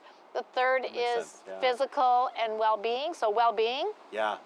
So in that journey for the outcome is, how do we help people take care of their medical health, their dental health, their mental health? We've got therapists here. So often that might be a reason that people become unhoused. It could be substance abuse. It could be mental health crisis. Yeah.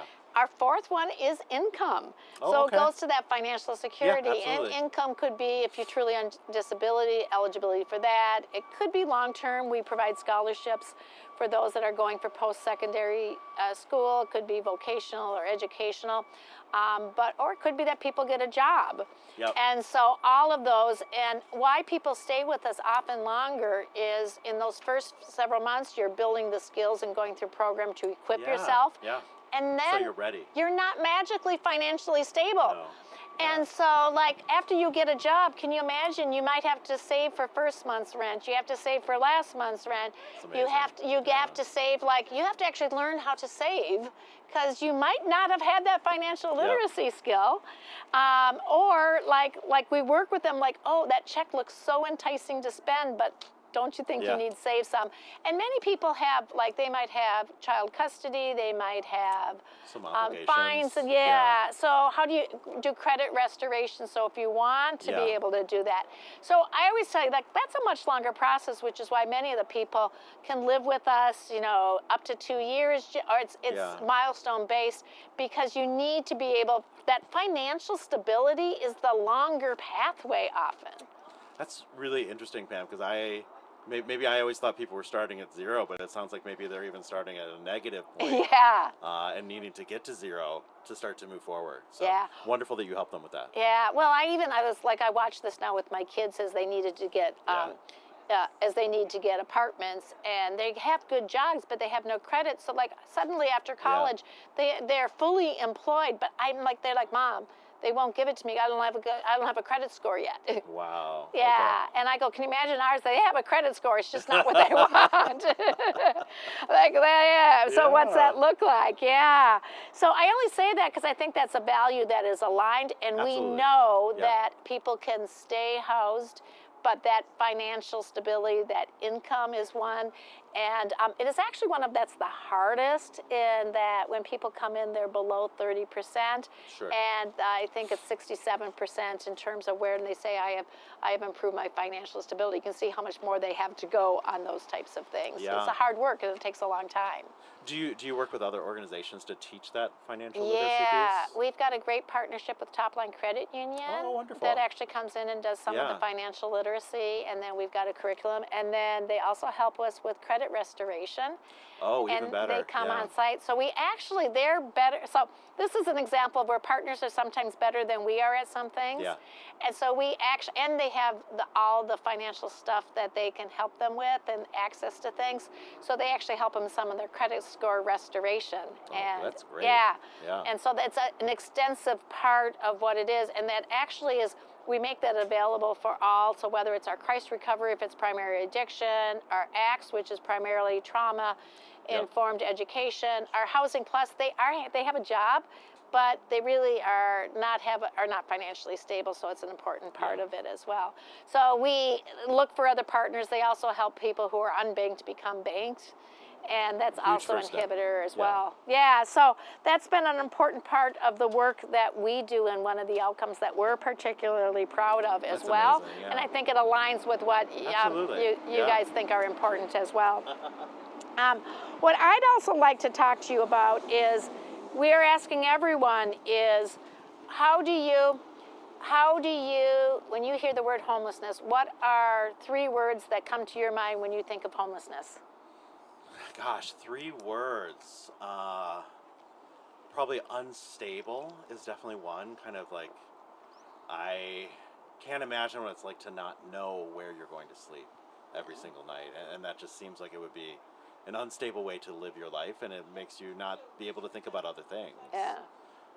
Vulnerability, I think, or vulnerable, like if you're actually sleeping on the street, that is not the safest place you can be. And it's wonderful that places like Union Gospel exist so that you can find a safe space, for sure. To be honest, I probably think the last one is probably unseen.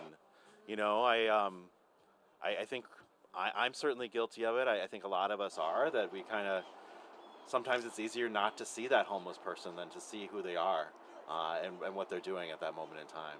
Yeah. We spent a lot of time in our conversation. Now I get to reflect over my 24 hours here around how we help those who are experiencing homelessness be seen and feel they are seen. And I had a great example of it last night. As you know, we've had some of the gentlemen staying with us stop by. 2 of them said they wanted to have a conversation with me on the bench, and my team had them sit down on the bench and have a conversation with me. So that's been lovely. That's part of that being seen. Yeah. And it was so lovely because he went back and got a suit coat and came in to be seen. Yeah, it was lovely. And then just knowing their name and using their name. And I watched one of my colleagues when she walked by, and she spoke to the gentleman, and the gentleman, she said, "Oh, what's your name?" And then she said, "And my name is Molly." Oh, yeah. And so she role modeled as well that it is safe. Yeah. And that she shared her first name, and that is a way to say, I see you, I see you as a person, I know your name, I'm willing to share my name. And so when you talk about unseen, and people say, well, what can I do to help them be seen, or can that be possible? And that was just one moment. Again, I just watched her and I listened to her because we had a down moment, and I go, isn't that nice to watch her teach me about what we can do? Yeah. Can I do a shout out too? Yeah. So we do a care campaign once a year. It's kind of focused on our value of we care about others. Yeah. And one of the things we did this year that the staff loved is we brought in Zamia Theater Company. And Zamia is a local group that has done, it's some professional actors and many people who have experienced homelessness at some point in their lives do a live performance in front of your employees to really talk about what that experience is like. It's kind of a little bit of poetry, some acting, some song, and then they lead discussions with our associates on the topic of homelessness to really see it from a different point of view, because I think that, awesome. that being able to see it is such a huge first step. And it was one of the things we were really excited to do this past year. Well, awesome. That sounds really interesting. I'll have to learn more. For sure. Yeah. And then, like, one of my last questions is, how are you, or how is Securian interrupting homelessness? Gosh, well, we talked about money already, and kind of the ability to give back to the community. We talked a little bit about volunteerism, especially with kind of board placements as well. I think other ways, in top of kind of, you're always going to give money and hopefully give back from a volunteerism. We've been very vocal in using our voice as well in the political process. So we did a letter, I believe, for the Union Gospel Mission. You did. When you were kind of going up for funding, we did a similar thing for Catholic Charities when they were looking at new programming for Dorothy Day. So being an advocate in that way, for sure. We love to be in partnership, to be honest. So I know Christoph Beck is coming for your last interview of the day, but really, bringing together coalitions of folks from different perspectives. So from people directly serving through the nonprofits, our corporate partners, our political partners as well, to kind of talk about this issue in a different way and start to come together on those pieces is another way that we love being involved as well. Well, I do, yes. When I asked, you said yes. And I do appreciate that, because I think the more we can show that we're in partnership, the more that we can show where we have common goals and we can be aligned. There's just, there is plenty of opportunity, and I appreciate that we have found many ways for that. That's wonderful. In our community. We're and so happy that, to do it. Like when your goals on being a vibrant community, that type of partnership, it makes it a vibrant community, because we are doing those things in partnership. And I know I can't and shouldn't do everything, and where I can use other partners is better. That's so great, Pat. We know we don't know everything, right? We rely on you and Union Gospel to help us understand these issues the best and how we can actually support them. Well, good. Well, thank you so much. I really appreciate you coming by today. I appreciate the time. Awesome. Thank you so much. Homelessness is a choice. They just need to get a job. It's too dangerous to get involved. It's not my problem to fix. They did this to themselves. They'll just spend the money on drugs or alcohol. It's too overwhelming to even try. I already pay taxes. Isn't that enough? But that's just how it is. Help everyone. They need to take personal responsibility. They're just a drain on society. Someone else will help It's them. the government's It's not safe to stop them. people to help. One person. Here's how we interrupt homelessness at Union Gospel Mission, Twin Cities. Radical hospitality. Life-changing empathy. People who really care. Dignity. Hope. Faith. Creating lasting change that strengthens families and the Twin Cities. Together, we can interrupt homelessness right now. Hi, I am Desiree Brewer. Union Gospel Mission means a lot to me. It means a lot to my family. It has brought us into a safe community, helped me build a relationship with the staff around here, the other residents. It is a healthy environment. And I'm so thankful for the Union Gospel Mission, as it has done so much for me and my children.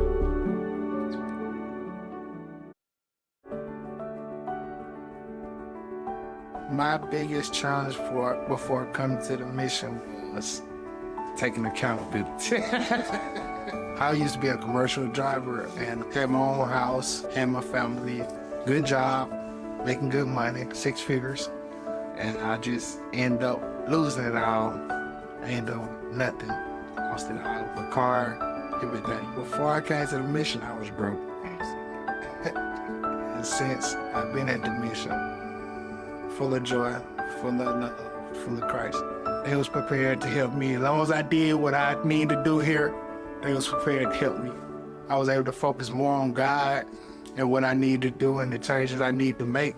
So the gospel mission helped me to do that. It's still an everyday process, but every day is working to get better, to be a better William. All right, welcome back. And we're at noon. We are. On a beautiful day. It is a beautiful day. I want to be in the sun, but we have to look good on camera. So we need to be in the shade. Okay. Well, I'm gonna actually let each of you introduce yourselves, but I am so thrilled. I've got Ramsey County, Heading Home Ramsey, the leaders here, who are really helping us be better in community around this issue. So I'm gonna let you introduce yourselves, but I just want to say I'm grateful that I've got both of you here to talk about this important topic. I'm excited like you. This is a really important issue, and it's good to be out here on a beautiful, beautiful Friday afternoon. My name is Rena Moran, Ramsey County Commissioner, representing District 4 in St. Paul. Some of my neighborhoods are the North End, which is Rice Street, Summit U, Frogtown, Midway, McAllister, Highland.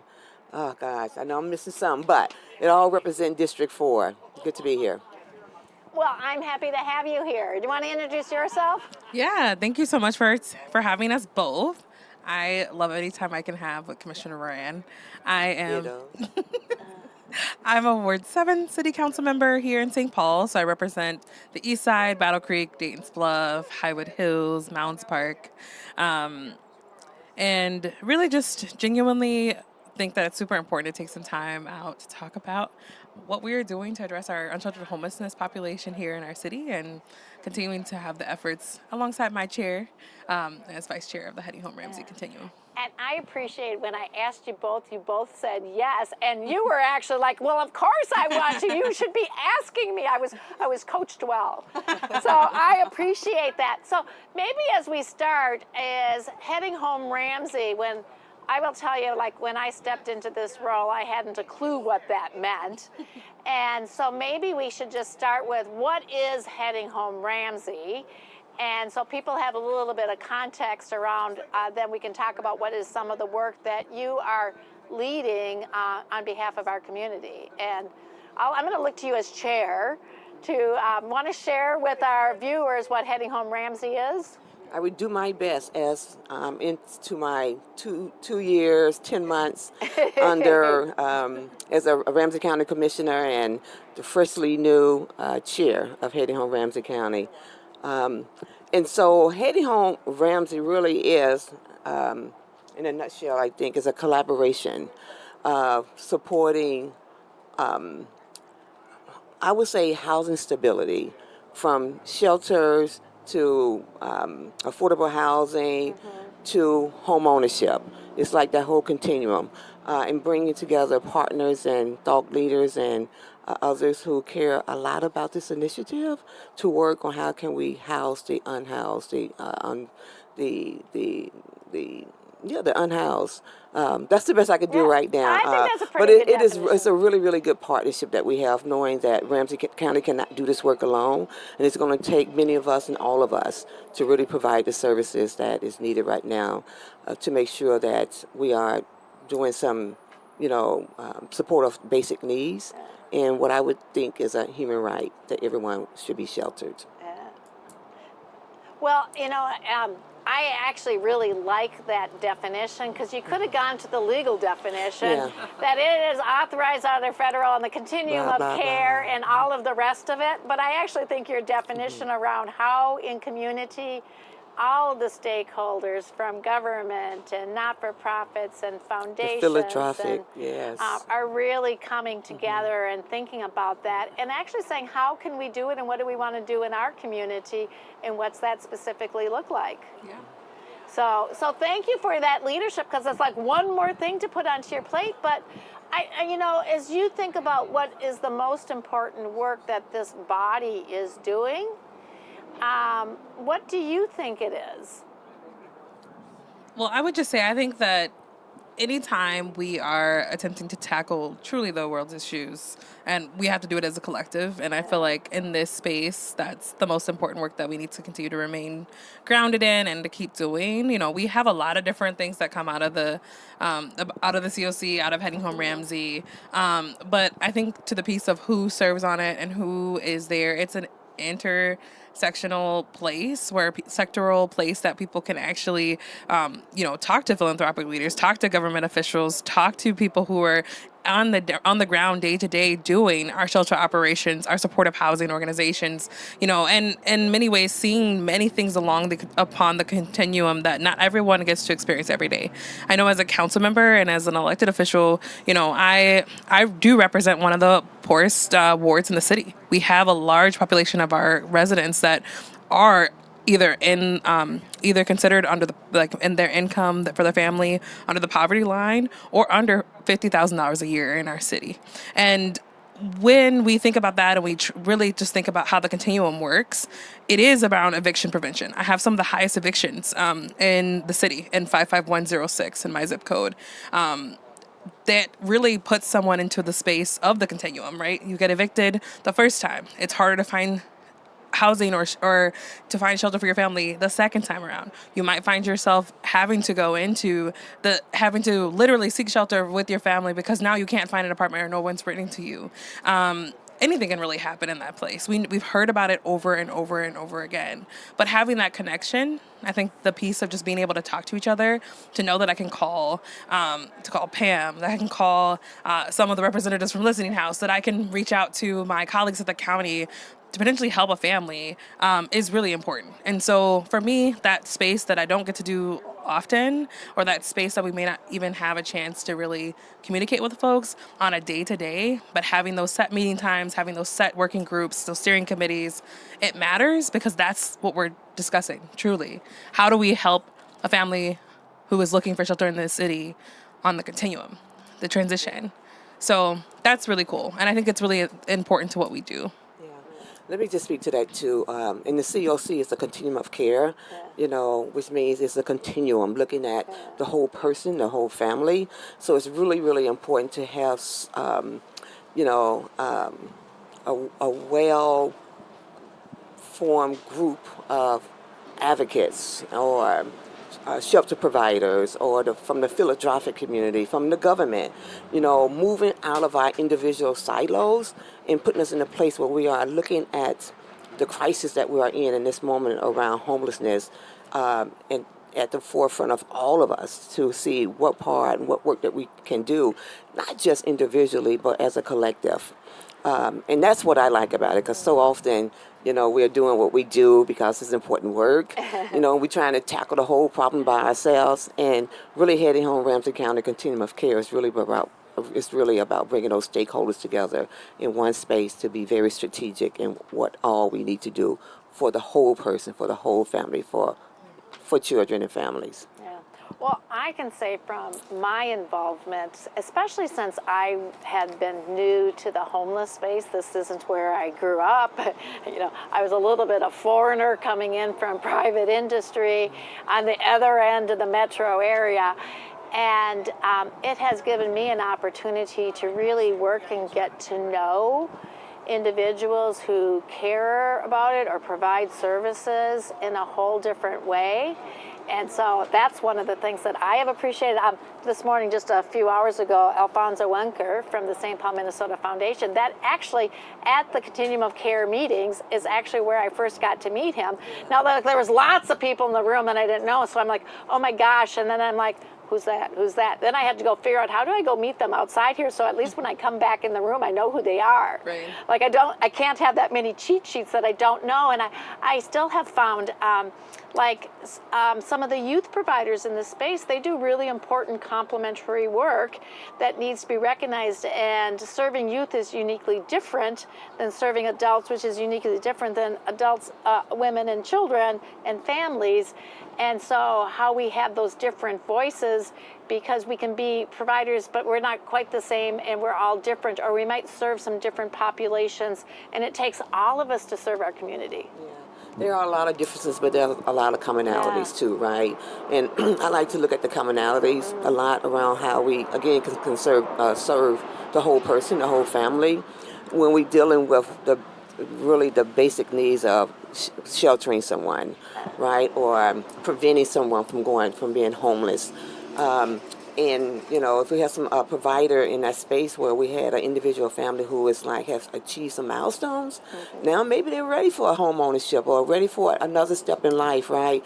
But I think it's really, really important to help. I do like you often and look around the room and say, who's in the room? Who else do I need to talk to? Yeah. And how can I and Ramsey County partner with those individuals or those entities, those organizations, and really bring the philanthropic communities into this space too, right? Or the business sectors into this place, because really we're all being impacted by this crisis called homelessness, right? You said something I've heard you say before in the meetings actually is, yes, differences might matter, but where are we looking at commonality and where does that guide us forward? I have heard you repeatedly say that, so I can tell that that is a value and something you really look for. Yeah. It's definitely a value of mine that I hold and I keep because, I guess, personally for myself as an African-American woman and mother, we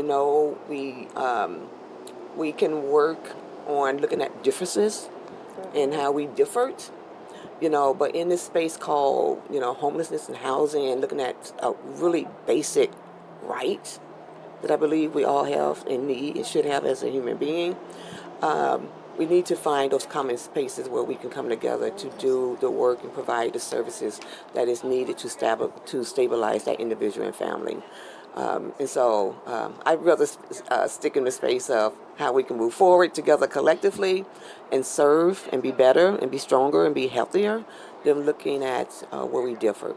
Yeah. Well, I think there's a really good example recently where I think both of you drove, how does the community and the members of it have an opportunity to have buy-in in a process that's transparent and be able to say, what do we think is our priority? And I think recently, when the city of St. Paul wanted to be transparent and give this opportunity to have voice, you really made sure there was a process. And we had to learn along the way. I think we did. And we're still learning to create stronger processes and procedures. As long as we're learning together, right? And we feel like we can ask questions, or we know we should ask questions either way, right? And I think we're learning that as we're coming together, because people change along the way. The good news is people change. The bad news is people change, right? Sure. But I share that because I think that you as leaders both were like, how do we create a process that people can understand or see? And we learned along the way, and that gave an opportunity, because there's many good things along the continuum we can be doing. And then how do we want to prioritize some of where the resources are, where we want to support it? So I want to thank you for that. Yeah, no, I would just say, I think some of the groundwork too has been set so where we're able to talk a little bit more transparent about where the current needs are and the ever-shifting needs along the continuum. We, to the piece of just kind of the process that we put together, we had a shortened amount of time, but also to be transparent, there's a need to be able to have, in so many of my spaces as well, government responding to the needs of the now. And sometimes we plan ahead and we have plans or think that maybe this is what we want to do at this particular moment. And then with this, especially with the federal administration that we are operating under now, we have to learn to adapt as well. And we as in, not only the organizations and government and elected officials and everyone who is kind of responding to the continuum need, it's going to look different. A year from now, it will look different as well. And we can plan for it. We can intend to, maybe at this time the data says we need to support here. A year later, the data may shift. We may have emergencies and we have crisis in the city and in the county and throughout the metro area that warrants our quick response. And so I think just in general, I feel like elected leaders are really thinking about that on all fronts. But when you think about homelessness and our unsheltered population in particular, it is concerning to be talking about just housing financing in a different way, shelter support in a different way. The views from our federal government and the orange guy in the White House don't necessarily echo my values in some of those conversations. But if we've learned anything about the last year, things can change rather quickly. And so how we adapt in the bureaucracy and how we adapt in the government process is often really important.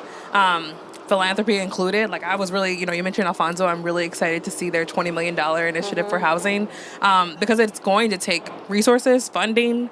It's going to take, collaboration. It's going to take transparency. It's going to take ideas and being open to creative solutions. And that's just like overall how we're responding to the needs now, much similar to how we were planning ahead 5 years ago this time, really addressing really addressing what was, in many eyes, another pandemic that we were experiencing in real time. 5 years later, we've had some recovery, but it's still not to where it was pre-COVID. We have a lot of things that we have to address in that regard. And so just overall, really excited about the buy-in that folks had on the continuum, the conversations we had. It made it easier on my end to refer back to those conversations with my colleagues and with decision makers and policymakers that aren't in those spaces with us too. So. Yeah. Well, thank you. Yeah. Well, I want to ask both of you some questions. I'm asking all of my guests, and I actually think I've heard some of the answers in what you've said, but for clarity, is when you think or you hear the word homeless, what would be 3 words that come to mind for you? When I hear the word homeless, I'm thinking. By default, I care a lot about families. So I don't always see adults, I see children. I see, usually I'm a white person or what happened, very seldom do I go to a space of what's wrong with them. I'm more of a what happened to them. And so I think of families, I think of crisis, I think of urgency. Thank you. Yeah, I also thought about like family first. I also think about injustice because to me, I agree with Commissioner Moran. I just fundamentally think that housing is a human right, and I really want us to address that nationwide, and especially places like Minnesota. Like, it gets really cold here, it gets really hot here. All of the things that go in, and the aspect of it to me is just an injustice that we continue to have to solve. And then I would say on the third word for me that is coming up is, I want to live in a world where our homeless issue here in our country is solvable. So I would put that down, and because I think that there is solutions that can be offered to decrease our homelessness population in our country, and I feel like there's plenty of resources, especially here in Minnesota. I think that there's a lot of funding and things that we could do to, if we really wanted to solve our homeless issue here in Minnesota, that we could. And so to me, I have to keep that hope and of it being solvable and not just something that's just completely, unmanageable and, it's just the norm. It's not. And I think that that's really important to share. So. Yeah. Well, since you both mentioned families, you know the data as well as I do, but I'll just mention it for our viewers, is 40% of those who are experiencing unsheltered in our county are families and children under the age of 18.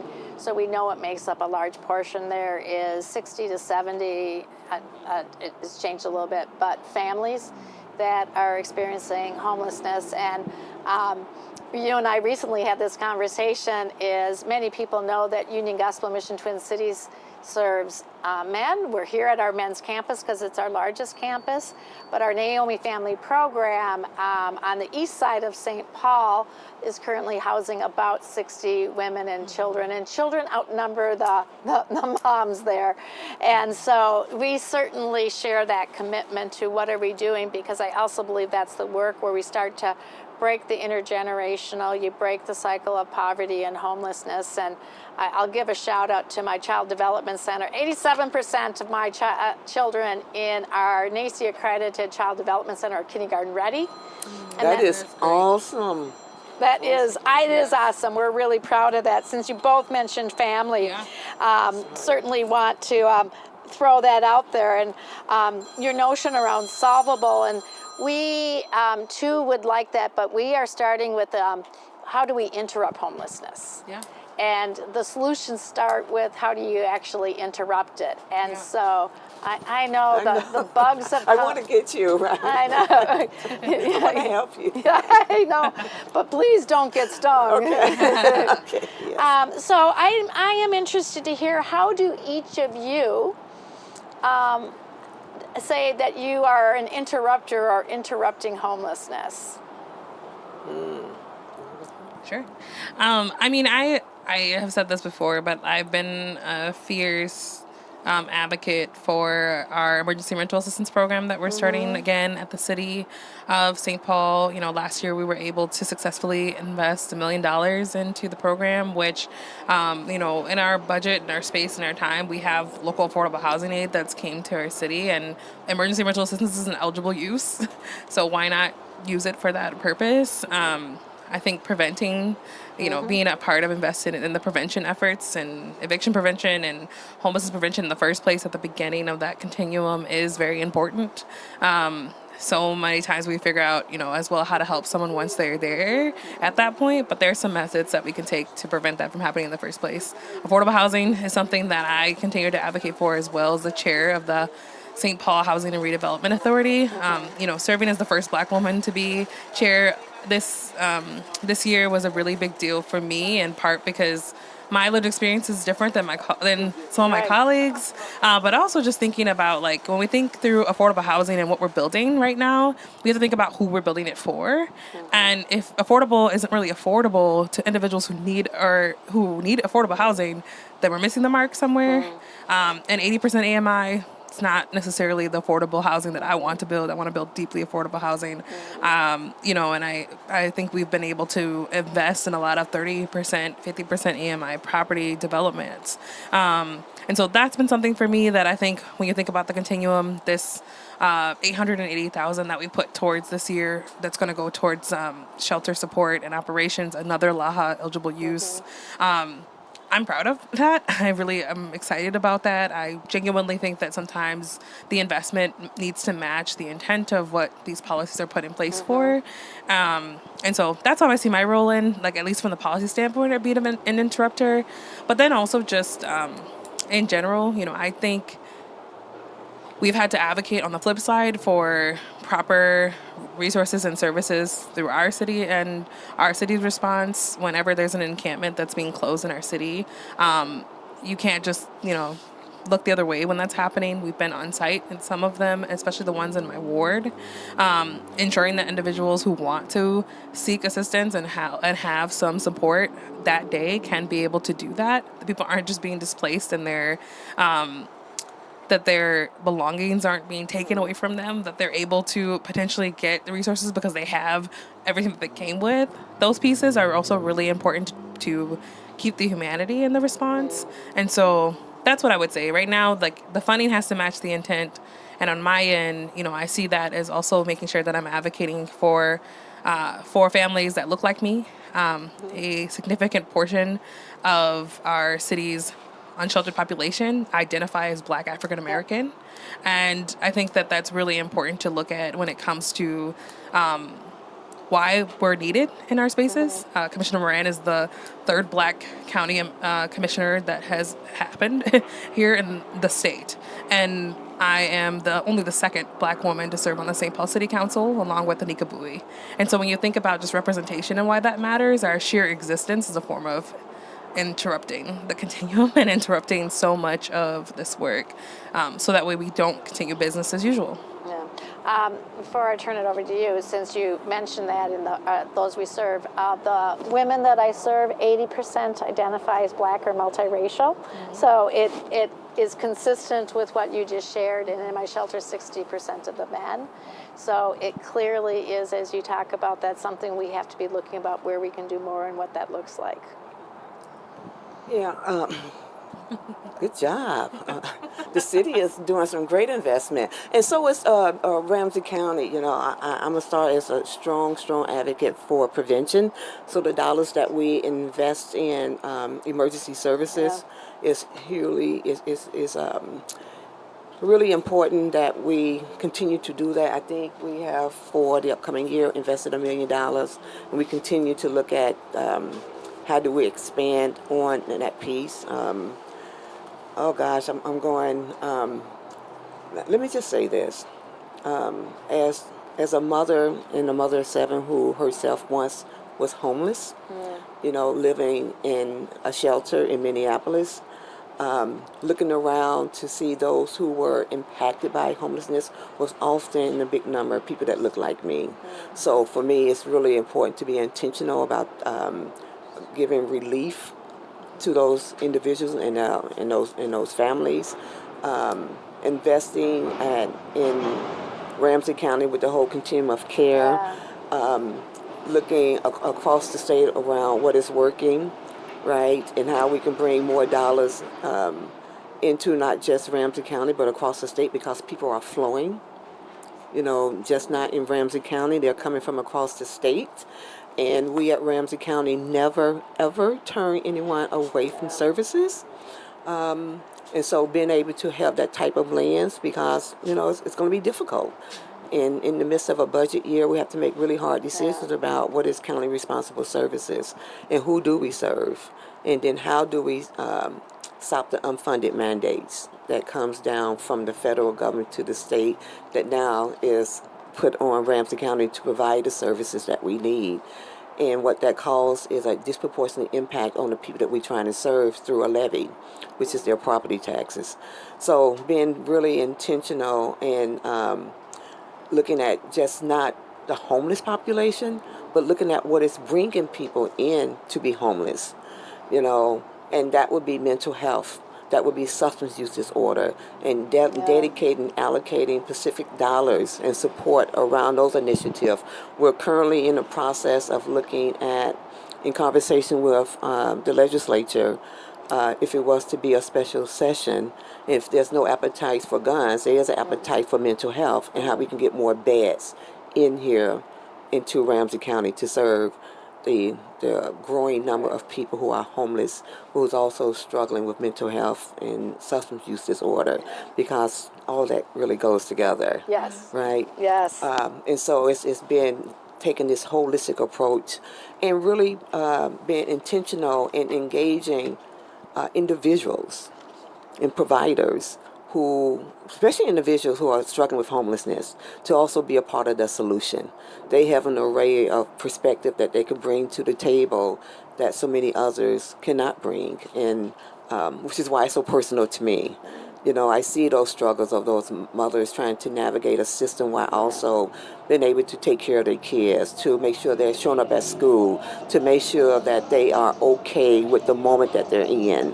And so all of those things, and just continue to look at it through a holistic approach, I think is what the direction that I see Ramsey County going into, and have been there, but definitely looking again, I'm going to hear me say this over and over again, the whole individual and the whole person, because it's just not about homelessness. It is about the factors that keep bringing them into the position that they're in, and how can we best serve that through a holistic approach.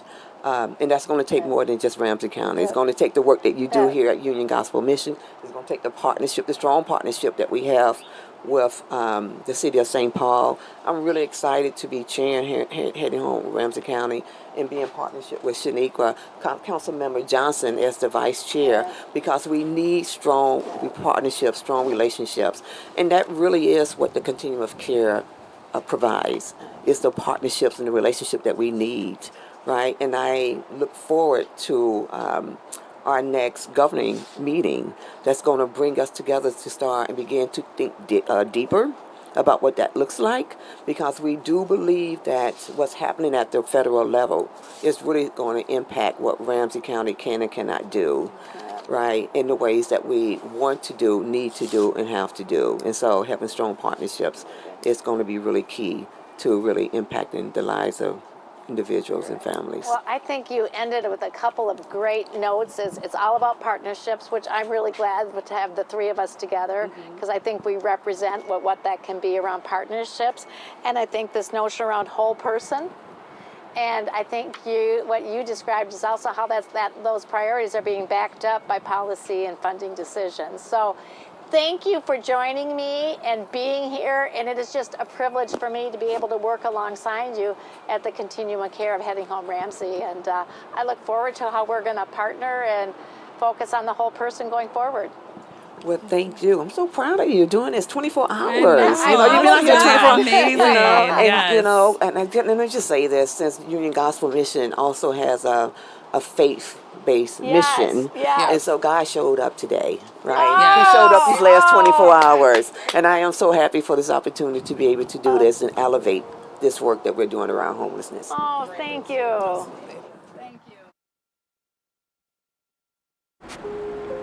Homelessness is a choice. They just need to get a job. It's too dangerous to get involved. It's not my problem to fix. They did this to themselves. They'll just spend the money on drugs or It's too alcohol. overwhelming to even try and Already help. pay taxes? Isn't It's that enough? sad, But that's just how it is. Help They everyone. need It's to just take too sad. personal This is responsibility. It's just a drain on society. Someone else will help It's the them. government's It's not safe to responsibility. stop Too and many people help. to help. One person. Here's how we interrupt homelessness at Union Gospel Mission, Twin Cities. Radical hospitality. Life-changing empathy. People who really care. Dignity. Hope. Faith. Creating lasting change that strengthens families and the Twin Cities. Together, we can interrupt homelessness right now.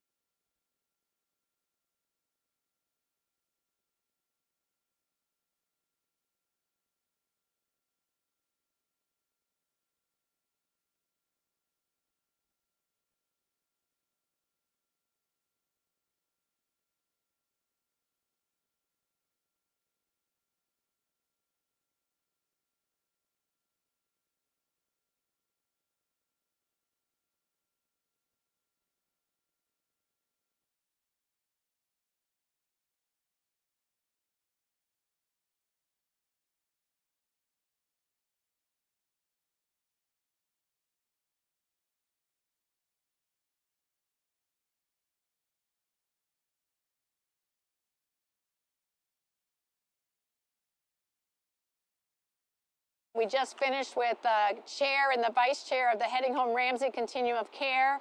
I've had a vice president from Securian.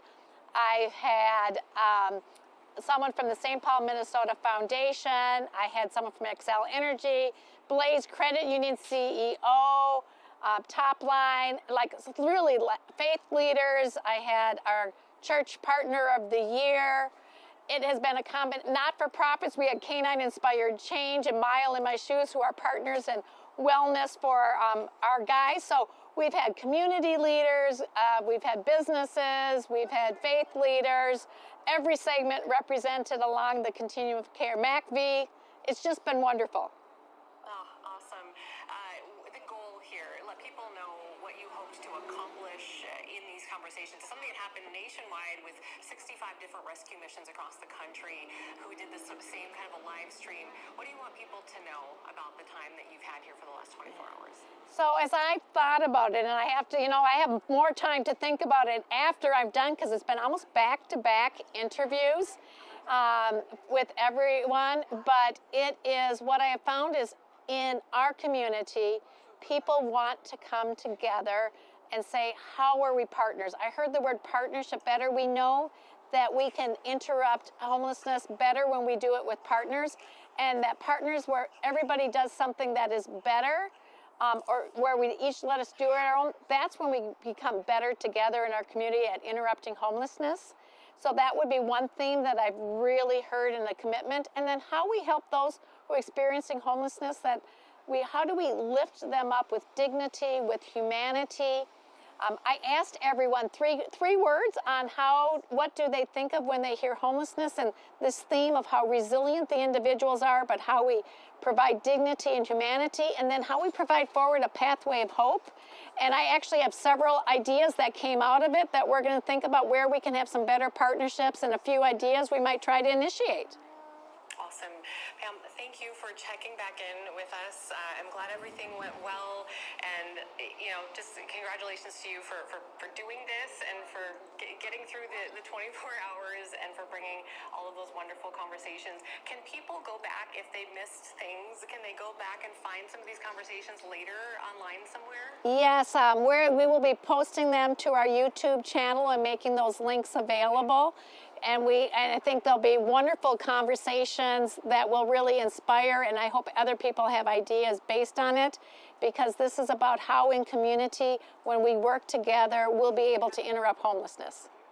All right, Pam, thank you, and congratulations to your team too. I know you weren't out there alone. It takes a small village to do a 24-hour live stream, so good job, everybody. Yeah, thank you to the team too. I appreciate you recognizing that. I signed up for this, they didn't. Exactly. Well, good work, everybody. All right, have a great rest of your weekend. I hope you get some rest, and we'll talk soon. All right, thank you. Have a good afternoon. Take care, Pam. You Bye. too. All right.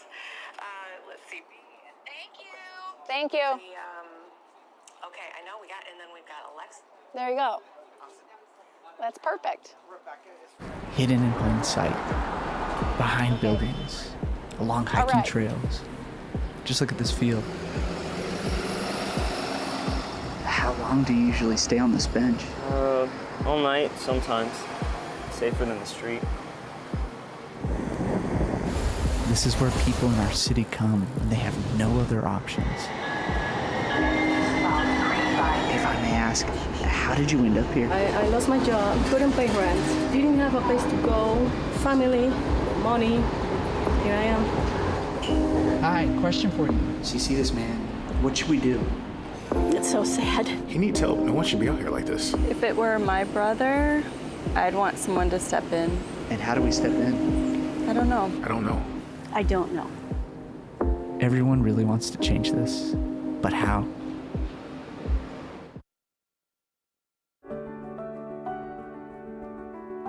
My biggest challenge before coming to the mission was taking accountability. I used to be a commercial driver and had my own house, had my family, good job, making good money, 6 figures, and I just end up losing it all. I end up with nothing. Lost it all, the car, everything. Before I came to the mission, I was broke. And since I've been at the mission, full of joy, for the Christ. They was prepared to help me. As long as I did what I need to do here, they was prepared to help me. I was able to focus more on God and what I need to do and the changes I need to make. So the gospel and gospel mission helped me to do that. It's still an everyday process, but every day is working to get better, to be a better William.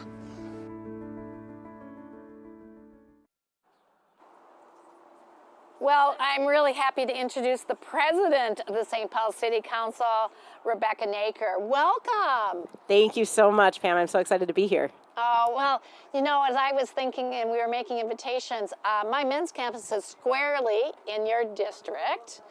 And my downtown facility that we used to have sat in your district, and my child development center sits in your district. And so when I first took this job 5 years ago, you were one of the first council members that I got to meet, and you immediately were interested in the work that we were doing. Well, it's such important work. And to your credit, Pam, and frankly to UGM's credit, you reached out to me, you made that connection, and this organization really just embeds itself in the life of the community. So, I mean, I think you personally and professionally take seriously the responsibility of the institution to be a community partner. So it's not by accident that we ended up meeting in the beautiful Ward 2. Yeah. Well, I will actually share, after you had taken some interest in it was the middle of COVID, so everything was over Zoom. But shortly thereafter, you actually came on campus in a different way. And it shows what an interesting experience it is, as I just saw an ambulance come on campus here, is you had a cookies with a council member here. And we had men gather in the lobby, and you had just like an engaging discussion with so many of them. And we did have an ambulance EMT incident at the time, and you were unflinched by it, and you carried on around it. And then I remember you followed up afterwards, because one of the guys was talking about how does he get access for driver's license, and went through a very personal story that was very frustrating. And I was just very much in respect, like, not only had you decided you wanted to hear their voice and get their input, but at your follow-up with what you had taken away. So what made you choose to do that? Well, again, first of all, Pam, thanks to you and UGM for hosting me for that conversation. It's really important to me as an elected official to hear from the people that I represent. And so I'm always trying to do different, innovative things to get out there and hear from those folks, because I know that only a very, very small subset of those I represent are going to come to my office, in the middle of the workday, or reach out by phone or email. So it's really on me to go to the people I represent and make it easy for them. And I was doing that with community conversations every month. I would go to a different small business or bar or restaurant, invite people in, and I was finding that I was sort of seeing the same people over and over again, and not a representative group of the people that I represent, not racially, not in terms of age, rental status, housed status, homeownership, rental, etc. So I decided to start these cookies with the council member, first of all, because I love cookies, and who doesn't? So it gave me a chance to bake and bring cookies. And it also allowed me to really interact with people who I didn't get to meet otherwise. And so being able to come here, talk to the clients, and honestly, that story that one gentleman shared with me about having been born in the South, being a black man born in the South, and not having access to a birth certificate, and for his whole life having that dog him. I mean, you don't get to hear those stories just walking by someone on the street.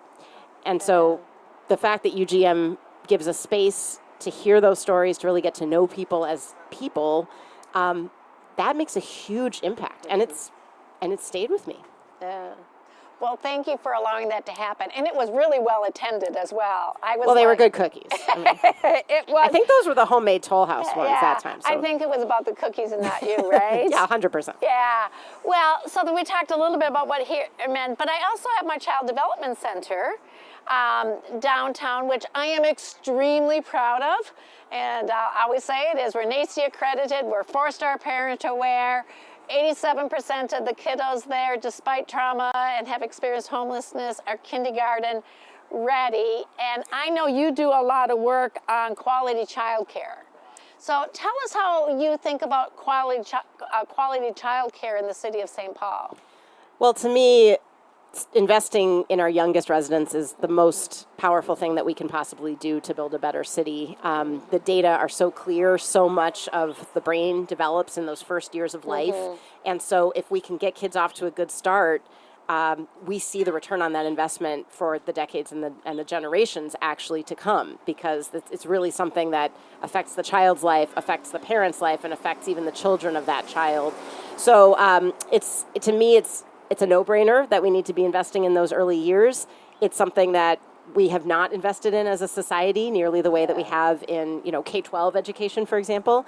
And I think it needs to be publicly financed, because it's not something that parents can pay for on their own. And right now it's a huge source of inequity in our city in terms of who can access quality care and who can't. So, again, the fact that UGM provides that service as well, you're really meeting people all along the continuum and really breaking that cycle of poverty and hopelessness on all ends. Yeah, well, we're pretty proud, and that is that intergenerational, breaking the cycle. Kiddos who have experienced homelessness are 5 times more likely to experience it as an adult, and we're really proud of the work. We work with the county to help, but we filled the gap, and but I know we've had some great support from you and from other organizations for that, and thank you. I just want to thank you, because it matters. It's rewarding to get to work on policies that really make a difference for people, and frankly, I'm not satisfied with where we're at, and I know you're not either, so I'm going to keep pushing to do more. I know you will too. Yeah. So I want to make sure I ask you some of the questions I'm asking everyone who gets to have a conversation with me is, when you think about homelessness, what would be 3 words that come to mind for you? I would think need,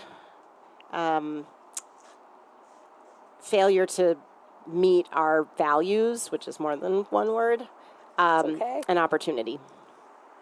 I've heard this term opportunity come up on several times, so tell me more what you're thinking of. I'm going to let you now take your one word and flesh it out, okay? Okay, good. I was hoping I didn't just have to leave it there. No. Well, sort of as you were saying about when I had the opportunity to come and talk to the gentleman here, every single person has a story, and so every person represents an opportunity that if we're not tapping into that story, figuring out what that person's strengths and challenges and wants are, we're wasting that as a society. And I firmly believe every single person has the potential to contribute. And so every single person is an opportunity. And so it's an opportunity for our society to step up and really decide whether or not we truly care about each and every one of us, and whether or not our values of care and concern are going to be lived out in the way that we help those who are around us. Yeah, well, good. Thank you for that. I also, we're on our men's campus right now, and you can see construction going on all around us. It's gotten a little quieter while it's going on, but we are trying to fill the need for capacity. The shelters have all been full. Our overflow was full. Last year, the lobby was full, so we are doing expansion and renovation. And we are actually going to be more trauma-informed, create more space per person. We're going to double our dining room space, because we are serving about 300 meals, and we can seat 78, which is not the type of a dining experience we want for our guests. And we just, people come for shelter, but the work really happens, the magic happens during the day, when we can say, you know what? You want to get a job, but you don't have an identification. How can I help you with that process? Or would you like to access mental health? How can I help you with that process? Or you want to apply for a job? How can I help you with that process? I actually want to thank you. The permit almost got hung up because of the unfortunate incident with the cyber attack on the city. And but I know that we were like right at the very end of it, and I just want to thank you for your support, as I think despite all of the stuff that was going on, I think it shows a real commitment on behalf of the city to try to make sure that we could find a pathway forward, because we were trying to get our expansion done before the end of December and January so that we would be able to minimize any disruption and maintain. And I just want to say, I think that was a sign, because there was a lot going on and a lot of manual processes. And I know I called you and I said, is there any, I know there's a lot going on, but if you can just help this be in the top of one of the first things. So thank you for that. 100%. And I'm really glad we were able to get that done, because the point that you're making also about space, Pam, I think is so important. I mean, when I'm walking down the street, I'm more flustered than I am at home or in my office, right? Like, there's just a lot going on. There's a lot to think about. You feel sort of exposed.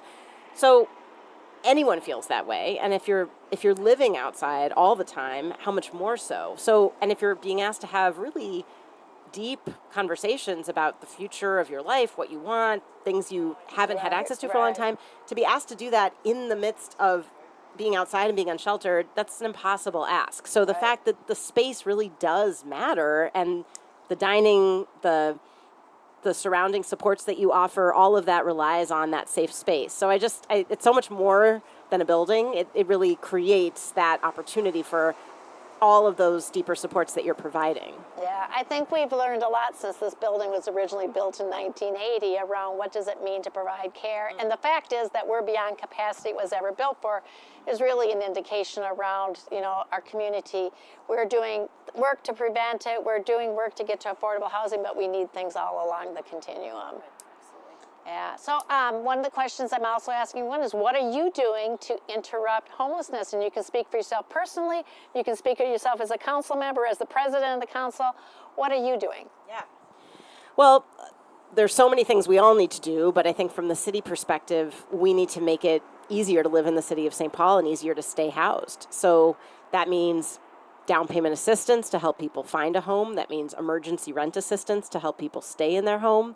That means homeowner rehab to help people fix up a home that might be getting too expensive. It means building more affordable housing, which is something we're trying to do citywide, and housing that's affordable at a deeper level, not just 60%, 50% area median income, but really to help those who might be moving off the street into housing. And then we need to make it easier to live in the city. So things like raising the minimum wage help people afford the housing that's available, or help them afford many different things that they might need to stay housed. Making more affordable childcare is the same thing. That's the number one expense after housing. So I think some of those labor protections we put into place, earn sick and safe time, minimum wage, tenant protections ordinances, wage theft ordinances, all of that is designed to make it easier and more equitable to live in the city of St. Paul. Well, good. Is there anything I didn't ask you about that you want to make sure that those viewers watching might need to know or be curious about? Well, you didn't ask me about this, but I just want to applaud you for being on this bench for 24 hours. I don't know how you're doing it, and just raising awareness of such an important issue. I think people, there's so much bombarding people right now, and there's a lot that people are feeling tense about, and having conversations like this that really just get into the issue a little bit and show how many people have a hand in this problem and this opportunity, I think just hopefully empowers more people to feel like they can get involved too. So thank you. Yeah, I was just, before this, I got interviewed by Channel 9 News, and they asked for my observations, and I kind of haven't had time to think about it. But what I'd say is I have found all of the partners who have come really willing to say, let's do something together. This notion is we are not doing this alone, and nor does anyone expect us to do it alone. If there is something I walk away from, it is this sense of we're in this together, we want to help each other, and where each of us can bring our talent or gift or what our organization we represent strength is really, one of my takeaways that I heard from everyone, that sense of partnership. And it was business leaders, it was government leaders, it was not-for-profit, it was foundations.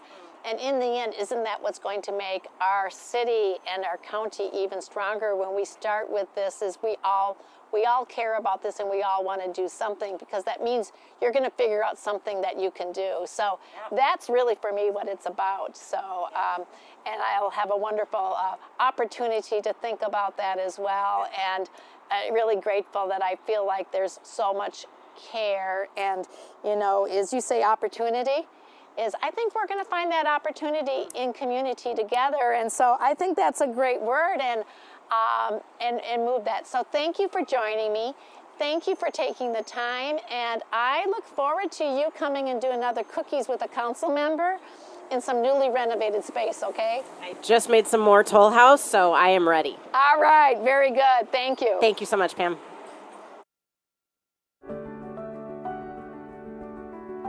My biggest challenge before coming to the mission was taking accountability.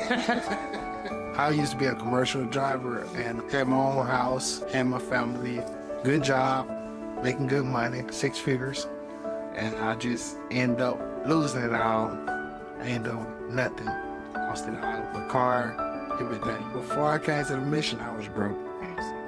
And since I've been at the mission, full of joy, full of Christ. They was prepared to help me. As long as I did what I needed to do here, they was prepared to help me. I was able to focus more on God and what I need to do and the changes I need to make. So the gospel mission helped me to do that. It's still an everyday process, but every day is working to get better, to be a better William. You don't always see it at first, but homelessness is here, hidden in plain sight. How long do you usually stay on this bench? All night, sometimes. Safer than the street. How did you end up here? I lost my job, couldn't pay rent, didn't have a place to go, family, money, here I am. Hi, question for you. So you see this man, what should we do? I don't know. Everyone really wants to change this, but how? Well, I'd like to welcome Brandon Jones, who's one of the board members at Union Gospel Mission Twin Cities and an expert in children's mental health. Absolutely. It's good to be here. How are you hanging in here? I am I have you and just a couple more after this, and then we finish at 2 o'clock. I'm almost to the end. All right, the home stretch. All right, let's make it happen. It is. I'm going to bask my toes in the sun, though. So that would be almost a wonderful thing, but you've got a decade of experience in mental health and leadership, focusing on trauma for social and emotional development of children. And, actually the way you came to the board is you were giving a presentation on children's trauma and how do we help for mental health. And I was an audience member going, I want Brandon Jones on my board. Now I just need to talk my board into recruiting him.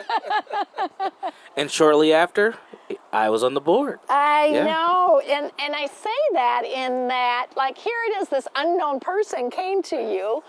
And both in terms of you have this mental health, which I think is so important for the population of individuals that we serve, and then uniquely around childhood trauma. Correct, yes. So how did you get into that? Well, honestly, my journey was a professional and a personal journey. I was a child who grew up with a lot of childhood trauma. I grew up in a domestic violence home, and I was the oldest, and I was always responding to things in the community, things in the home. And as I went through school and eventually went to college, I had a very interesting situation happen where a few of my friends, these were young ladies, confided with me and said that they had been assaulted. And I didn't understand why they felt comfortable telling me this. And I remember I was talking to my roommate, and he said, Brandon, people like to talk to you because you listen well and you usually give good advice. You should think about becoming a therapist. At the time, I was a pre-dentistry major, so I wasn't even in my cards at all. And that stuck with me, and I was like, man, people do like to talk to me and ask me questions and get advice from me. And I ended up switching my major. Pre-dentistry didn't work out. I went to sociology and learned about mental health, and it's just off to the races ever since. Kids have always kind of been my center, though, because I always remember how I felt as a kid and the things that I needed. So I really dedicated a lot of my professional life to children's and adolescent mental health. Well, that's a great skill. Listens well and gives good advice. Yeah, typically. No, I have noticed when you speak up on the board, I listen. Mm-hmm. You are thoughtful before you speak, and you can tell that you have listened. Yes. So I guess it works well for boards as well as for child psychology as well. Absolutely. So on that, though, is, as part of our for our listeners who might not know, we, in our family and children, we have a lot of children who've experienced trauma. Homelessness is considered trauma. Absolutely. Violence often, in terms of many of the situations they came from. So as you think about like the work we do, how should we be thinking about it? Well, I think in the previous interview, you talked about being more trauma-informed and thinking about the experiences of all the participants of programming, from little things like artwork to the food we serve to the way we greet folks. All those things make a big difference. This organization does that from the beginning to the end, and that's what's going to make a huge impact. A lot of times when we think about mental health, we think about treatment, medications, techniques, but sometimes it's about the experience and environment that people are in that helps them regulate, that helps them get the support that they need and they feel comfortable. And I think that that's one thing that Union Gospel Mission does very well. Well, we continue to work. I've hired great people. Absolutely. And hiring great people sure makes the work easier because they know what to do and they make sure that we're doing that as well. You know, as you talk about that, many of the individuals, and I'm going to focus it on children again, we think of adverse childhood conditions, and our children are actually having adverse childhood conditions when they come to us.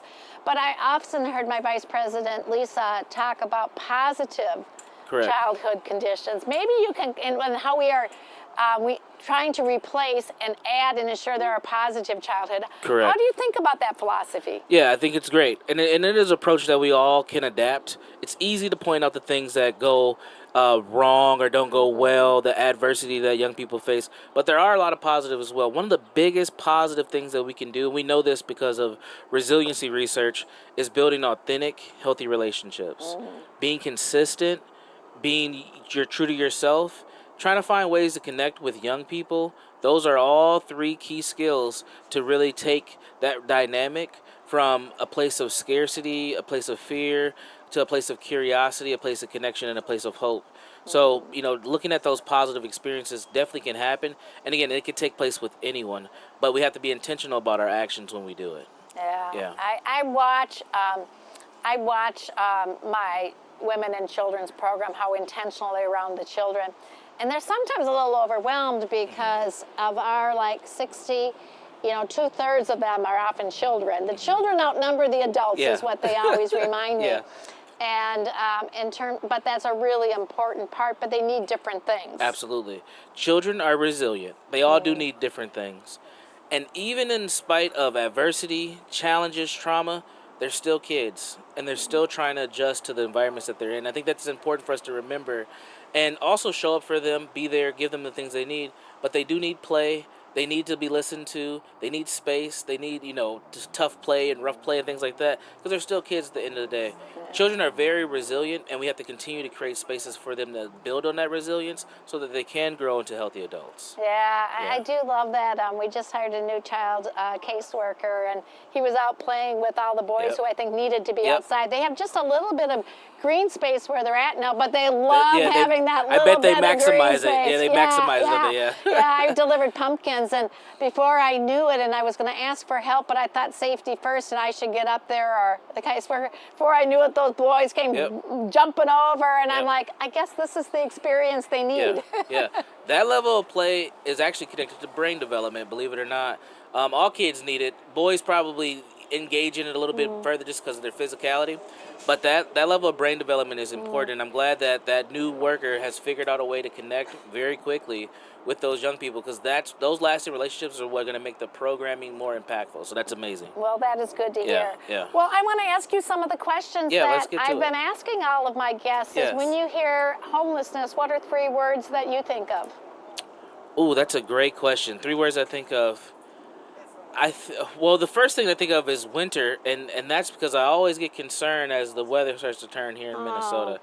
I think of opportunity, and I think of assistance. I think that folks who end up unhoused or in unhoused situations definitely need some assistance, or seeking assistance in their own way. And we don't always know what folks need, but being responsive is important. So, you know, interesting. The word opportunity just came up in the previous one as well. How do you think about opportunity? Well, I think anytime somebody's in a situation that can lead to adversity, there's an opportunity to connect, rediscover yourself. an opportunity to build a new relationship, build a new opportunity. So that's how I think about it. There are challenging things that a lot of people go through, but that doesn't mean that it's over. It means that there's an opportunity for something new to begin or new to start and new hope to happen. Yeah. I love how you're giving useful tips along the way. Yeah. And while I think I've asked this in the context of homelessness, I think the tips and the guidance and advice you're giving as any parent or teacher or mentor of children, I think applies. Yeah, absolutely. I mean, the circumstance may change, but the human factor still remains the same at the end of the day. And I think that's important, especially when we're talking about homeless populations, because a lot of times people take away the dignity of individuals who find themselves unhoused. And I think that's a wrong approach. I think that we need to understand people as people, no matter the conditions that they may be in or the settings they may be in, and our approach to them should always be the same. Yeah. I love it as you actually talk about the condition, because there's this notion that's come up repeatedly in the last 24 hours around how do we think about it as homelessness as a temporary time in our life. And I've heard some of the guys talk about it, well, I'm going through a difficult spell at this moment in my life. Yep.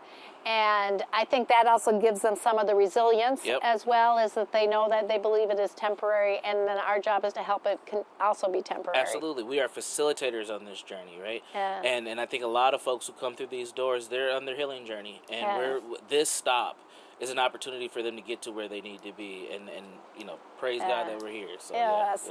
Praise God on that. So how are you interrupting homelessness? Well, one, serving on the board is one way. Making sure that I'm listening, connecting with folks when they need something. Those are the big ways that I do it. And then also donating is something that I'm a big proponent of doing, is donating and making sure that I'm putting out resources as best as I can. Yes. Well, I appreciate that. We're as a board member, we're 94% funded by individuals and foundations. They are the ones that enable the work. They allow us to do it through a lot of flexibility. And so I do appreciate that plug. Well, this is about education. We'll take that plug as absolutely. well. Yeah, so, as you're a board member, I'm going to ask you a final question, I think, is what are you particularly proud of on the mission from your vantage point? Ooh. Like, you kind of get an insider's view because you did all of the stuff. Yeah. I've been on the board for a little over a year now, and what I've been most impressed with is just the tenacity to make sure that we're always making an impact and we're showing up. I think that's important.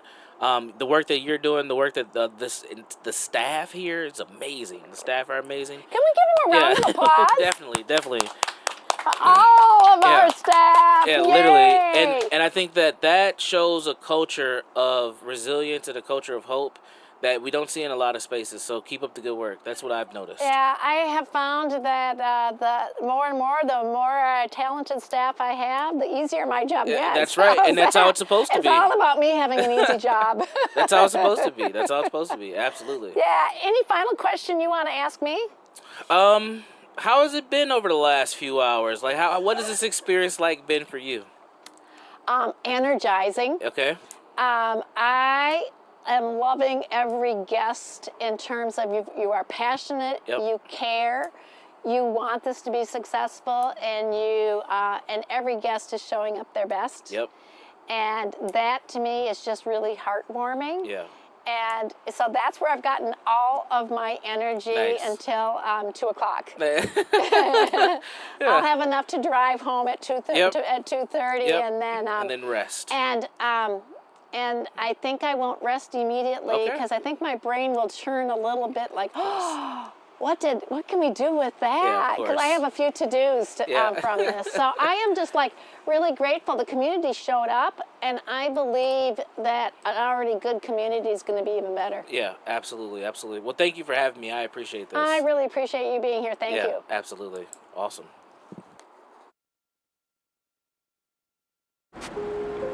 Homelessness is a choice. They just need to get a job.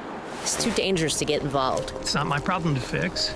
They did this to themselves. They'll just spend the money on drugs or alcohol. It's too overwhelming to even try. I already pay taxes. Isn't that enough? But that's just how it is. Help everyone. They need to take personal responsibility. It's just a drain on society. Someone else will help. It's the government's responsibility. It's not safe to stop at home. From one person. Here's how we interrupt homelessness at Union Gospel Mission, Twin Cities. Radical hospitality. Life changing empathy. People who really care. Dignity, hope, faith, creating lasting change that strengthens families and the Twin Cities. Together, we can interrupt homelessness right now.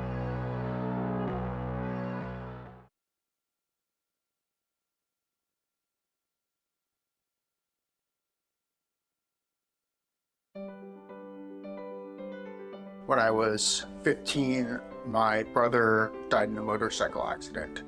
It was very sudden, and it was really hard on me. I am diagnosed as dual diagnosis. So that means mental illness and an addiction. My mental illness didn't pop up until later in my life, until I was about 35. And I lost the place that I lived, I lost my job, I lost everything. And I was out on the streets for that year. I'm thankful for the mission because everybody here in the mission has lifted me up. Everyone in the mental health department, they've been wonderful to me.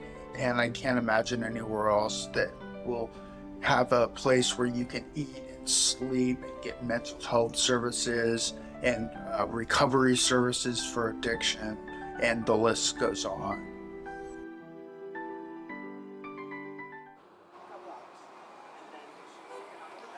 All right, welcome back, and I am joined now by John Connolly, Deputy Commissioner and State Medicaid Director for the Department of Human Services in Minnesota. Thank you for coming. Thank you for having me. It's wonderful to be here on a beautiful day. It is beautiful. I know I keep telling everyone I'm putting my toes in the sun because we want to have good video, so you and I look really good on camera. Yeah. Well, I hope so. Yes, of course. Well, actually, while you are the Deputy Commissioner in Medicaid, and in your role and see all the behavioral health and homelessness and housing and support services, you actually have extensive experience with homelessness also in California, right? That's true. Yeah, because when we were talking, we had a chance. Someone said, "Oh, you need to meet John Connolly," and so I get in your calendar, and you go, "What is this about?" I said, "Well, someone said I need to meet you, so I'm meeting you." And I'm glad we met. So share with me a little bit about what you think the state is, what you are doing that is helping us address homelessness. Yeah, so the Department of Human Services, or DHS as we're commonly known, is one of the most important state agencies in combating and preventing homelessness. You mentioned some of the programs that we're responsible for and that we administer, including Medicaid, which is a health coverage program for people with low incomes, people with disabilities, older adults, and 600,000 Minnesota kids too. So we provide health coverage for between 1 in 4 and 1 in 5 residents in the state. And in addition to that, we have a range of programs that include aging and disability services, mental health and substance use disorder services, homelessness, housing, and support services that are all really essential to, again, preventing and combating homelessness, just to provide a range of needs for people given their circumstances, their needs, their vulnerabilities, and making sure that folks, have all the needs that they have met.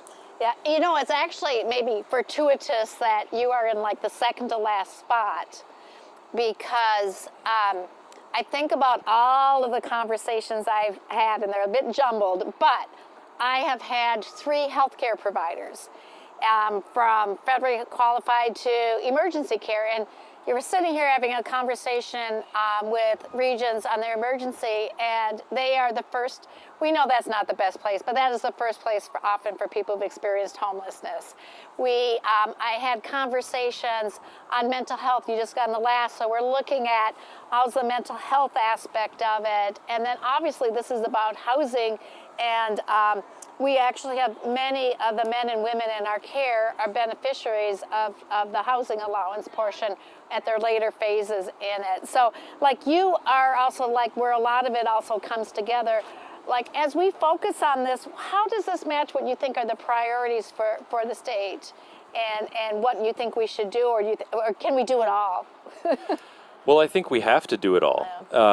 We provide such a range of services, and they all speak to different parts of human need. And so as a Department of Human Services, whether it's, again, providing health coverage, and Medicaid does provide what people think of as traditional health coverage, whether it's, emergency care, primary care, other specialty care when it comes to medical services, but also a wide range of other services with respect to, like we said, mental health and substance use disorders, in addition to, residential care for people with disabilities. So just a whole range of different services that fall within Medicaid, because the program is designed broadly, federally, but also here, particularly in Minnesota, to respond to the broad range of people's needs. And then above and beyond that, there are a lot of both state-only funded programs and federal grant-funded programs within DHS that speak to those range of different needs. So we do it all, and we need to.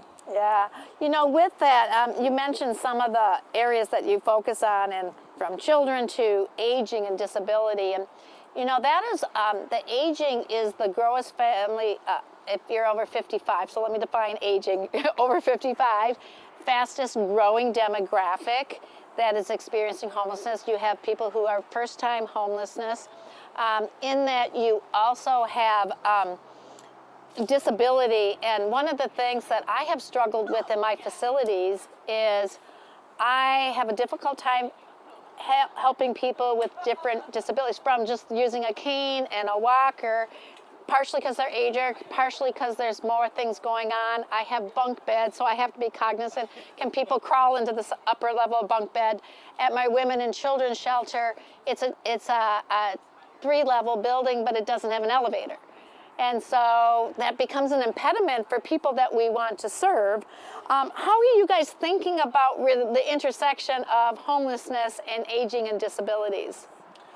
I think because we serve such a range of people and have such a range of services, we have to think about those intersectionalities, such that if someone is experiencing homelessness, we're thinking about their housing, but also in a way that responds broadly to their needs, such that if they have a physical or developmental disability, that we're thinking about the housing and the facility that they're in intentionally, such that it's responsive to that, but also about the service providers who may come to that facility or be situated in that living arrangement, so that they get the full range of what they need. And again, recognize that in some cases, depending on the person's circumstances, there are multiple things that have to be considered, and it can't just be a one-size-fits-all approach. And a lot of our providers are very good at designing those types of care plans and interventions. Yeah, and one of the things that I also is this balance between well, we want to be customized in a way because that meets people's needs, and yet I want flexibility because those change all the time. And so I find this yin and yang between wanting to be both, and so there's some need to be nimble. And so in some ways I want things that are least restrictive, because then I can have the most flexibility. I want to hold me accountable, trust me, hold me accountable. And at the same time is what's that balance between cost and efficiency. So that's what, as a provider of services, we are trying to balance. Is there any way through your lens that I should be thinking about that? I think that's a really good point, and something that I feel in this role, and I think a lot of our teams and our staff feel, is that we have a range of competing considerations. And one of them is making sure that, compliance is upheld, that we're following the rules and the regulations, whether they're state or federal, and the law, most basically, but also that we're providing flexibility where needed to respond again to the human need that we're facing. And so I think it is that tension that we face, and the competing considerations of being, again, responsible stewards of public funds and the programs and following the rules, but also being flexible enough that we recognize that each person is different and has a different array of needs. Yeah, so I since I came from business, I'm like, I am willing to compete on outcomes, and because I'm really proud of the team, the work we do, and looking at best practices, and very much supportive of what that transparency also looks like as well. And I think it's an important thing as well, and I know that there will be more expectations, and I think we'll be ready to and find that balance between what's transparency and what's accountability, and then where is it also that you doesn't take too much focus from how do we serve, right? Again, more yings and yangs, isn't there? That's right. No, that's exactly right. Yeah, I want to ask you some of the questions I'm asking all of my guests. And so when you think of homelessness, what are 3 words that you think of? I think number 1 is justice. the first thing that leaps to mind when I think of homelessness and people experiencing that situation is that we have the tools as a society, as a community, to be able to make sure that everybody can have housing. And so I think of justice in that regard, and that's something that we should be able to do and that we can do. I think the second word that I think of is complexity. And it kind of refers back to what we were just talking about, that every person is different. And for some, it may be an economic hardship, a loss of a job, a breakup of a family that precipitated their homelessness or their experience of homelessness. It could also be a substance use disorder. It could be a mental health condition. It could be any range of things that caused a person to have that period of homelessness, however long it is. And so, again, our response to that, the service array that we provide, the facilities that we offer, the housing we offer, needs to be responsive to that and to understand that complexity, that not everybody comes into homelessness through one door. It's a complicated situation. And then the third thing that leads from the complexity is community. That's the third word, that it does take a village. It takes an array of service providers, of homeless service providers, health service providers, mental health and substance use disorder service providers, disability service providers, to do the job and to make sure that folks have a long-term plan forward, such that, again, their needs are met and they're able to eventually thrive in their communities. Yeah. Well, I appreciate those words. I've talked about it being complicated with different causes. On my men's campus here, we have several different programs, because if it's primarily substance abuse disorder, we've got our crisis recovery. If it might be some type of trauma or education, we've got our ACTS. If it's a more financial instability, we've got our Housing Plus. If you're a veteran, we've got another program there, and we've got 2 programs for our women and children. So I agree it is complicated, but it's also why it needs to be a community solution, which is your last one, is that all of us working together, and I walk away from here going, like, we need many different people who do their best, and then how do we leverage that? And together is, I can't do it all, but I can work with others who are better than me and can do some of that stuff as well. And so that's a really good thing. So I love that. And I'll also share with you, community is one of our 5 outcomes.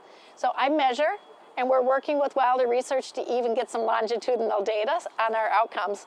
But as a faith-based provider, one is our faith. Second is community, is because we think that's how people stay housed, is they've built that safety network. It could be an AA group.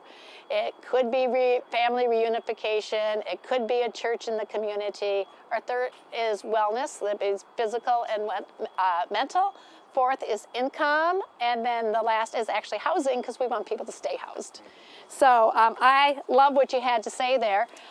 Before I ask you, is any advice you have for me as a provider, anything you think I should be thinking about?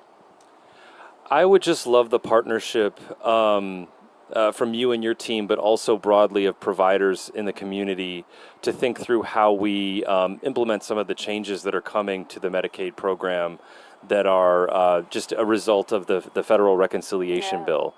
And we just want to make sure, again, that providers, of course, but also, most importantly, people who are either seeking coverage, need coverage, are eligible for coverage, or renewing coverage, know how these changes impact them, and that we all work together to make sure that folks, to the maximum extent possible, maintain their coverage or have access to coverage, so that, again, if somebody is experiencing homelessness or has one of the needs we've been talking about, that we can meet them. Yeah, that is an important one, and we're actually piloting here, and some of my employees becoming healthcare navigators, so that we can find another way to oversee that process or get them into that coverage earlier, because we know that that's often the step that has to happen before they go see providers. So I think that's some good guidance, and I know we're all curious and anxious maybe at the same time around what some of those things mean.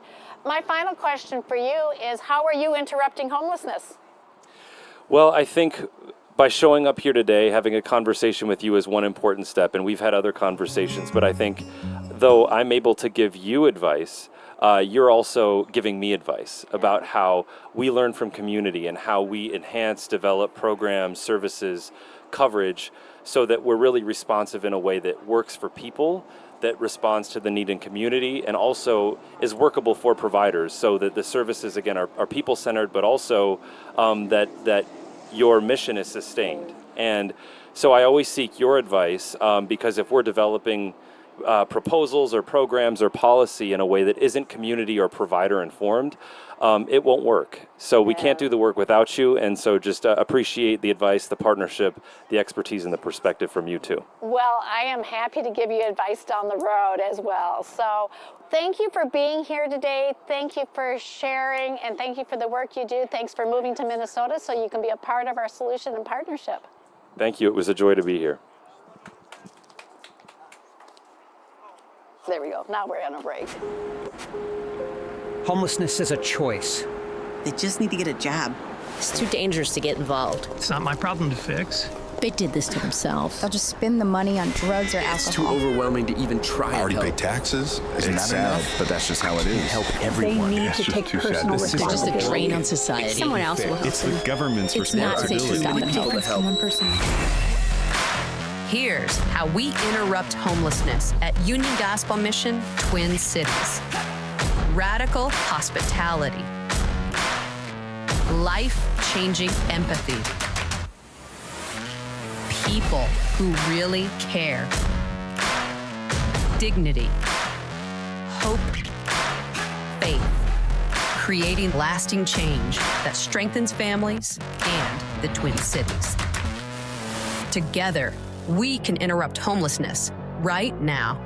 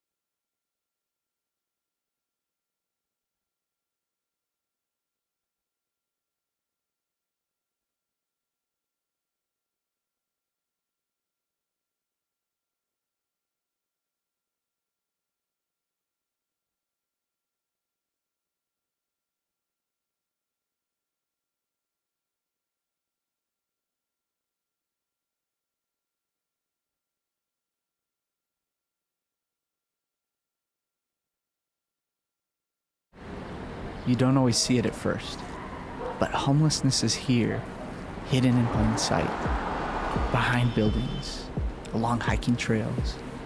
Just look at this field.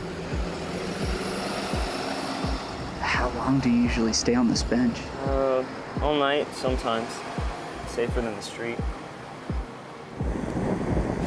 This is where people in our city come when they have no other options. If I may ask, how did you end up here? I lost my job, couldn't pay rent, didn't have a place to go, family, money. Here I am. Hi, question for you. So you see this man, what should we do? It's so sad. He needs help. No one should be out here like this. If it were my brother, I'd want someone to step in. And how do we step in? I don't know. I don't know. I don't know. Everyone really wants to change this, but how? Hi, I am Desiree Brewer. Union Gospel Mission means a lot to me. It means a lot to my family. It has brought us into a safe community, helped me build a relationship with the staff around here, the other residents. It is a healthy environment. And I'm so thankful for the Union Gospel Mission as it has done so much for me and my children.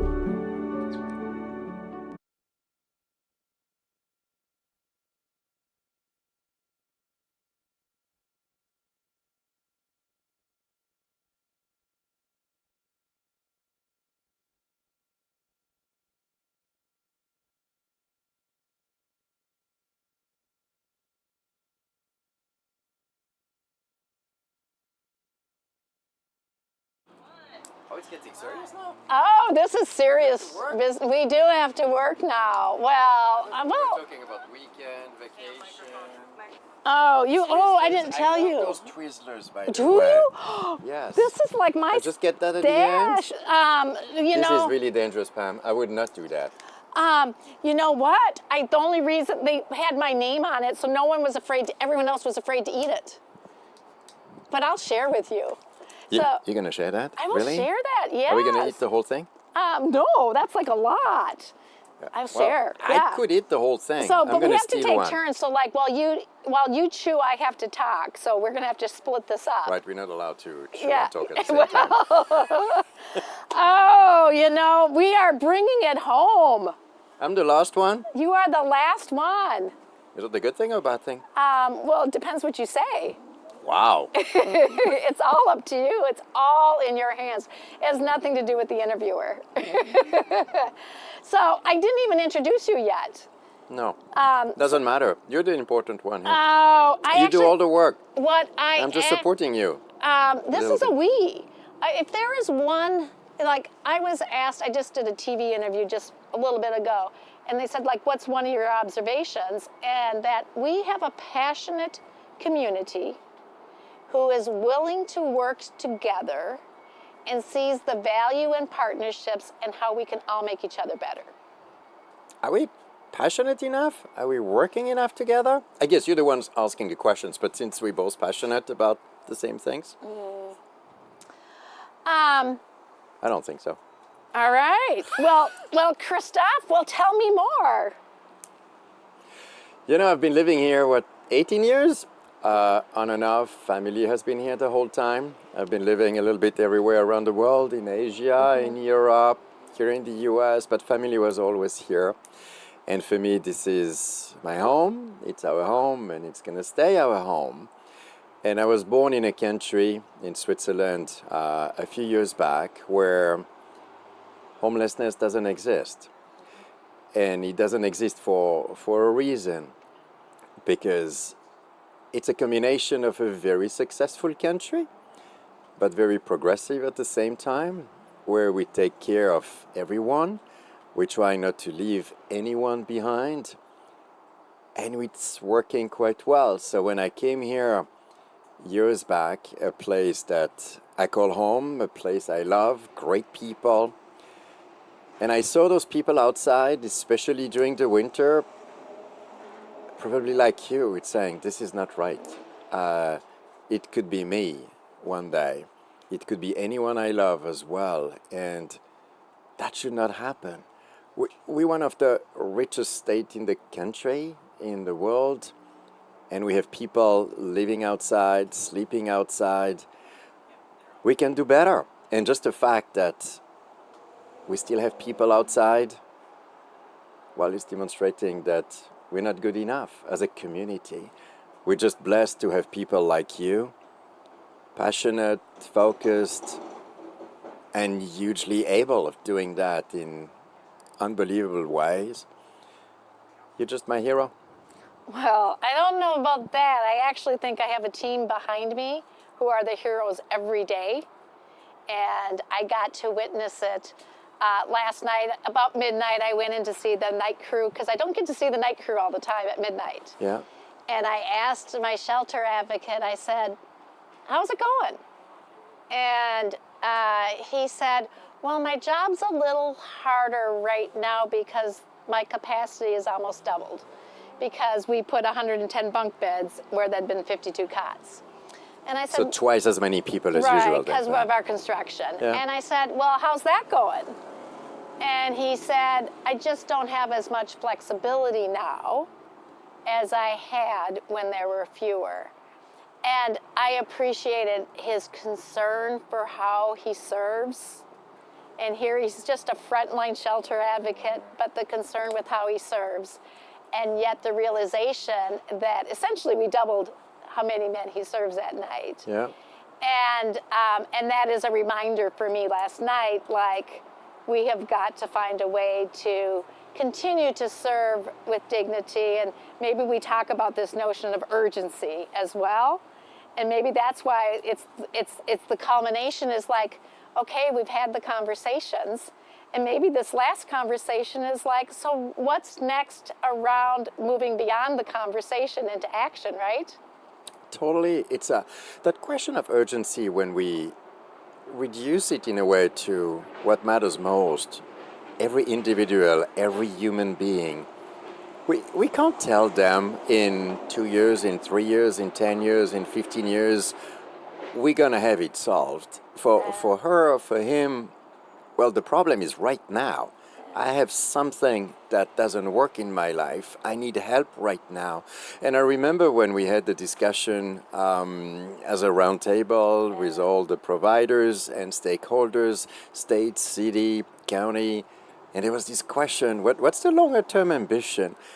And the fact that we were debating whether we should say we reduce homelessness or we eliminate homelessness, so that in a positive way, everyone has a shelter, everyone has a roof, everyone has an opportunity to live life in a great way, is very telling. It's only people who are not in those situations who can have that debate. If you're in that situation, well, it is urgent. It's right now. My life is not working as it should. And that's why I admire so much what you, your team, your organizations are doing here, because it is urgent. It's every day. The winter is coming. We're lucky with the day today. We know it's going to change at some point, obviously, here. So for me, and I know it is for you, it is urgent. It is right now. Well, my team does say I'm impatient. I know that. And then... That's a good thing. Stay impatient. Well, I was interviewing for a position. And you were interviewing for a position. Where? Not for me. I was interviewing someone to work for me. Okay. And as part of the process, they interviewed with my direct reports after I passed them on. And both came back, the two candidates come back, and their first question is, it seems like you have a lot of high expectations of your team. So can you tell me what you do for work-life balance? What did you say? I said the work is important. There are things we need to do. And know that I like working a lot. And those things that are urgent you must do, and I will try to find the right boundaries for you as well. And I'm not even sure that the whole balance question is something that's doable. At the end of the day, it's about an integrated life where everything comes together: health, family, community, work. It's one life. It's one human being. It's how do we bring it all together in ways that are not only doable, but pleasant, fulfilling, and hopefully that's what we manage to provide to all the people that you're serving. Yes, and it is also, I also understand that my employees have a lot of compassion, and the work they do can be hard and exhausting, and how I fill them back up to go back the next day so that they know they are having an impact and making a difference when those things they do are hard as well. And that is probably the integrated part of it, and each of us fills ourselves up differently. It's kind of probably the magic for you, for your team, of working in an organization like yours. It's pretty obvious that what you do matters. It matters to people. It matters to the community. Those are the best jobs, in a way, where you see immediately what you do has an impact. And that's the chance we have as an organization as well. We help provide water to everyone around the world, helping people not to get sick from infections, from food safety issues. That's what's driving me every day. It's protecting people, protecting nature, and helping grow that way. Those are the best ways to live. Yes, I do love that I can see every day when I walk through the patio who we are helping. And if we aren't helping them, they also often find their voice. And we had a gentleman come by yesterday. His name was Chris. And he saw we were having conversations on the bench. Yeah. And he asked if he could be a conversation. And it was lovely because he wanted to share where we were helping him, but he also shared where we could do more. They are not bashful about telling me where we can do more. Which and is we great. need that. Yeah. We really, really need that. Yeah, the humans, like all of us, it can be us tomorrow, today. We never know what happens in life. So if we're thinking like how you've been spearheading some work in our community around how are we going to do more to help us solve for homelessness in a different way and challenging us, all of us to come together, whatever our branch, business, government, not-for-profit, foundations, individuals, and do something more. And I think about this conversations I've been having, and we want to do more tomorrow, today, 3 o'clock. What do you think should be some of those first steps? Well, first, I'm not an expert. I don't know much, maybe close to nothing, when it comes to homelessness.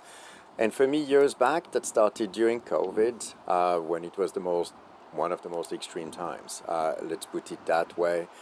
That I said, I need to understand first what happens. Why do people end up homeless? And I remember talking to people at the state, the county, city of St. Paul, providers. We're neighbors of Catholic Charities, so for a long time as well.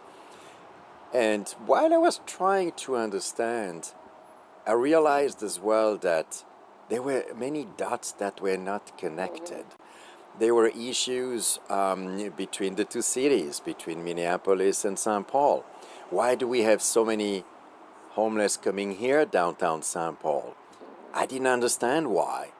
And it led me to trying to answer that question. Is there a way to connect the dots to make us work better together between providers, between the state, people who are ready to fund all those initiatives? I think that for me, the most important thing that we need to do, the first one is to be really clear on what's the ambition. And the ambition needs to be everyone has a roof. And we know that homelessness is not just about having a roof. It's how do you end up homeless? How do you get out of homelessness? Which is amazing the way you do it here at the Union Gospel. So it's a much broader question, so for sure. But everyone should have a roof when the extreme happens. So to be clear first on the ambition. And the second one is finding ways to work better among all stakeholders, between state, city, county, providers, people ready to fund as well. We will never have enough, I guess. But there is a way to get even better organized in order to maximize all the resources we already have. And I don't think we are where we should be right now. So that's the second one, is really getting better organized, connecting the dots, connecting all the providers, working better between all the stakeholders around us and around the state. And the third one is we know that we need more means to support people like you, organizations like you, in order to make sure that we get to our ambition. And I want to be helping here as well, as an individual, as an organization, as someone, an organization that can convene other ones, bringing other organization as well around us. And the last thing is, how do we tell that story even better?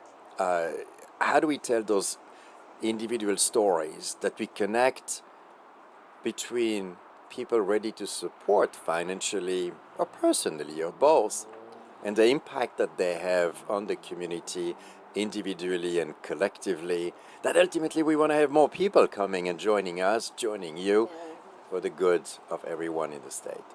Yeah, I do think that's one of the with this conversation we're having on a bench, is really part of it is to tell the story, educate people first, because I think to educate can help mobilize. Yeah. And educate from different perspectives, because we were very intentional around where prevention, or where you need healthcare to be a part of it, or where we need some on the financial side as well. And maybe that is a different version of connecting the dots. in a different way so that people then can say, okay, here's how I can take that first step. And I challenge us every day, are we better tomorrow than we were today? Mm-hmm.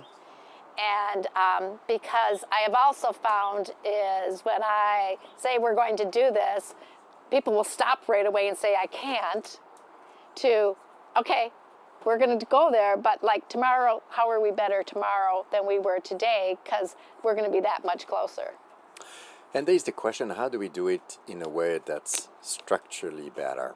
Mm-hmm. That it's not just one person by one person, which truly matters, obviously, but how do we get organized? How do we get the right support infrastructure in order to solve the challenges for as many people as we can for the long run? That it becomes kind of a good momentum, a good flywheel, that we say the system works the right way for everyone. And today, it doesn't. We know that. We have people well off, having a great life, enjoying life, and on the other side of the spectrum, you have people really struggling. And this is not right. We can do better. I agree, we can do better. So I want to ask you, as you think of homelessness, what are 3 words that come to your mind?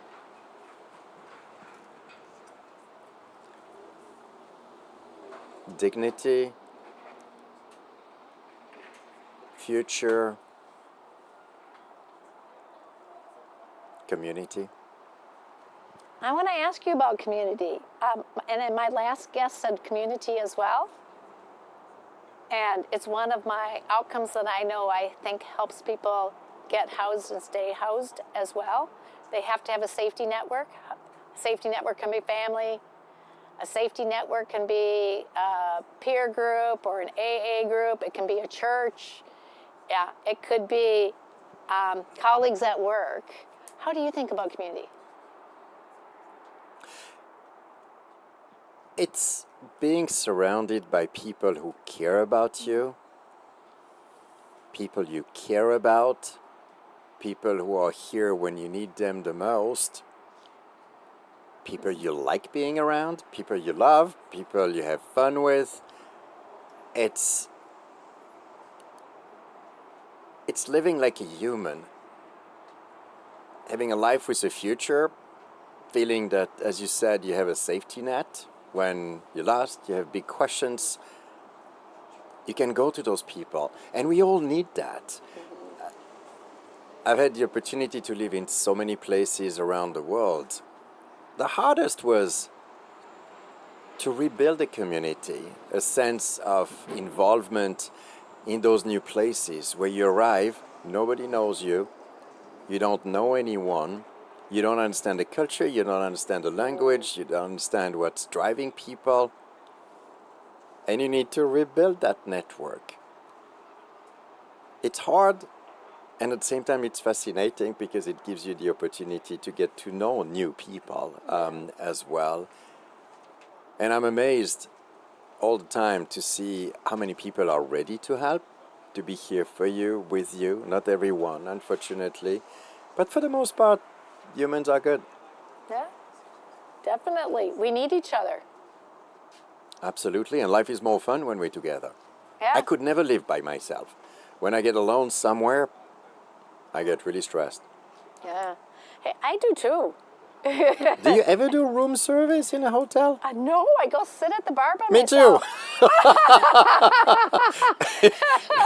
The idea of being just by myself? Absolutely not. Oh, well, there you go. Better on a bench together with you. I know, better. I want to also ask you a question I'm asking everyone. How can you and how are you interrupting homelessness? That's a hard question. I don't think there's one answer to this one. My team said more Twizzlers.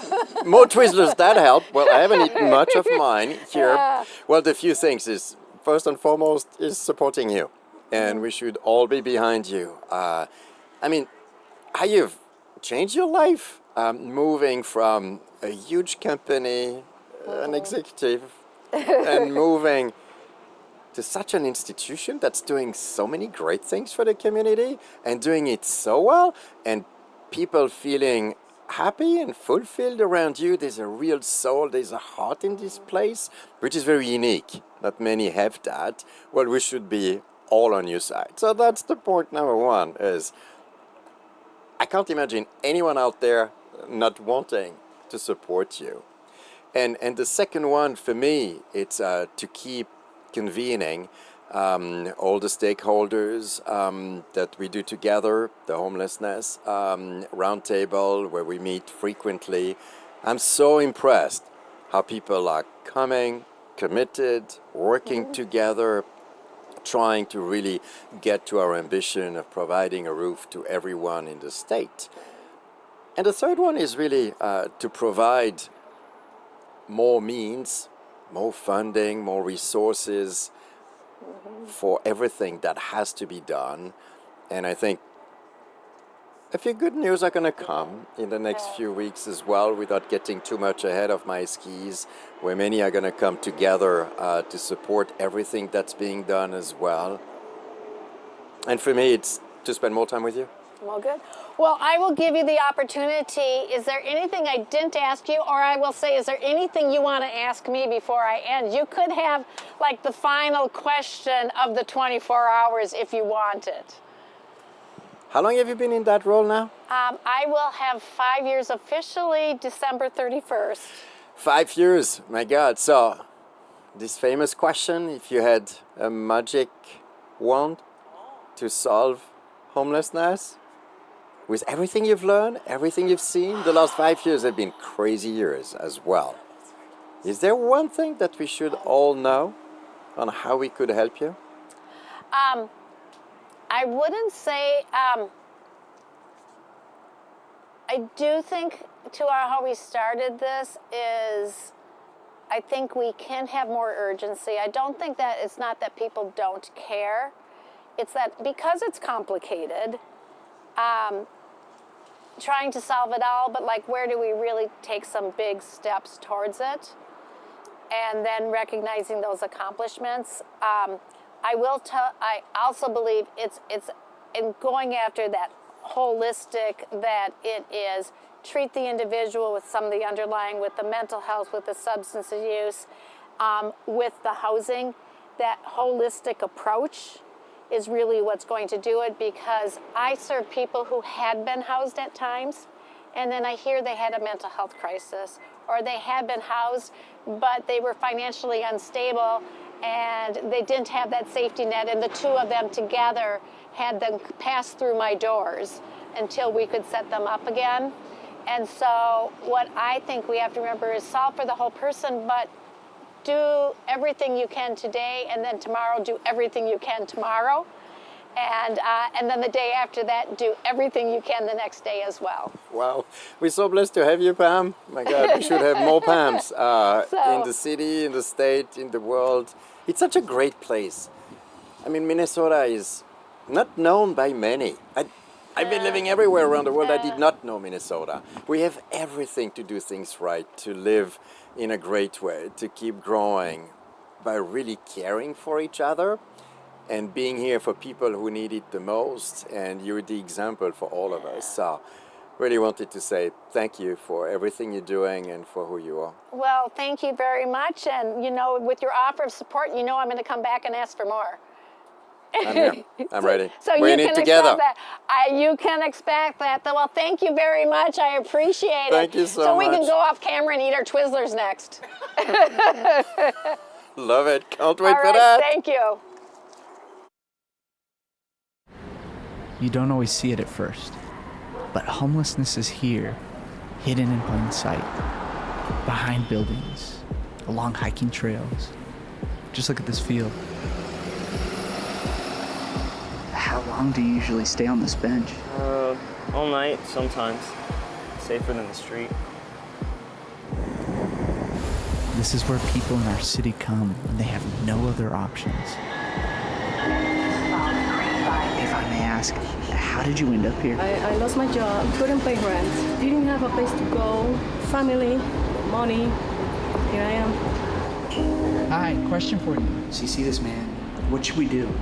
It's so sad. He needs help. No one should be out here like this. If it were my brother, I'd want someone to step in. And how do we step in? I don't know. I don't know. I don't know. Everyone really wants to change this, but how? Hi, I am Desiree Brewer. Union Gospel Mission means a lot to me.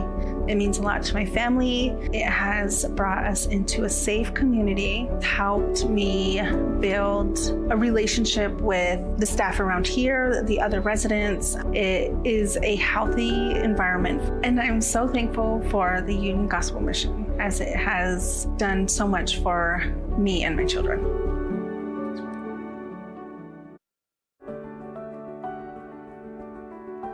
My biggest challenge before coming to the mission was taking accountability. I used to be a commercial driver and had my own house and my family, good job, making good money, 6 figures, and I just end up losing it all. I end up with nothing. Lost it all, the car, everything. Before I came to the mission, I was broke. And since I've been at the mission, full of joy, full of Christ. They was prepared to help me. As long as I did what I need to do here, they was prepared to help me. I was able to focus more on God and what I need to do and the changes I need to make.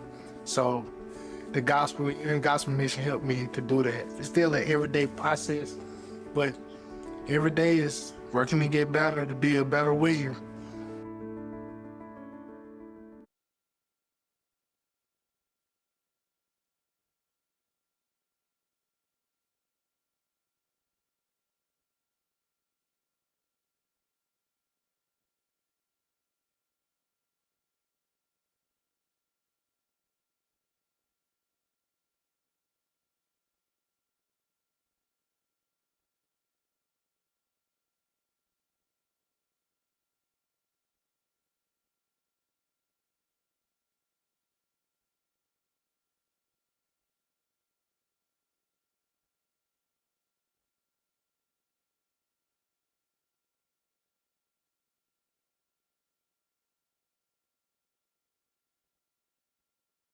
I was down on my luck. Lonely. Scared. Hurting. Addicted.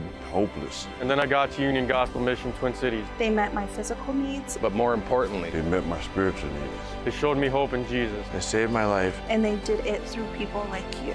but the work isn't done. There's more of me out there. They need Jesus. They need the mission. And they need you. Would you join us in caring for the poor, homeless, and hurting right here in the Twin Cities?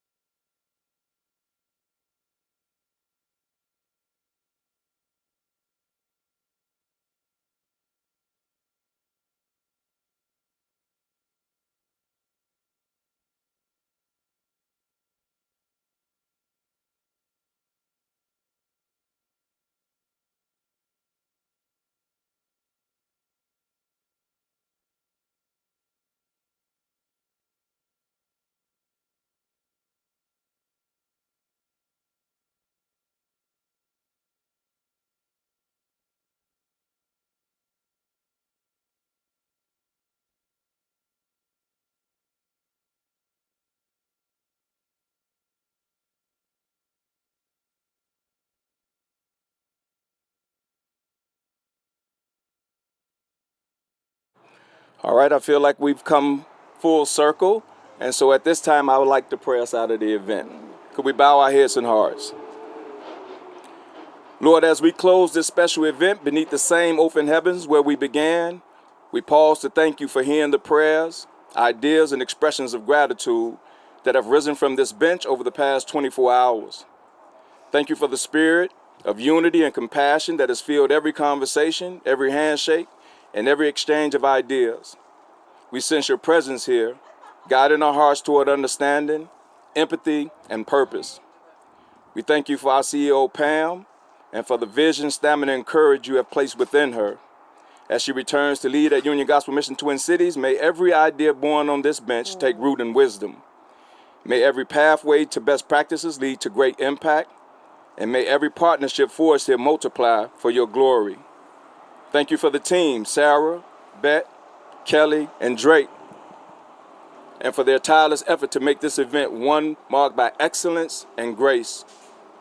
Bless those who chose to step out of comfort to sit in compassion, leaders, donors, volunteers, and partners. Multiply their efforts, Lord. Let their collaboration become a divine echo across this city, calling others to join the work of restoration and hope as together we seek to interrupt homelessness. We thank you for the fresh inspiration and divine strategies you've released through these conversations on the bench. May they not fade with the conclusion of this event, but rise with tomorrow's light, guiding decisions, shaping programs, and transforming lives. And now, Lord, as we leave this place, may your blessing rest upon every hand that serves, every heart that gives, and every soul that dares to believe, that through you we can accomplish and truly interrupt homelessness.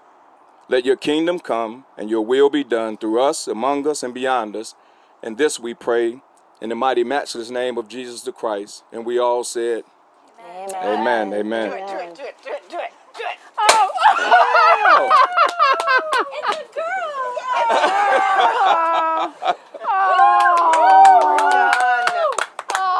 It's so cool. All right, high five, everybody. Awesome. Did I get you already, Kelly? Yes. All right. Awesome. Please tell me we're off. Oh, thank you. Just bawling her eyes out. I am. Just leave me be.